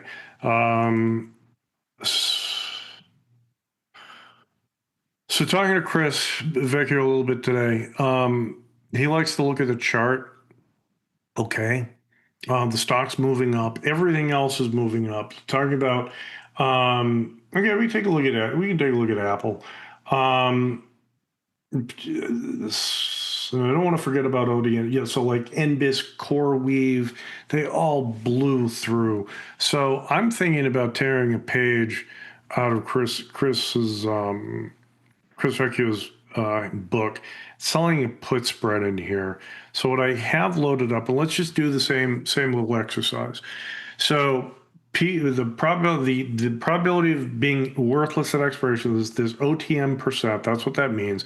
It means that 67% of the time, Cisco is going to be above 117 in 2 days. So I click on that, and I go down 2 points. What do I get for that? 65 cents. Voila. And it doesn't always work that way. Let's just check the skew. 123.40, right in between here. Down 2 points, up 2 points. 121 puts, 440. The 26 calls for slightly bullish. Or I should say the risk is pointed slightly to the upside. Let's route this at 65 cents. Ship it. Shipped and filled. Call calendar. Yeah, you can do a call calendar as a bullish trade. I like to get paid faster. Let's do ONDS. Drone company. I don't have a drone yet.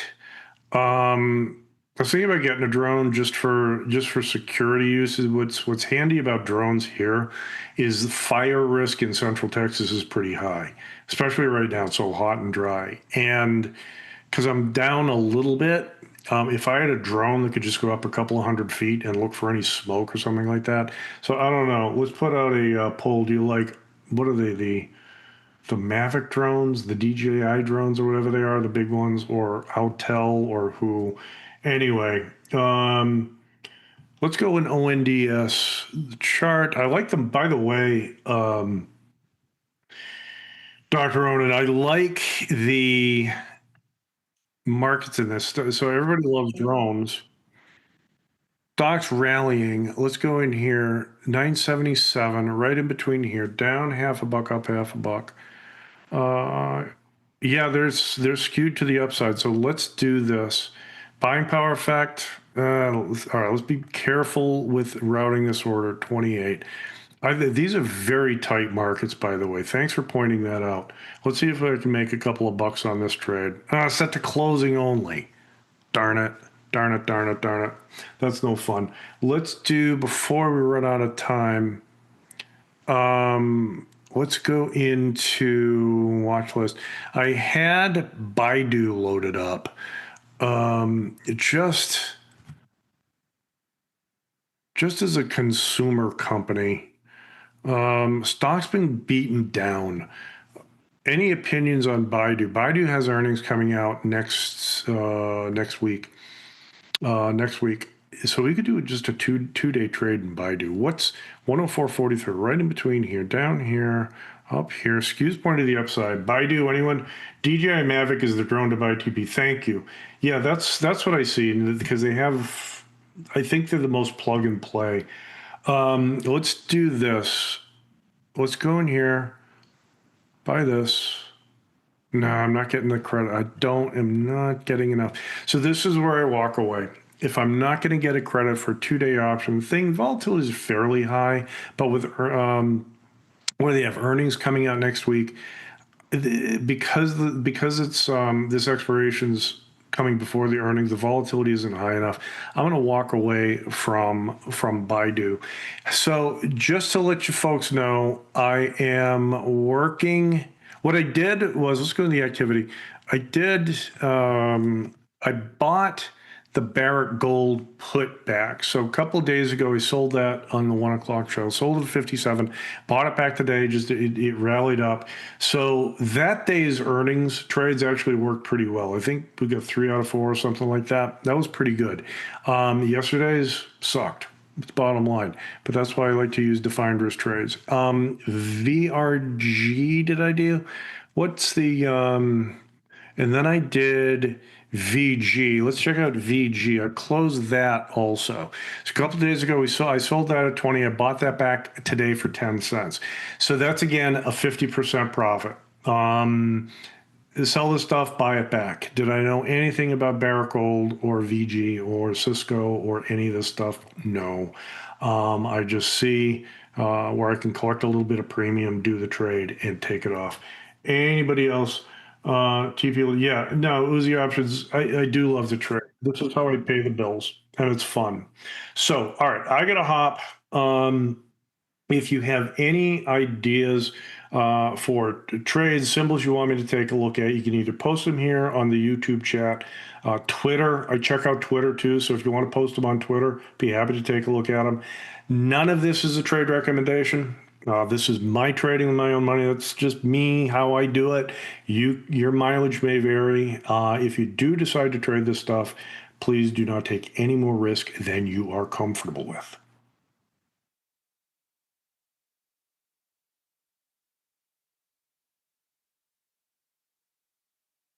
You bring it, we match it. Get a 3% cash match on all qualifying deposits, up to $3,000. You can trade stocks, options, futures, and prediction markets all on one platform. Plus, get advanced tools built for active traders. Visualize potential profit and loss with risk analysis tools. And place trades in a single click. All on the best platform for options trading, according to Investopedia. Tasty Trade. Trade with us.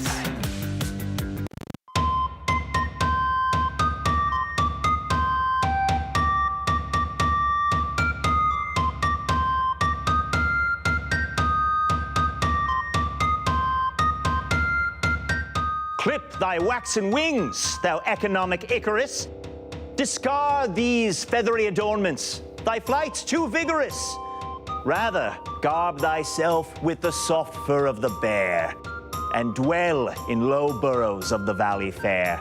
Forsake thy previous highs and perilous summit. For lo, I am short, so I must needs thee plummet.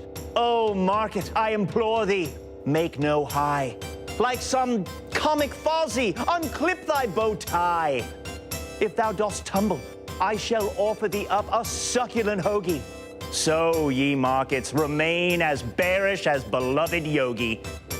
Follow thee the lead of Kipling's Baloo, and may the move be sweet as honey to Winnie the Pooh.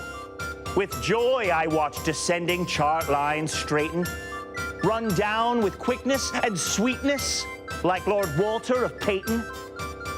Let curious traders admire thy Berenstein way, and joyfully stealing some porridge, let us now say, sweet bearish market, never would I cage her, but admire her drop like some terrestrial Ursa Major.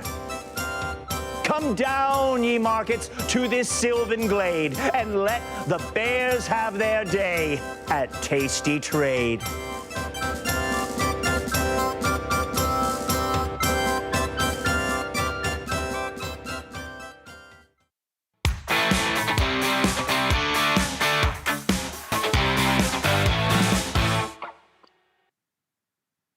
And we are back. I now have some water spilled on my desk. That's very good. And Mr. Glen Frybarger is here. I'm going to learn how to pronounce your last name, Glen. It shouldn't be this hard for me. I just can't talk. That's my issue. This is Forex Focus. I'm Ilya Spivak, head of Global Macro here at Tasty Live. And that, ladies and gentlemen, is the one, the only Glen Frybarger. Sir, it's good to see you again. I was out for about 2 weeks, but I'm back in the game, baby. And you were dearly missed.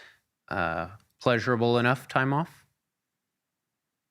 Yes, I was on the East Coast. We took the kids to the Poconos and saw the East Coast fam. We do a once a year descent upon the East Coast, whereby all the relatives are within driving distance, and sort of make ourselves available for them. That's pretty good. And that's your max, right? You're only allowed on the East Coast once a year is how it was relayed to me. You're kind of I'm only allowed on the West East Coast. Well, so I got to make sure I keep my my West Coast card current. My wife is from Queens, so I do have a little bit of a pass. All right. This time, though, we were in uncharted waters. We were not in New York. We went to the Pennsylvania side of the Poconos, so we came through Philly, and I like Philly, as it turns out. Careful who you tell that to, but I don't know. For the history, I like the history part of it. Walkable brick paths. I thought the vibes were cool. I thought the restaurants were tasty. I thought the center city area was cool looking. Some cool parks over there. Some cool architecture. It's a nice get down. All right. Well, I'll take your word for the food part. Philly, and specifically the Philadelphia cheesesteak, its namesake, was how I found out. That's not where I was going with the food. Well, that's how I found out I was the lactose intolerant. So that was less than fun. But I'm glad. Yeah, I arrived at the idea maybe about 20 years ago, and I think this is going to be a bit controversial. Everybody get ready. I think meat and cheese don't marry well in a sandwich or a pizza situation, especially a hot sandwich and pizza situation. I think the two take away from each other. I think veggie pizza, burgers without cheese are where I lean. I mean, isn't that literally Old Testament? Is that not what it is? If one were to is? take that interpretation, although some debate on that. I think that was verbatim. We could get into for hours, but we're not gonna. All right. How we feeling on this hump day? Instead, let's talk about the other controversial thing in these markets, what in the world is the dollar going to do here when there is no lead of any kind for anything? That CPI today was maybe the worst of all things because it was exactly as expected and did nothing. I thought that's where you were going with your controversy, was the behind big numbers, behind are these numbers real? Because perfectly in line on everything. Come on, I guess month over month was. Yeah, I don't trust it. It happens. Although here's what I don't like about these numbers, and you tell me if this makes sense. People can have whatever debate they want to have, and we can go right to the charts here, production team, because I'm gonna be annoyed here for a second. I'm a trader. I don't care about the academics of these numbers. I mean, I care about them to the extent that I'm an econ nerd and I like to tinker around in the numbers because, frankly, what choice do I have? My mind goes there whether I like it or not. But the part that annoys me as a trader is this gave the market absolutely no conviction to do anything. I wish there was a number that was stronger or weaker so that we could get a breakout, so there'd be something that I could hang on the price action and go, right, I should be long or short. What was that? That didn't do anything. Yeah. I mean, it was arguably a scalper's paradise, if you think about it this way, because we do sit now with, our closest rate decision still swinging back and forth from 60-40, 40-60, stay or hike.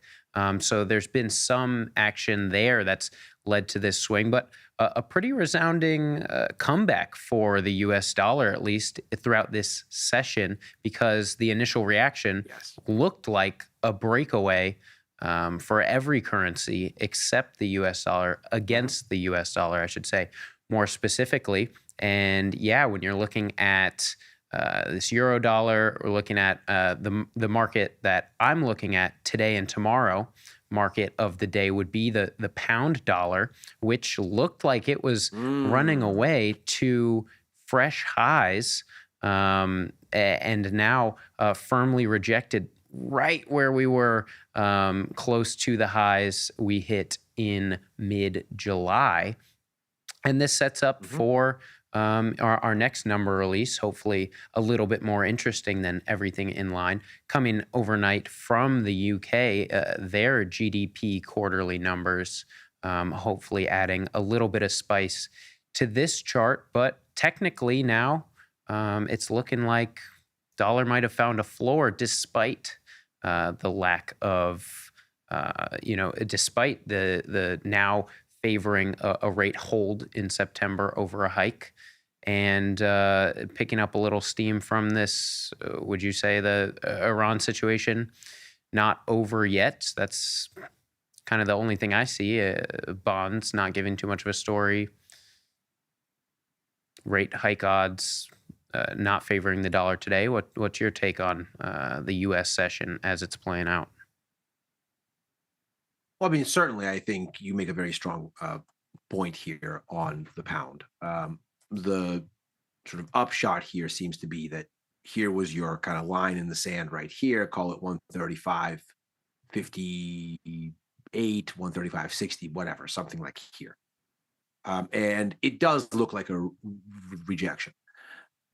I don't think I'm prepared to say that this looks like anything more than an attempt at a break that didn't happen, because even if you just, and we'll go to the shorter term time frame in a second, but even if you just look for the past 3 days, right, here was kind of your, this is a fun exercise to do on a daily chart before you switch to a lower time frame, because markets magically line up.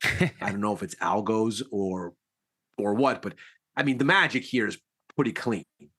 Please tell me technical analysis doesn't work. Go on, I'll wait. Here's the the former resistance here against which we had this big sell-off, where did we stop? And Right where there. have we been sitting here for 3 days? Right there. Right? So, okay, if you get a close under, maybe I'll believe it. At least down to like here, 134.14, let's call it. Now, here's where it gets fun. Let's introduce some fuzz and confusion into this market. Let's go to a 4-hour. Is that confusion? No. Look how clean that lines up. It's almost like we intended it.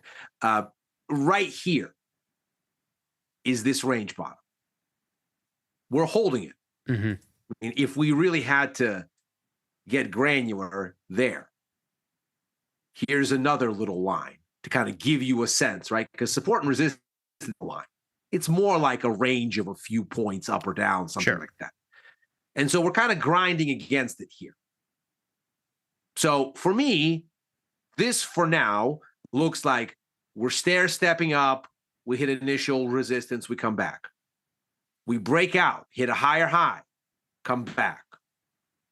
I'm looking at this as we held here, maybe we hold here again. Maybe we don't, but I don't really see the risk reward selling here if you don't have anything else on now and you're saying, okay, well, should I be in the pound now?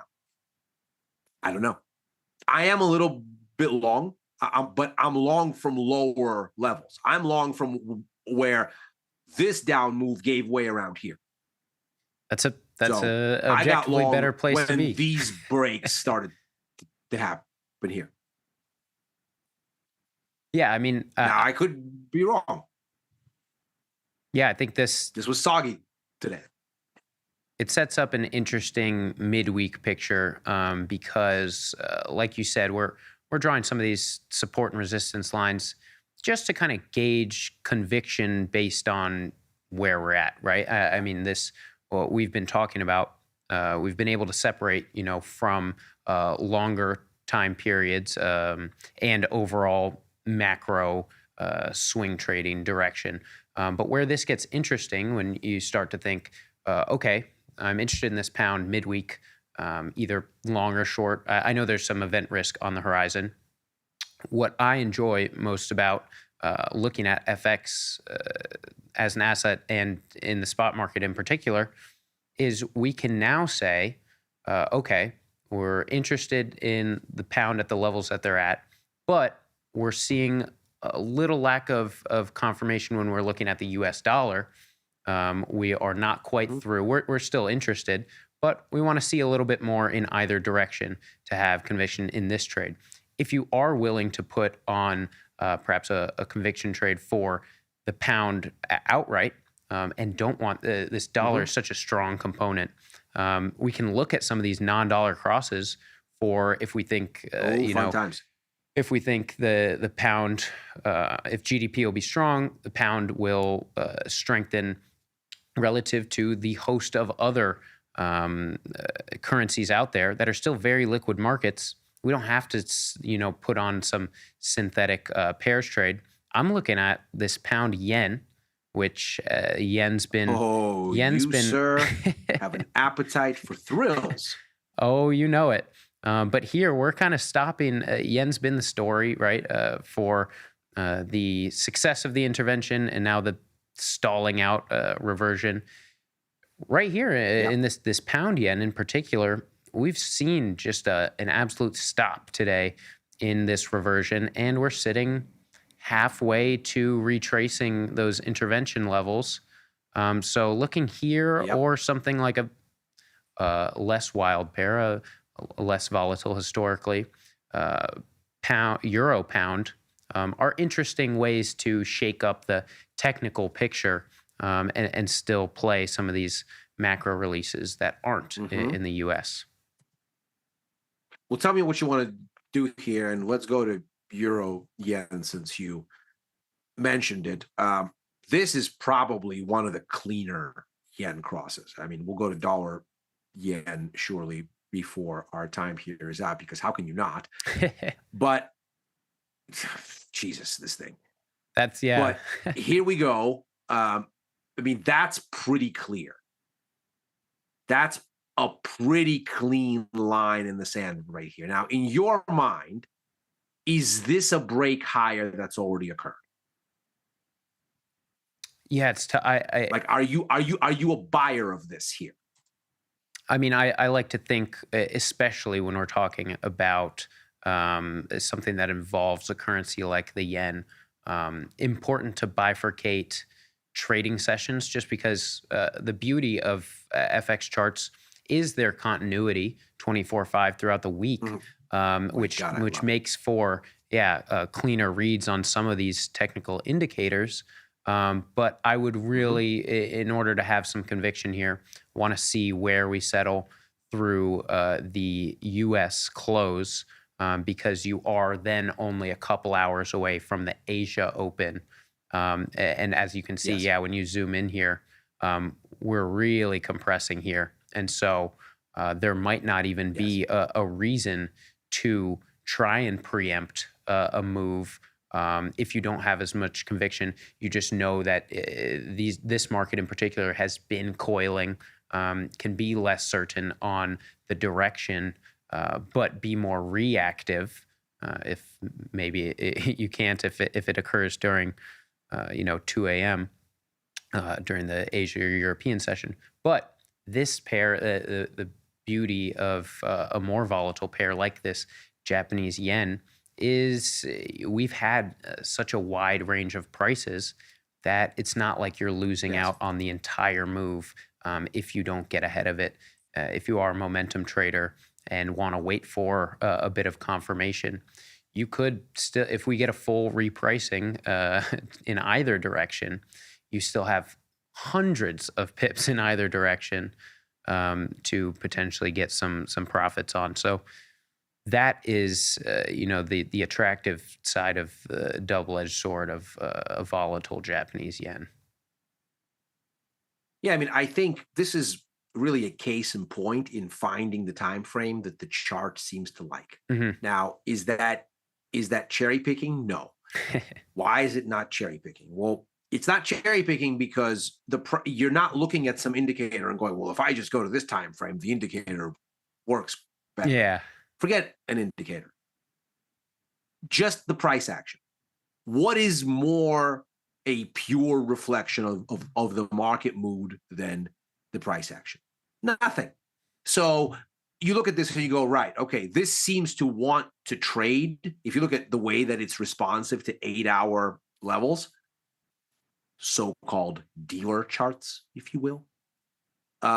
If you want to look at this on a kind of session basis, 8 hours is sort of the rough length of a session. So you look at this and you go, right, okay, this seems to be responsive at the 8-hour bar level. Like that seems to be the meaningful close. And you can see it here, like boom, right here at the low, bounce, retest where? Pretty much right there. Okay, break. Look at where we're holding. I mean, this is pretty clean, technically. So I don't think you really need to make this rocket science. You got this congestion right here. Okay, where is that congestion over? It's either over here or it's over here. Where is the better risk reward? Probably here, because you have more room to go. You really don't have to make this ultra complicated. Now, does that mean you're going to be right? No, it doesn't mean that at all. Does that mean you're going to be wrong? Doesn't mean that either. Who knows, right? Markets are going to do what they're going to do.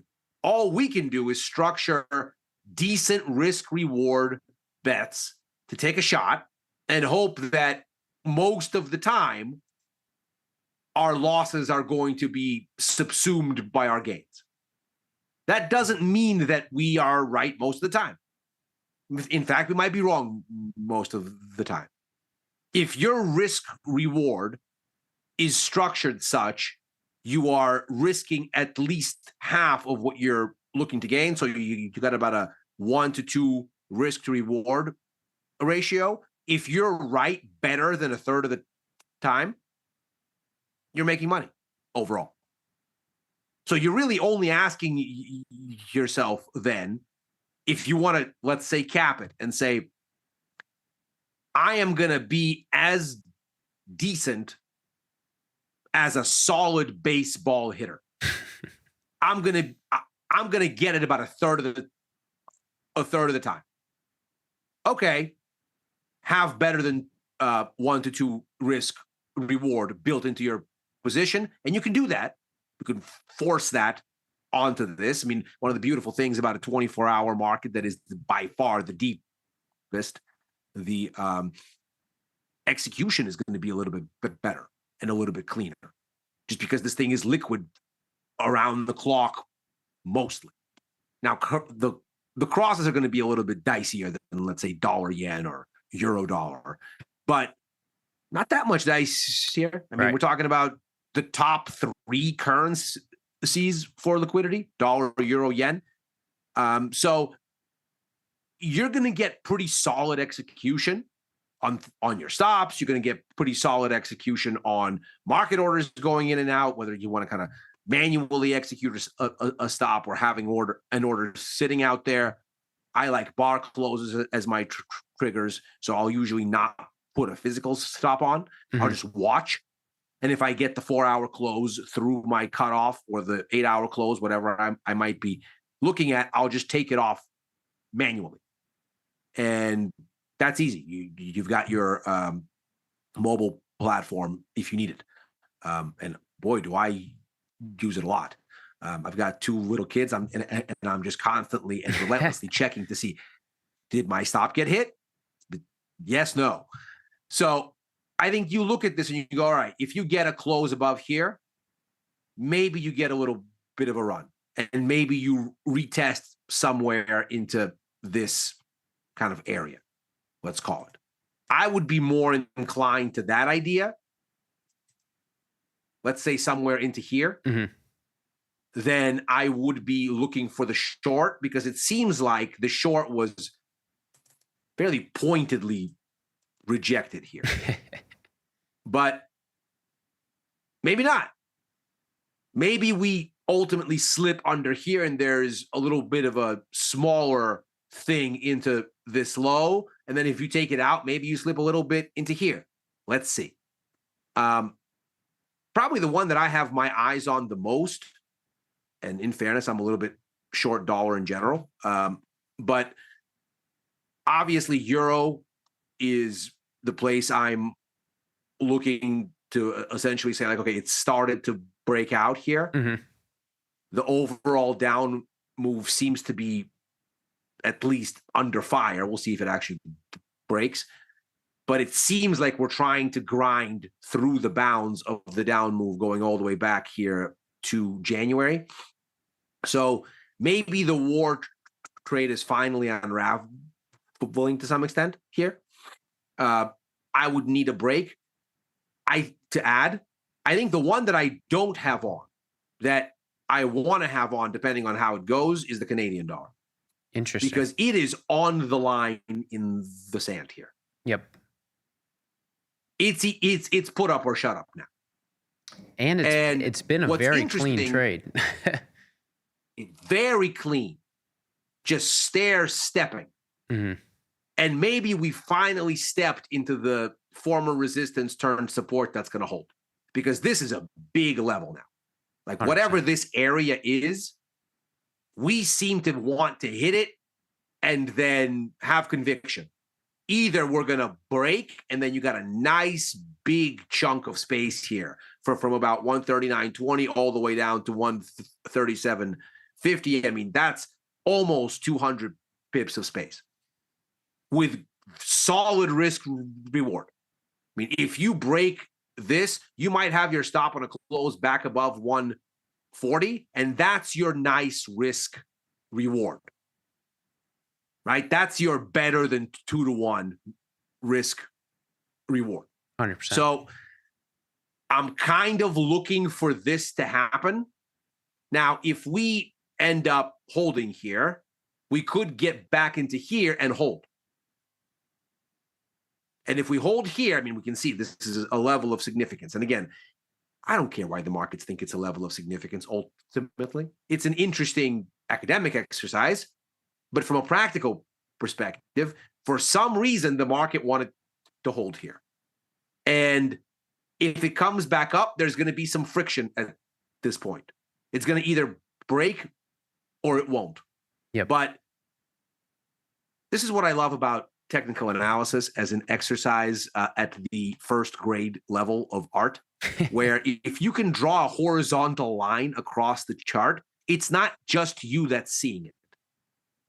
If it's obvious, everybody's looking at it. And frankly, then it doesn't really matter if the line has any intrinsic meaning or it doesn't. Right. If everybody is looking at the same thing and acting on the same thing, then it's meaningful.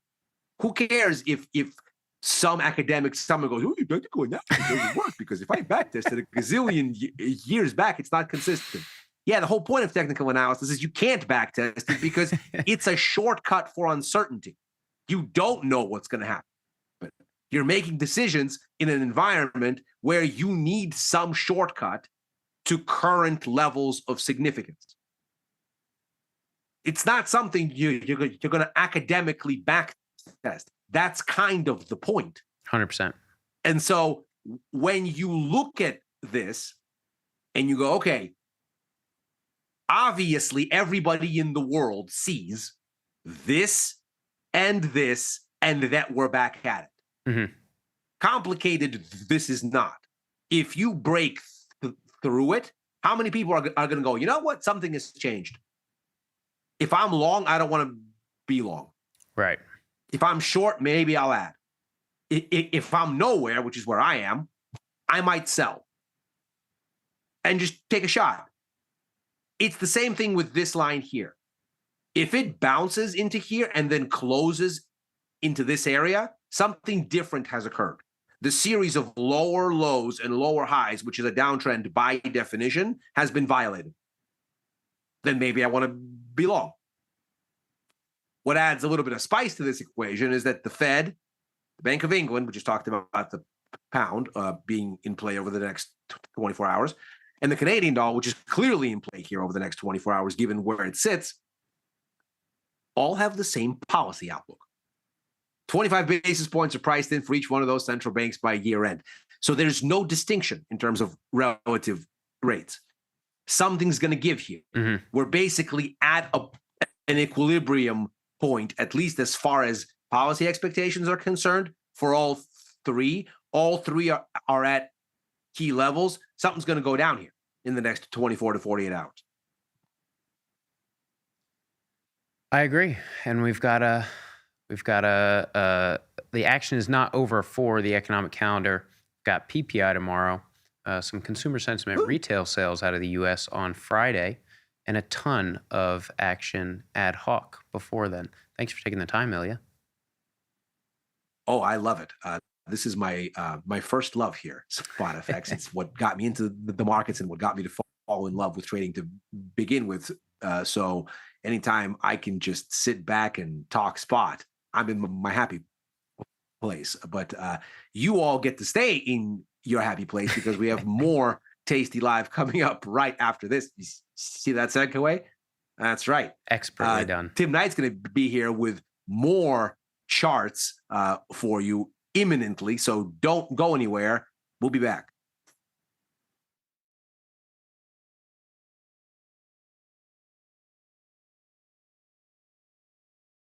We built Tasty Trade's web platform for today's traders.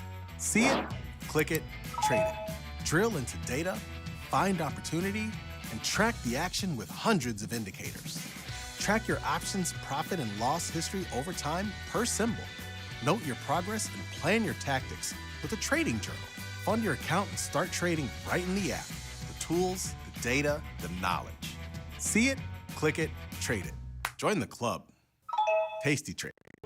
Investopedia says we're the best for options trading, period. Investors Business Daily raves about us. With stockbrokers.com, we're #1 for options trading and best in class for futures too. The Motley Fool really likes us, and so does Broker Chooser.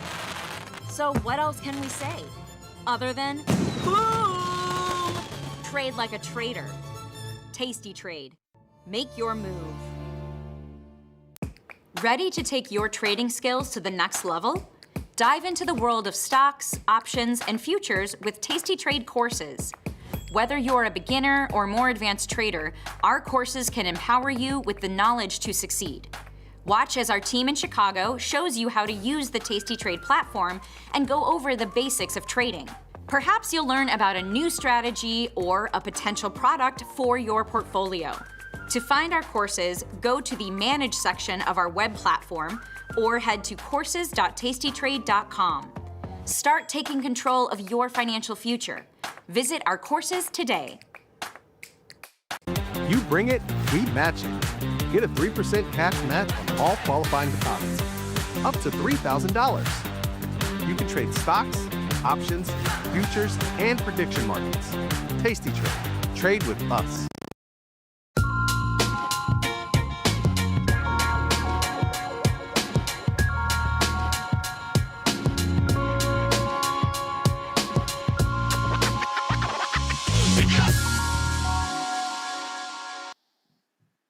Hello, everybody. Well, Tim Knight here, and we are past the CPI, and I'm relieved because these big economic reports are worrisome, and we're not going to have to worry about one until September 4th, I believe. There are other little ones along the way. Who cares? Usually the monsters are the jobs report, the CPI, and the Fed press conference. Besides that, it's just like, meh. So we can rest easy a little bit. I don't get my jolly to wringing my hands an hour before the open to see what the number is going to be. And not surprisingly, the number was exactly what the government projected it would be. All four numbers were exactly as projected. I probably should stop my comment at that. But ostensibly, inflation's just a couple of percent. Because we all know that year to year, that's all that prices have been moving. The market loved it, and everything went just roaring higher. And it's still green, but not as green as it once was. The peak mania was around the opening bell, and then things softened up a little bit. But to be clear, we are up. But my overall feeling these days is keep an eye on Bitcoin. And not the other stuff so much, because it's a much more organic market, and I believe it's tending to lead the way. It was intriguing to me because Bitcoin was very strong leading up to the report and burst higher on the report and then started fading. And it is actually red now and has been bleeding out all day. And I think that's indicative of a more appropriate reaction to what's going on. And I think equity futures will eventually wake up and realize that. But as it is now, it's a mixed bag. The ES is up about 1/3 of a percent. The NQ is up about 3 times that much, almost 1%. And the YM is up just a little bit, 0.14%. Very little going on there. But Bitcoin is something I did a video about that today in an hour or so we'll be releasing on YouTube. I go into some more detail about that, and we'll be looking at those charts today as well. Speaking of charts, let's dive in. And we're going to start off with the ZB here, this is the long-term continuous contract of the bonds. And in spite of the market just gobbling up this news about the CPI, the bonds have given a huge shoulder shrug to the whole thing. In fact, I just looked at the ZB. This chart's the quote's out of date, but we're actually a little bit red on that last time I checked. This is obviously a very ill chart, and I think reflects the disposition of the good people of Earth to keep handing the United States money with the U.S. $40 trillion in debt and growing by trillions every year. The risk is more prominent than it was back in the day, and as I've said all along, I think we're just going to keep heading lower, maybe a lot lower, with a lot higher interest rates. In spite of what the politicians want, it really doesn't matter what they want in the end. And so a very positive CPI if you believe the numbers, and but the bond market is just not caring. It's just not buying it at all. You can see this reflected in the TLT, which is a little bit red right now. And as I said yesterday, the ZB and the TLT, you would think they'd be identical, but they're not, because the TLT does pay dividends, and those are reflected in the chart. Those are built into the chart, so it's a little more robust looking over the long haul, whereas the ZB doesn't take that into account at all. It's just chained and adjusted contracts. And here we have the TLT, which, as with the bonds, has been in its own bear market since March of 2000. Since then, it's fallen from like 148 down to 82. So really wretched asset class, and it's just going to keep grinding down, I think. The next substantial, and this would be a huge news, would be a failure of this level, which I don't know if it'll take place this year or not, maybe next year, but a failure of that level would be a pretty big deal. That's major support. Looking at the spider, as I said, about 1/3%. We are in day 6 of the market kind of being held hostage. We're all just kind of sitting around staring at one another because the dynamism is just gone. As I said this morning, just cast your eyes just on this. Enormous swings, big intraday ranges, a lot of fireworks and surprises and excitement. And that all kind of, the last kind of burst of activity was on the 5th right here. And this big red bar, and then it's just been like an oil painting. 1, 2, 3, basically the past 5 trading days, inclusive of today, very tiny range, very little going on, even with big reports coming out.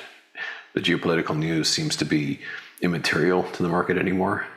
I guess because nobody knows who to believe anymore. And it's just a stalemate, although a stalemate at insanely high prices, which is kind of curious. The diamond is also up just a little bit, and same deal, naturally. 4 days here of absolutely squat. We had this little shooting star take place last week, and appropriately that was followed by a nice tumble, but since then there ain't nothing going on. And with the small caps, the IWM, those are up about 0.75%. Lifetime high on these on an intraday basis, and probably a closing lifetime high. So yeah, it's as I just probably say it every day until the midterms are over. The administration is going to move heaven and earth to keep this thing propped up. After that, could get a little more squirrely. But it's November and December are going to be really interesting in the markets, I would say. Jumping out of the border here, I just found this kind of amusing. This is Canada, EWC. You may recall that we slapped some big tariffs on Canada and a lot of bluster and a lot of nasty things said. That'll show them. Look at that, lifetime highs. It just keeps pushing higher. So yeah, Canada's not worried about any of that stuff. But I have no position that. I do have a position as of today. I've re-entered EWI, South Korea, and this is almost identical to SMH. This is very semiconductor dependent. What draws me to this one is a couple of things. One, it's a nice little top here and very dynamic. And two, zooming in here, we've got a nice little price gap right there, 179.24. That if you've got really sharp eyes and you see the violation, all that, I've just set an alarm for myself so that if it crosses above that, slope charts lets me know. So nothing bad is going on. It's just an alarm marker.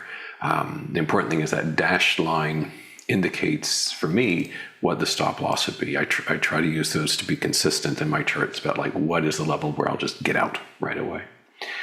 I'm not in this one and wouldn't dare, but just FYI, KORU is the leveraged version of South Korea. And it's obviously been on a wild ride. On this one, we've gone from the beginning of June from around 64 down to barely hanging on to the double digits, almost got into the single digits. Really crazy ride. We've had a big bounce then, obviously, its own price gap is up here. Whether or not it'll get there, who knows? And it's a little less reliable because leveraged instruments have their own distortions intrinsic to their nature.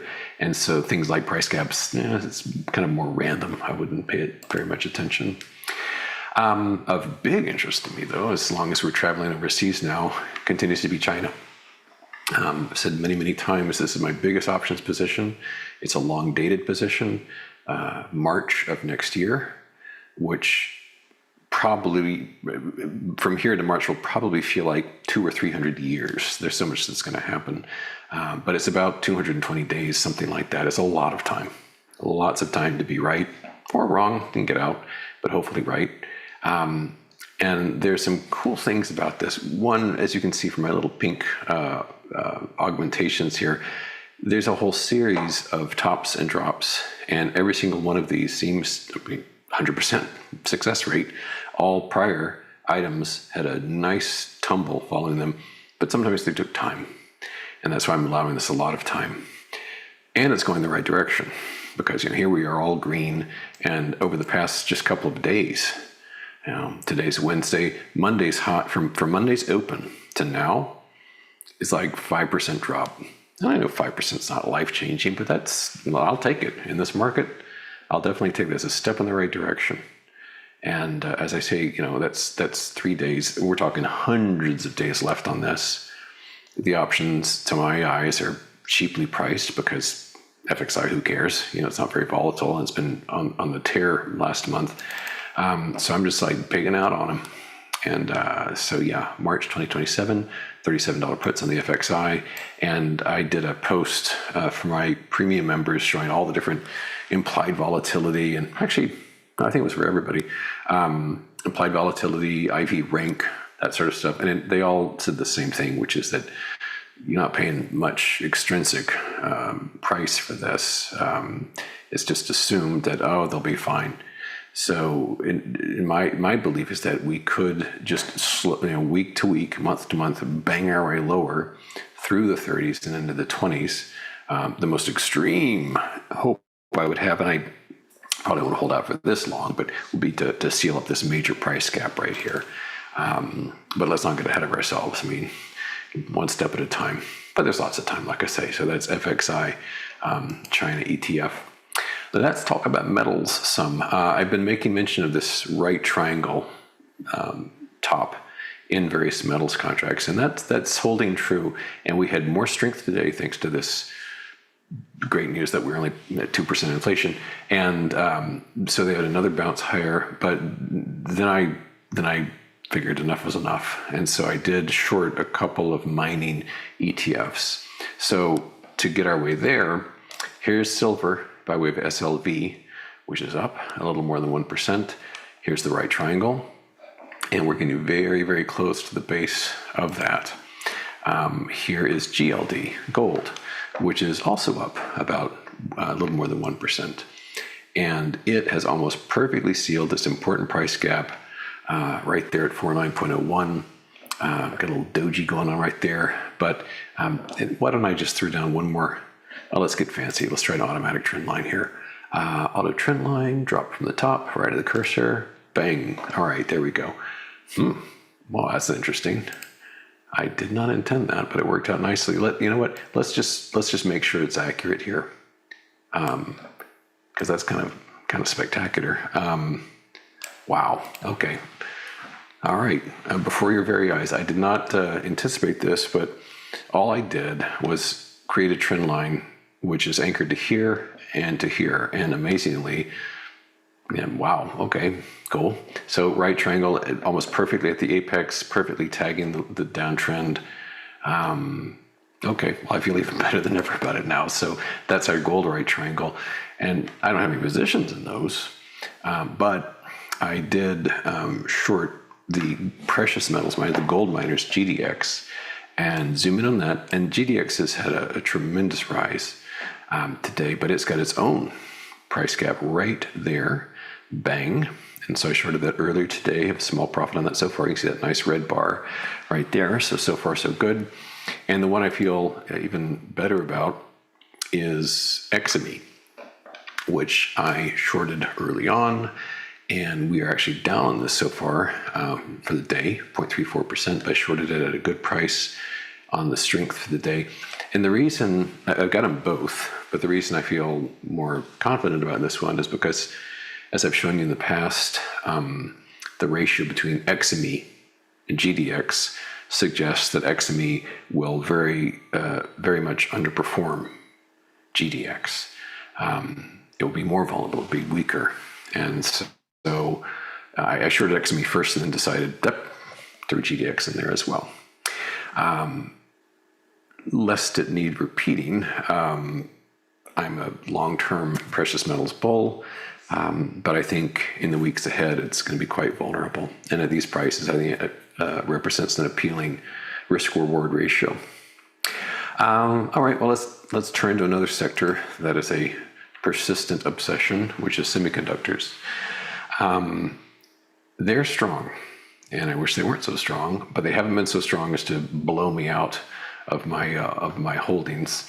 SMH here, and not to say it didn't get close. SMH has this diamond pattern. It fell, it retraced, and this is the key I want to make here. See this bar right here? This is the peak of that retracement. That was the highest it bounced. That is the anchor point for this cute little dashed line that you see.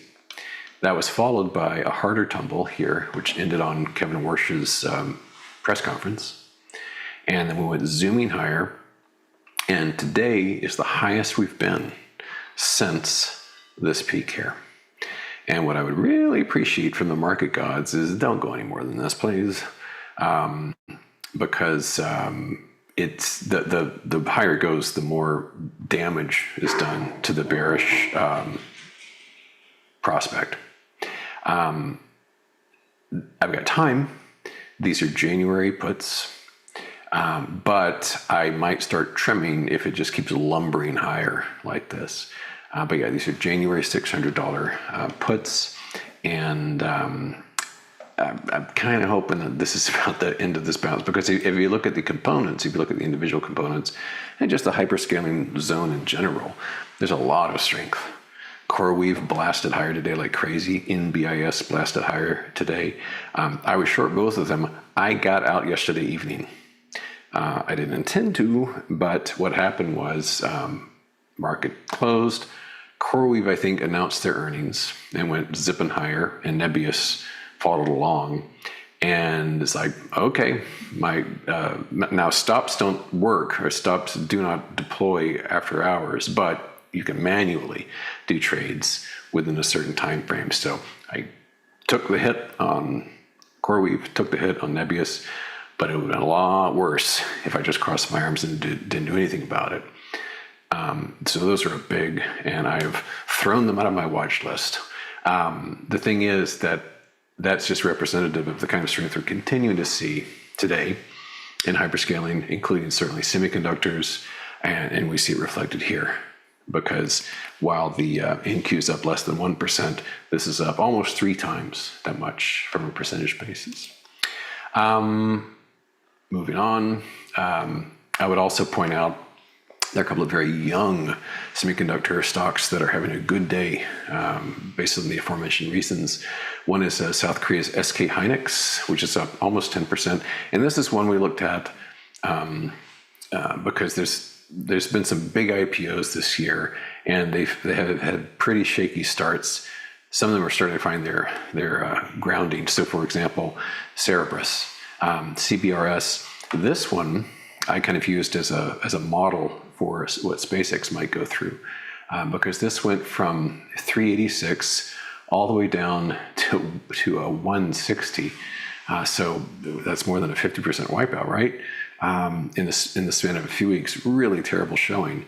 But over here, you can see that over this course of time, many, many weeks, it did seem to find a pretty decent base. And when it did fall here and here, in those instances, it had a higher low, which obviously means that with whatever selling the market could throw at it, it did not make the situation worse. It was less bad. So we have the lifetime low here, the higher low here, the higher low here, and now it's starting to kind of get some confidence. And today really completes that with this push higher. So we're about 11.5% on CPRS. And even though it has nothing to do with semiconductors, you can see this phenomenon reflected in SpaceX. Now, the point I've been making on SpaceX, and it just bears it out, is that we're range bound now. It found a bottom at around 104, so it stayed above that important psychological triple digit zone. It did not, I mean, even 99.99 would have made a lot of headlines. It did not crack the triple digits. But in its first few weeks as a public offering, 150 acted as support. And these levels tend to flip roles, and so what used to be support is now resistance. And we're just about there now. It's been a really remarkable run because in the span of 5 trading days, we've gone from 104 to almost 150. So that's over a 40% rise.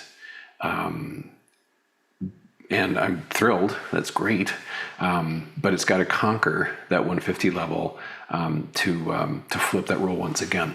So it's red right now because it's resistance. But let's just say tomorrow it jumps to 160 and closes above 150. Well, okay, we've got a new base. As it is now, this may be it. This may be all it's going to bounce. But yeah, I'm delighted that it's done this. And long term, this is all just chatter. I think over the months and the years to come, it'll do great. But for the immediate moment, it's probably pretty tired at these levels. Now, let me talk about some short positions I've got, since I had a rare moment there of saying nice things about a stock. Here's some shorts I've got going. They're not all necessarily down, but I wanted to share them with you. One is Hims and Hers, which I think reported a couple of days ago. Stop loss on this is 31 point. I usually round them up like 32. Usually don't put it to the penny because sometimes you can get stopped out just because of a brief wiggle higher, or sometimes the bid-ask spread is 5 cents, 10 cents. So you got to give a little bit of room for those. Lennar, LEN. I've spoken about this before as a long-term bearish position, predicated not only upon this high-quality top we've got, but also from a narrative perspective.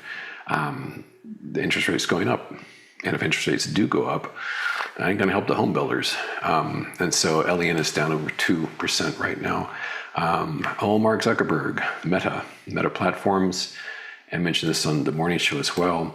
We hit our lifetime high on this back last May, approaching 800. And since then we have had, yes, you know what I'm going to say next, lower highs along the way down. Lower high, lower high, lower high, lower high, lower high, all the way down. And recently, zooming in here, we peaked yesterday, and I thought we might just seal this gap. That doesn't seem to have happened. We have undone, we've undone like 6 days of progress, if you're a bull, in the span of a few hours. I'm not sure exactly what's going on. I don't particularly care because it's a chart. But we've got a nice tumble going on here, a 3.18% drop in Meta. I am short this, and nice to see it drop. So maybe the gap won't get sealed. And longer term, as you can see, that the trend it's very choppy, but it's pretty clear too that it's in a downtrend. Pinterest, remember them? Pins. I'm short this one as well. I'll stop saying that because obviously I'm short all of these, but this is down almost 4%. Huge amount of overhead supply. I've highlighted there in a kind of magenta color or pink. Mauve, no, I don't know what it's called, lavender. I'm a fella, I don't know color subtlety, but there's the line in the sand on that. We've got a new price gap today. Alcoa, AA. And I guess this goes hand in hand with my XME short. But these guys have been super strong the past few weeks. And we had we got as high as we've been for weeks this morning. But we are falling on this. This is down nicely, almost 5%. And more importantly, we're falling away from that very good looking topping pattern right there. So that's Alcoa. Salesforce, CRM. Here we've got a very well-formed top. We did pierce this trend line briefly when we went springing above it, like so, but I think that's a bit of a tell. And I think before this year is out, we'll be substantially below that same trend line. So yeah, they're down 2.5%. Open door, this is a cool one. This also is a right triangle top. Let's use my little handy auto trend line drawer there once again. And we will unextend it because it's just gross. So there we've got a nice right triangle, and we're breaking down on this nicely, about 3% drop on open door. A couple more for you. Workday, WDAY. This one had this beautiful base here, which preceded this massive run higher, although some rough riding to get there. And more recently, we've had this topping pattern take place, which it's kind of obvious, but I'll just make it a little more clear what's going on there. So there we've got our topping pattern, and we fell quite hard. And this was during the whole, what they call it, Sascopolypse or something. And so they got dragged down super hard and bottomed and had this kind of violent bottom form and then went roaring higher. How high did that push? This went from around 111 late in June to 185 just a couple of days ago. So like, what's that, 60-70% rise? But that's starting to reverse, and we've got a new price gap there. So I've got a nice drop on that today, and I've tightened up my stop to take advantage of that price gap. One more of these short ones here. Carvana, I mentioned this one a lot. This has been vexing because it has shown a lot of strength. It seems to be kind of at least pausing a bit here past couple of days. We're down on this just barely, but that diamond pattern is still intact. And kind of the point I would give up on this as a short would be if we cross above that 75.11 level. It really needs to start turning. I mean, 3 pennies isn't going to do it. It needs to start pushing lower in a convincing fashion. But still in it for now. And these again are January puts. And I'm getting impatient with this one, but that line is the definition of whether I'll stick with it or not. The fellows this morning mentioned a term that's going around about the lag 7 instead of the mag 7 because recently the biggest of the big have been kind of sleeping on the job, doing the lifting of the market. And we can see this reflected with FNGS. This is an ETF, which is essentially an amalgamation of those really big, principally tech stocks. And it, on an intraday basis, was at a lifetime high on Monday. It opened strong yesterday, but closed weak, as you can see with that red bar. And today it's down a little bit more, 0.4%.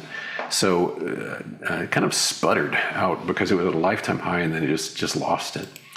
And although I don't hardly ever touch this stuff, as I've mentioned before, there is an instrument that is designed to be not just bearish, but triply bearish on, I suppose, the same components, or roughly thereof, FNGD. And this is up today 1.34%. But, as a leverage instrument, it's very, very dicey stuff. It was at a lifetime low just 2 days ago. But just saying. So I'm going to close, even though I've got the Bitcoin video coming out, with just a few words about Bitcoin, because it's, as I say, I've been kind of using this as my North Star for risk-on, risk-off behavior. We are down on this, almost $600, and we have been slipping subtly lower on this for the past few days, but the big support zone is just, let's call it 60,000. It actually got a little below that at one point, but 60,000 is a good number to keep in mind. If we can break that and stay below it, that's a monstrously important support break. But my own positions vis-a-vis crypto are threefold. I am short Marathon, MARA, which is up not quite 0.5% today. I am short Strategy, MSTR, which is down about 0.6% today. And I'm long the inverse fund, BITTY, BITI, which has this fantastic inverted head and shoulders pattern, and that's up not quite 0.5%. So definitely a crypto bear. All right, well, incredibly, I started the show on time and I'm going to end it on time. So let's just, we can all set our clocks by me now. So anyway, glad CPI is over. We can all rest easier, and I'll see you tomorrow. Bye-bye.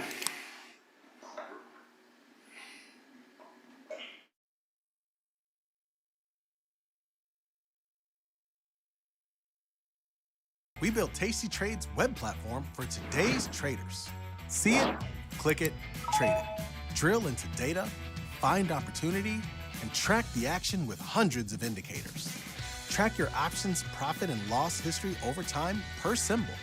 Note your progress and plan your tactics with a trading journal. Fund your account and start trading right in the app. The tools, the data, the knowledge. See it, click it, trade it. Join the club. Tasty Trade. Investopedia says we're the best for options trading, period. Investors Business Daily raves about us. With stockbrokers.com, we're #1 for options trading and best in class for futures too. The Motley Fool really likes us, and so does Broker Chooser.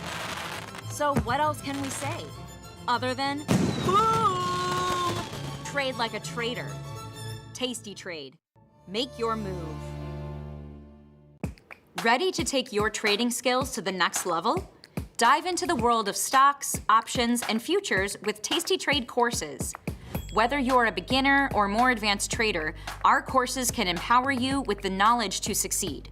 Watch as our team in Chicago shows you how to use the Tasty Trade platform and go over the basics of trading. Perhaps you'll learn about a new strategy or a potential product for your portfolio. To find our courses, go to the Manage section of our web platform or head to courses.tastytrade.com. Start taking control of your financial future. Visit our courses today. You bring it, we match it.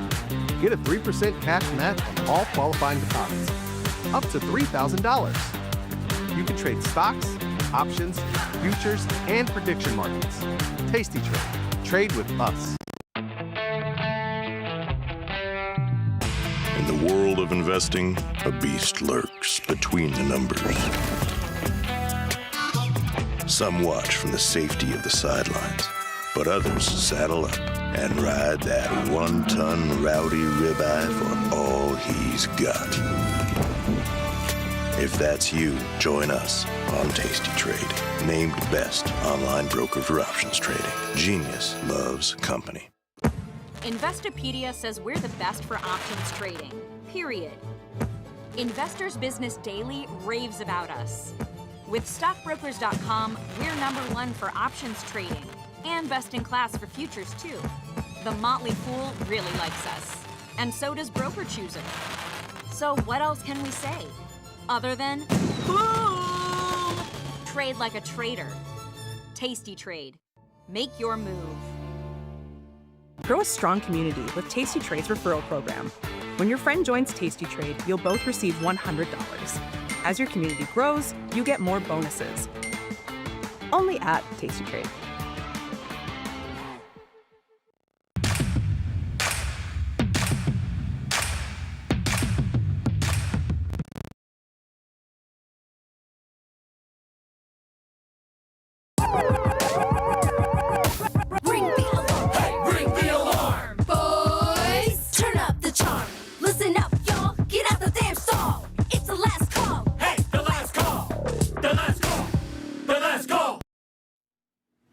We're back. You're watching Tasty Live. I'm Chris Vecchio. You're here for the final 30 minutes of the trading day, which means it's time for last call.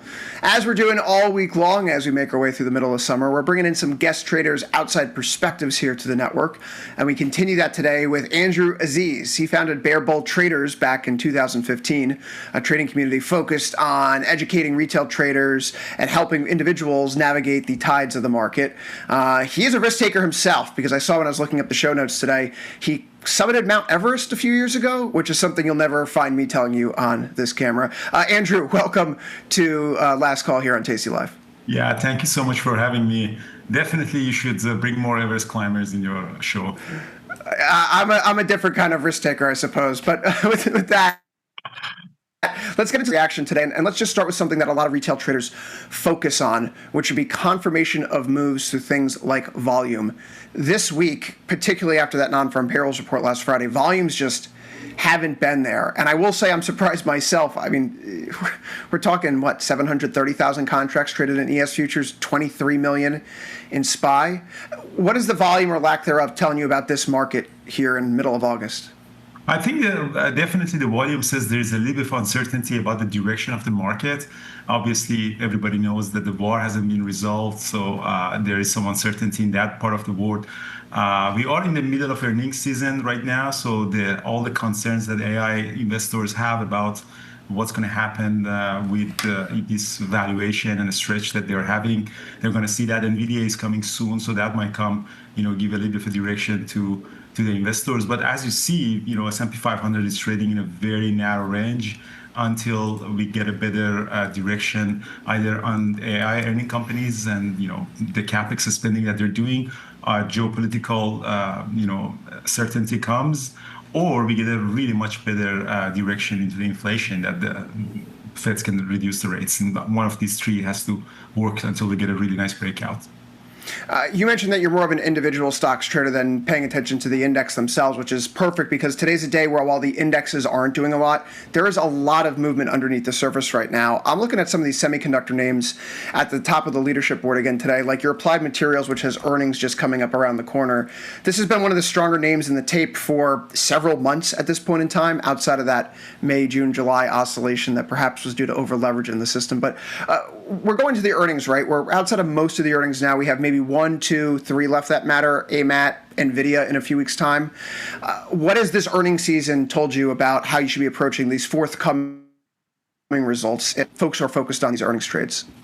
Yeah, well, one idea is that as long as these hyperscalers like Microsoft and Google and Amazon are spending heavily on the capex, this money is going to the earning of these semiconductors and the companies that are building infrastructure. But this cannot happen, forever. Eventually, at one point, they have to stop the capex, and the earning of these semiconductors have to drop. They can't be at the same time that they reduce the capex, but the earning is completely going up. And that's why essentially Dr. Michael Berry is constantly saying, the big short investor, that as soon as they stop the capex, then the NVIDIA and SMCI and all of these semiconductors have to drop because they are on their peak earning right now.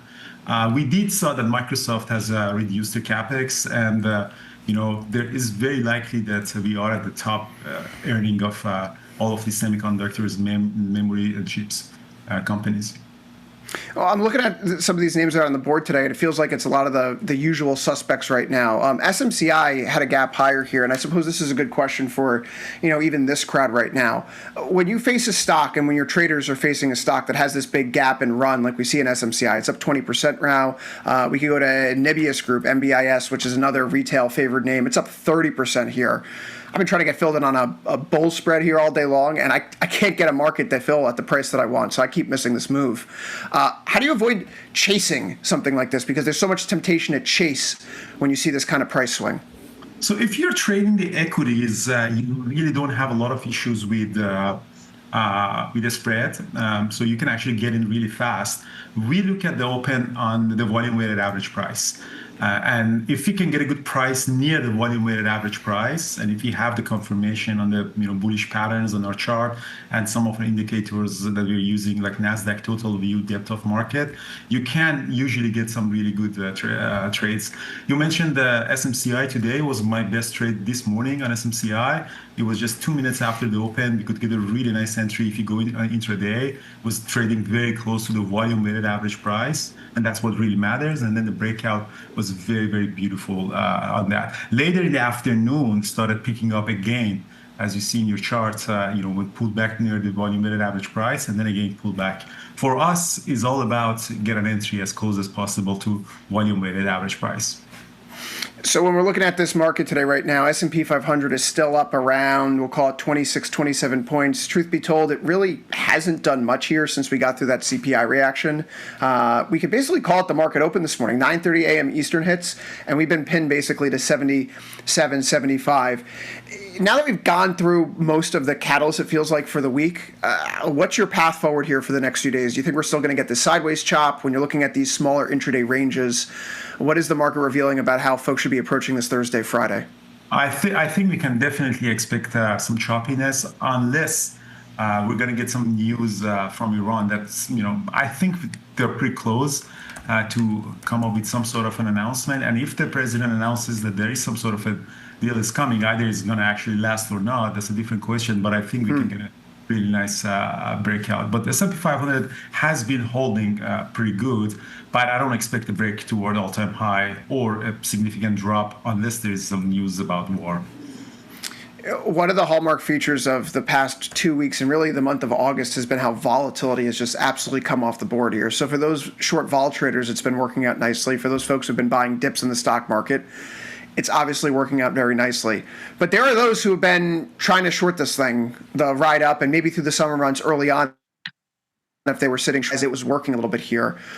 Can you just take a step back? What's changed about this market today, the last few days, that maybe gives you a guide for how to approach the rest of this month? For us, again, I'm a very individual equity trader, and right now we are in the middle of the heat of earnings seasons. Every single day, I prefer to look into the companies that had really nice earnings. Like you mentioned, SMCI today, NBIS, and also we had CoreWeave, CRWE, that they were just amazing earning, and they gap up over 15-20% in the pre-market. When the market doesn't give me a direction, I really try to find the individual stocks. And SpaceX, just before we come to the show, we looked at it again back into the $150 per share. So for us, it's good to be a little bit versatile, so you don't get a volatility on the overall market and indexes or futures. You can try to catch these individual stocks. Even if you're a futures trader, you can go with the individual stock futures. Yeah, SpaceX is something that I've been trading in here, and we put on this thing called a double bull every now and again, where it's you're short the put spread, you're long the call spread. Other folks around here call it the Super Bowl. Before that big burst up last week, Andrew, we had this enormous short interest in the stock. About 25% of the float was shorted, and then you got the clearing out of that major, we'll call it the holding period, right? The lockup period comes and the stock doesn't go down. How much attention do you pay to something like short interest when you're identifying trade targets, even on a shorter term time frame? Is that something part of your... Okay, go ahead. Not a lot on the intraday. So on the intraday, all of these information that you mentioned, the short interest, the float, all, eventually comes into the price action, and you can see it into the price action, where it's trading compared to the volume weighted average price, and the volatility that gives you in short time. Of course, if you want to hold it overnight or over earnings, you have to really pay attention to all of this stuff. But the beauty of intraday trading is that a lot of this information would be in real time explained to you in price action if you have experience properly reading those information. So we have this gap open higher in CoreWeave and SMCI, to go back to those individual components here, and they both had decent runs. 20% or so is nothing to shake a stick at here. What's the next move for traders here? Is the obvious trade already happened? You mentioned that you were able to get in today on SMCI at the open and has continued to run. Do you see more run available in this, or do you start fresh tomorrow when you turn on your computer and your trading platform? Both. We look at our scanners tonight and in the morning before the market opens to see what's gapping up or not. I think there are a couple of good earnings coming this afternoon. I think Applied Material was one of them that you mentioned. So we see how they're trading in the morning. If they have significant gaps, they're definitely on our radar. But usually the stocks that have significant move during the day, they can continue another day or two. We have a 3-day rule that SMCI can be in play for tomorrow as well, same as CoreWeave and NBIS. I think the volatility continues, so we keep them on our radar. And if we don't see anything interesting, we usually go to our usual suspects: SpaceX, Tesla, NVIDIA, AMD, Micron, as long as the sector is pretty active. But my preference is to find individual stocks that has some fundamental news like earning. So you mentioned AMAT. AMAT's coming out tomorrow. Cisco's one of the few names tonight that may actually have an interesting reaction. I mean, Cisco, Cerberus Systems. I'm not sure if you're trading Pan American Silver. I don't know anyone who's trading the Pan American Silver earnings here. how do you approach these? Do you automatically go to the top earnings name on the board any given day, or does it have to have certain characteristics to fit your criteria? Are there liquidity? Is it trading volume? Is it a depth of bid-ask spread? What informs you about it being a good market to operate in? Yeah, two things. The float, we're not really looking for something that is extremely low float. Like anything less than 10 million shares float, it's not area of my expertise. Usually they come with a lower price, very big spread, and really, really wild swings. So we look for the higher float stocks, and volume in the pre-market and post-market is very important. If an earning causes a gap up or down, but not a lot of volume in the pre-market and post-market, we usually stay away from it. Very important. Earnings usually come up follows with a lot of volume, especially in the pre-market. For those earnings that are coming out here, a quick rundown for the folks that are listening. And it's Cisco, it's Cerberus, and again, maybe it's Pan American Silver. But for the first two at least, just taking a quick look at how the options chain is pricing things. The 112, 113 sitting just on the outside of the expected move through the end of the week and going up to what would be then the 134, 132, 133 area. What kind of credit are you receiving on a dollar-wide strike? You could get around 30, 40 cents depending upon how you're operating here. Aziz, our general rule of thumb for being option sellers, at least premium sellers here, you're looking to collect a third of the width of the strikes. And so Cisco's offering it. I'm already in a position right now, so I don't have an earnings trade to place here. I am looking for a short put spread plus long call spread. The industry, the sector, it's been working up. So I have no reason to doubt that the bottom left to top right nature of this chart's going to, stop working here, at least around this particular earnings cycle, as it were. What are the intraday charts telling you about Cisco and Cerberus, right? If folks are looking into these reports for tonight, how would you be approaching them right now, given how they performed today and in recent days? So I'm looking at Cisco. That Cisco is, just hanging around below a very important level of $125 per share. And it seems that traders are really cautious to, take a big position on it. It's kind of trading near the volume-weighted average price. I think probably everybody's waiting for it. If it gaps up above 124.5, I think it would be a very nice breakout toward 52-week high, or maybe all-time high at 130, I think. Yeah, so all-time high is near 130. Any gap up above 125 would be very nice for a breakout, potentially toward all-time high. You're reading my mind. That's what I'm looking for here. I'm not so intraday, but I see a little bit of a bullish falling wedge. Maybe we're starting to break out a little bit. It's better if it's a little clearer on that daily time frame here. But bullish falling wedge, which recently found support against its 50-day moving average, that's something that I could mess with and see if we get a little bit of a run here to the upside, right? So if the criteria fits, right, you have to try to take a trade. Whether or not it works out, everyone cuts the market a little bit differently. So that's Cisco here. I want to go over to Cerberus because, again, we do have those earnings as well. IV rank volatility has not been that high on a relative basis, but that's the thing about IVR here, Andrew. We always encourage people to look beyond the rank and look at the raw volatility, because a name like Cerberus, it still has raw volatility that's over 200% for the cycle here that ends in 2 days. So what would a short iron condor, I know it's not really a scalping setup per se, but if we were looking again to the edge of the expected move going $5 wide, you're looking for at least, $1.67 in credit, and this is giving you maybe up to 210. Personally, for these kind of names, I don't know how you can short volatility or premium into a report like this. I mean, how many gaps have we seen like this throughout the entire earnings season, Andrew? It doesn't matter if it's up or down. We've had a lot of 5, 10, 15, 20% runners these days. Yeah, has CBRS reported the earnings, or this is a move before the earning? This is still moved before the earnings, which is, wow. I mean, I have after hours here on my ticker, so it's just kind of starting to get ready. And this looks like a decent chart as far as I'm concerned, maybe a bit of a double bottom, rounded bottom. But I'm looking for long deltas here ultimately on the other side of this earnings report. I fear that I'm going to miss it, though. That is an amazing move. 12% before the earning is going almost near the IPO price. It could be very interesting after hour or during the pre-market tomorrow. Yeah. So give us a kind of a approach for tomorrow's markets, right? If we go over to SPI, for example, necessarily an individual ticker here, but the volumes are low, the market's not breaking down. You're talking about VWAP right now, but is there a price level that interests you most, that if you're above this, the rally's continuing? If you're below this, maybe it's time to lighten some risk and we could be at risk of a deeper correction? For the market or for service? Let's go with SPY. Yeah, S&P. SPY. I would stay away from it. Personally, I think as someone that prefer to get these intraday moves, if there is no volatility, there is no gap up or down, there's no volume, I try to stay away from S&P 500 and focus on the individual stocks. Personally, that's my preference. Well, that makes a good deal of sense, right? If you have your criteria and the market's not doing it, then you have to go elsewhere. I suppose then let's just talk about that general market condition.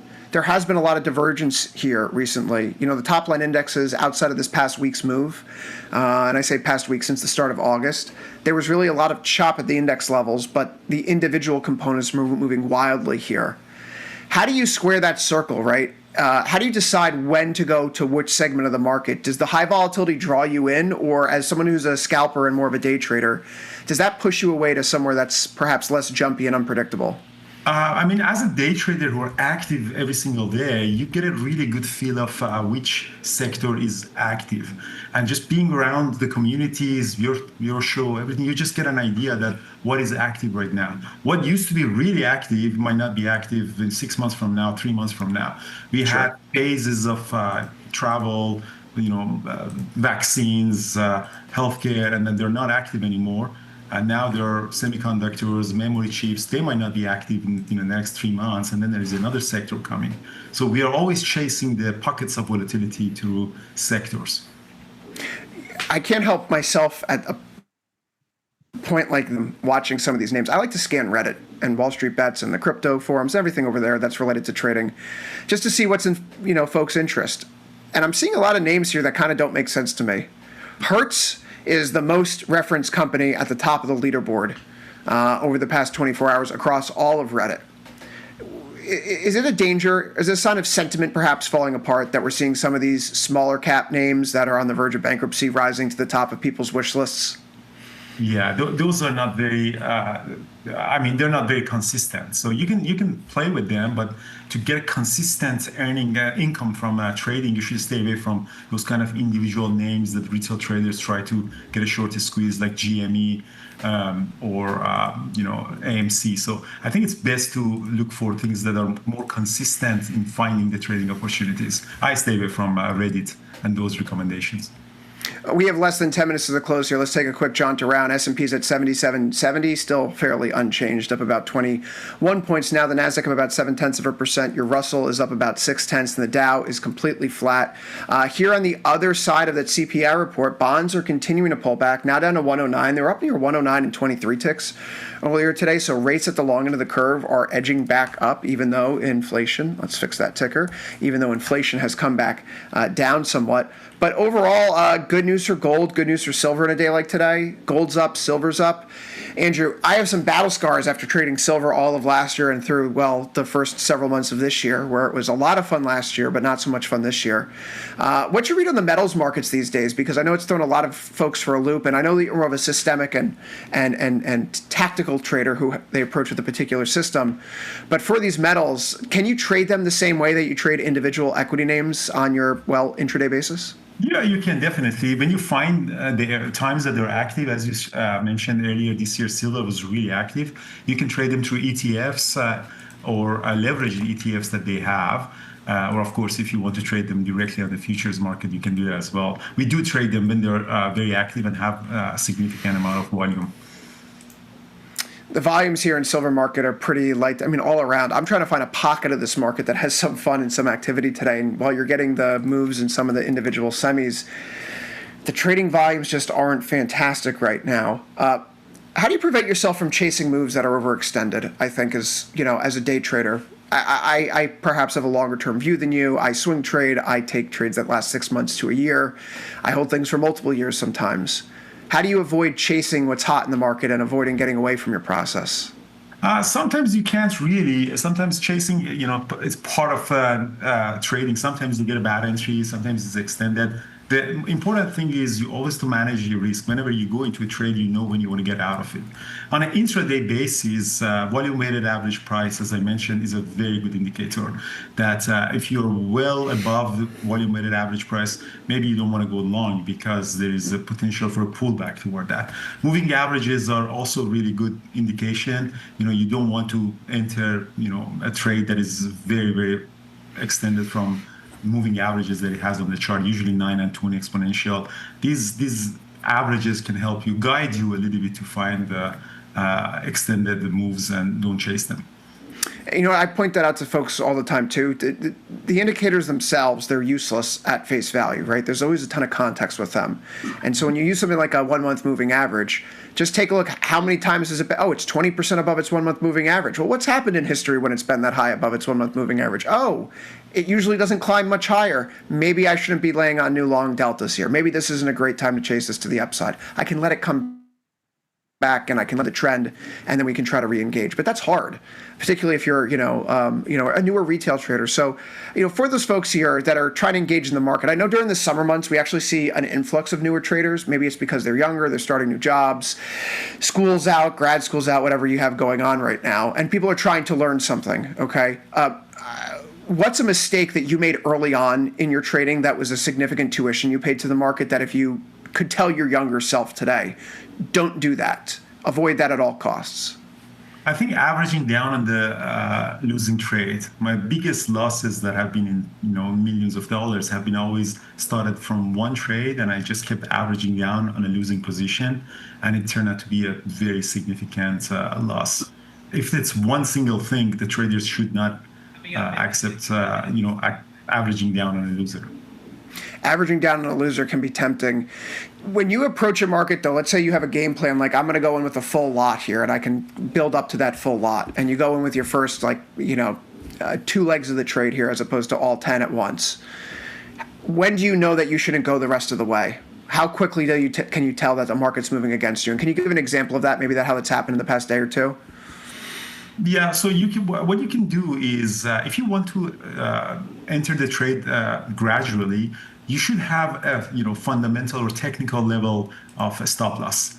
You can always add into your position as long as you're still above that technical stop loss level that you have in your mind. Like for example, if S&P 500 goes below 700, you have no business to be in that trade. If that is your idea that you enter, you can obviously enter at gradually in there, but as soon as it breaks the technical level, you have to get out of it. The problem with averaging down is that you continue to add, then that technical level that you had originally in mind has broken. Then that's dangerous.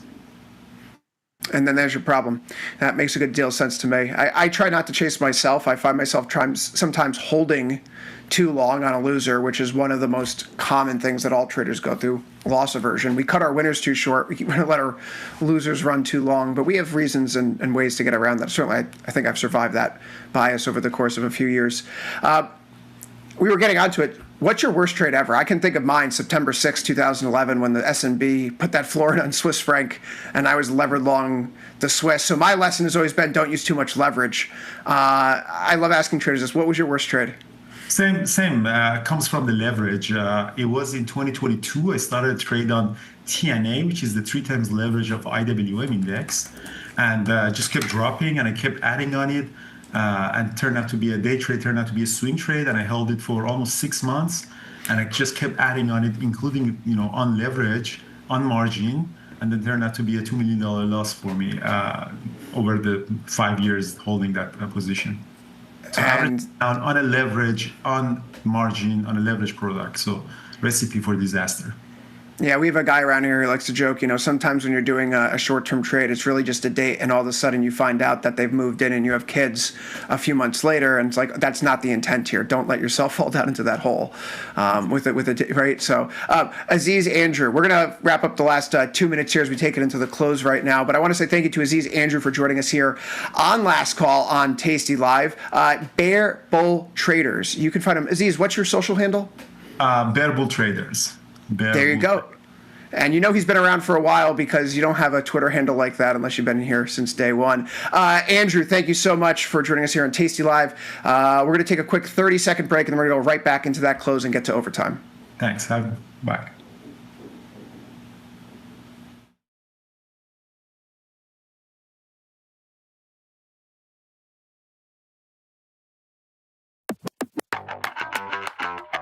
Explain pot odds. Pot odds is my favorite term, but pot odds in the poker world or gambling world refers to having a greater payout than your implied odds would suggest. So let's say I have 3-to-1 odds to win a pot, but the pot is giving me 4-to-1 odds to from there. So in that scenario, that would be a positive pot odds scenario, or something that would give us pot odds to stay in.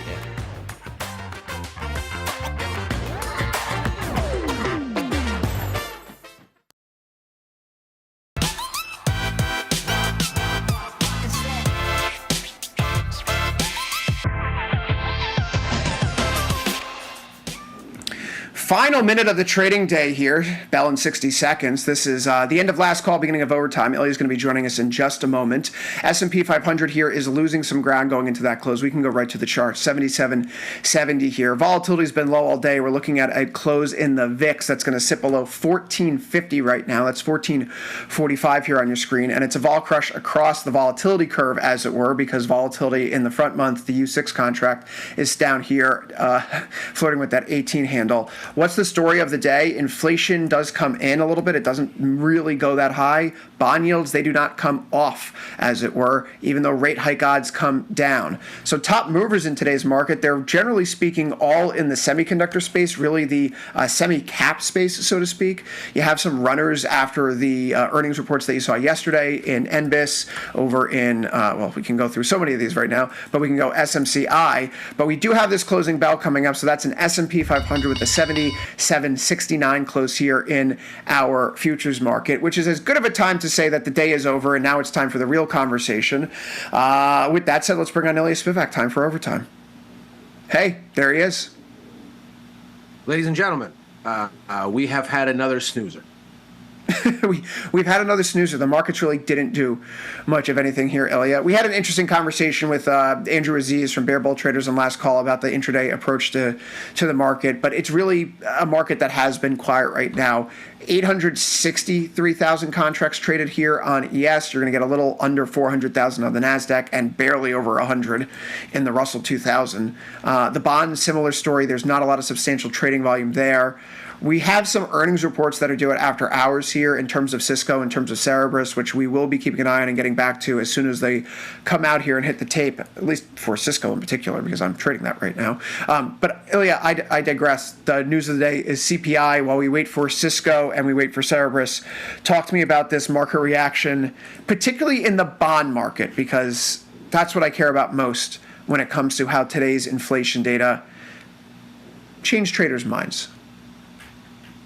I mean, maybe it did and maybe it didn't. I think there's an interesting conversation to be had about what all of this actually means, because the data came out essentially in line with expectations. The headline numbers were, as you might expect. The situation that we have really continues to play out. The bonds really didn't do a whole lot. They didn't really go anywhere, and maybe that's part of the story. They could have, maybe, if there was some sort of a surprise to be had here, but they didn't. And so the most interesting thing in this data for me is that the Fed rate hike odds have eased ever so slightly as a consequence of what we've just seen. So we've got a situation here where aggregate probabilities, looking at the CME, we were 50-50 for September. We're now 60-40, no change. We were 70-30 for October for a hike. It's a little bit lighter. We were convinced that we're going to get it by December. It still looks like we're convinced, but less so. And then for next year, we've gone from veering in favor of a hike to now just a coin toss. So overall, I think the market walked away with a CPI number that said, okay, well, this was a little bit lower. We thought it was going to be a little bit lower. It was that. Okay, what's next? What's next? Well, what's next is retail sales.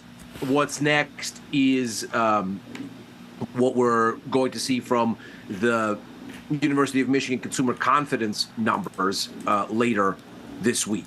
I think the main question continues to be what's actually going on with the economy under the surface? Why is it that break-even inflation rates are at their lows and lower for the year? Just a couple of weeks ago, they were setting year-to-date lows. What, Iran war? What? What? Inflation from oil? What? Who? So the markets don't think that there's inflation downwind. They think the Fed might need to do some sort of performative window dress hike, but that might be actually the end of the tightening cycle in disguise, because the markets seem to smell there's some sort of other disinflation downwind that isn't oil related as a shock, maybe oil related as a demand destruction vector. Do you have anything to do in oil over here? It's a 23 IVR. I'm still at 97 days with this short put spread at 69.71. It's only at 69 cents credit, so it hasn't decayed to half of what I paid for it. But I've cleared out most of my other oil positions at this point in time. I have nothing else doing right now. All of the short put spreads decayed to, I think, 85% plus max profit. The long put spread I was able to take off at a gain finally, despite it being a 98.97. I paid way too much for it. So even though vol collapsed and prices went down, I couldn't squeeze too much. But some of the long call spreads, I took all those off in the 90s. I want to get something back going here. I don't want to be dismayed by the low IVR because it's still, 60s or so, 50s out along the curve.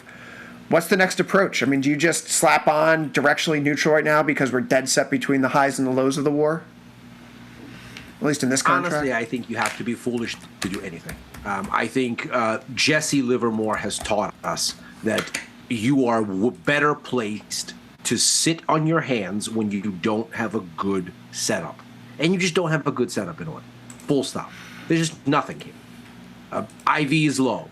Volatility is choppy because every 48 hours the story changes. I don't think there is anything attractive here that I want to do. I'm not tying up my capital in this nonsense. I need a clear chart set up with a level and a risk-reward profile that makes sense. That's not this. Maybe it's not this. Maybe it is. Ilya, highs are 91 or so, and the lows are down near 67. So if we go out to 36 days in the V, because we're only 5 days from the U rolling over, 71.72, and then 92.93. So just above the high and just inside the lows, which I'd be hard-pressed to think that we're getting back to the low soon. Iran wants this war to continue through at least the midterms. 38 cents a credit on dollar-wide strike. That's above a third of the width of the strikes. So as long as we get more chop and no real deterioration in the temporary ceasefire or, again, Trump shaking hands with the Ayatollah. You can't bet on that, though. I can bet. I could take 38 cents a credit, risking 630 to make 370. I mean, you can bet on it. Let's be clear. You can do all kinds of things.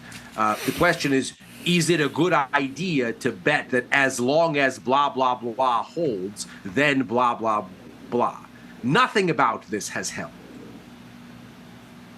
Everything's about this is held. One thing, if there is one thing you can say consistently about this, is that whatever the story is today, 48 hours later, it'll be upside down, and then 48 hours after that, it'll be upside down of that.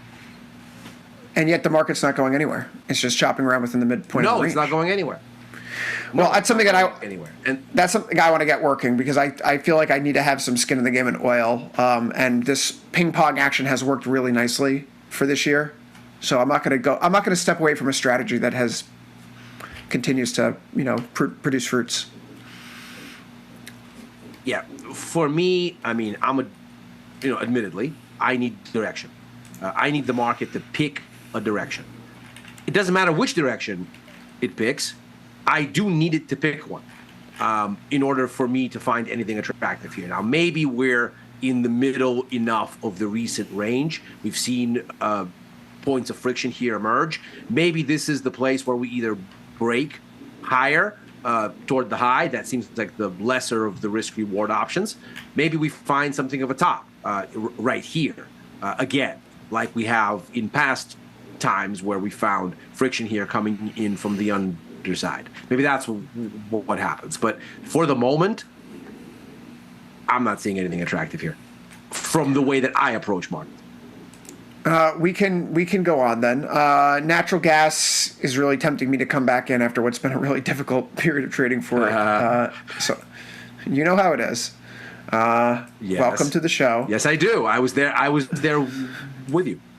Yeah. Neither of us were having a good time. Maybe we're turning a corner. I don't want to do anything in here. It's a negative 0.65 year. I mean, I suppose if you wanted to play natty gas, you could take some flyers, to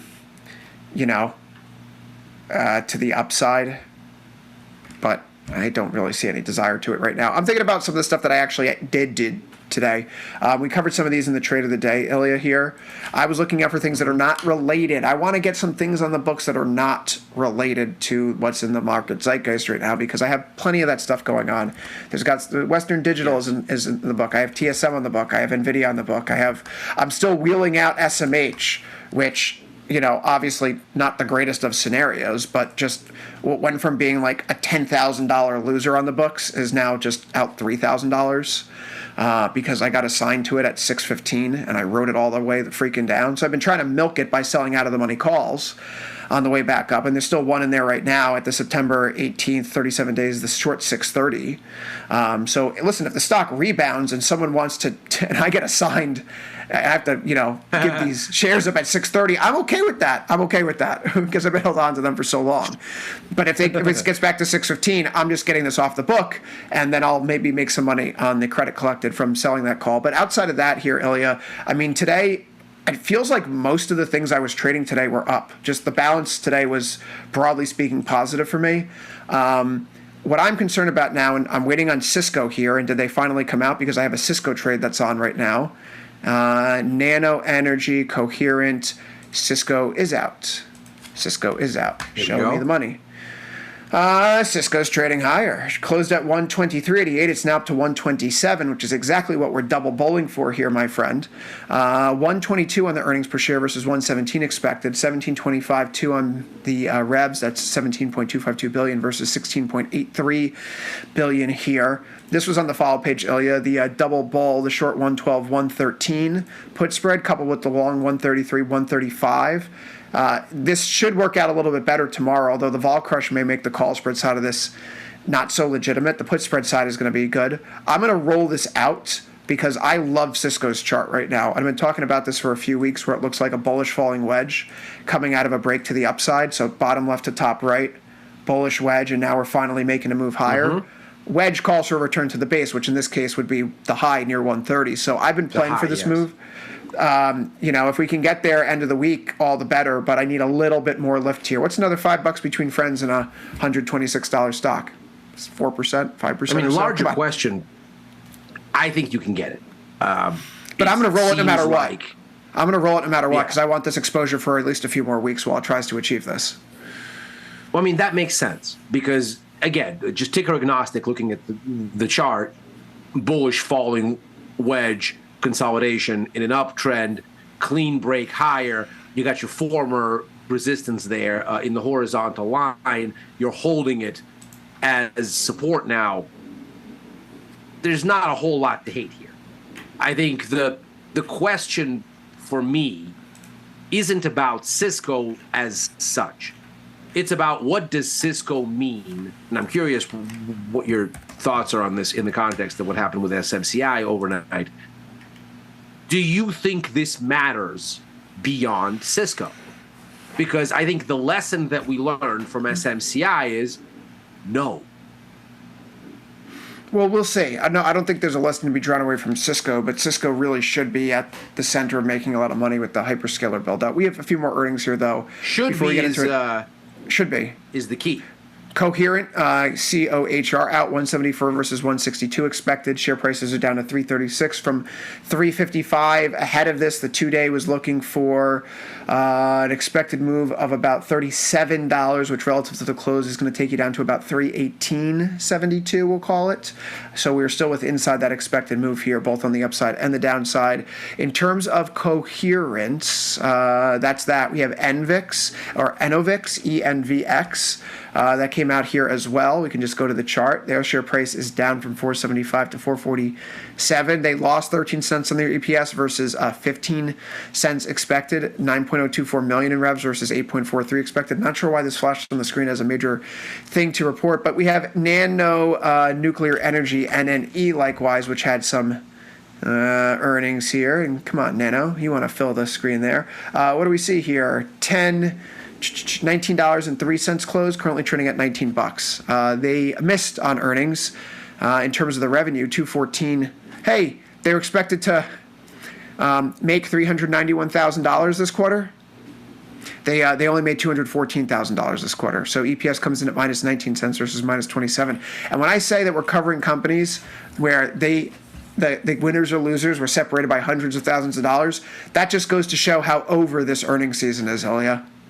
There's nothing left on the board except for like Applied Materials tomorrow. Well, we need NVIDIA. And then NVIDIA. Did Cerberus just come out? I think Cerberus just came out here as well. I haven't seen their report hit my screen, so that would be nice to get coherence. Because that's down fairly reasonably. Ooh, hello. Okay. I got it here. All right. So Cerberus, 180 million yes, here we go. versus 194 million expected. So they made less money than anticipated. Adjusted EPS was actually better, 5-cent loss versus an 18-cent loss. Yeah, lots of backlogs still, but they're not making as much money as they said. To quote Jim Cramer at 1:14 p.m. Eastern Time this August 12th, 2026, Ilya, even Cerberus is back. Reports tonight. Oh, no, wait. No, yes. I guess that actually worked out. Kramer curse is still real, so nice. We'll get it. No, I think it still holds. Listen, we can't ask for things to be unrealistic from a statistical perspective. Just because something doesn't work neatly every time doesn't mean it doesn't work. Right. I really like it. I really like this chart. I've been watching it for a little while, and I was wondering to see what would happen here, and if I'd get sucked in after earnings. It's at 230 right now, Ilya. If I can get an entry tomorrow with the stock trading between 220 and 235 on a long, I'm willing to see if this is a break. Because this looks like it's bottoming. Why? Here. Okay, I can see it. Maybe it's a double bottom. Well, maybe so it's a double bottom. I think that's the key. That's the key, right? Like, I think breakout, pullback, hold the breakout, pullback, hold the breakout level. Show some constructive action against the breakout level, right? Yes. So let's see if 220 or so. Let's see tomorrow if 220 or holds. We're plunging down there right now overnight. Let's get the nervous hands out of here. The 50 days at 220, right? And so if we can test, hold, and then show some basing on like a 1 hour or 4 hour. Okay. All right. Yes, I can see that. Something to work with, but yeah, Cerberus here. But that's the if, right? Like, obviously this is an ugly reaction to the earnings. I think it would be really interesting tomorrow to get a shaky day for the AI narrative and for people to come back and go, oh, Cerberus' fault. Okay, but you won't listen to SMCI or Cisco? Okay, interesting. Yeah, someone who is long a lot of different deltas across the board right now. I don't think it would be that interesting if tomorrow was a down day. Are you out of your mind? Well, no. I would be. I wouldn't be interested in it being a down day. I would. I mean, I would. I'm short, but let's be clear. I would be interested in it being a down day, but I wouldn't be interested analytically in prices being down. That wouldn't save very much unless you cleared some levels. I would be interested in I would be more interested, let's say, in the tone of the narrative. Mm-hmm. If your finance media stalwarts run with this, and they do tend to run with the same story, but if they, just versions, if they run with the story tomorrow, that, oh, the market's down because Cerberus?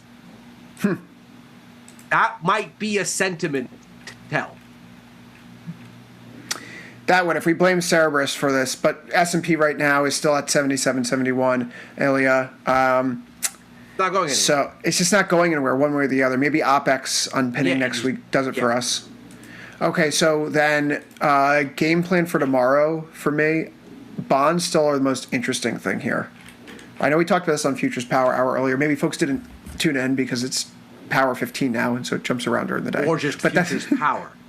Just we don't know. But what we do know is that you can put a lot of power in 15 minutes. I tell you what.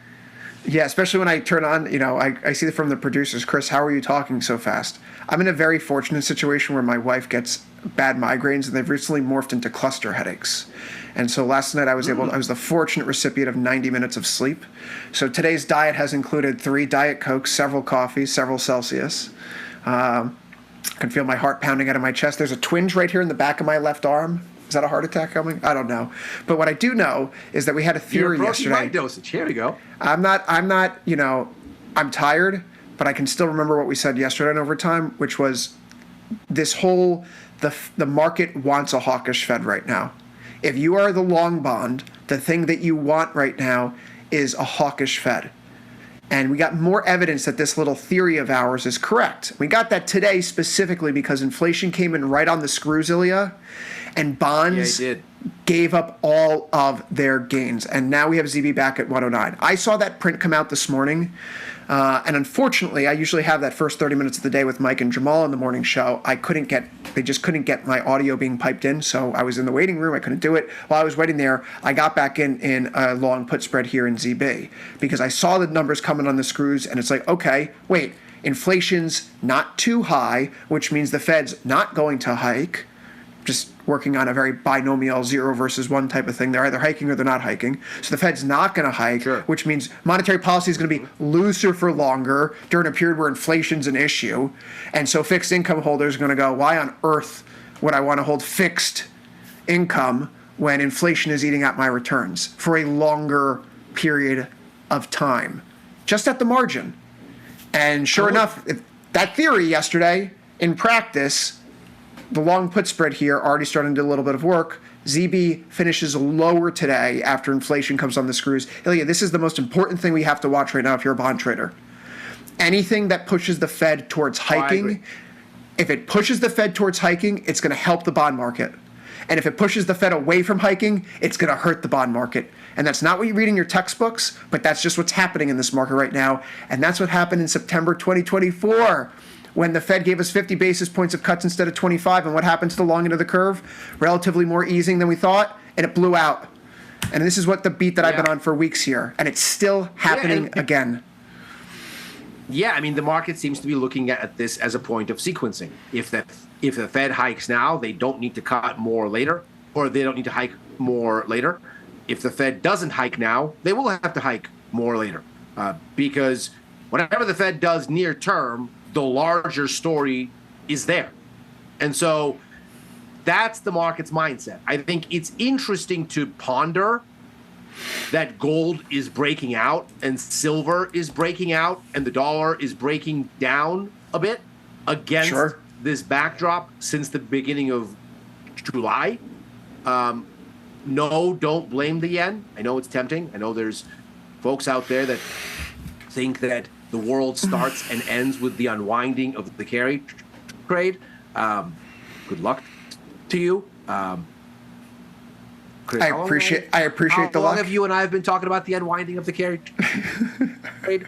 About a decade and a half. So folks want to get out there and beat their chest about this, Godspeed.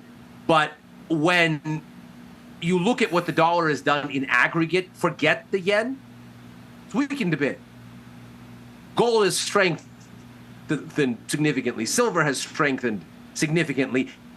And they were pretty strong, to invoke your beach ball analogy, even as they grinded sideways all through July, because real rates were surging at that time.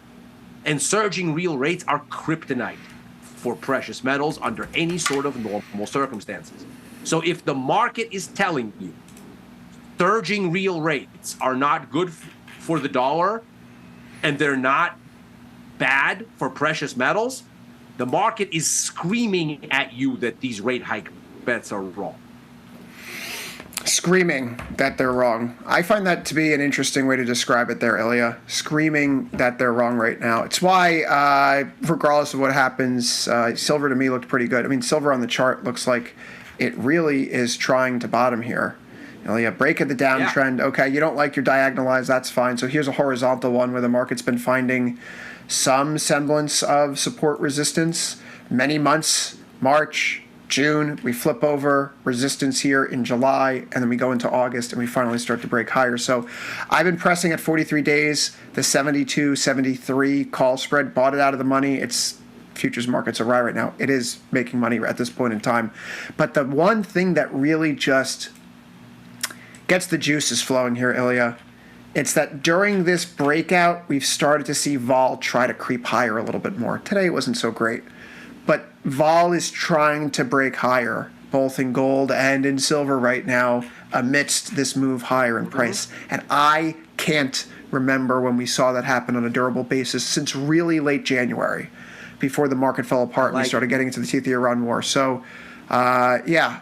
I got to adjust my gold positioning right now. I'm still in, and I can't get this deck clear, but I don't think it's going to be cleared out. This broken, this unbalanced put butterfly that Liz and I put on a few weeks ago, which now is basically sitting at max profit, so it's got to go. But looking through the end of the year, I don't know. It feels like we're going to try to make another run. Getting back to 5,600 is not in my cards, but seeing another like 48, another $400, $500 over the next few weeks, I want to keep that in the back of my mind right now. So whether or not we can churn through this resistance zone, one of the reasons why I don't want to necessarily add for the next leg yet is if there's a place for gold to kind of take a breather, it feels like this would be it.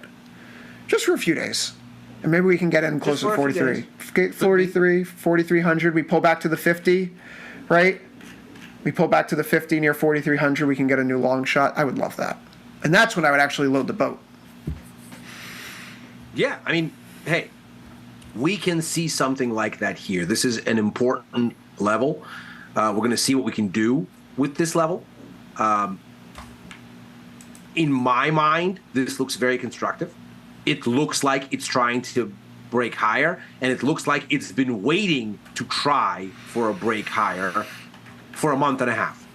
And finally, we have it.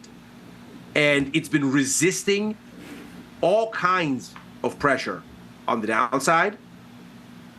As it was girding for this, why suddenly now?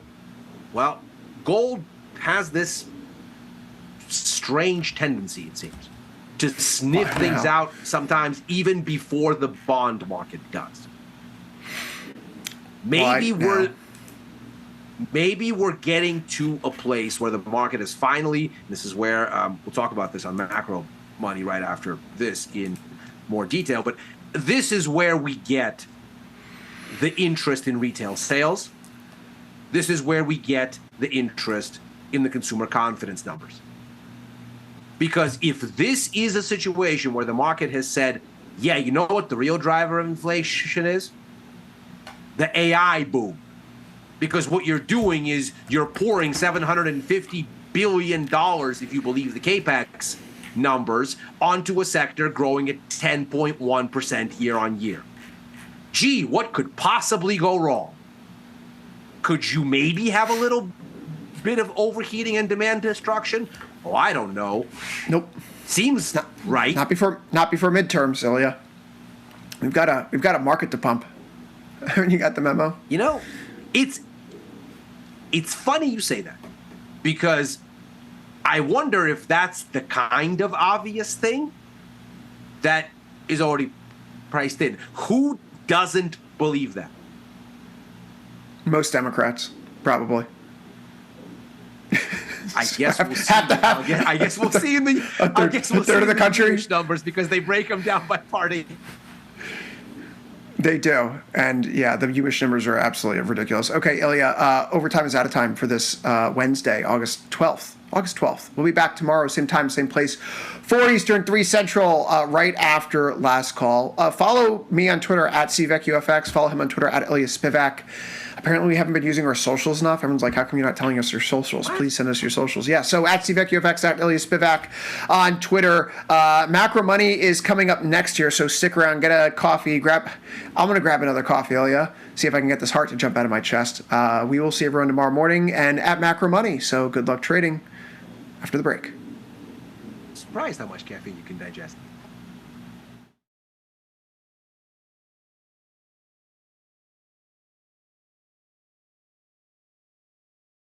I bet you work a lot of hours. Yes. I bet you can't guess how many hours a week I work. Really? Mm-hmm. 60. 61. Oh, God. $1,000. So Boom. close. Oh, So my day close. is starting out great. Want to go double or nothing? Let's see. What color are jeans? Blue. You got it! What color of jeans? They write songs about it. I thought it was tough. Double. I win double. Great job. Yes, and you get nothing. I'll pay you in love. That's not how this one works. I will pay you No. in hugs and kisses. There is no hug and kiss worth $1 million. Cool. I could make it worth $2 million. I've kissed you before, and it's not that good. Woo! This is what I love. Every time the game hurts you, she gives it right back to you. What do you mean I don't kiss good? You're awful. You're very mouthy. Man, this feels good. Oh, this is why I do it. All right, come on, let's keep going. I'm on a roll right now. What's the matter? I didn't know I was mouthy. You think it would be good, but it's not. You should practice more. Okay, my turn. Okay. Try to make a little money back? Okay, you want to go big? Yeah, let's go big. I'll get it on this man's Oh, game. I'll get it on this man's game. Yes. $5 mil. $5 million? $5 million and a speedboat. A speedboat? Uh-huh. This is serious. Yes, I'll take the bet. Okay. Oh, boy, here we go. I bet I know the name of your childhood friend. Nobody knows the name. Really? I never talk about him. Oh, really? Oh, Lenny this is- Cancelleri. Bam!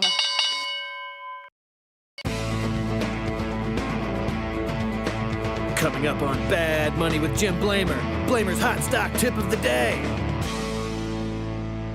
Trade ideas? Trade ideas? You're coming to me for trade ideas? I'll give you a trade idea. Trade me for tastytrade.com. Those guys are great. I love those guys.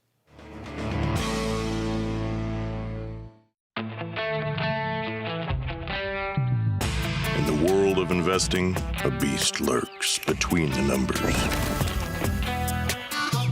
Some watch from the safety of the sidelines, but others saddle up and ride that one-ton rowdy ribeye for all he's got. If that's you, join us on Tasty Trade, named best online broker for options trading. Genius loves company. You bring it, we match it. Get a 3% cash match on all qualifying deposits, up to $3,000. You can trade stocks, options, futures, and prediction markets all on one platform. Plus, get advanced tools built for active traders. Visualize potential profit and loss with risk analysis tools. And place trades in a single click. All on the best platform for options trading, according to Investopedia. Tasty Trade. Trade with us. Step into the futures arena with Tasty Trade's Active Trader. Multiple ladders, hundreds of indicators, precision control.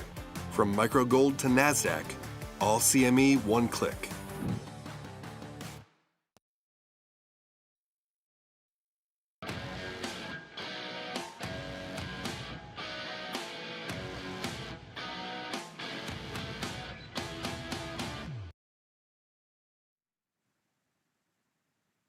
Well, CPI was a bit of a snoozer. Came out just about in line with expectations. Markets wiggled a bit, but didn't get very far. So can we stop worrying about the Fed now and move on to other things? Well, that's what we're going to ask ourselves here on Macro Money. I'm Ilya Spivak, head of Global Macro here at Tasty Live. And what we're going to really focus on here today is going to be that question. And of course, the price action comes first. So let's go there. Spoiler alert, no, we're not done with the Fed. And we got a bunch more data in front of us that's going to shape this conversation. We'll get right into it, but we can see CPI did not really make a dent in this story today. We continue to oscillate on the S&P 500. Volumes remain a very, very thin showing. And of course, it's all the temptation in the world to say, well, summer doldrums. But what's interesting about all of this is that even as you've gotten a pickup in the push into record highs, again, of course, you still have volume that's diverging. If anything, volume has gotten weaker at a steeper rate here as the prices have accelerated higher. So we're finding ourselves in a situation where the market is holding heady levels, but the level of conviction seems to be lacking, at least for now. And what, of course, makes this all the more interesting is that if tech was the story du jour powering all of this, and yes, there's been some rotation in the space, software to semiconductors, semiconductors to software more recently, yes, all that, and then some. But the tech sector as a whole has been the driver for years now and has outperformed virtually everything else by 1.5 miles. But what we're looking at is a situation where just overnight we got very good earnings from SMCI, a darling of this story. And where do we go on overall markets? Even as that stock surges? Nowhere. Are we going to do any better with the impetus from the Cisco and Cerberus numbers that just passed? Well, the suggestion from how we just reacted to SMCI, ostensibly a more in the zeitgeist name for the narrative, is maybe not very far. And so the real question here seems to be sentiment, macro or geopolitics or AI, this way or that, for now is unmoved. And it's the same story in the NASDAQ where, again, you'd think there would be more here today. You'd think that between CPI coming in on the screws, between the positive SMCI earnings coming overnight, you might at least test the top of this most recent range. And I don't even mean up here, all the way back to June's highs, even just right here in late July, this most recent consolidation of about a week and some change. We can't even manage that today. Now, the bogey du jour, crude oil, maybe it's the culprit here because it doesn't go anywhere. We're still idling. We're at familiar levels. We seem to be bouncing around them again. This, of course, is a familiar congestion region since the beginning of the war. And here we are there once again, and the markets don't seem to have much appetite to make up their mind. We seem to be digesting into something, but even just looking at the shape of the coil, if you will, we're setting lower highs. We might be setting lower lows for a next leg down here, but we're sitting right atop this area of former support, which we see has had some fuzz around it before. And so it's tough to want to be a seller right here. You'd need perhaps some more confirmation. At the same time, the trend seems to be fading, but it's difficult to really make heads or tails on this, especially when the indications we get from Washington and Tehran seem to flip back and forth about every 48 hours. So for the moment, we don't get any kind of conviction here, and maybe that's why stocks won't do anything. But as it stands, nothing has really shifted these ice caps for now. It's a similar story in the bonds, where, interestingly, the long end of the curve tried to see rates lower, tried to see bonds higher intraday ahead of the CPI number. Then the CPI number came up, and we basically went back to unchanged. Now, there are two ways to interpret this. One might be that the market was anticipating some kind of something and ended up with nothing, and so it came back to default.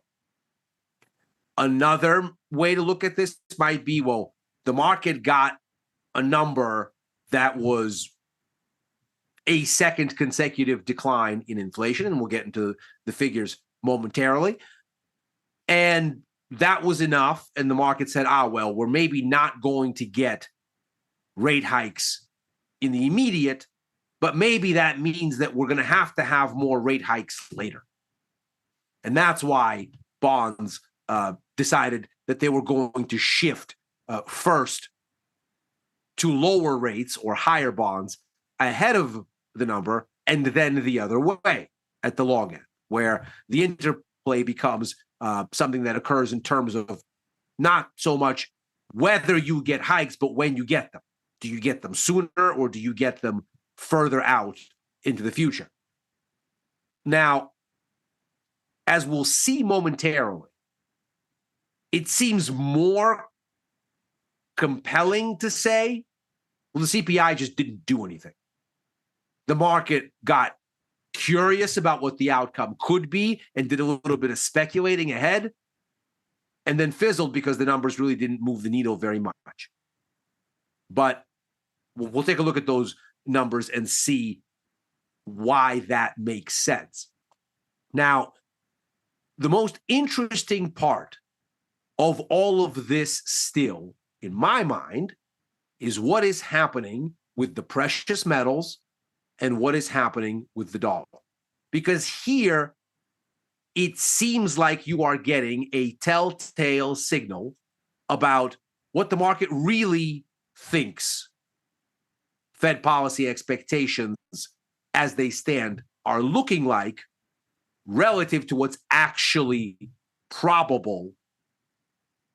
And that disconnect, perhaps, is where the market finds its next catalyst. So the resilience in gold prices here and the push higher on the day that ultimately subsumes the previous day's close, at least, it would seem. We'll see if we get north of the high, which would be the trigger for me to start to add to my long position, on a positioning update at the end of the show for all of what I have on at the moment. But as we look at this, the upshot is all through July, real interest rates were surging, and yet gold was steady. To borrow the metaphor from one Chris Vecchio, it's like a beach ball being held underwater. It wants to go higher, but for the pressure on top that you're exerting. And were you to let the beach ball go, it would pop. Well, all through July, real interest rates were surging, and an asset that yields nothing in real terms refused to fall. Whereas under normal circumstances, those rising real rates would be kryptonite for precious metals. Not only did gold hold and not fall, silver did the same. And so you look at all of this and you say, right, this was a market that wanted to bottom, and the news flow was not going to stop it. This market was showing significant conviction. And of course, since then it's popped, and we've seen this rise into the underside of this congestion zone that we've seen really going back to the beginning of the year. Now, again, it's a bit early days yet to say that we are sort of through this and we've opened the door back to test the 5,000 figure in here, but it does seem like the market is showing a remarkable amount of strength considering how little actually changed today and the absence of really any impetus for strength from the data itself as such. Because again, it came out exactly as expected. The markets thought this was going to happen, and it did. That doesn't give a whole lot of room for speculation. It was a similar story for the US dollar, which again seems to be holding here today and doesn't really do very much. But that same real rate story we just saw in gold exists in something of an inverse mirror image here in the dollar. Again, in July, real rates rose. So the return on holding dollars in real terms improved. And yet the dollar sold off against an average of its major counterparts. This is the US dollar index here, DXY.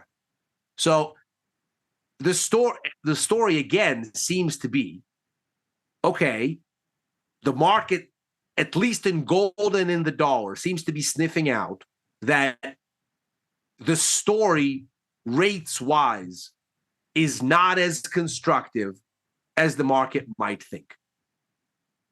Now, what are we looking at for the data? Here was today's CPI report, as we just said, exactly in line with expectations, 3.4% year-on-year for the headline, 2.5% year-on-year for the core, just as median forecasts had it.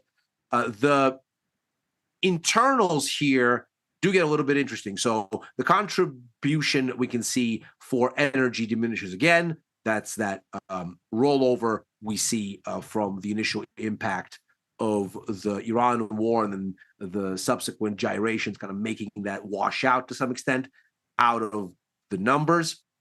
Food is steady, core goods steady, core services steady almost. Now, these are contributions. So in month-on-month terms, we actually got a rise in core services inflation. But its contribution actually eased back a little bit. And what's interesting here then is, well, if the uplift from core services is a little bit weaker, while the uplift from goods is steady, food is steady, energy is lower, well, then the upshot is that the downtick in inflation comes at least at the core level, the core year-on-year rate from 2.6 to 2.5 that excludes energy and food. That comes from maybe, as we've been suspecting, something of a shakier demand situation. Here's the change in contributions to the year-on-year figures, June versus July, and we can see a bit of a downward revision in energy, bit of a downtick for services. In aggregate, you might say, oh, well, that makes sense. Look at the headline number. It's the sum of these two. Okay, yeah, but also, how do you explain the decline here in the core, which excludes this part? And so this right here starts looking like maybe, as you kind of look at the assorted contributions to what's going on, is another indication that something is weakening here under the surface when we look at the kind of inflation that comes with demand pulling prices higher. There's, of course, two types of inflation: cost push inflation, which we thought this shock in Iran was. Suddenly the cost structure changes because there's a war. Suddenly oil is more expensive. That pushes on overall inflation and nudges it higher. Demand pull inflation would be, oh, well, the economy is getting hotter. There's more demand than supply can keep up with. That demand then has to compete on price. The price goes higher. And of course, in reverse, And perhaps that reverse is what we're starting to see, where demand pull inflation is starting to soften because the pull from demand is starting to soften. Now, that's an interesting sort of thing to keep in mind if we consider that the sort of general view of policy expectations here is a bit less hawkish yesterday versus today. Now, it's not terribly material, but we were at about 50-50 for a hike in September. Now we're at a pretty convincing 60-40. So for the immediate sort of indication here on where we might be headed, we're less confident that September might produce a hike. Now, you might think, well, this is just minutia. We're looking at very relative numbers. And to some extent, yeah. But when we're dealing with these tight ranges and the market seems to be waiting for a catalyst, you don't necessarily need a lot. What you need to be looking at that point becomes a kind of narrow reading of what is occurring here with the sort of sentiment shifts under the surface. And to the extent that those sentiment shifts start to give you some telltale signs of what may be going on. What then happens for next year, which is perhaps as eye-catching as anything, we're much closer to a 50-50 shot here. Now, we do get almost to a 70-30 split by mid-year, but yesterday, the probability of a hike in March and April looked a lot more convincing than it does now. Moreover, we already see give back by year end, which is not something that was in the cards. We see that the market apparently thinks that by the end of next year, we have a 91.7% chance of being where we are by the end of this year. Now, is that coincidence? Can we really trust numbers this far out? Is the liquidity decent enough to make a determination? We don't have a breakout in the bonds, and we don't have a breakout in stocks, and we don't have a breakout in gold or the dollar. So maybe the market itself is not so convinced that there's enough here. But as it stands, it does look like the market is a touch less convinced that there is an imminent need for rate hikes today versus yesterday. Now, we still have, as we said, quite a bit of data coming up, and the framing for it continues to be what we're seeing in the interplay between policy expectations and oil itself, which becomes a kind of barometer in more or less real-time terms for how the market thinks the war matters, oil matters, and the economy aside from those things matters to where the Fed and inflation are going, and therefore what happens with sentiment. So we see here that whereas at the start of the war, we had a clear relationship between these break-even rates, which are inflation expectations baked into the bond market, and WTI, we have since seen that break, where oil has gone back up from the more wishful thinking part of the story in early July about the war being already over. And what's going on with inflation expectations? So oil is back up, but inflation expectations are not just hovering at the lows of the year. They were recently below those from January and setting new year-to-date bottoms. So the market is not seeing that there is a big inflationary threat downwind 5 to 10 years looking at these bonds' maturities. And so one wonders if maybe we're already through the part here where oil was the cost push type of an inflation risk, and that's why these things were aligned, to now it becoming a conversation about what the direction is that demand will pull and whether that pull will weaken, because that oil shock, having now endured for as long as it has, is perhaps already started to eat demand. And with that, we look at a whole range of economic data coming up. Of course, we have more inflation data in the works. The US PPI report will be with us tomorrow. That'll give us a sense of where wholesale inflation is heading.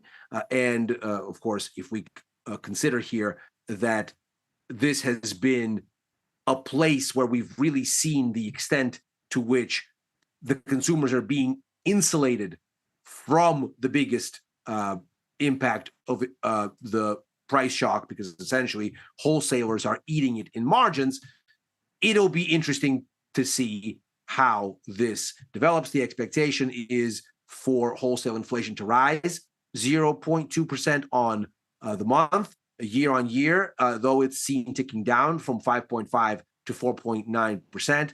Core PPI seen coming down to 4.2% versus 4.7% year on year. And that'll be an interesting story to consider. And then toward the end of the week, we are going to get a sentiment survey from the University of Michigan. We're also going to get a story about the consumer there that arguably has been sort of playing out in front of us via the retail sales report, which will come out just about an hour and a half before that consumer sentiment story. And the upshot here really seems to be clear cut. We have a sentiment story that has been deteriorating, of course, since COVID. Much of the meat of it was the inflationary jump after. As we managed that inflation down, sentiment improved. As we reignited concerns about inflation in the survey, first with the unveiling of the tariffs last year, now with this war, sentiment has descended further. On that retail sales report, we're looking for a rise of 0.1% month on month. The previous was a 0.2% rise. So we'll see if there's some sort of an explosive surprise here. But if we get anywhere close to expectations, the markets might very well wait the 90 minutes and see what this shows, because ultimately it might be more telling. The expectations are that we are going to see sentiment improve somewhat, but not go very far, at least as far as inflation expectations are concerned.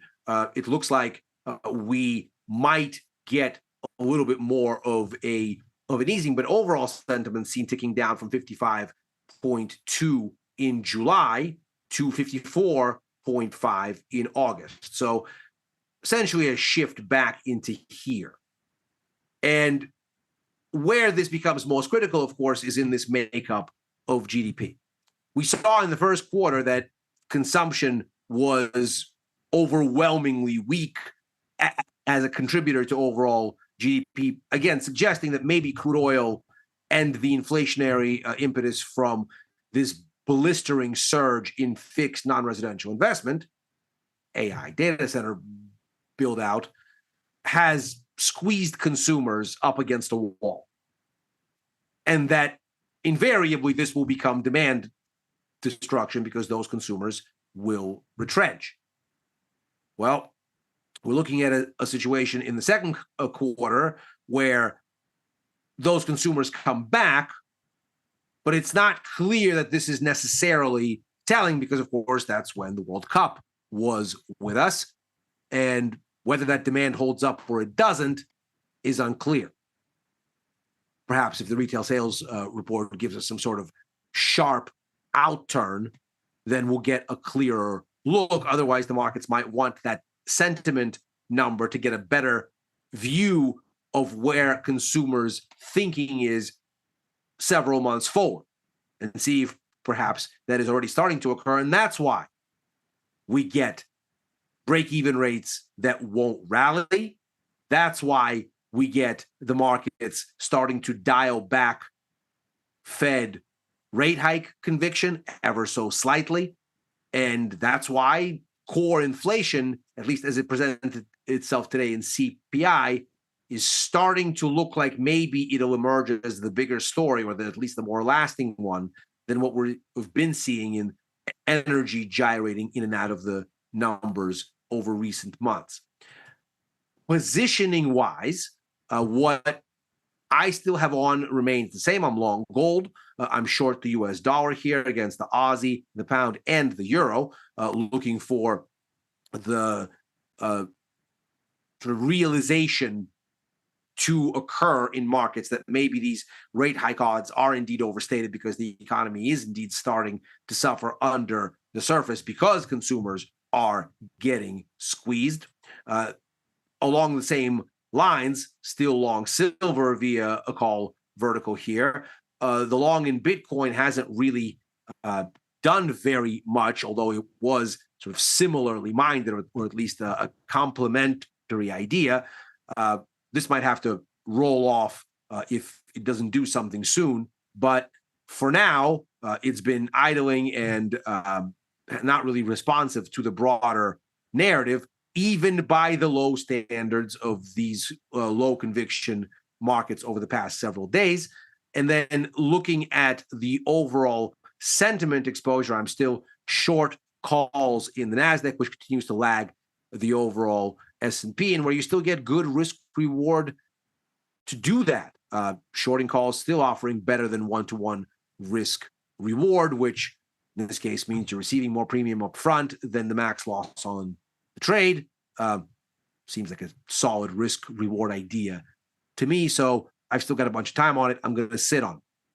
And that is macro money for today. As ever, we are here Monday through Thursday. So we'll be back tomorrow. In the meantime, I am commenting at Ilya Spivak on former Twitter and on Blue Sky. I'm also writing for the news and insights portion of tastylive.com. Happy trading.